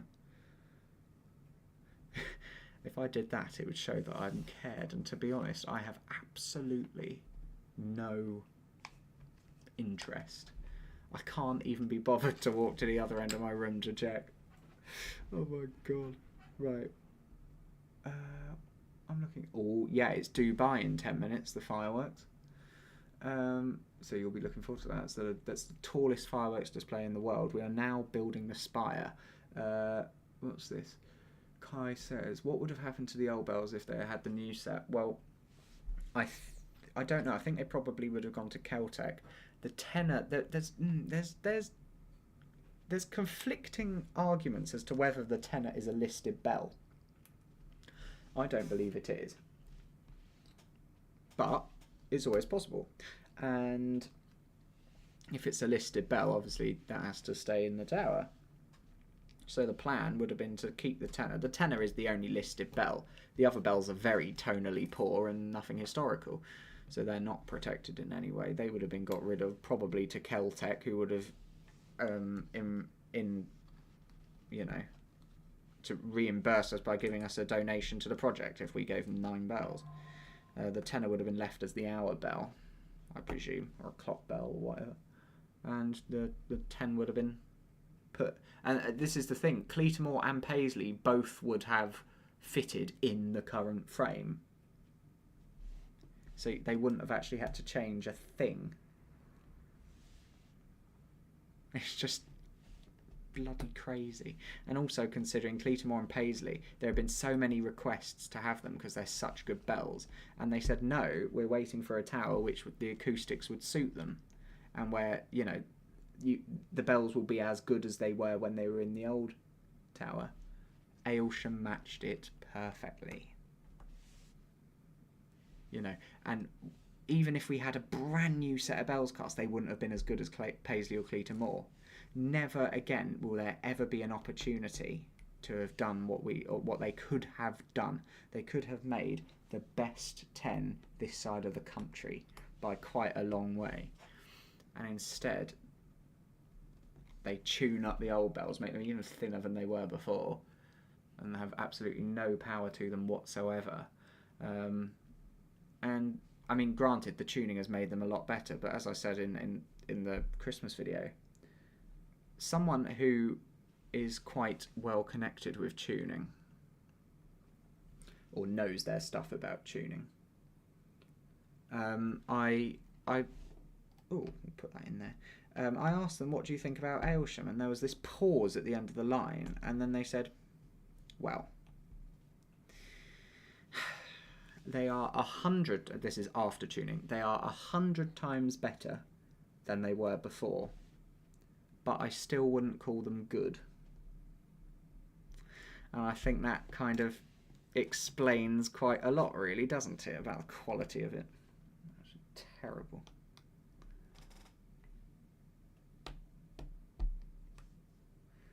But, yeah. It's just hilarious. Yeah, absolutely is. How the... And the tower captain kind of wiggled his way around this by saying, because the project at Aylsham, they did a bit of fundraising, but the vast majority of the money came from a private donor who just handed them a lump sum. Not once do I believe, I don't know whether this is the case, I would like to check at some point, but it doesn't really matter now, was this private donor approached to say, the money you donated to restore the bells, we've had an offer to have the bells replaced, and they would have provided a much more tunable ring, and the old bells are arguably at the end of their serviceable life. Would you be happy for your donation to go towards the replacement ring rather than the repair of the ring? And I don't think he was ever asked, or she, or they're anonymous, you never know. But anyway, I don't think this person was ever asked that. So, and the captain kind of went round saying, yeah, but the money was given because to restore the bells and not replace them. I was like, did you even ask? Because I think if it was put to them that the future of ringing in Aylsham with the current bells will be basically kept as it is, and kept as it is not good. So, well, there we go. Anyway, 5 minutes away from a very spectacular fireworks display.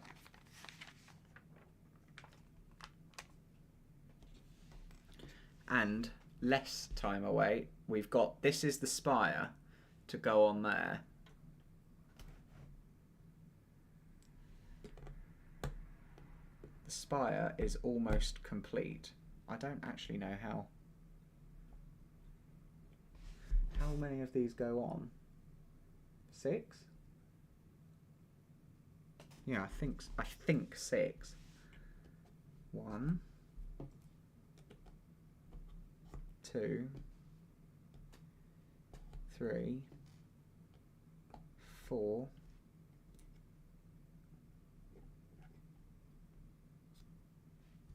Yes, I need to get better grip on that.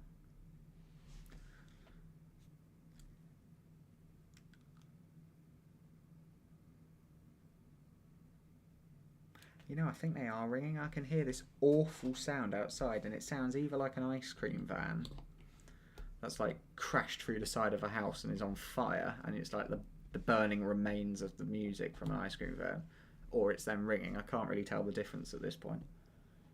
And you know it's bad if you can't tell the difference between an ice cream van crash and the local band. Right. What am I trying to achieve here? Aha, there it is. Right.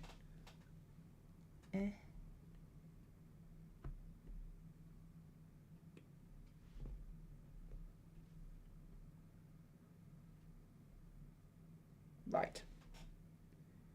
We have got 3 minutes to run, ladies and gentlemen, until Dubai. The spire is complete. So, the topping off ceremony. Do we wait until before Burj Khalifa fireworks or after? That is the question.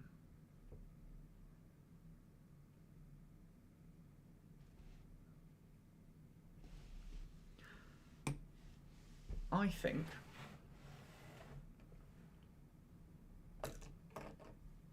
might want to put that tree back up. I think we're going to wait till after the Burj Khalifa fireworks, where we can put the spire on.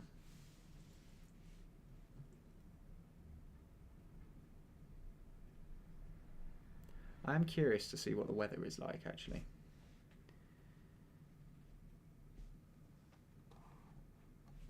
But that is the end. That is the end. So while we're waiting for the next minute and a half, I'm going to stick my noggin out the window. See what we can hear. See if it's an absolute show.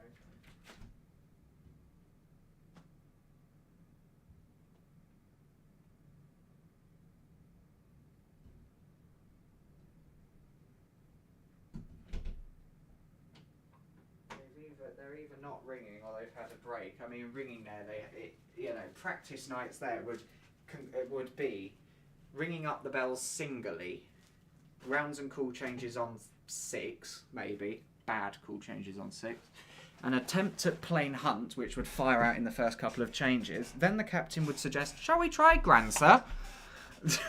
And then I kind of just go along with it. And then we fire that out, and then we go back to call changes, lump through that, and then he'll say, shall we try Stedman? And it's like, do you even know what you're talking about? Right, is everybody ready to see the tallest, highest fireworks display in the world?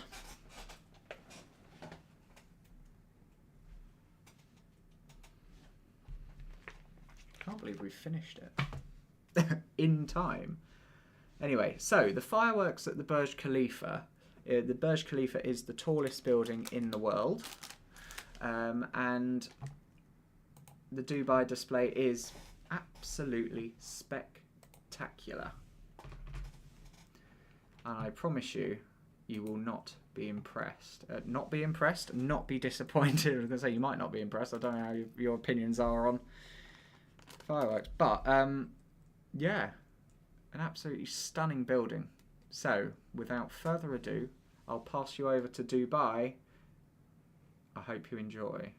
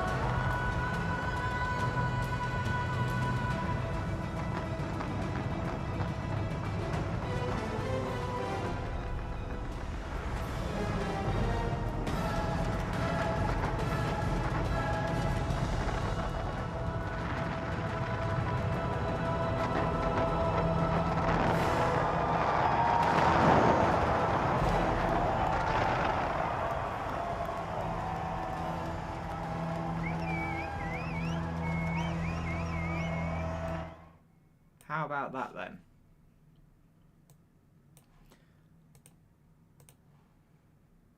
How was that? That looked impressive.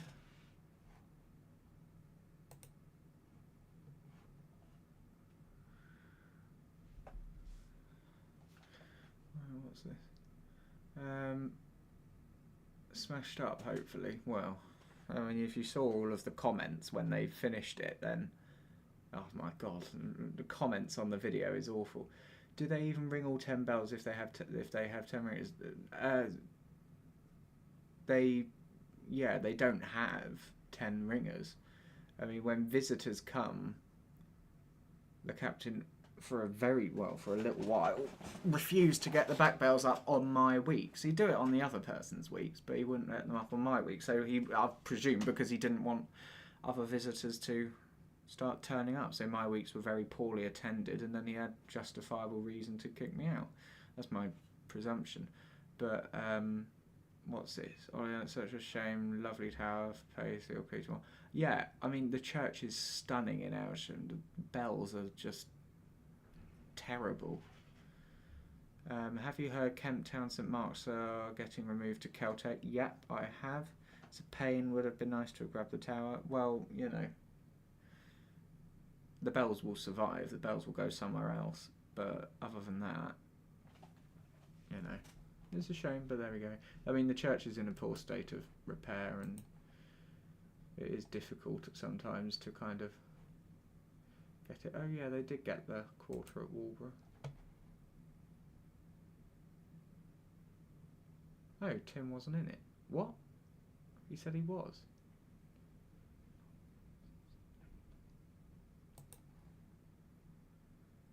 Interesting.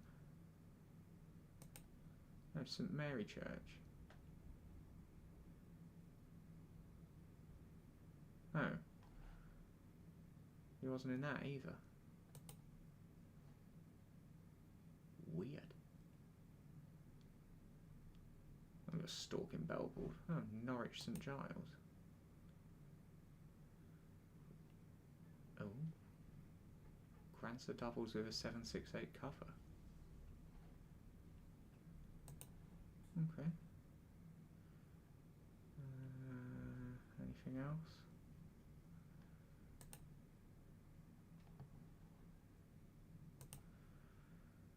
Oh, Heen, St Clements and Plain Bob Minor. Foxley. Oh. Oh.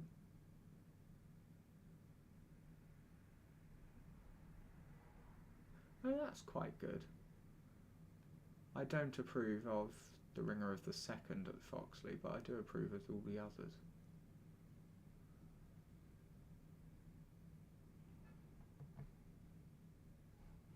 I'll give it a like, not for the ringer of the second, but the other ringers. Deserving of that, that's good. Brentwood, Essex. Huh. Oh.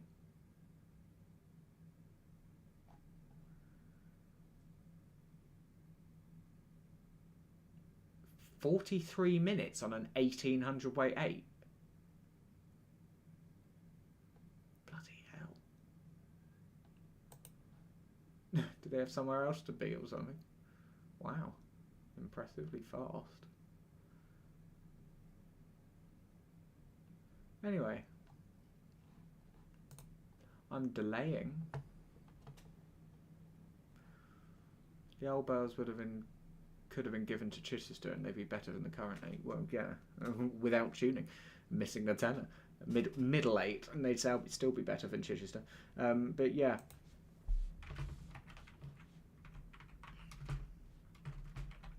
Right. We have got one more job to do this stream.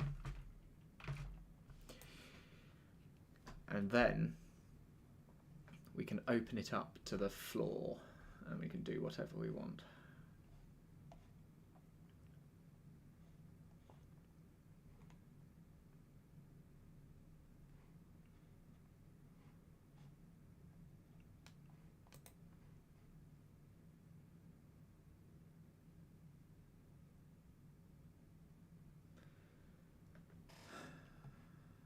Give me a moment, please. I am slow.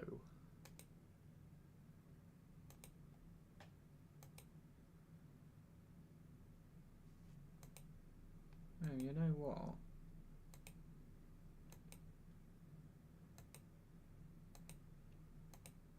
It's time. It's time, ladies and gentlemen.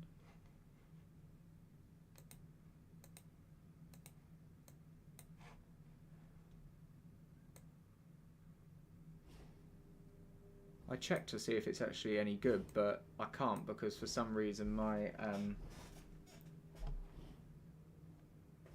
laptop is just not charging. I've got another cup of coffee, by the way. And there's the coaster. I wondered where the coaster had gone. It's underneath it. Right. Ah! Oh, it's out of battery. What? It's been plugged in for 20 minutes. I think my MacBook might have died. I can't really tell anymore. I mean, I don't see why it would have died, considering... Well, considering the fact that it's been plugged in since before Burj Khalifa fireworks, and, you know... Let me see if plugging it into somewhere else will help. Maybe it's because I've got my computer plugged into that plug socket. Actually, no, I can't plug it in anywhere else. Let's scrap that idea then. Right. And it's still really? Oh, now it's clicking. Maybe we're getting somewhere. Let me just check my upstairs. Well, I say upstairs. It's not really upstairs. My phone battery.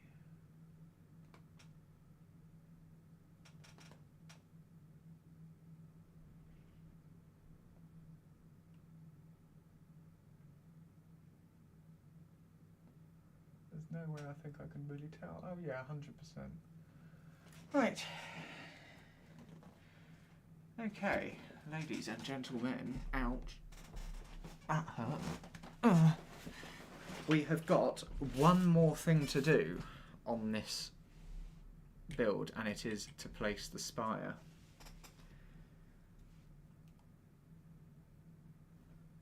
But I am somewhat concerned about my laptop.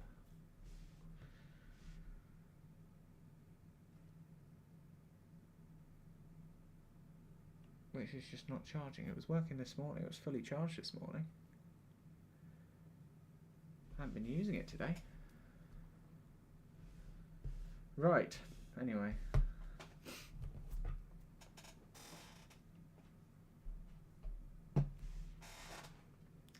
It is time.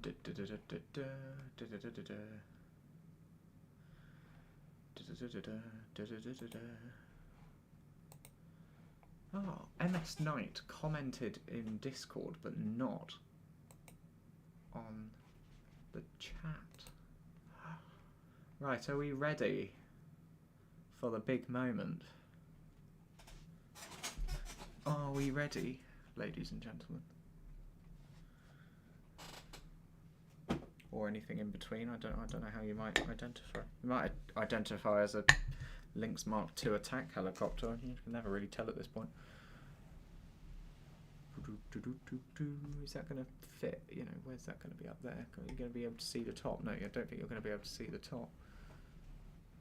We'll have to put it like that and slightly off as well because... There we go.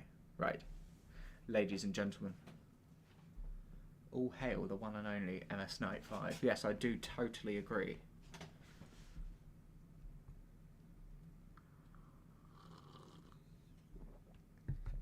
Right, the moment we have all been waiting for. 11 3/4 hours yesterday. 9 hours and 20 minutes today. It is time to place the spire on Lego Notre Dame. And for the occasion,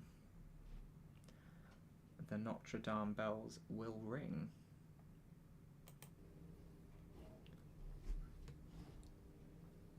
Are we ready?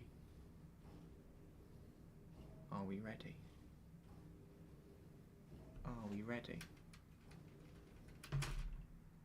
Da da da da da.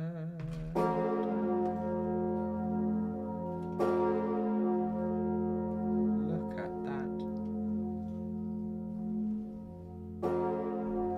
Complete, ladies and gentlemen. It is complete.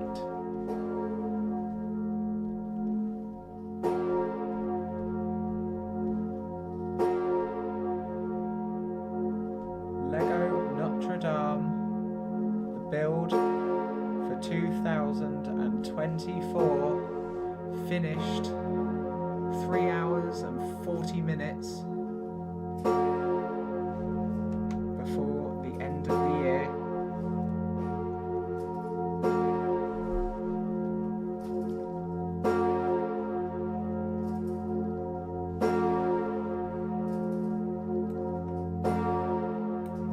And now I can sit down and relax for a minute.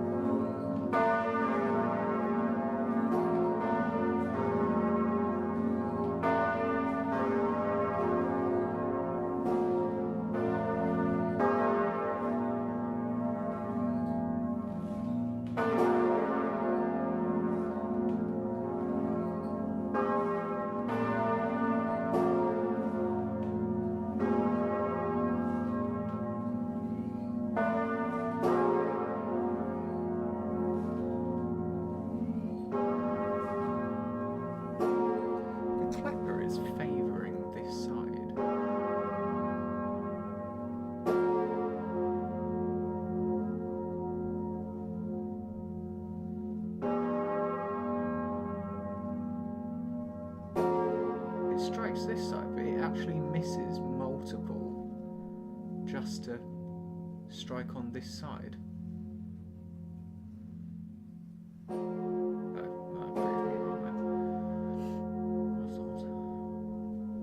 Look at those wear marks on that soundbar. Jesus.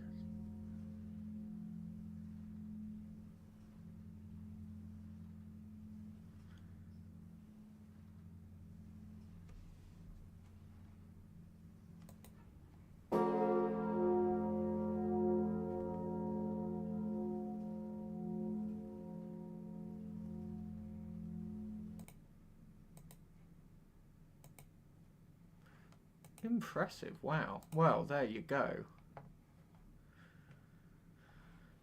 We have completed the 2024 build. Look at that. And we got this amount of spare pieces.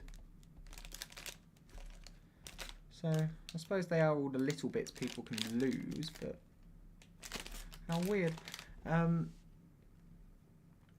So yeah. I think it's time we put the camera back on me.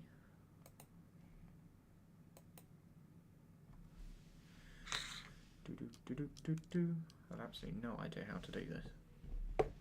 There we go. There I am. In all of my greatness. Is it? There we go. That'll do.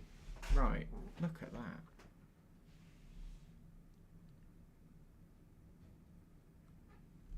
It is really windy outside. It's seriously windy. Anyway, what a couple of days we've had.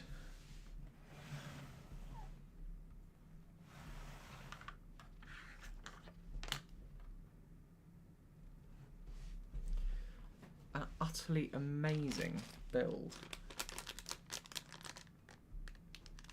I still don't know if I want these the other way round, but no, there we go. I'll leave them as they are. Now, the question is, what on earth is London gonna do?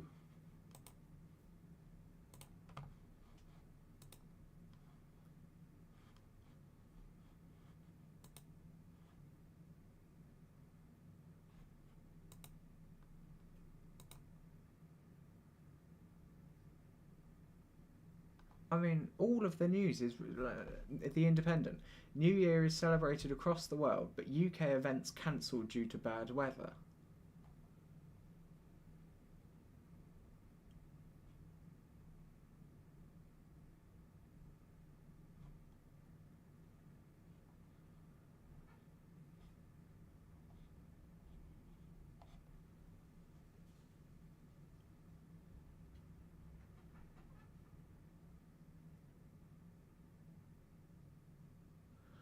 Oh no, bloomin' Sir Sadiq Khan.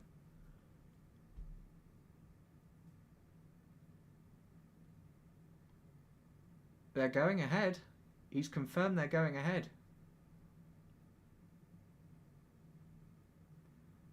London's New Year's Eve fireworks event will go ahead at midnight, despite weather concerns across the UK, Sir Sadiq Khan has confirmed.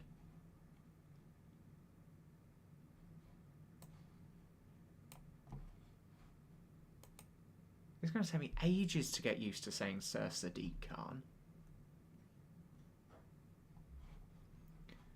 London's dazzling New Year, and he posted, London's dazzling New Year's Eve fireworks display is back tonight and set to be bigger and better than ever.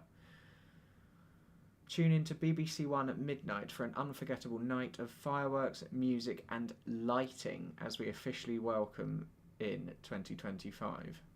It is also the 25th anniversary of the London Eye, so it is a special display. So that might have, played a role in them not cancelling it. But 45-mile-an-hour winds. What fireworks can they launch in that?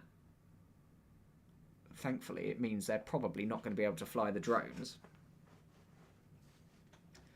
So they might have had to plug up the display. It's going to be weird. It's going to be a weird display. Something has got to give. They cannot get away with launching the same display as they would have done in normal weather, with a weather warning out and 45-mile-an-hour winds with gusts higher than that. It's going to be bizarre. And I can almost guarantee you he will have put drones up or have planned drones, which are now going to have to be cancelled. And earlier on, I had concerns earlier on because he mentioned that there's a new element of the display. And I always get worried when he uses language like that, because when he said new element last time, he put a poet on a bridge.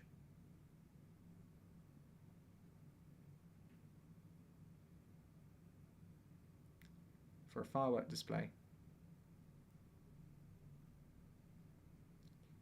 So I am concerned, Sir Sadiq. Congratulations on your knighthood, by the way.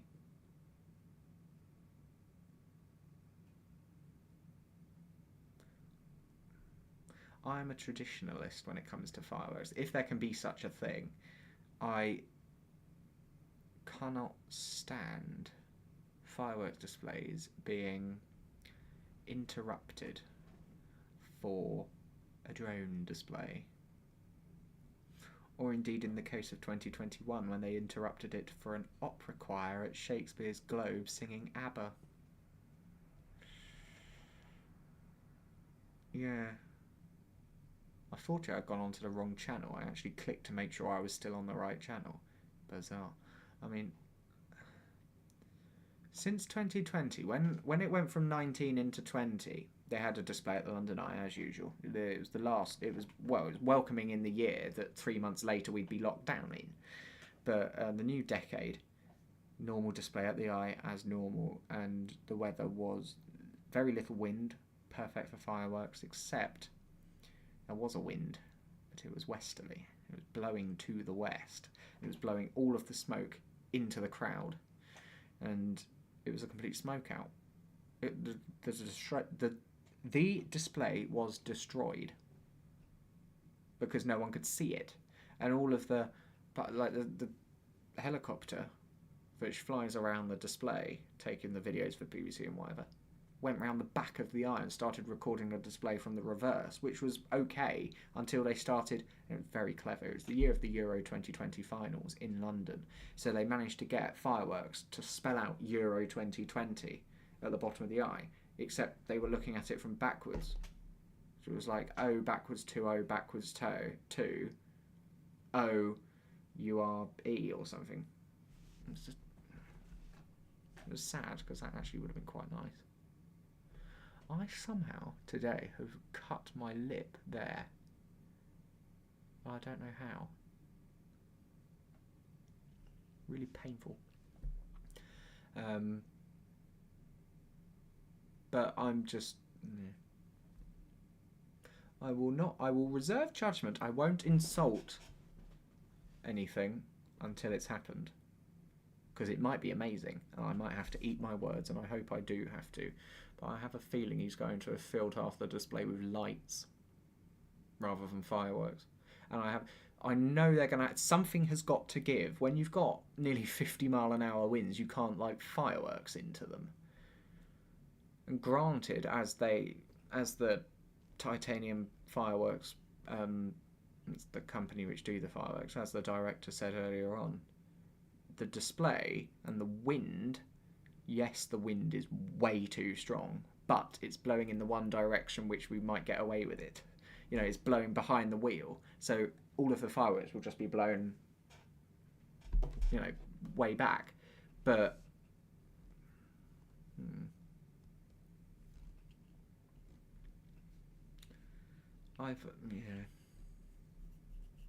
something's got to give, and I think it might be half the fireworks. It might be getting rid of most of the display and replacing it with lights, because he said here, for an unforgettable night of fireworks, yeah, it's going to be limited. Music, fine, and lighting.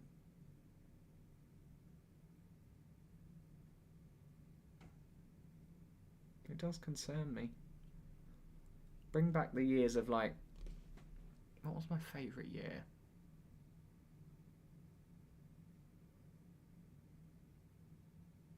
(2014). Followed by, 2014. I like that year. Very good. Good music. I mean, 2018 did almost, line up with it, and that was the first year. I think they must have used a new firing system or something, because the synchronization was astonishing. 2018, but 14 was like a solid year. 2011 was the first year they put it to music. I remember watching that live at my grandparents' house, and as soon as we watched it every year since I was about 3, so since 2006 I've watched the fireworks at New Year, and we always watched it, me and my granddad. And 2011 came on, we had sat down, we were watching it, Big Ben struck, fine. Then this music started playing, and he checked the stereo on the side of the wall, no, that wasn't on, and then he realised it was coming from the TV, and he despised it, and he just muted it. So it took me a few years to actually watch it back with music. So we just watched the fireworks in silence. He couldn't stand the music. He was grumpy like that. But then over the years, the music kind of got better. Although they like using, what's it called, symphony. I think it's called symphony. They love using that, and they've used it about 6 years. Not in a row, but they've used bits of the song mashed into whatever.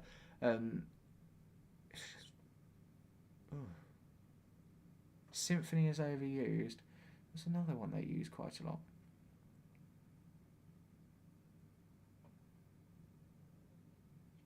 There will always be a bit in it which is quite cringy. It's a bit of I think it's a cliche now, really. They have that's in an awkward position. It looks like it's coming out of my shoulder. They always have a bit which goes, "This is London," or "Mind the gap." And granted, it's okay. It is the sound of London, but when you use it repeatedly, it's just a bit.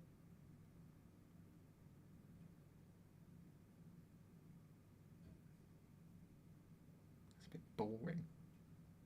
I hope that. I mean, as I say, it's the 25th anniversary of the London Eye, so you'd hope that they've kind of maybe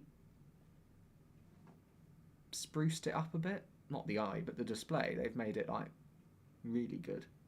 And in previous years with the drones, in certain aspects, it's kind of worked. And I know creating the perfect display, in my eyes, is possible, because they've done all of the bits which create a good display, but they've never done them at the same time. So, each year has a part which is just wow. And if they put them all together from all of the different years, you'd have an entire wow display. Instead, they kind of just eke it out and drop bits in. Like, for example, when the Queen died, that moment where they had the crown with the drones, and they had fireworks as well. And this is what I don't object to that. They had fireworks as well. Then they had the crown. Then they had the 50 pence with the Queen's face in it. Then it merged into the King's face, and it showed the change of a new reign. And they had a moment where it said "Thank you, ma'am," and there was a single tribute shot, just one shot, and that was the most moving thing. So I know it's possible. I know they can do it, but it's just, it's not my place to say I don't do it. But if I did do it, I'd do it very differently. I still wouldn't launch fireworks in 45-mile-an-hour winds, though. So that's where we differ. What? There's a video here of Sir Sadiq.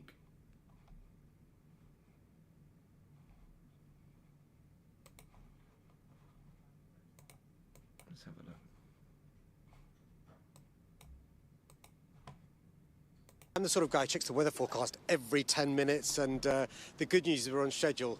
to have the greatest fireworks London has ever seen, and your viewers have ever seen. We've got a great soundtrack. We've got more than 125,000 fireworks.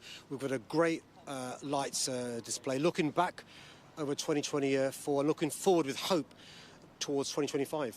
Hope is the theme of the fireworks tonight. What does that actually look like? What does it mean? Well, we're looking back over the last year, which is really important. This year we commemorated 80 years since those D-Day landings. A really important commemoration. Looking back towards the Olympics, the Paralympics, the Euros. We came so close again this year, but looking forward with hope and with optimism. And we show that by not just the fireworks and the lights show, but also by the soundtrack to next year, which is really important. We also have one or two surprises. I don't want to spoil it for your viewers, and those surprises will give you an idea of what the hope message is about. Okay. Now, I don't have any extra intel on what those surprises might be, but the Mayor did say that he was also personally involved in some of the soundtracks that we will hear in this 12-minute display after midnight. He is known to be a big fan of Sting and the Police. Perhaps that is a clue, but we will wait and see. 5 hours from now, which should all be pretty much over as London marks this big moment. A tradition now that stretches back 25 years. The first big fireworks display on the banks of the Thames was the one that saw in the millennium, and it is something that has become a regular fixture. 100,000 people have tickets for tonight's event. There are lots of road closures in central London. The advice is if you don't have a ticket, stay at home, watch it on Sky News, and you can get a feel and see if it really is as big as the Mayor is promising. Stay at home, watch it on Sky News though. BBC, no, not BBC. Watch it on Sky News. And it's almost as if that I was just watching was from Sky News. Oh wait, it was. Right. So, they're broken by the way. Anyway, so a few things I can take away from that. He's been Sir Sadiq has been in charge or has had say in the music lineup. Apparently it's the biggest firework display ever. I think that's what he said. Let me just make sure. I don't want to say something which isn't true. What does that actually look like? What does it mean? Well, we're looking back over the last year, which is really important. This year we commemorated 80 years since those D-Day landings. A really important commemoration. Looking back towards the Olympics. Yeah, I don't get that. Why are we looking back towards the Olympics? I don't think we did particularly well, and it wasn't in this country. The Paralympics, the Euros, we came so close again. Yeah, but we didn't win, so if we won, then fair enough. Or if it was being held in this country, then fair enough. This year, but looking forward with hope and with optimism, and we show that by. I like the idea of hope and optimism. I think that's a good theme. Not just the fireworks and the lights show, but also by the soundtrack. So we've got a fireworks and a light show. I hope they're not going to substitute fireworks for a light show. That's my hope. To next year, which is really important. We also have one or two surprises. I don't want to spoil it for your viewers, and those surprises will give you an idea of what the hope message is about. Okay. I worry when anyone says surprises, but that's just me. I don't like surprise. I don't like particularly. When it comes to things like fireworks, a bad display will make or break my year. It's a bit sad, I know, but there we go. What did he say about the fireworks? So I have to start it. I'm the sort of guy who checks the weather forecast every 10 minutes.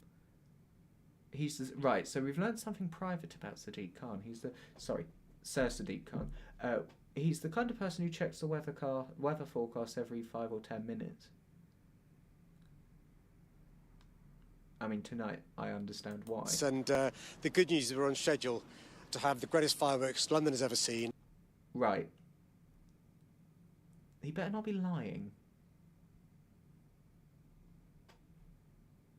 The greatest fireworks London's ever seen. And your viewers have ever seen. We've got a great soundtrack. We've got more than 125,000 fireworks. Okay. We've got a great lights. Right, so they've got a good light display. They've got more than 125,000 fireworks, and it's apparently going to be the greatest fireworks display London has ever seen. really hope he's true. It's true. I mean, come 1:45, 1 o'clock tomorrow morning, I'll be back home from ringing at a party. We'll see. I have high hopes. I'm not going to go into this negatively. I'm going to be quite positive about this. I think. Okay. We'll see. We'll see. I'm getting excited. I'm glad it hasn't been cancelled. That is the biggest shock. I mean, I would have placed a bet on it being cancelled and I would have lost my money. So I will. To the people I said I think it's going to be cancelled to, I stand corrected. I do stand corrected. But I am worried when they include surprises. But I understand that the fireworks have got to diversify and have got to change, because if they were the same as they were in 2014, people would have got bored of them by now. So, yeah, okay.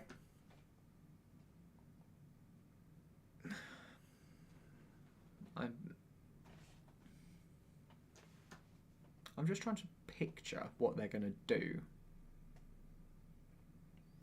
Because in previous years, in the last 4 years in a row, they've had drones.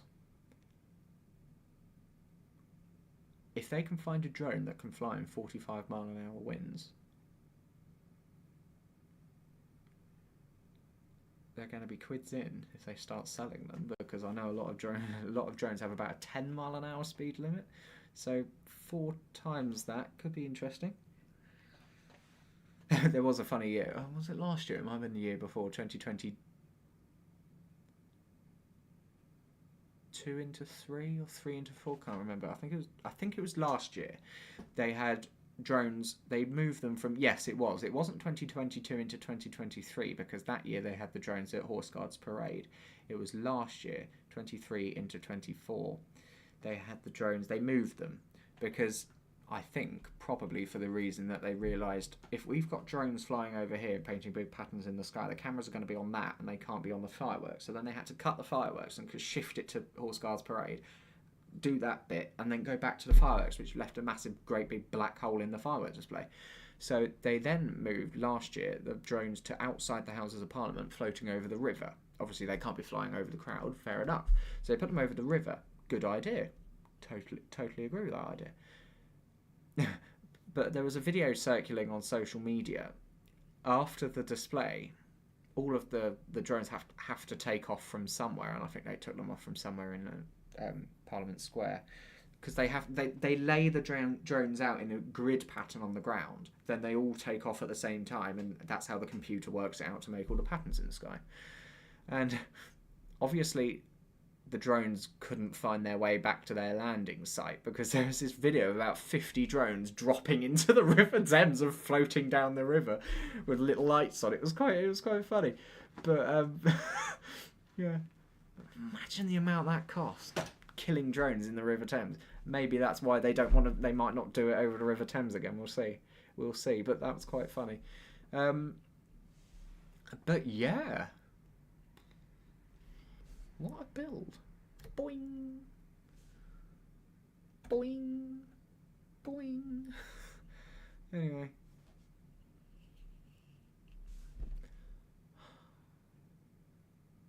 What a year. 2024. Huh.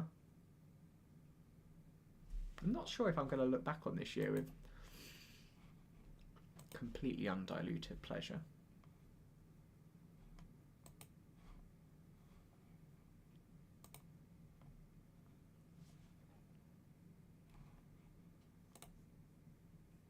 It certainly has been an interesting year. I mean, yesterday and what we found on this stream was just concerning and worrying.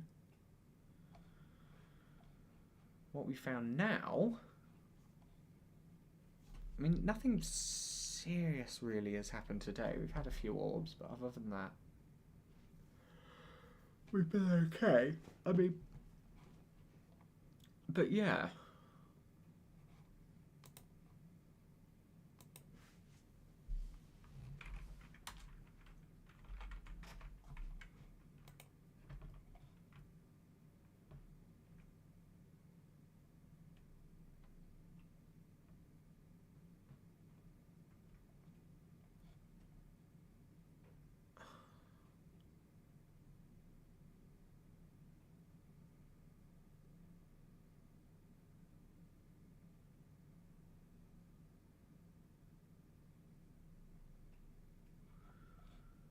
just looking at. Is there a? Yeah, there should be. Yeah, I knew that was going to happen.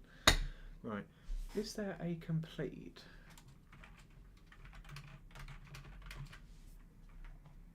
Is there a complete list of the New Year's honours list?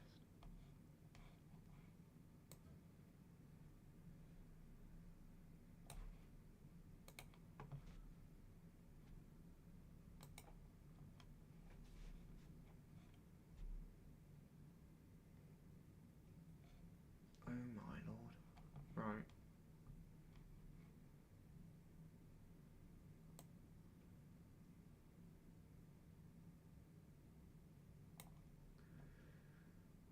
Oh! The author, Jacqueline Wilson, has become a dame.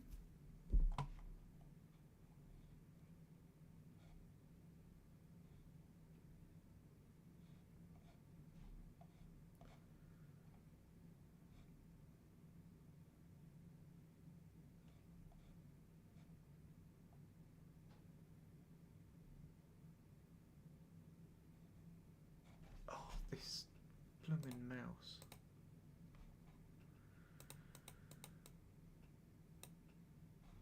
I'm just looking to see if there's any person I recognise.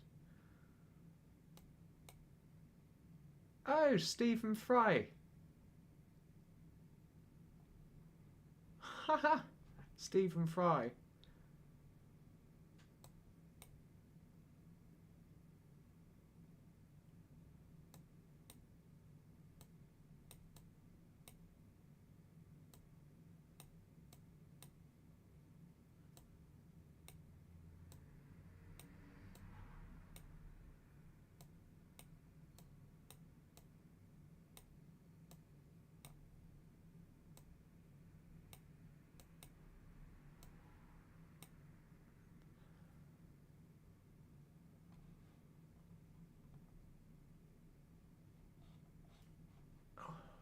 God's sake.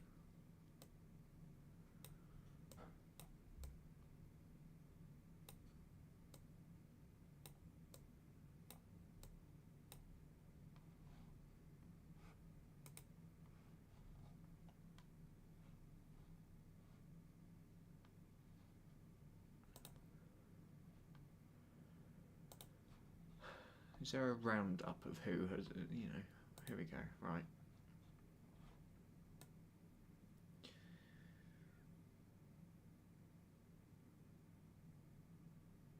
Okay. Former England football manager Gareth Southgate and actor Stephen Fry have both been knighted. 800 metre champion Keely Hodgkinson receives an MBE. Mayor of London Sadiq Khan. Andy Street footballer Emily Thornberry. Why is a Labour MP Emily Thornberry made a dame?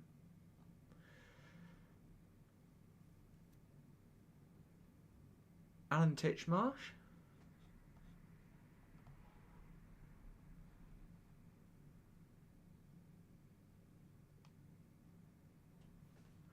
Oh, that is fantastic.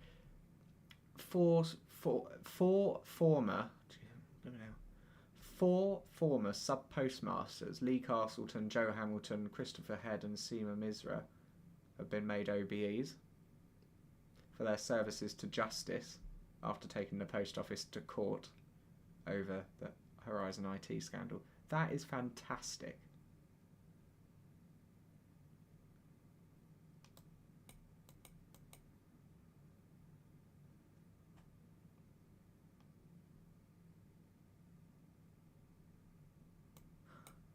Wow.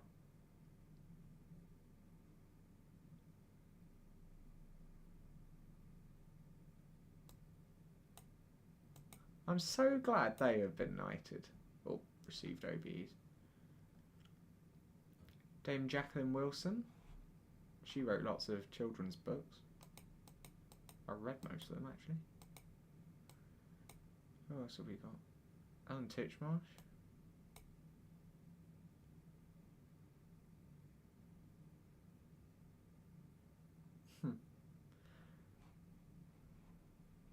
That is...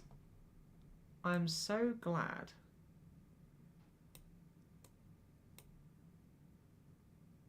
Lee Castleton, Joe Hamilton, Christopher Head and Seema Misra have been made OBEs. That is really good.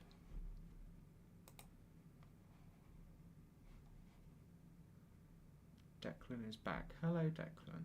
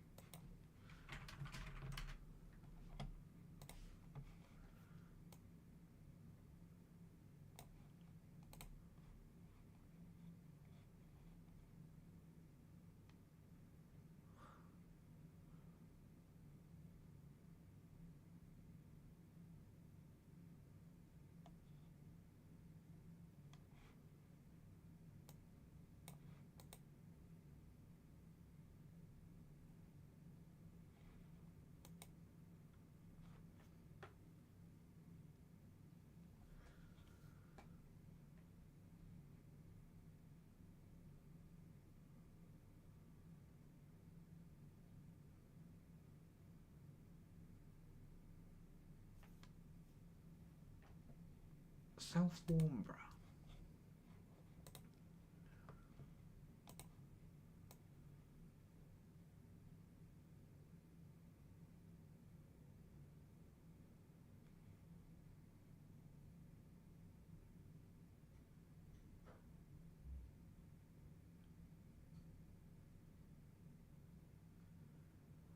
Wow. South Warmborough is where one of these, Joe Hamilton, had her post office, and she was one of the most famous wrongly convicted sub-postmasters. And you go onto the South Warmborough village Wikipedia page, and it says interesting information about the village. There is a village fete.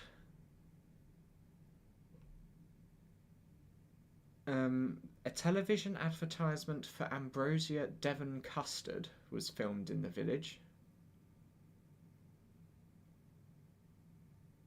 And this is the best one. A farm in South Warmborough supplies potatoes to Walker's Crisps. There we go. I suppose, yeah, okay.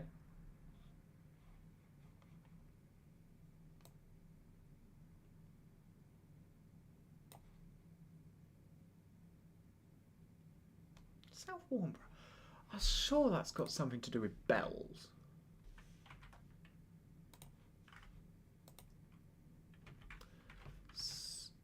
South Warm. Are they unringable? There's a 3. Oh no, they're a ringable 3. They were rehung with all new fittings in an existing frame in 1973.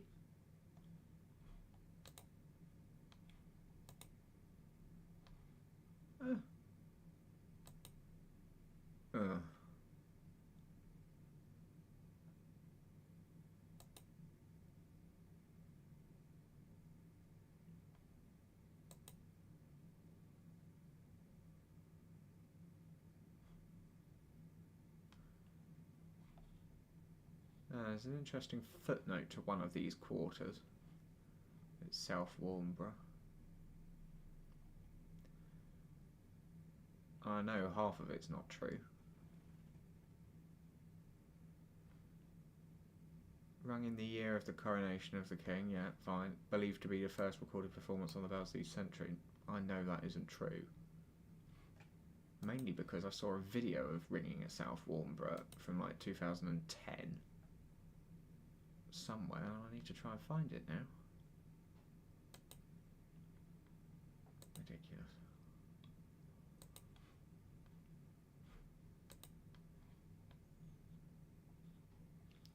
I think it's time for another bellboard stalk of the day.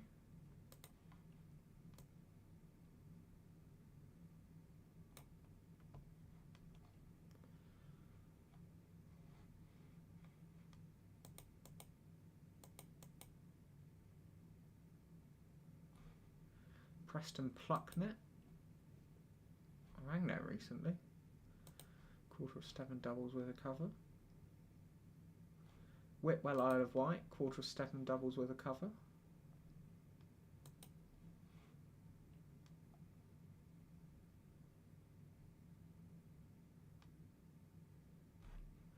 Pershore Abbey, 840 grand sub triples. First attempt unsuccessful of triples as conductor.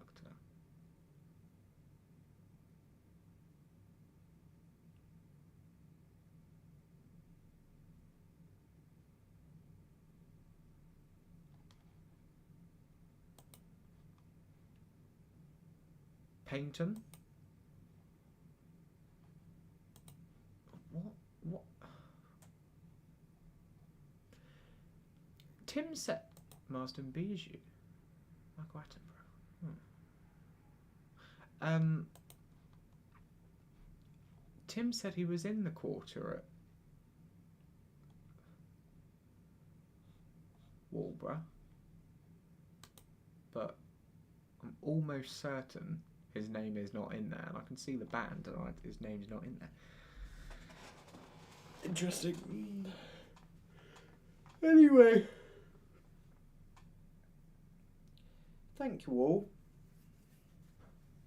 I don't think there's much more we can do. We've completed the Lego.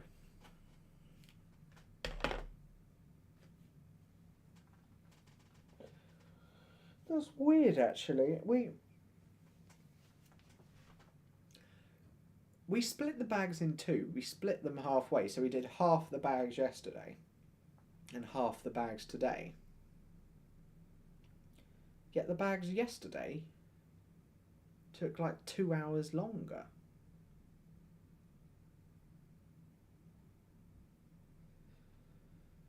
Yeah.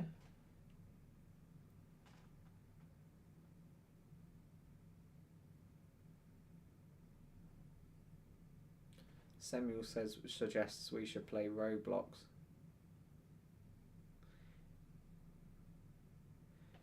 If you randomly post a... If you read... Right, I presume that says read my post above, you'll know why. Let's have a look then. Scotland, long way up the building? No. Just seen another orb? No.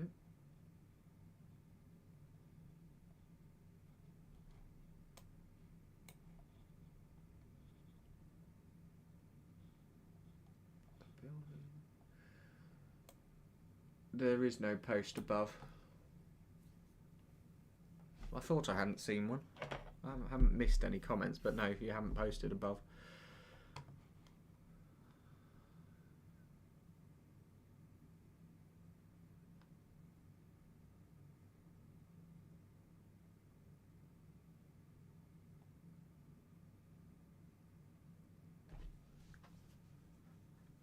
Yeah, I don't... As far as I am aware, I don't think your name is Susan Sawyer, Fergus Kettleborough, Mike Wigney, Richard Shear, Catherine Crawley. Is that someone from Downton Abbey? Martin Mansley, Peter McCrawley, or James?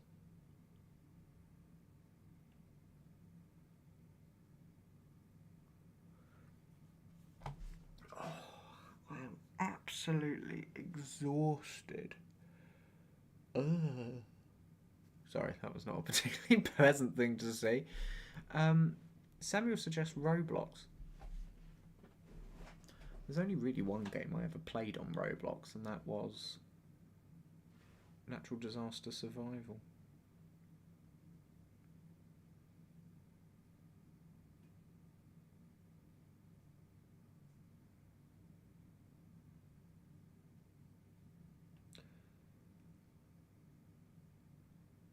I'm hoping Tim might explain why he wasn't in it if he wants to.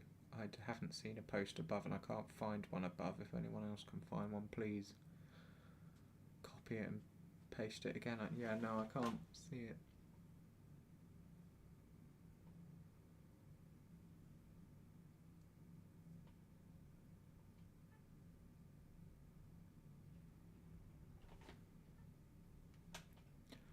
Oh, what a day. I'm absolutely exhausted.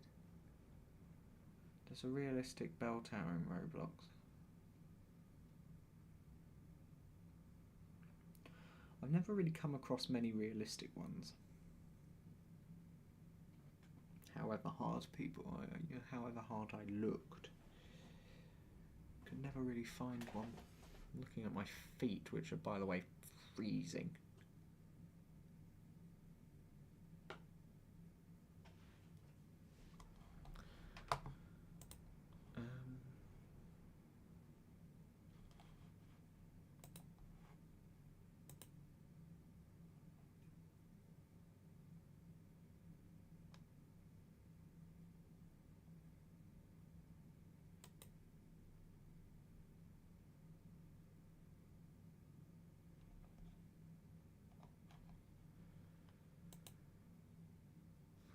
Directly under the post about the orb.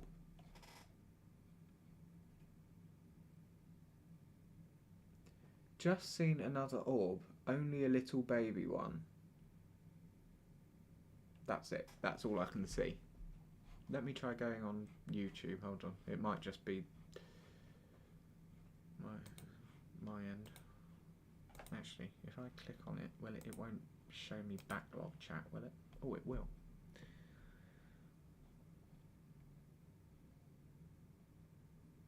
Nope, doesn't say.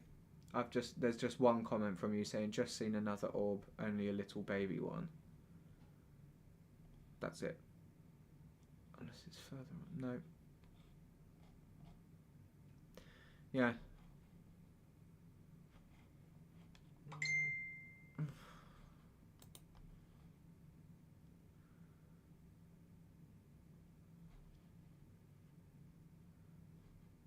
Leave me alone.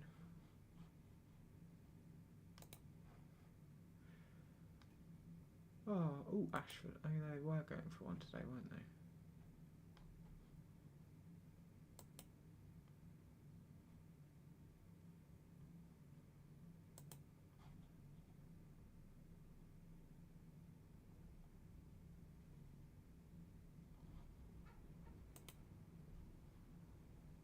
The wind is so strong outside. No. Half muffled quarter peal at hitching for the hitchin for the passing of the old year.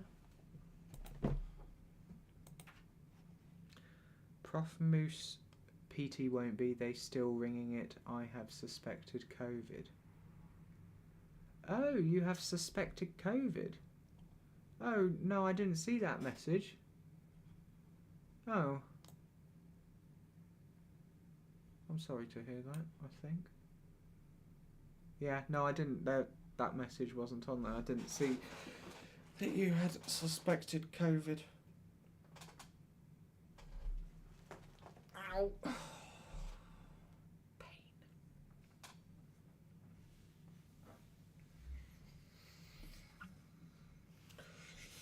Ooh. So we've had a suggestion for Roblox. If we do play Roblox, it will only be for the next 45 minutes or so.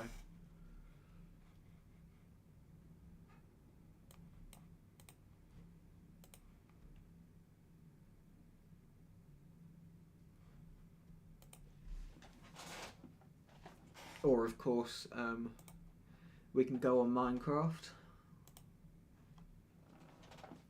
I can see if I can embarrass myself and play Minecraft. That could be quite entertaining, I think. Maybe. Or maybe not. Oh, I haven't shown people the realm.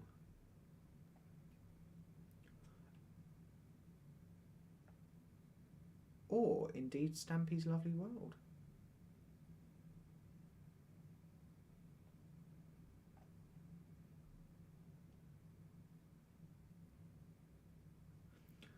What would people like to see?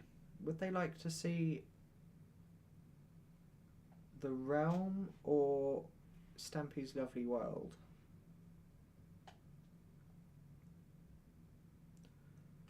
And by Stampy's Lovely World, I mean the world he...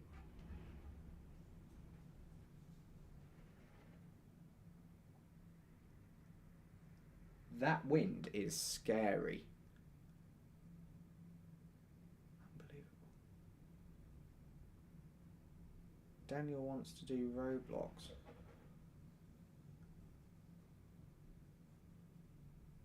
What? Why Roblox?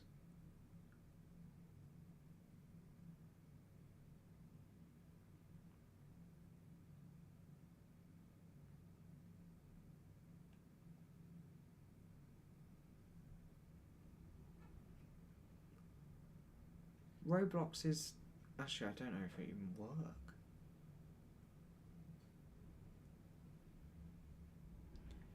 Also, the...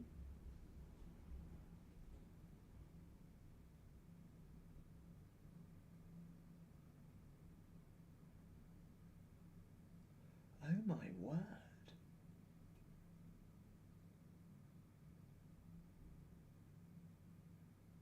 That wind is not nice.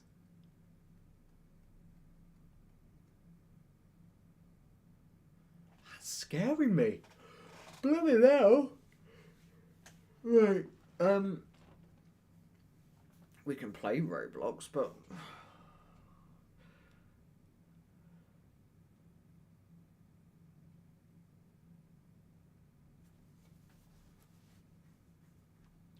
It's the only game you can play right now. I wasn't suggesting other people play. I mean, they can. I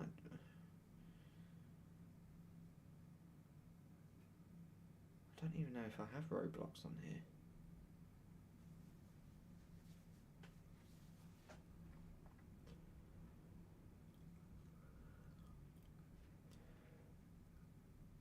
These... go on then. I haven't played Roblox in about 6 years. Ow! Ooh! Bloomin' foot's gone to sleep. Ow! Right. Roblox. I'm not going to be able to hear any of it, am I? Because I've got broken headphones.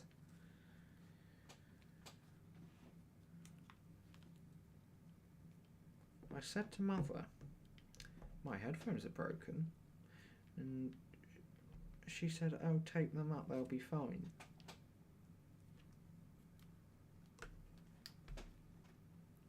Yeah, they're really fine, aren't they? Oh, wow. That's absolutely perfect, isn't it? I can't even put them on. If I put them over my head and turn it like that, I could just act as a speaker. That's my thinking here. Right. Roblox. Oh my goodness gracious. I don't even know if I...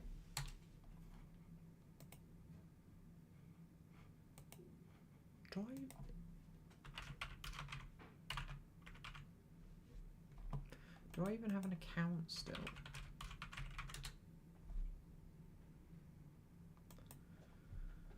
Use the arrow keys to choose an image where the winner has the icon shown in the image above on the left. What?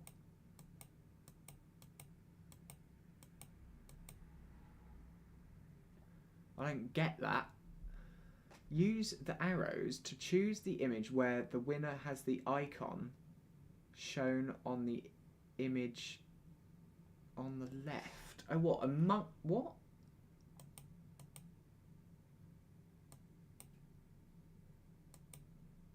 Which one is the winner?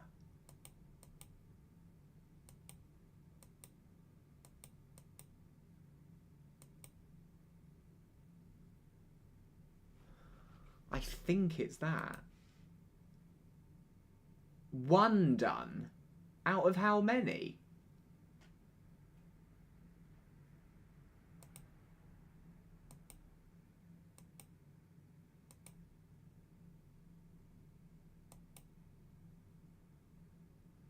I don't understand this.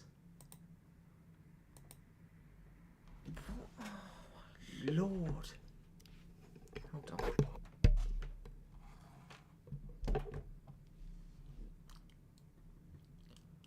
I don't understand this.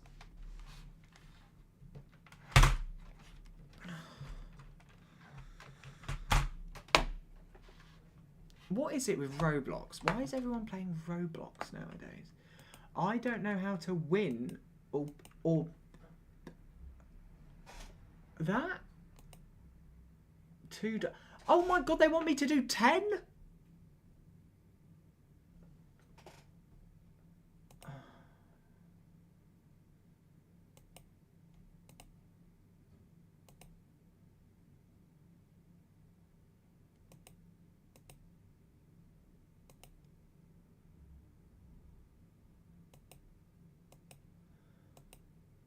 I can't even see.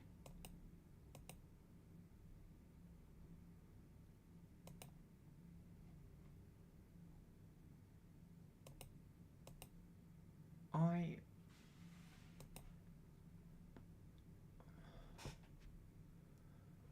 think it's that. I have absolutely no idea. That. This is unbelievable.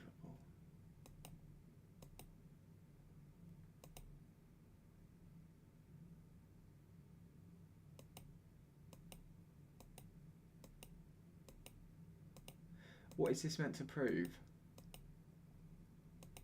Could it be that? No, it's still there.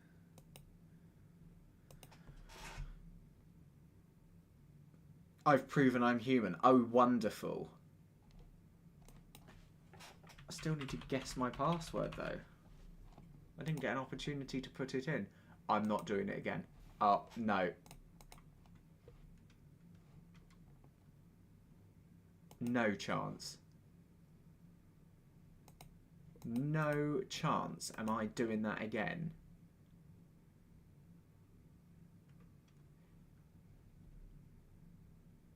Email me a one-time code.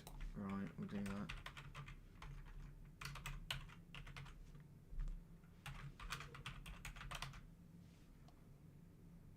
I have absolutely no idea what we're going to play. We're not going to play anything at this rate. It's wanting me to do a 10-part verification puzzle I can't see.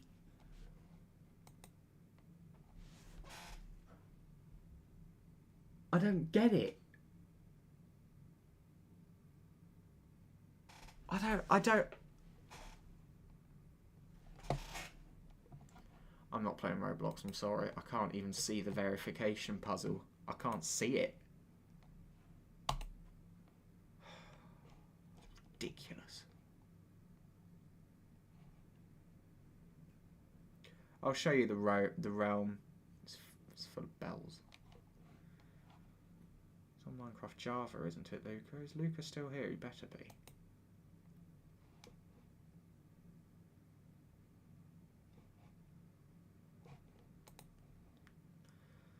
I'll try and sort out Roblox for another day.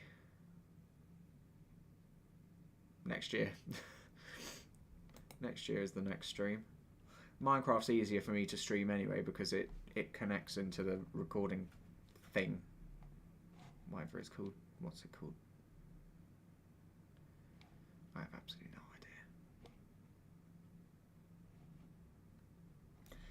idea. And Minecraft. Can't see that either. My eyesight is going like mad. Right, switch it over to that. And if I go back to here and go to that. Oh look, it's done it automatically. Need to just resize it.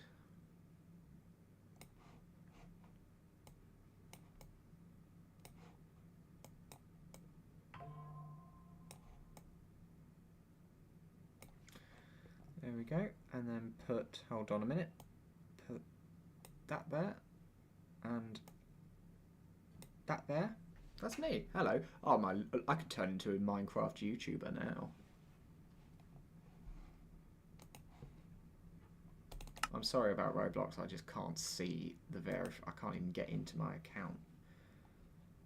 If I can't get into my account, who's just messaged me?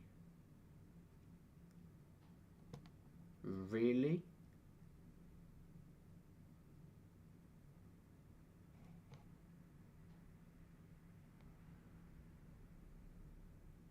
I suppose Luca thinks that's funny.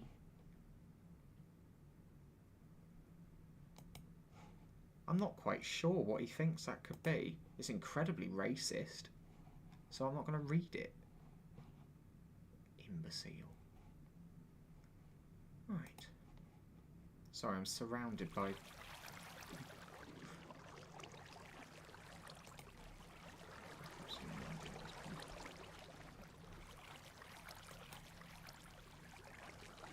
Right.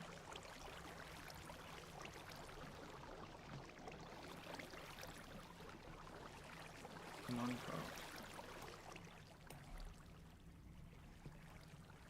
Question is, where is the audio coming from? What is the audio? Oh, it's water. Right.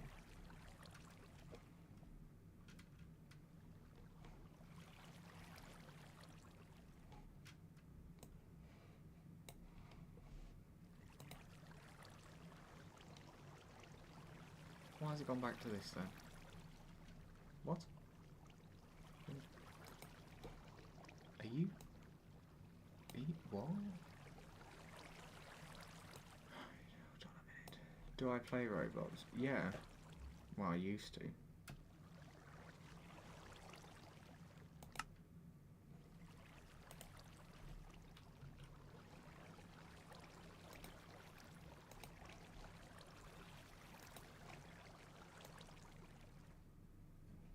No, that's that. Even though I clicked that, what?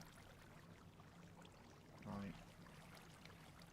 If I put it to there, will that put that back to... Right, it will. Good. Okay, so...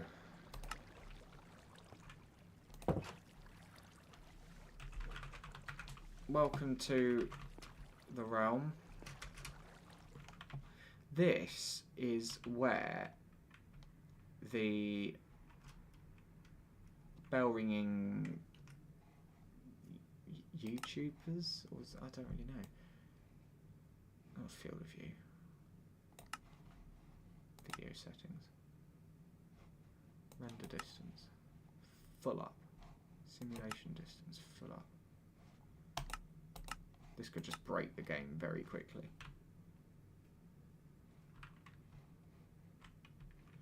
Doesn't actually do much. Anyway, so this is the world where all of the ringers, who you probably have heard of, who have YouTube channels, we all kind of, during COVID, made this world. And every church was been built by a different person. We built an entire city and filled it with bells.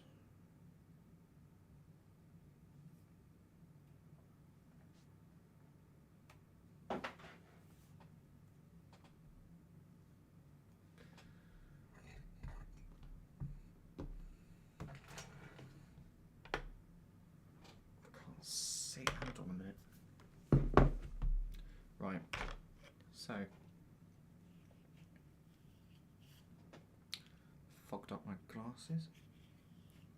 Okay, so this is the cathedral.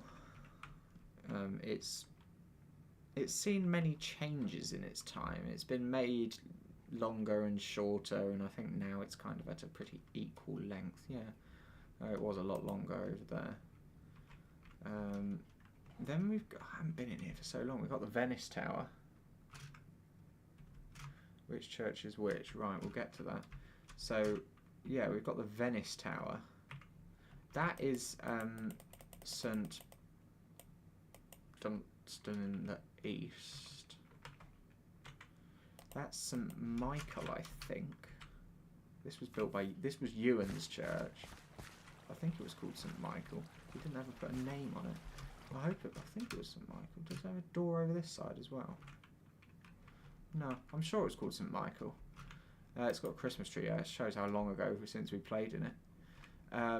Got Bow, St. Mary Le Bow. I think this was built by Ewan as well. What does it say? St. Mary Le Bow, Kingsminster. Yeah, so this area of the world is called Kingsminster. I used to own it and then I sold it. There can be a delay on buttons. Chimes and... Oh, I know exactly who Oh, my lord. Will this even work?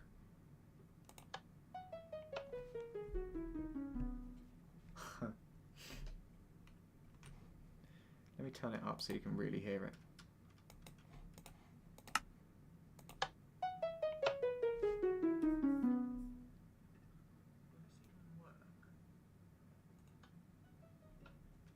Yeah, look, here we go.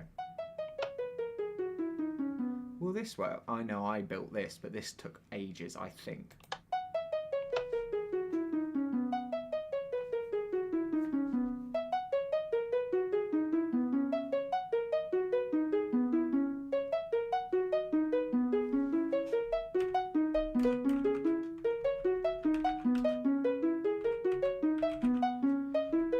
Luca, how do you go into spectator? Oh! That went really out of tune.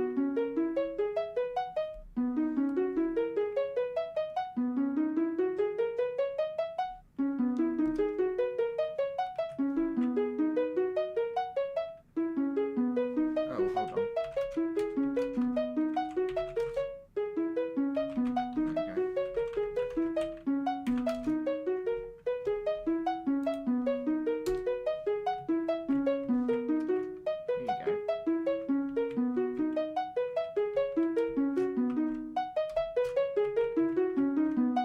It's all a single note block. Yeah, the best one we did was actually over here. So you've got this thing over here called the Guildhall. Adam McCurdy made it, except we ransacked it and changed his lovely church into a Guildhall. And he leaves these comments here for us when he comes back and notices what we've done to his church. I return after... You need to imagine this is being spoken in an Irish accent, because Adam is Irish. He said, I return after my absence and find the bells got rid of, the chime system destroyed, the church rebuilt, and the chapel desecrated. This is my chapel, sirs, and you will not take it. And someone left a sign saying, bloody Irish. Anyway, what I came in here for was underneath, it's actually underneath the road and the subway station, is, where is it? I think it's over here. It's way over here. Yeah. We have this note block room. Absolutely. Oh, yeah, that's the world. Wow. Yeah, we have this note block room full of note blocks.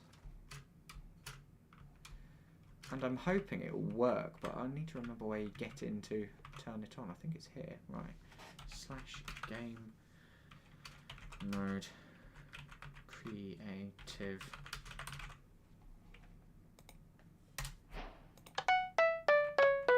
Oh, this is going to be really slow. And I know one bell's out of tune.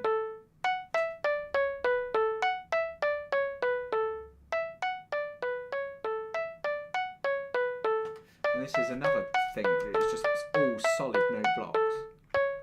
Tuned. There is one out of tune note, I think. Can't remember where it is. I think it's on the second row. Up that end.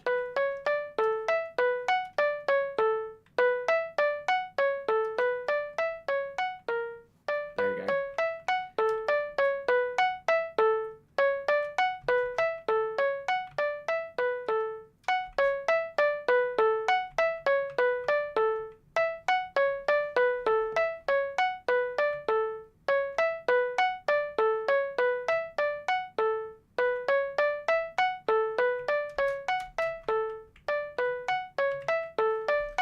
There's Luca on the chat. Shall I show them Barrow?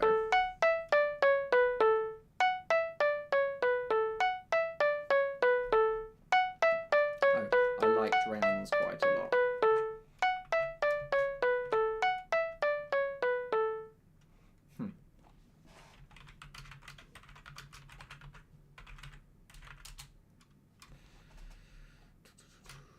Quack Spark. Someone built a plane on fire over there. Huh. Quex Park. What else have we got? Oh yeah, this building in front of me here, this big square tower, that's the oldest cathedral. That's the old cathedral. We did put bells in it. What does this say? Closed. Church closed, ringing prohibited.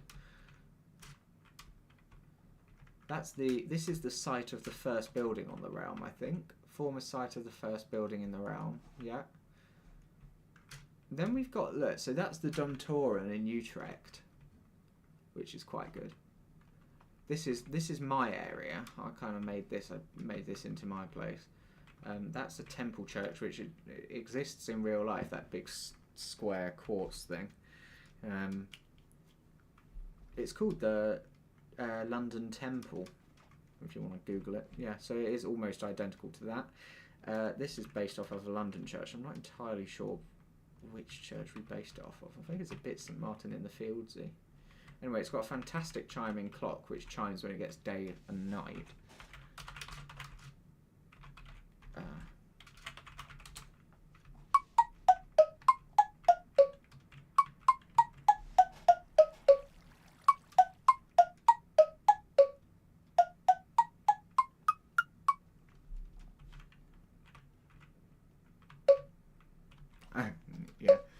It's the Church of St Martin, Old Thames Hill.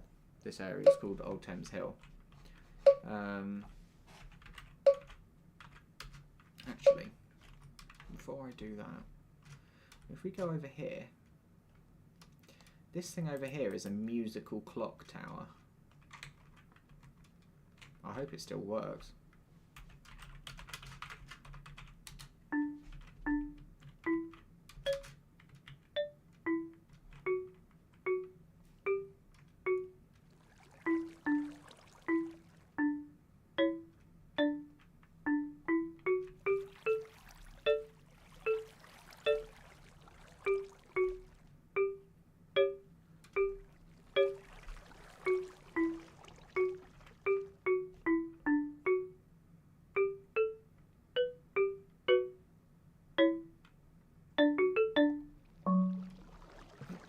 Sounds like the old tenor of the List Camp and old Pots. But yeah, no, we had some different songs on here. I don't know. Oh, Postman Pat's actually that one over there. I'll play that in a minute. But they sound a bit weird and they don't sound like bells because Luca made a sound pack that if you put a note block on Glowstone, for example, it would play the sound of a bell. So we went into the files and actually edited it all. So when the realm was used all the time, they were actual bells, and that was a massive board on, not just a ceramic pot. But yeah, what's this one? Is it those? It is those two. I remember. Anyway, what's the start button? I think this is Postman Pat.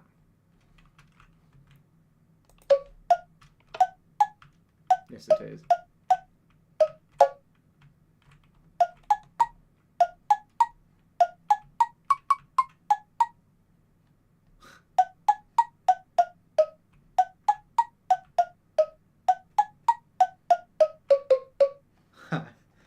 It's funny what you can do. I mean, we built all of the music out here and then world edited it under the tower, but we never really got through that one. That's sad. Huh. White House. I went through a phase of becoming like Grand High Dictators. Oh yeah, that's quite impressive. I'll show you that in a minute. But yeah, no, we built the White House. And the little section with the Oval Office in. We also started building a scale replica of the Houses of Parliament. We built the Commons Chamber and we built Big Ben, but we never actually finished the rest of it, which was sad because it was going to look really spectacular. We also have a building which I think we should have finished, but you know, you can see what it would have looked like. We'll get up to there in a minute, but I think the building we should have finished, and we never finished it, was Westminster Cathedral.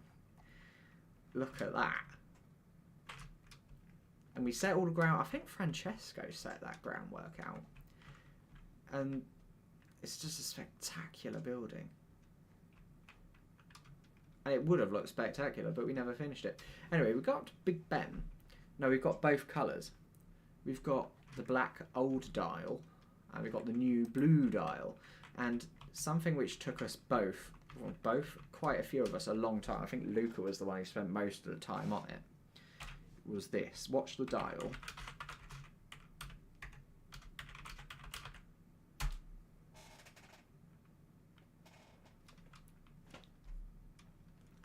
We had it so all of the dials would light up at night, and it was great, but trying to get every single glowstone block to illuminate was really, really difficult.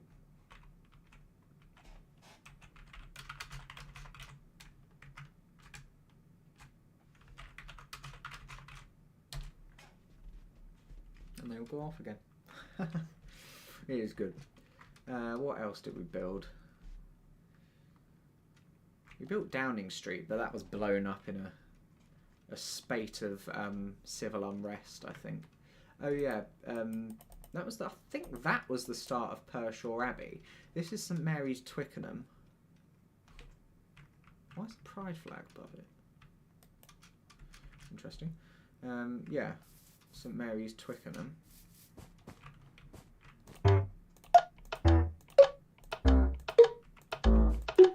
They used to sound very good, but yeah. We did go through a phase of actually building some quite spectacular things. What's around here? Oh, it's LGBT clocks and bells. I remember this. It's been so long since I've been here. This was Luca's bell foundry. Not as good as Watson's clocks and bells. Actually, I don't think I had clocks. Oh, yeah, some art. Now, this was our proudest kind of, I think it was probably our proudest creation. We'll go back to that in a minute. You can see how good Quex Park looks. It looks spectacular. The cathedral, by the way, as I'm passing, I might as well. Oh yeah. Ewan's Portaloo. The cornerstone of this great cathedral was laid on the 12th of October 2020 by Jake Reed. Anyway, this big building here, this is the Cathedral Square, by the way. That's Luca's house. This big building here is Watson & Co. Bell Foundry. And I wasn't the only Watson. Birch Grove. This was Birch Grove. This was my little... Yeah, so, right. So we have this... That was my Bell Foundry. That was Luca's house and Luca's church. Then we had like a... Yeah, we had stuff we needed to do. What the hell? Oh, I know. I think I have a really good idea of what could be on there. I'm not going to. I'm not even going to try looking. I have a feeling we can blame Ewan for that one. This was Kingsminster. Oh no, it wasn't. This was Birch Grove. This is a private estate owned by Ringer_Ollie03. We hope you enjoy. I don't know why I said we. Can I edit that? Yeah, I think I can. I hope you enjoy. There we go. Rules. Good behaviour. No flying. Be respectful. I think that's pretty... Yeah, because we enjoyed... I like doing things properly, and flying around was a bit of a letdown. But, yeah, no, we had some old buildings. Is the clock tower still there? It is. That was a really bad clock tower. Where is Westminster Abbey? We didn't build Westminster Abbey. It's too bland. What is this? Oh, yes, that's our pub. Anyway, right. Birch Grove, interestingly, we held services in this church like 3 times a day. Proper services. And we actually ran quarter peals in this church as well. Memorial Garden? Who's in the Memorial Garden? That was the one. Yes. Yes. Yes. Yes. Oh, I remember all of these. Oh. Parrot has come to pay respects to Marcus Brown. Dame Barbara Windsor. Tony with a capital T. That was a tragedy. We had a state funeral for him. Tarquinius, a beloved lava creature. Yeah. We lost quite a few things in 2021. Anyway. Birchgrove Park. Yes, we had lights and tower. And when we used to have services in here, and people used to say we'd build a... what was this? Advent... This candle was lit on Advent Sunday 2020 and reignite. Oh yeah, someone burnt it out. And we have the Cathedral Church of St Barnabas. There was this extra little cathedral on the edge of it, which was quite fun with a really good organ. I think someone from the Netherlands built that. Can I see inside some more towers? You can. I mean, there's not much inside these towers. We have this. This was the ringing room of this church. Oh, hold on a minute. I doubt this will still work, but we'll find out. So,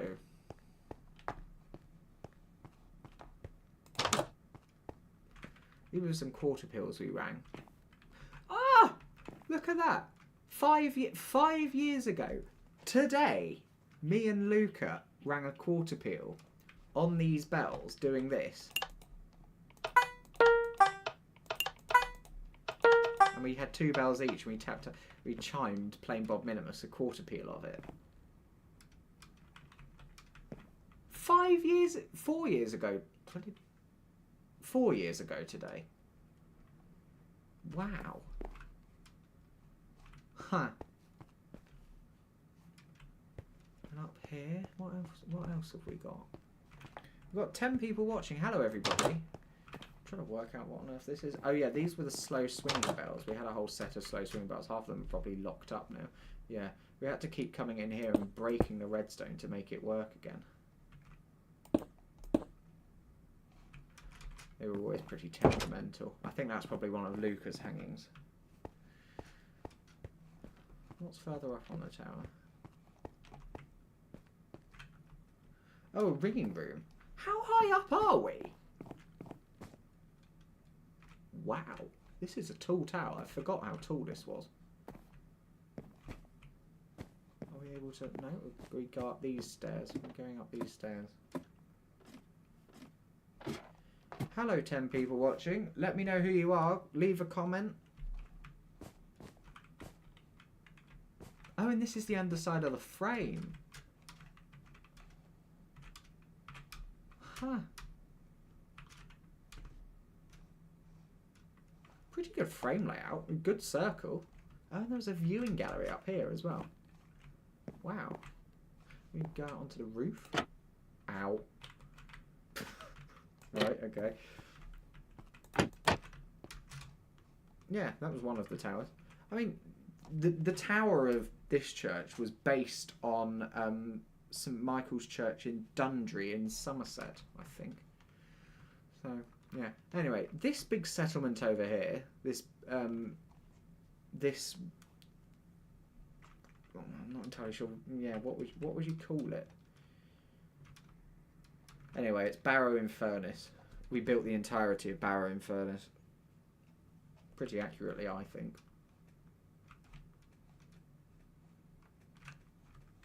It's quite samey, architecturally.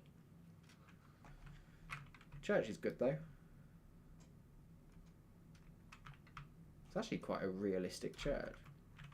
Wow. That's a good church.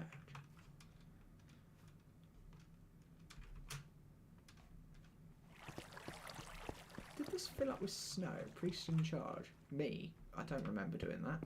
Anyway. I think I was priest in charge in most of these places. We don't know if this... I don't know if this is actually the most realistic tower. Oh yeah, that was the ringing room.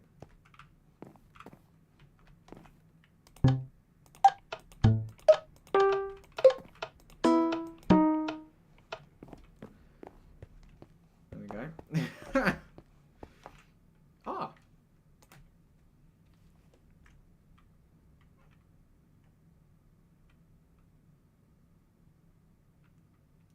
Is there a St. James's Church? I think this was St. James's. I'll have a look. Wow. Okay, yeah, this is the this is the belfry, I think.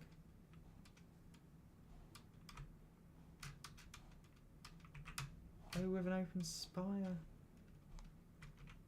Huh. Yeah.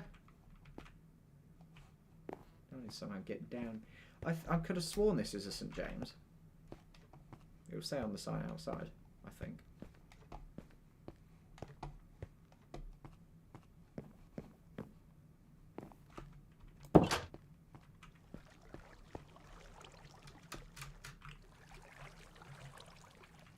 SJJ Parish. What's this?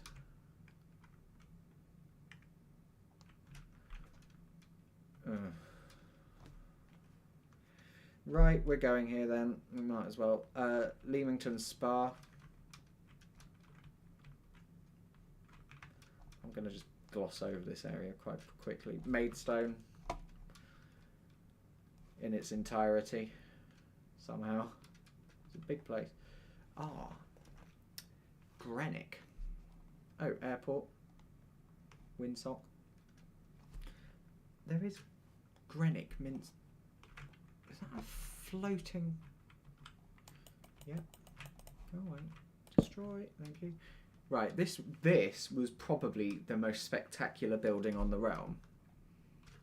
Is the most spectacular building on the realm. Greenock Minster.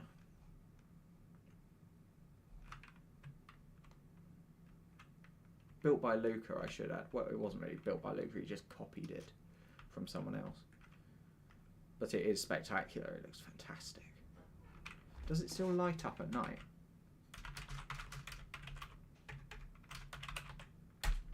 Yes. Oh, it does look good. I think inside it's also...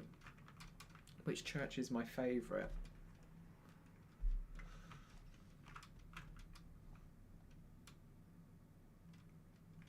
Oh, I know which one's my favourite. I'll take you to it in a minute. This is the inside. It's absolutely stunning. But again, he didn't actually build it. He just copied it from someone else. That's a fake bells. What's in here? Rounds. Right. Okay. Oh, there was a big board on. I might take you up the tower. Can I take you up the tower? It's probably easier to go in from the top. I think it was this tower.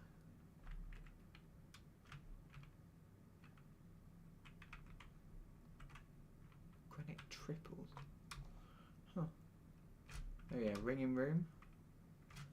The belfry was in there. Can we get out onto the roof? Oh, we can.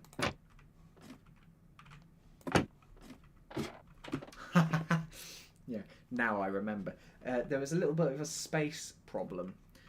Can you see in Maidstone Church? No. For a number of personal reasons. Primarily it's built by the person who... Yeah. Anyway, there is... Yeah, 2 bells, 2 bells, 2 bells. Yeah, 3 bells actually. Anyway, space was a problem, so it's a 3-tier frame. So tower movement was immense. It was quite dramatic. Anyway.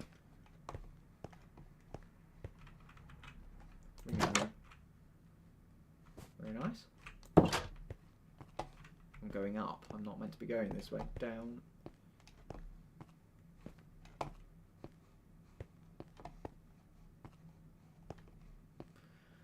You ask which church is my favourite, and I don't know if people are going to believe me when I take you to it. Wrong direction. The fact I know my way around this realm at the size it is quite impressive. That's a nice one. Adam built that. Pershore, Westminster Cathedral, Houses of Parliament, which we never finished, and I'm very sad about that. It would have been good. Which church is my favourite? I'm on my way. It's a long way away. Actually, for it, we can take the train. It's so big, the world's starting to struggle loading it in. For it, we will take the train. If I can remember how to get to the train station. Is it over here? I can't remember where the train station was. Oh, there was a train line, but I built over it. Yes, now I remember. Anyway, you follow the train line. Actually, we'll just get on a train here. We'll keep it realistic. What's this? Oh, for God's sake. Really? What? Why is that sign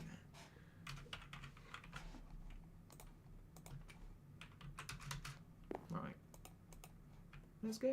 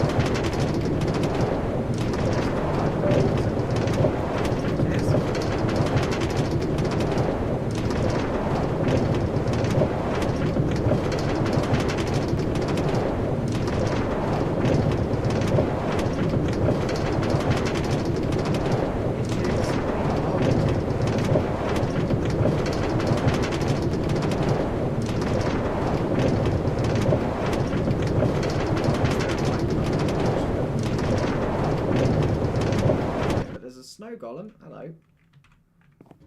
Oh, there's 2 of them. Oh, another one. Anyway, this is the Arctic Cathedral. It's based on a real cathedral. You can tell I built it because it's not as good as the rest. The Arctic Cathedral of the Blessed Virgin Mary.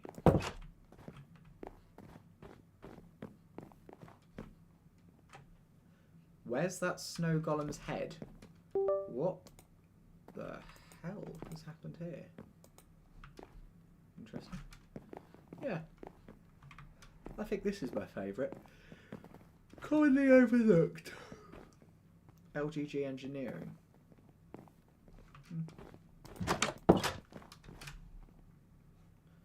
Well, I don't think we built anything else over here. No, it's just this. Not sure what that is, but yeah. Oh, it's a big world. We spent.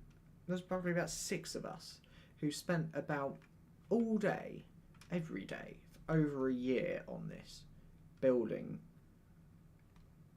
just a huge world. Dom Toren took ages. Little Italy was Lucas. And over here, actually, We built the entirety of King's College Chapel in Cambridge so we could hold 9 lessons and carols on Christmas Eve when we were locked down. So we built the entirety of King's College and held a full service of 9 lessons and carols.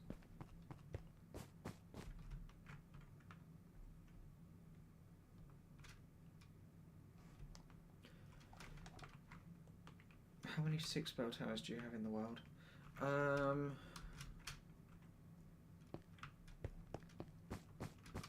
Quite a few. World Trade Centers, the former World Trade Centers. Yeah, we did. We had loads. I mean, that Venice Tower is good.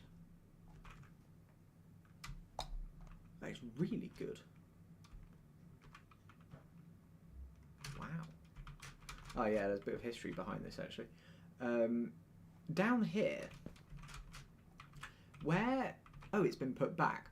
Where that, like, very thin clock tower is in front of me here, there used to be an old, an old school building which I built, and I gave that land to Ewan, and he started building it.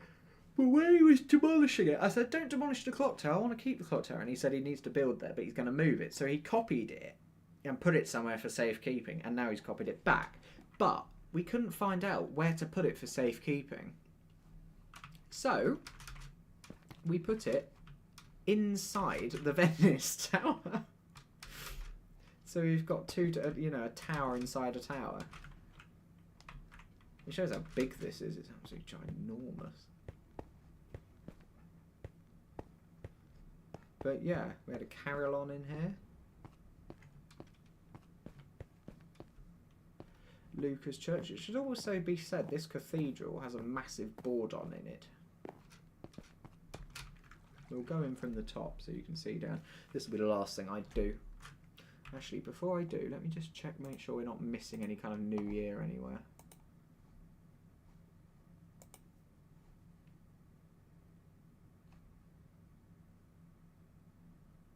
No, I don't think we are. Right, back to Minecraft. Yeah, this was the tower with the bells in, I think.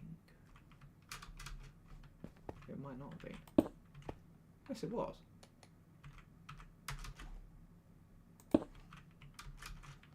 Well, there's some bells in here. I think we might put more bells in the other one. That's the ringing room with the set of guides. Oh, lots of note blocks for the musical bells. Yes, I remember this now. The organ loft. Now we can see inside the cathedral. It's quite grand. It's got a big central tower as well. In the other tower, however, there are more bells.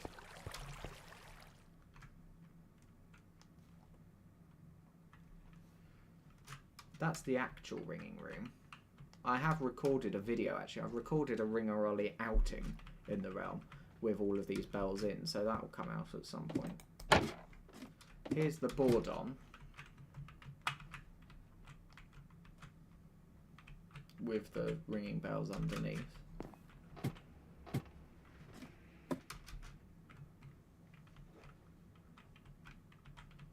That wind is really concerning.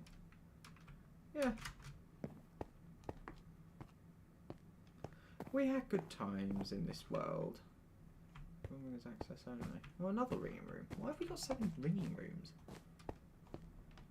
Should probably fix that.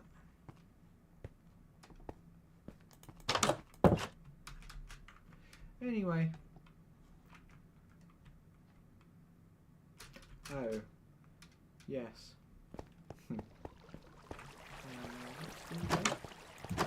What's the blooming door? I think it's through here.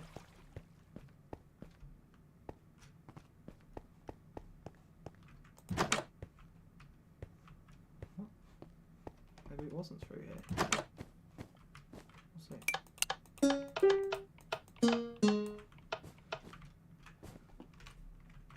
Where is it? Might be in here. Yes, it is in here.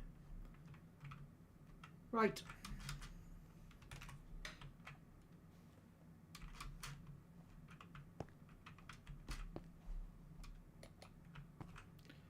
This is the tune we made in here.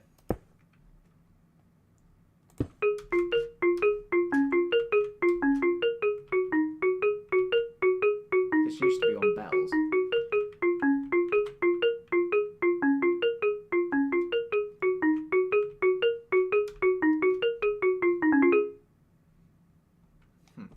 Yeah, no, it was fun.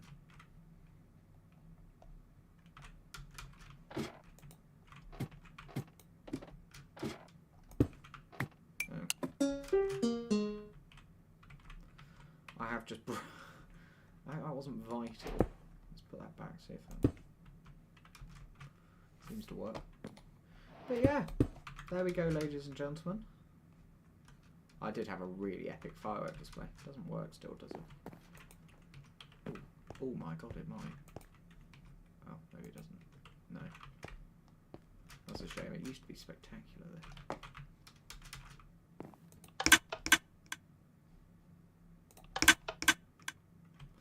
No, it doesn't work. Actually, if I put a repeater...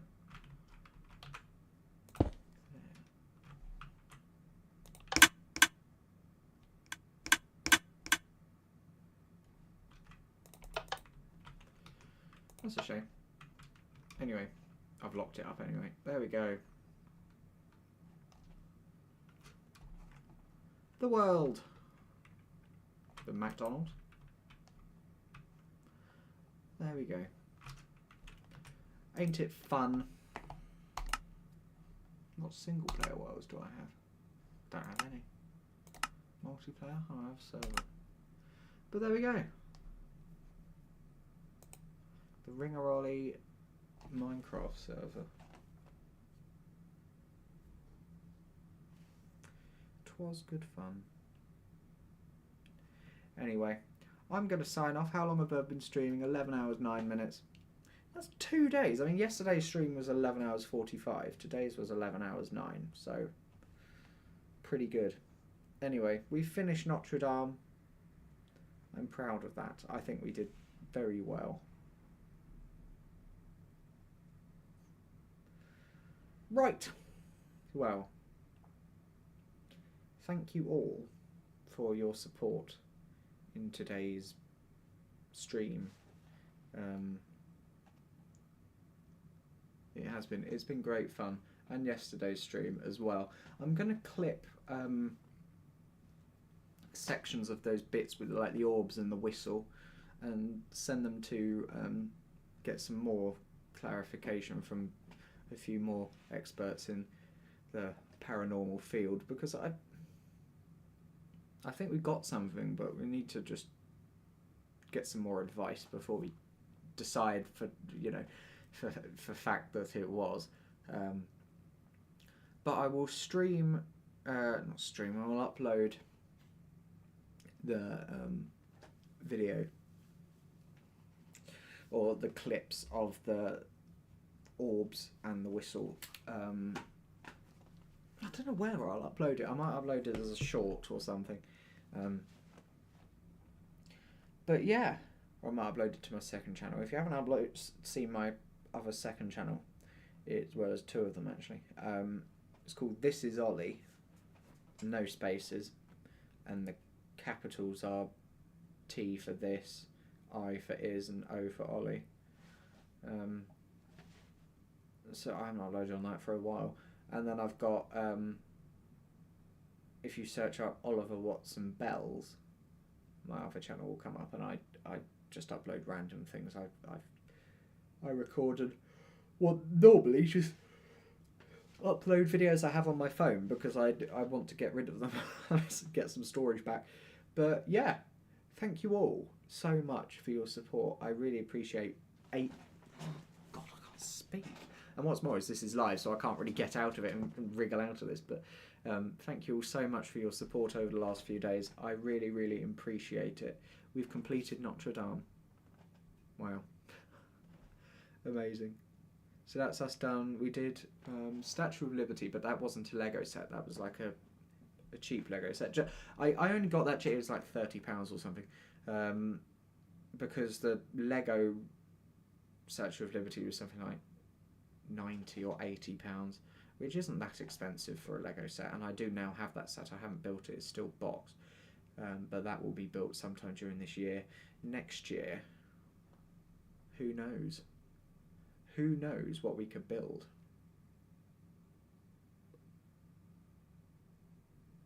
We could actually have a look on the site now.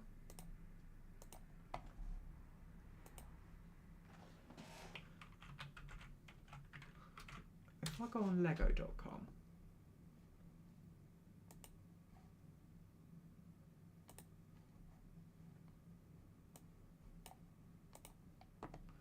right, we'll go on lego.com. If I change this to that, there we go.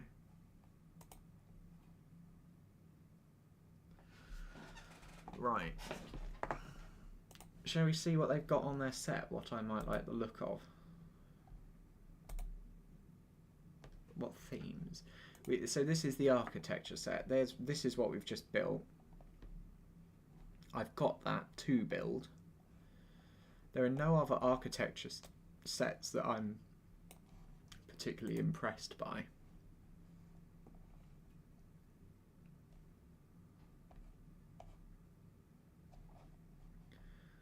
Shop theme. Classic? Is there anything in classic? Oh, no. That's not my style, I don't think. Creator theme, creator expert. You get some good things in here. Right. Titanic. It's double the amount of pieces as we've done now. So it's going to be like 5 days of solid streaming. We've done that in 2. 5 days of solid streaming. I don't think I could do that. I would like to buy that, but just to do in my own time. But look at the price of it, though. I think that's a little bit out of my league. What else have we got? Dreams, Educate, Fortnite. Supply llama. Peelybone.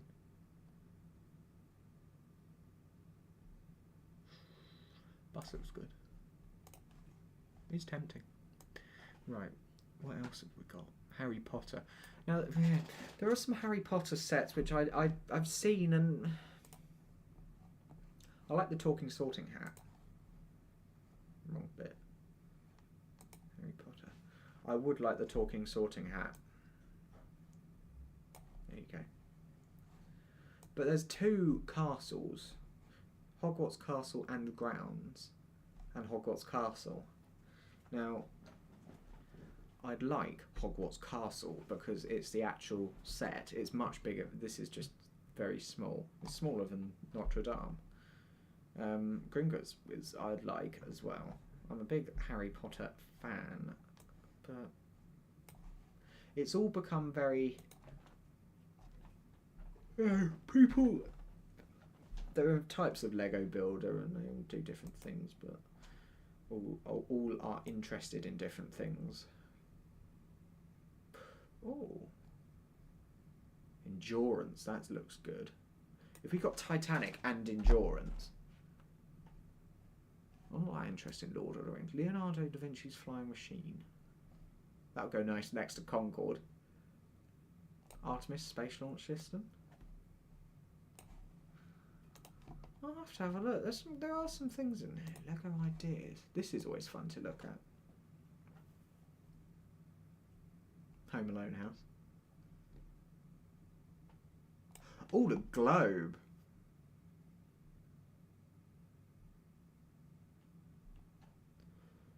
Yeah. The globe I quite like the look of.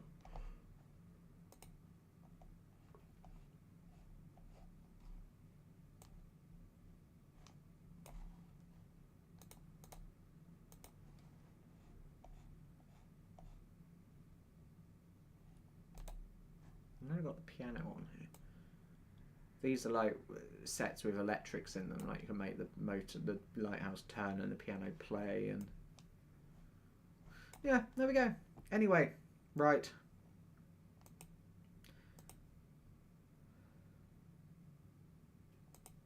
Thank you all very much for watching. I do appreciate it. And I'm going to log off now and go and have 20 minutes rest before I now have to go out again and muffle bells in Norfolk and then ring for New Year. Actually, no. Muffle the bells, ring them, unmuffle them, ring them again.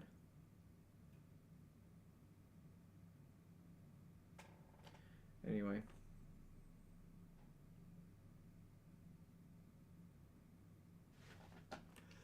Right. So, from me, until next year, thank you all so much to everyone who's supported the 2 days of streams. 2 days of 11-hour streams. It's been very tiring, but I'm glad everyone enjoyed it. I'm glad people enjoyed the Lego, and you'll have to wait for next year to see what next year brings.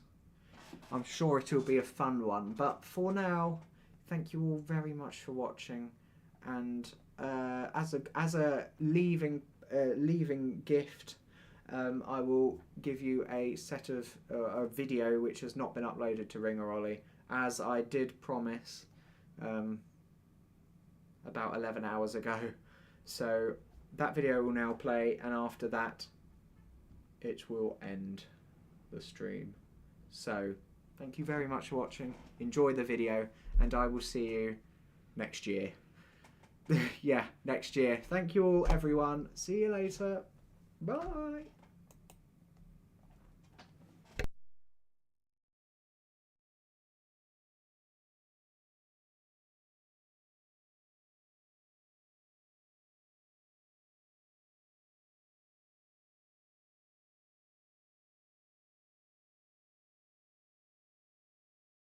Don't just swing it, snatch it back. Ooh, yeah.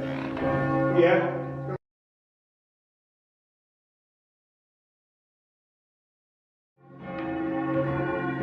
I wish someone gave me a hand.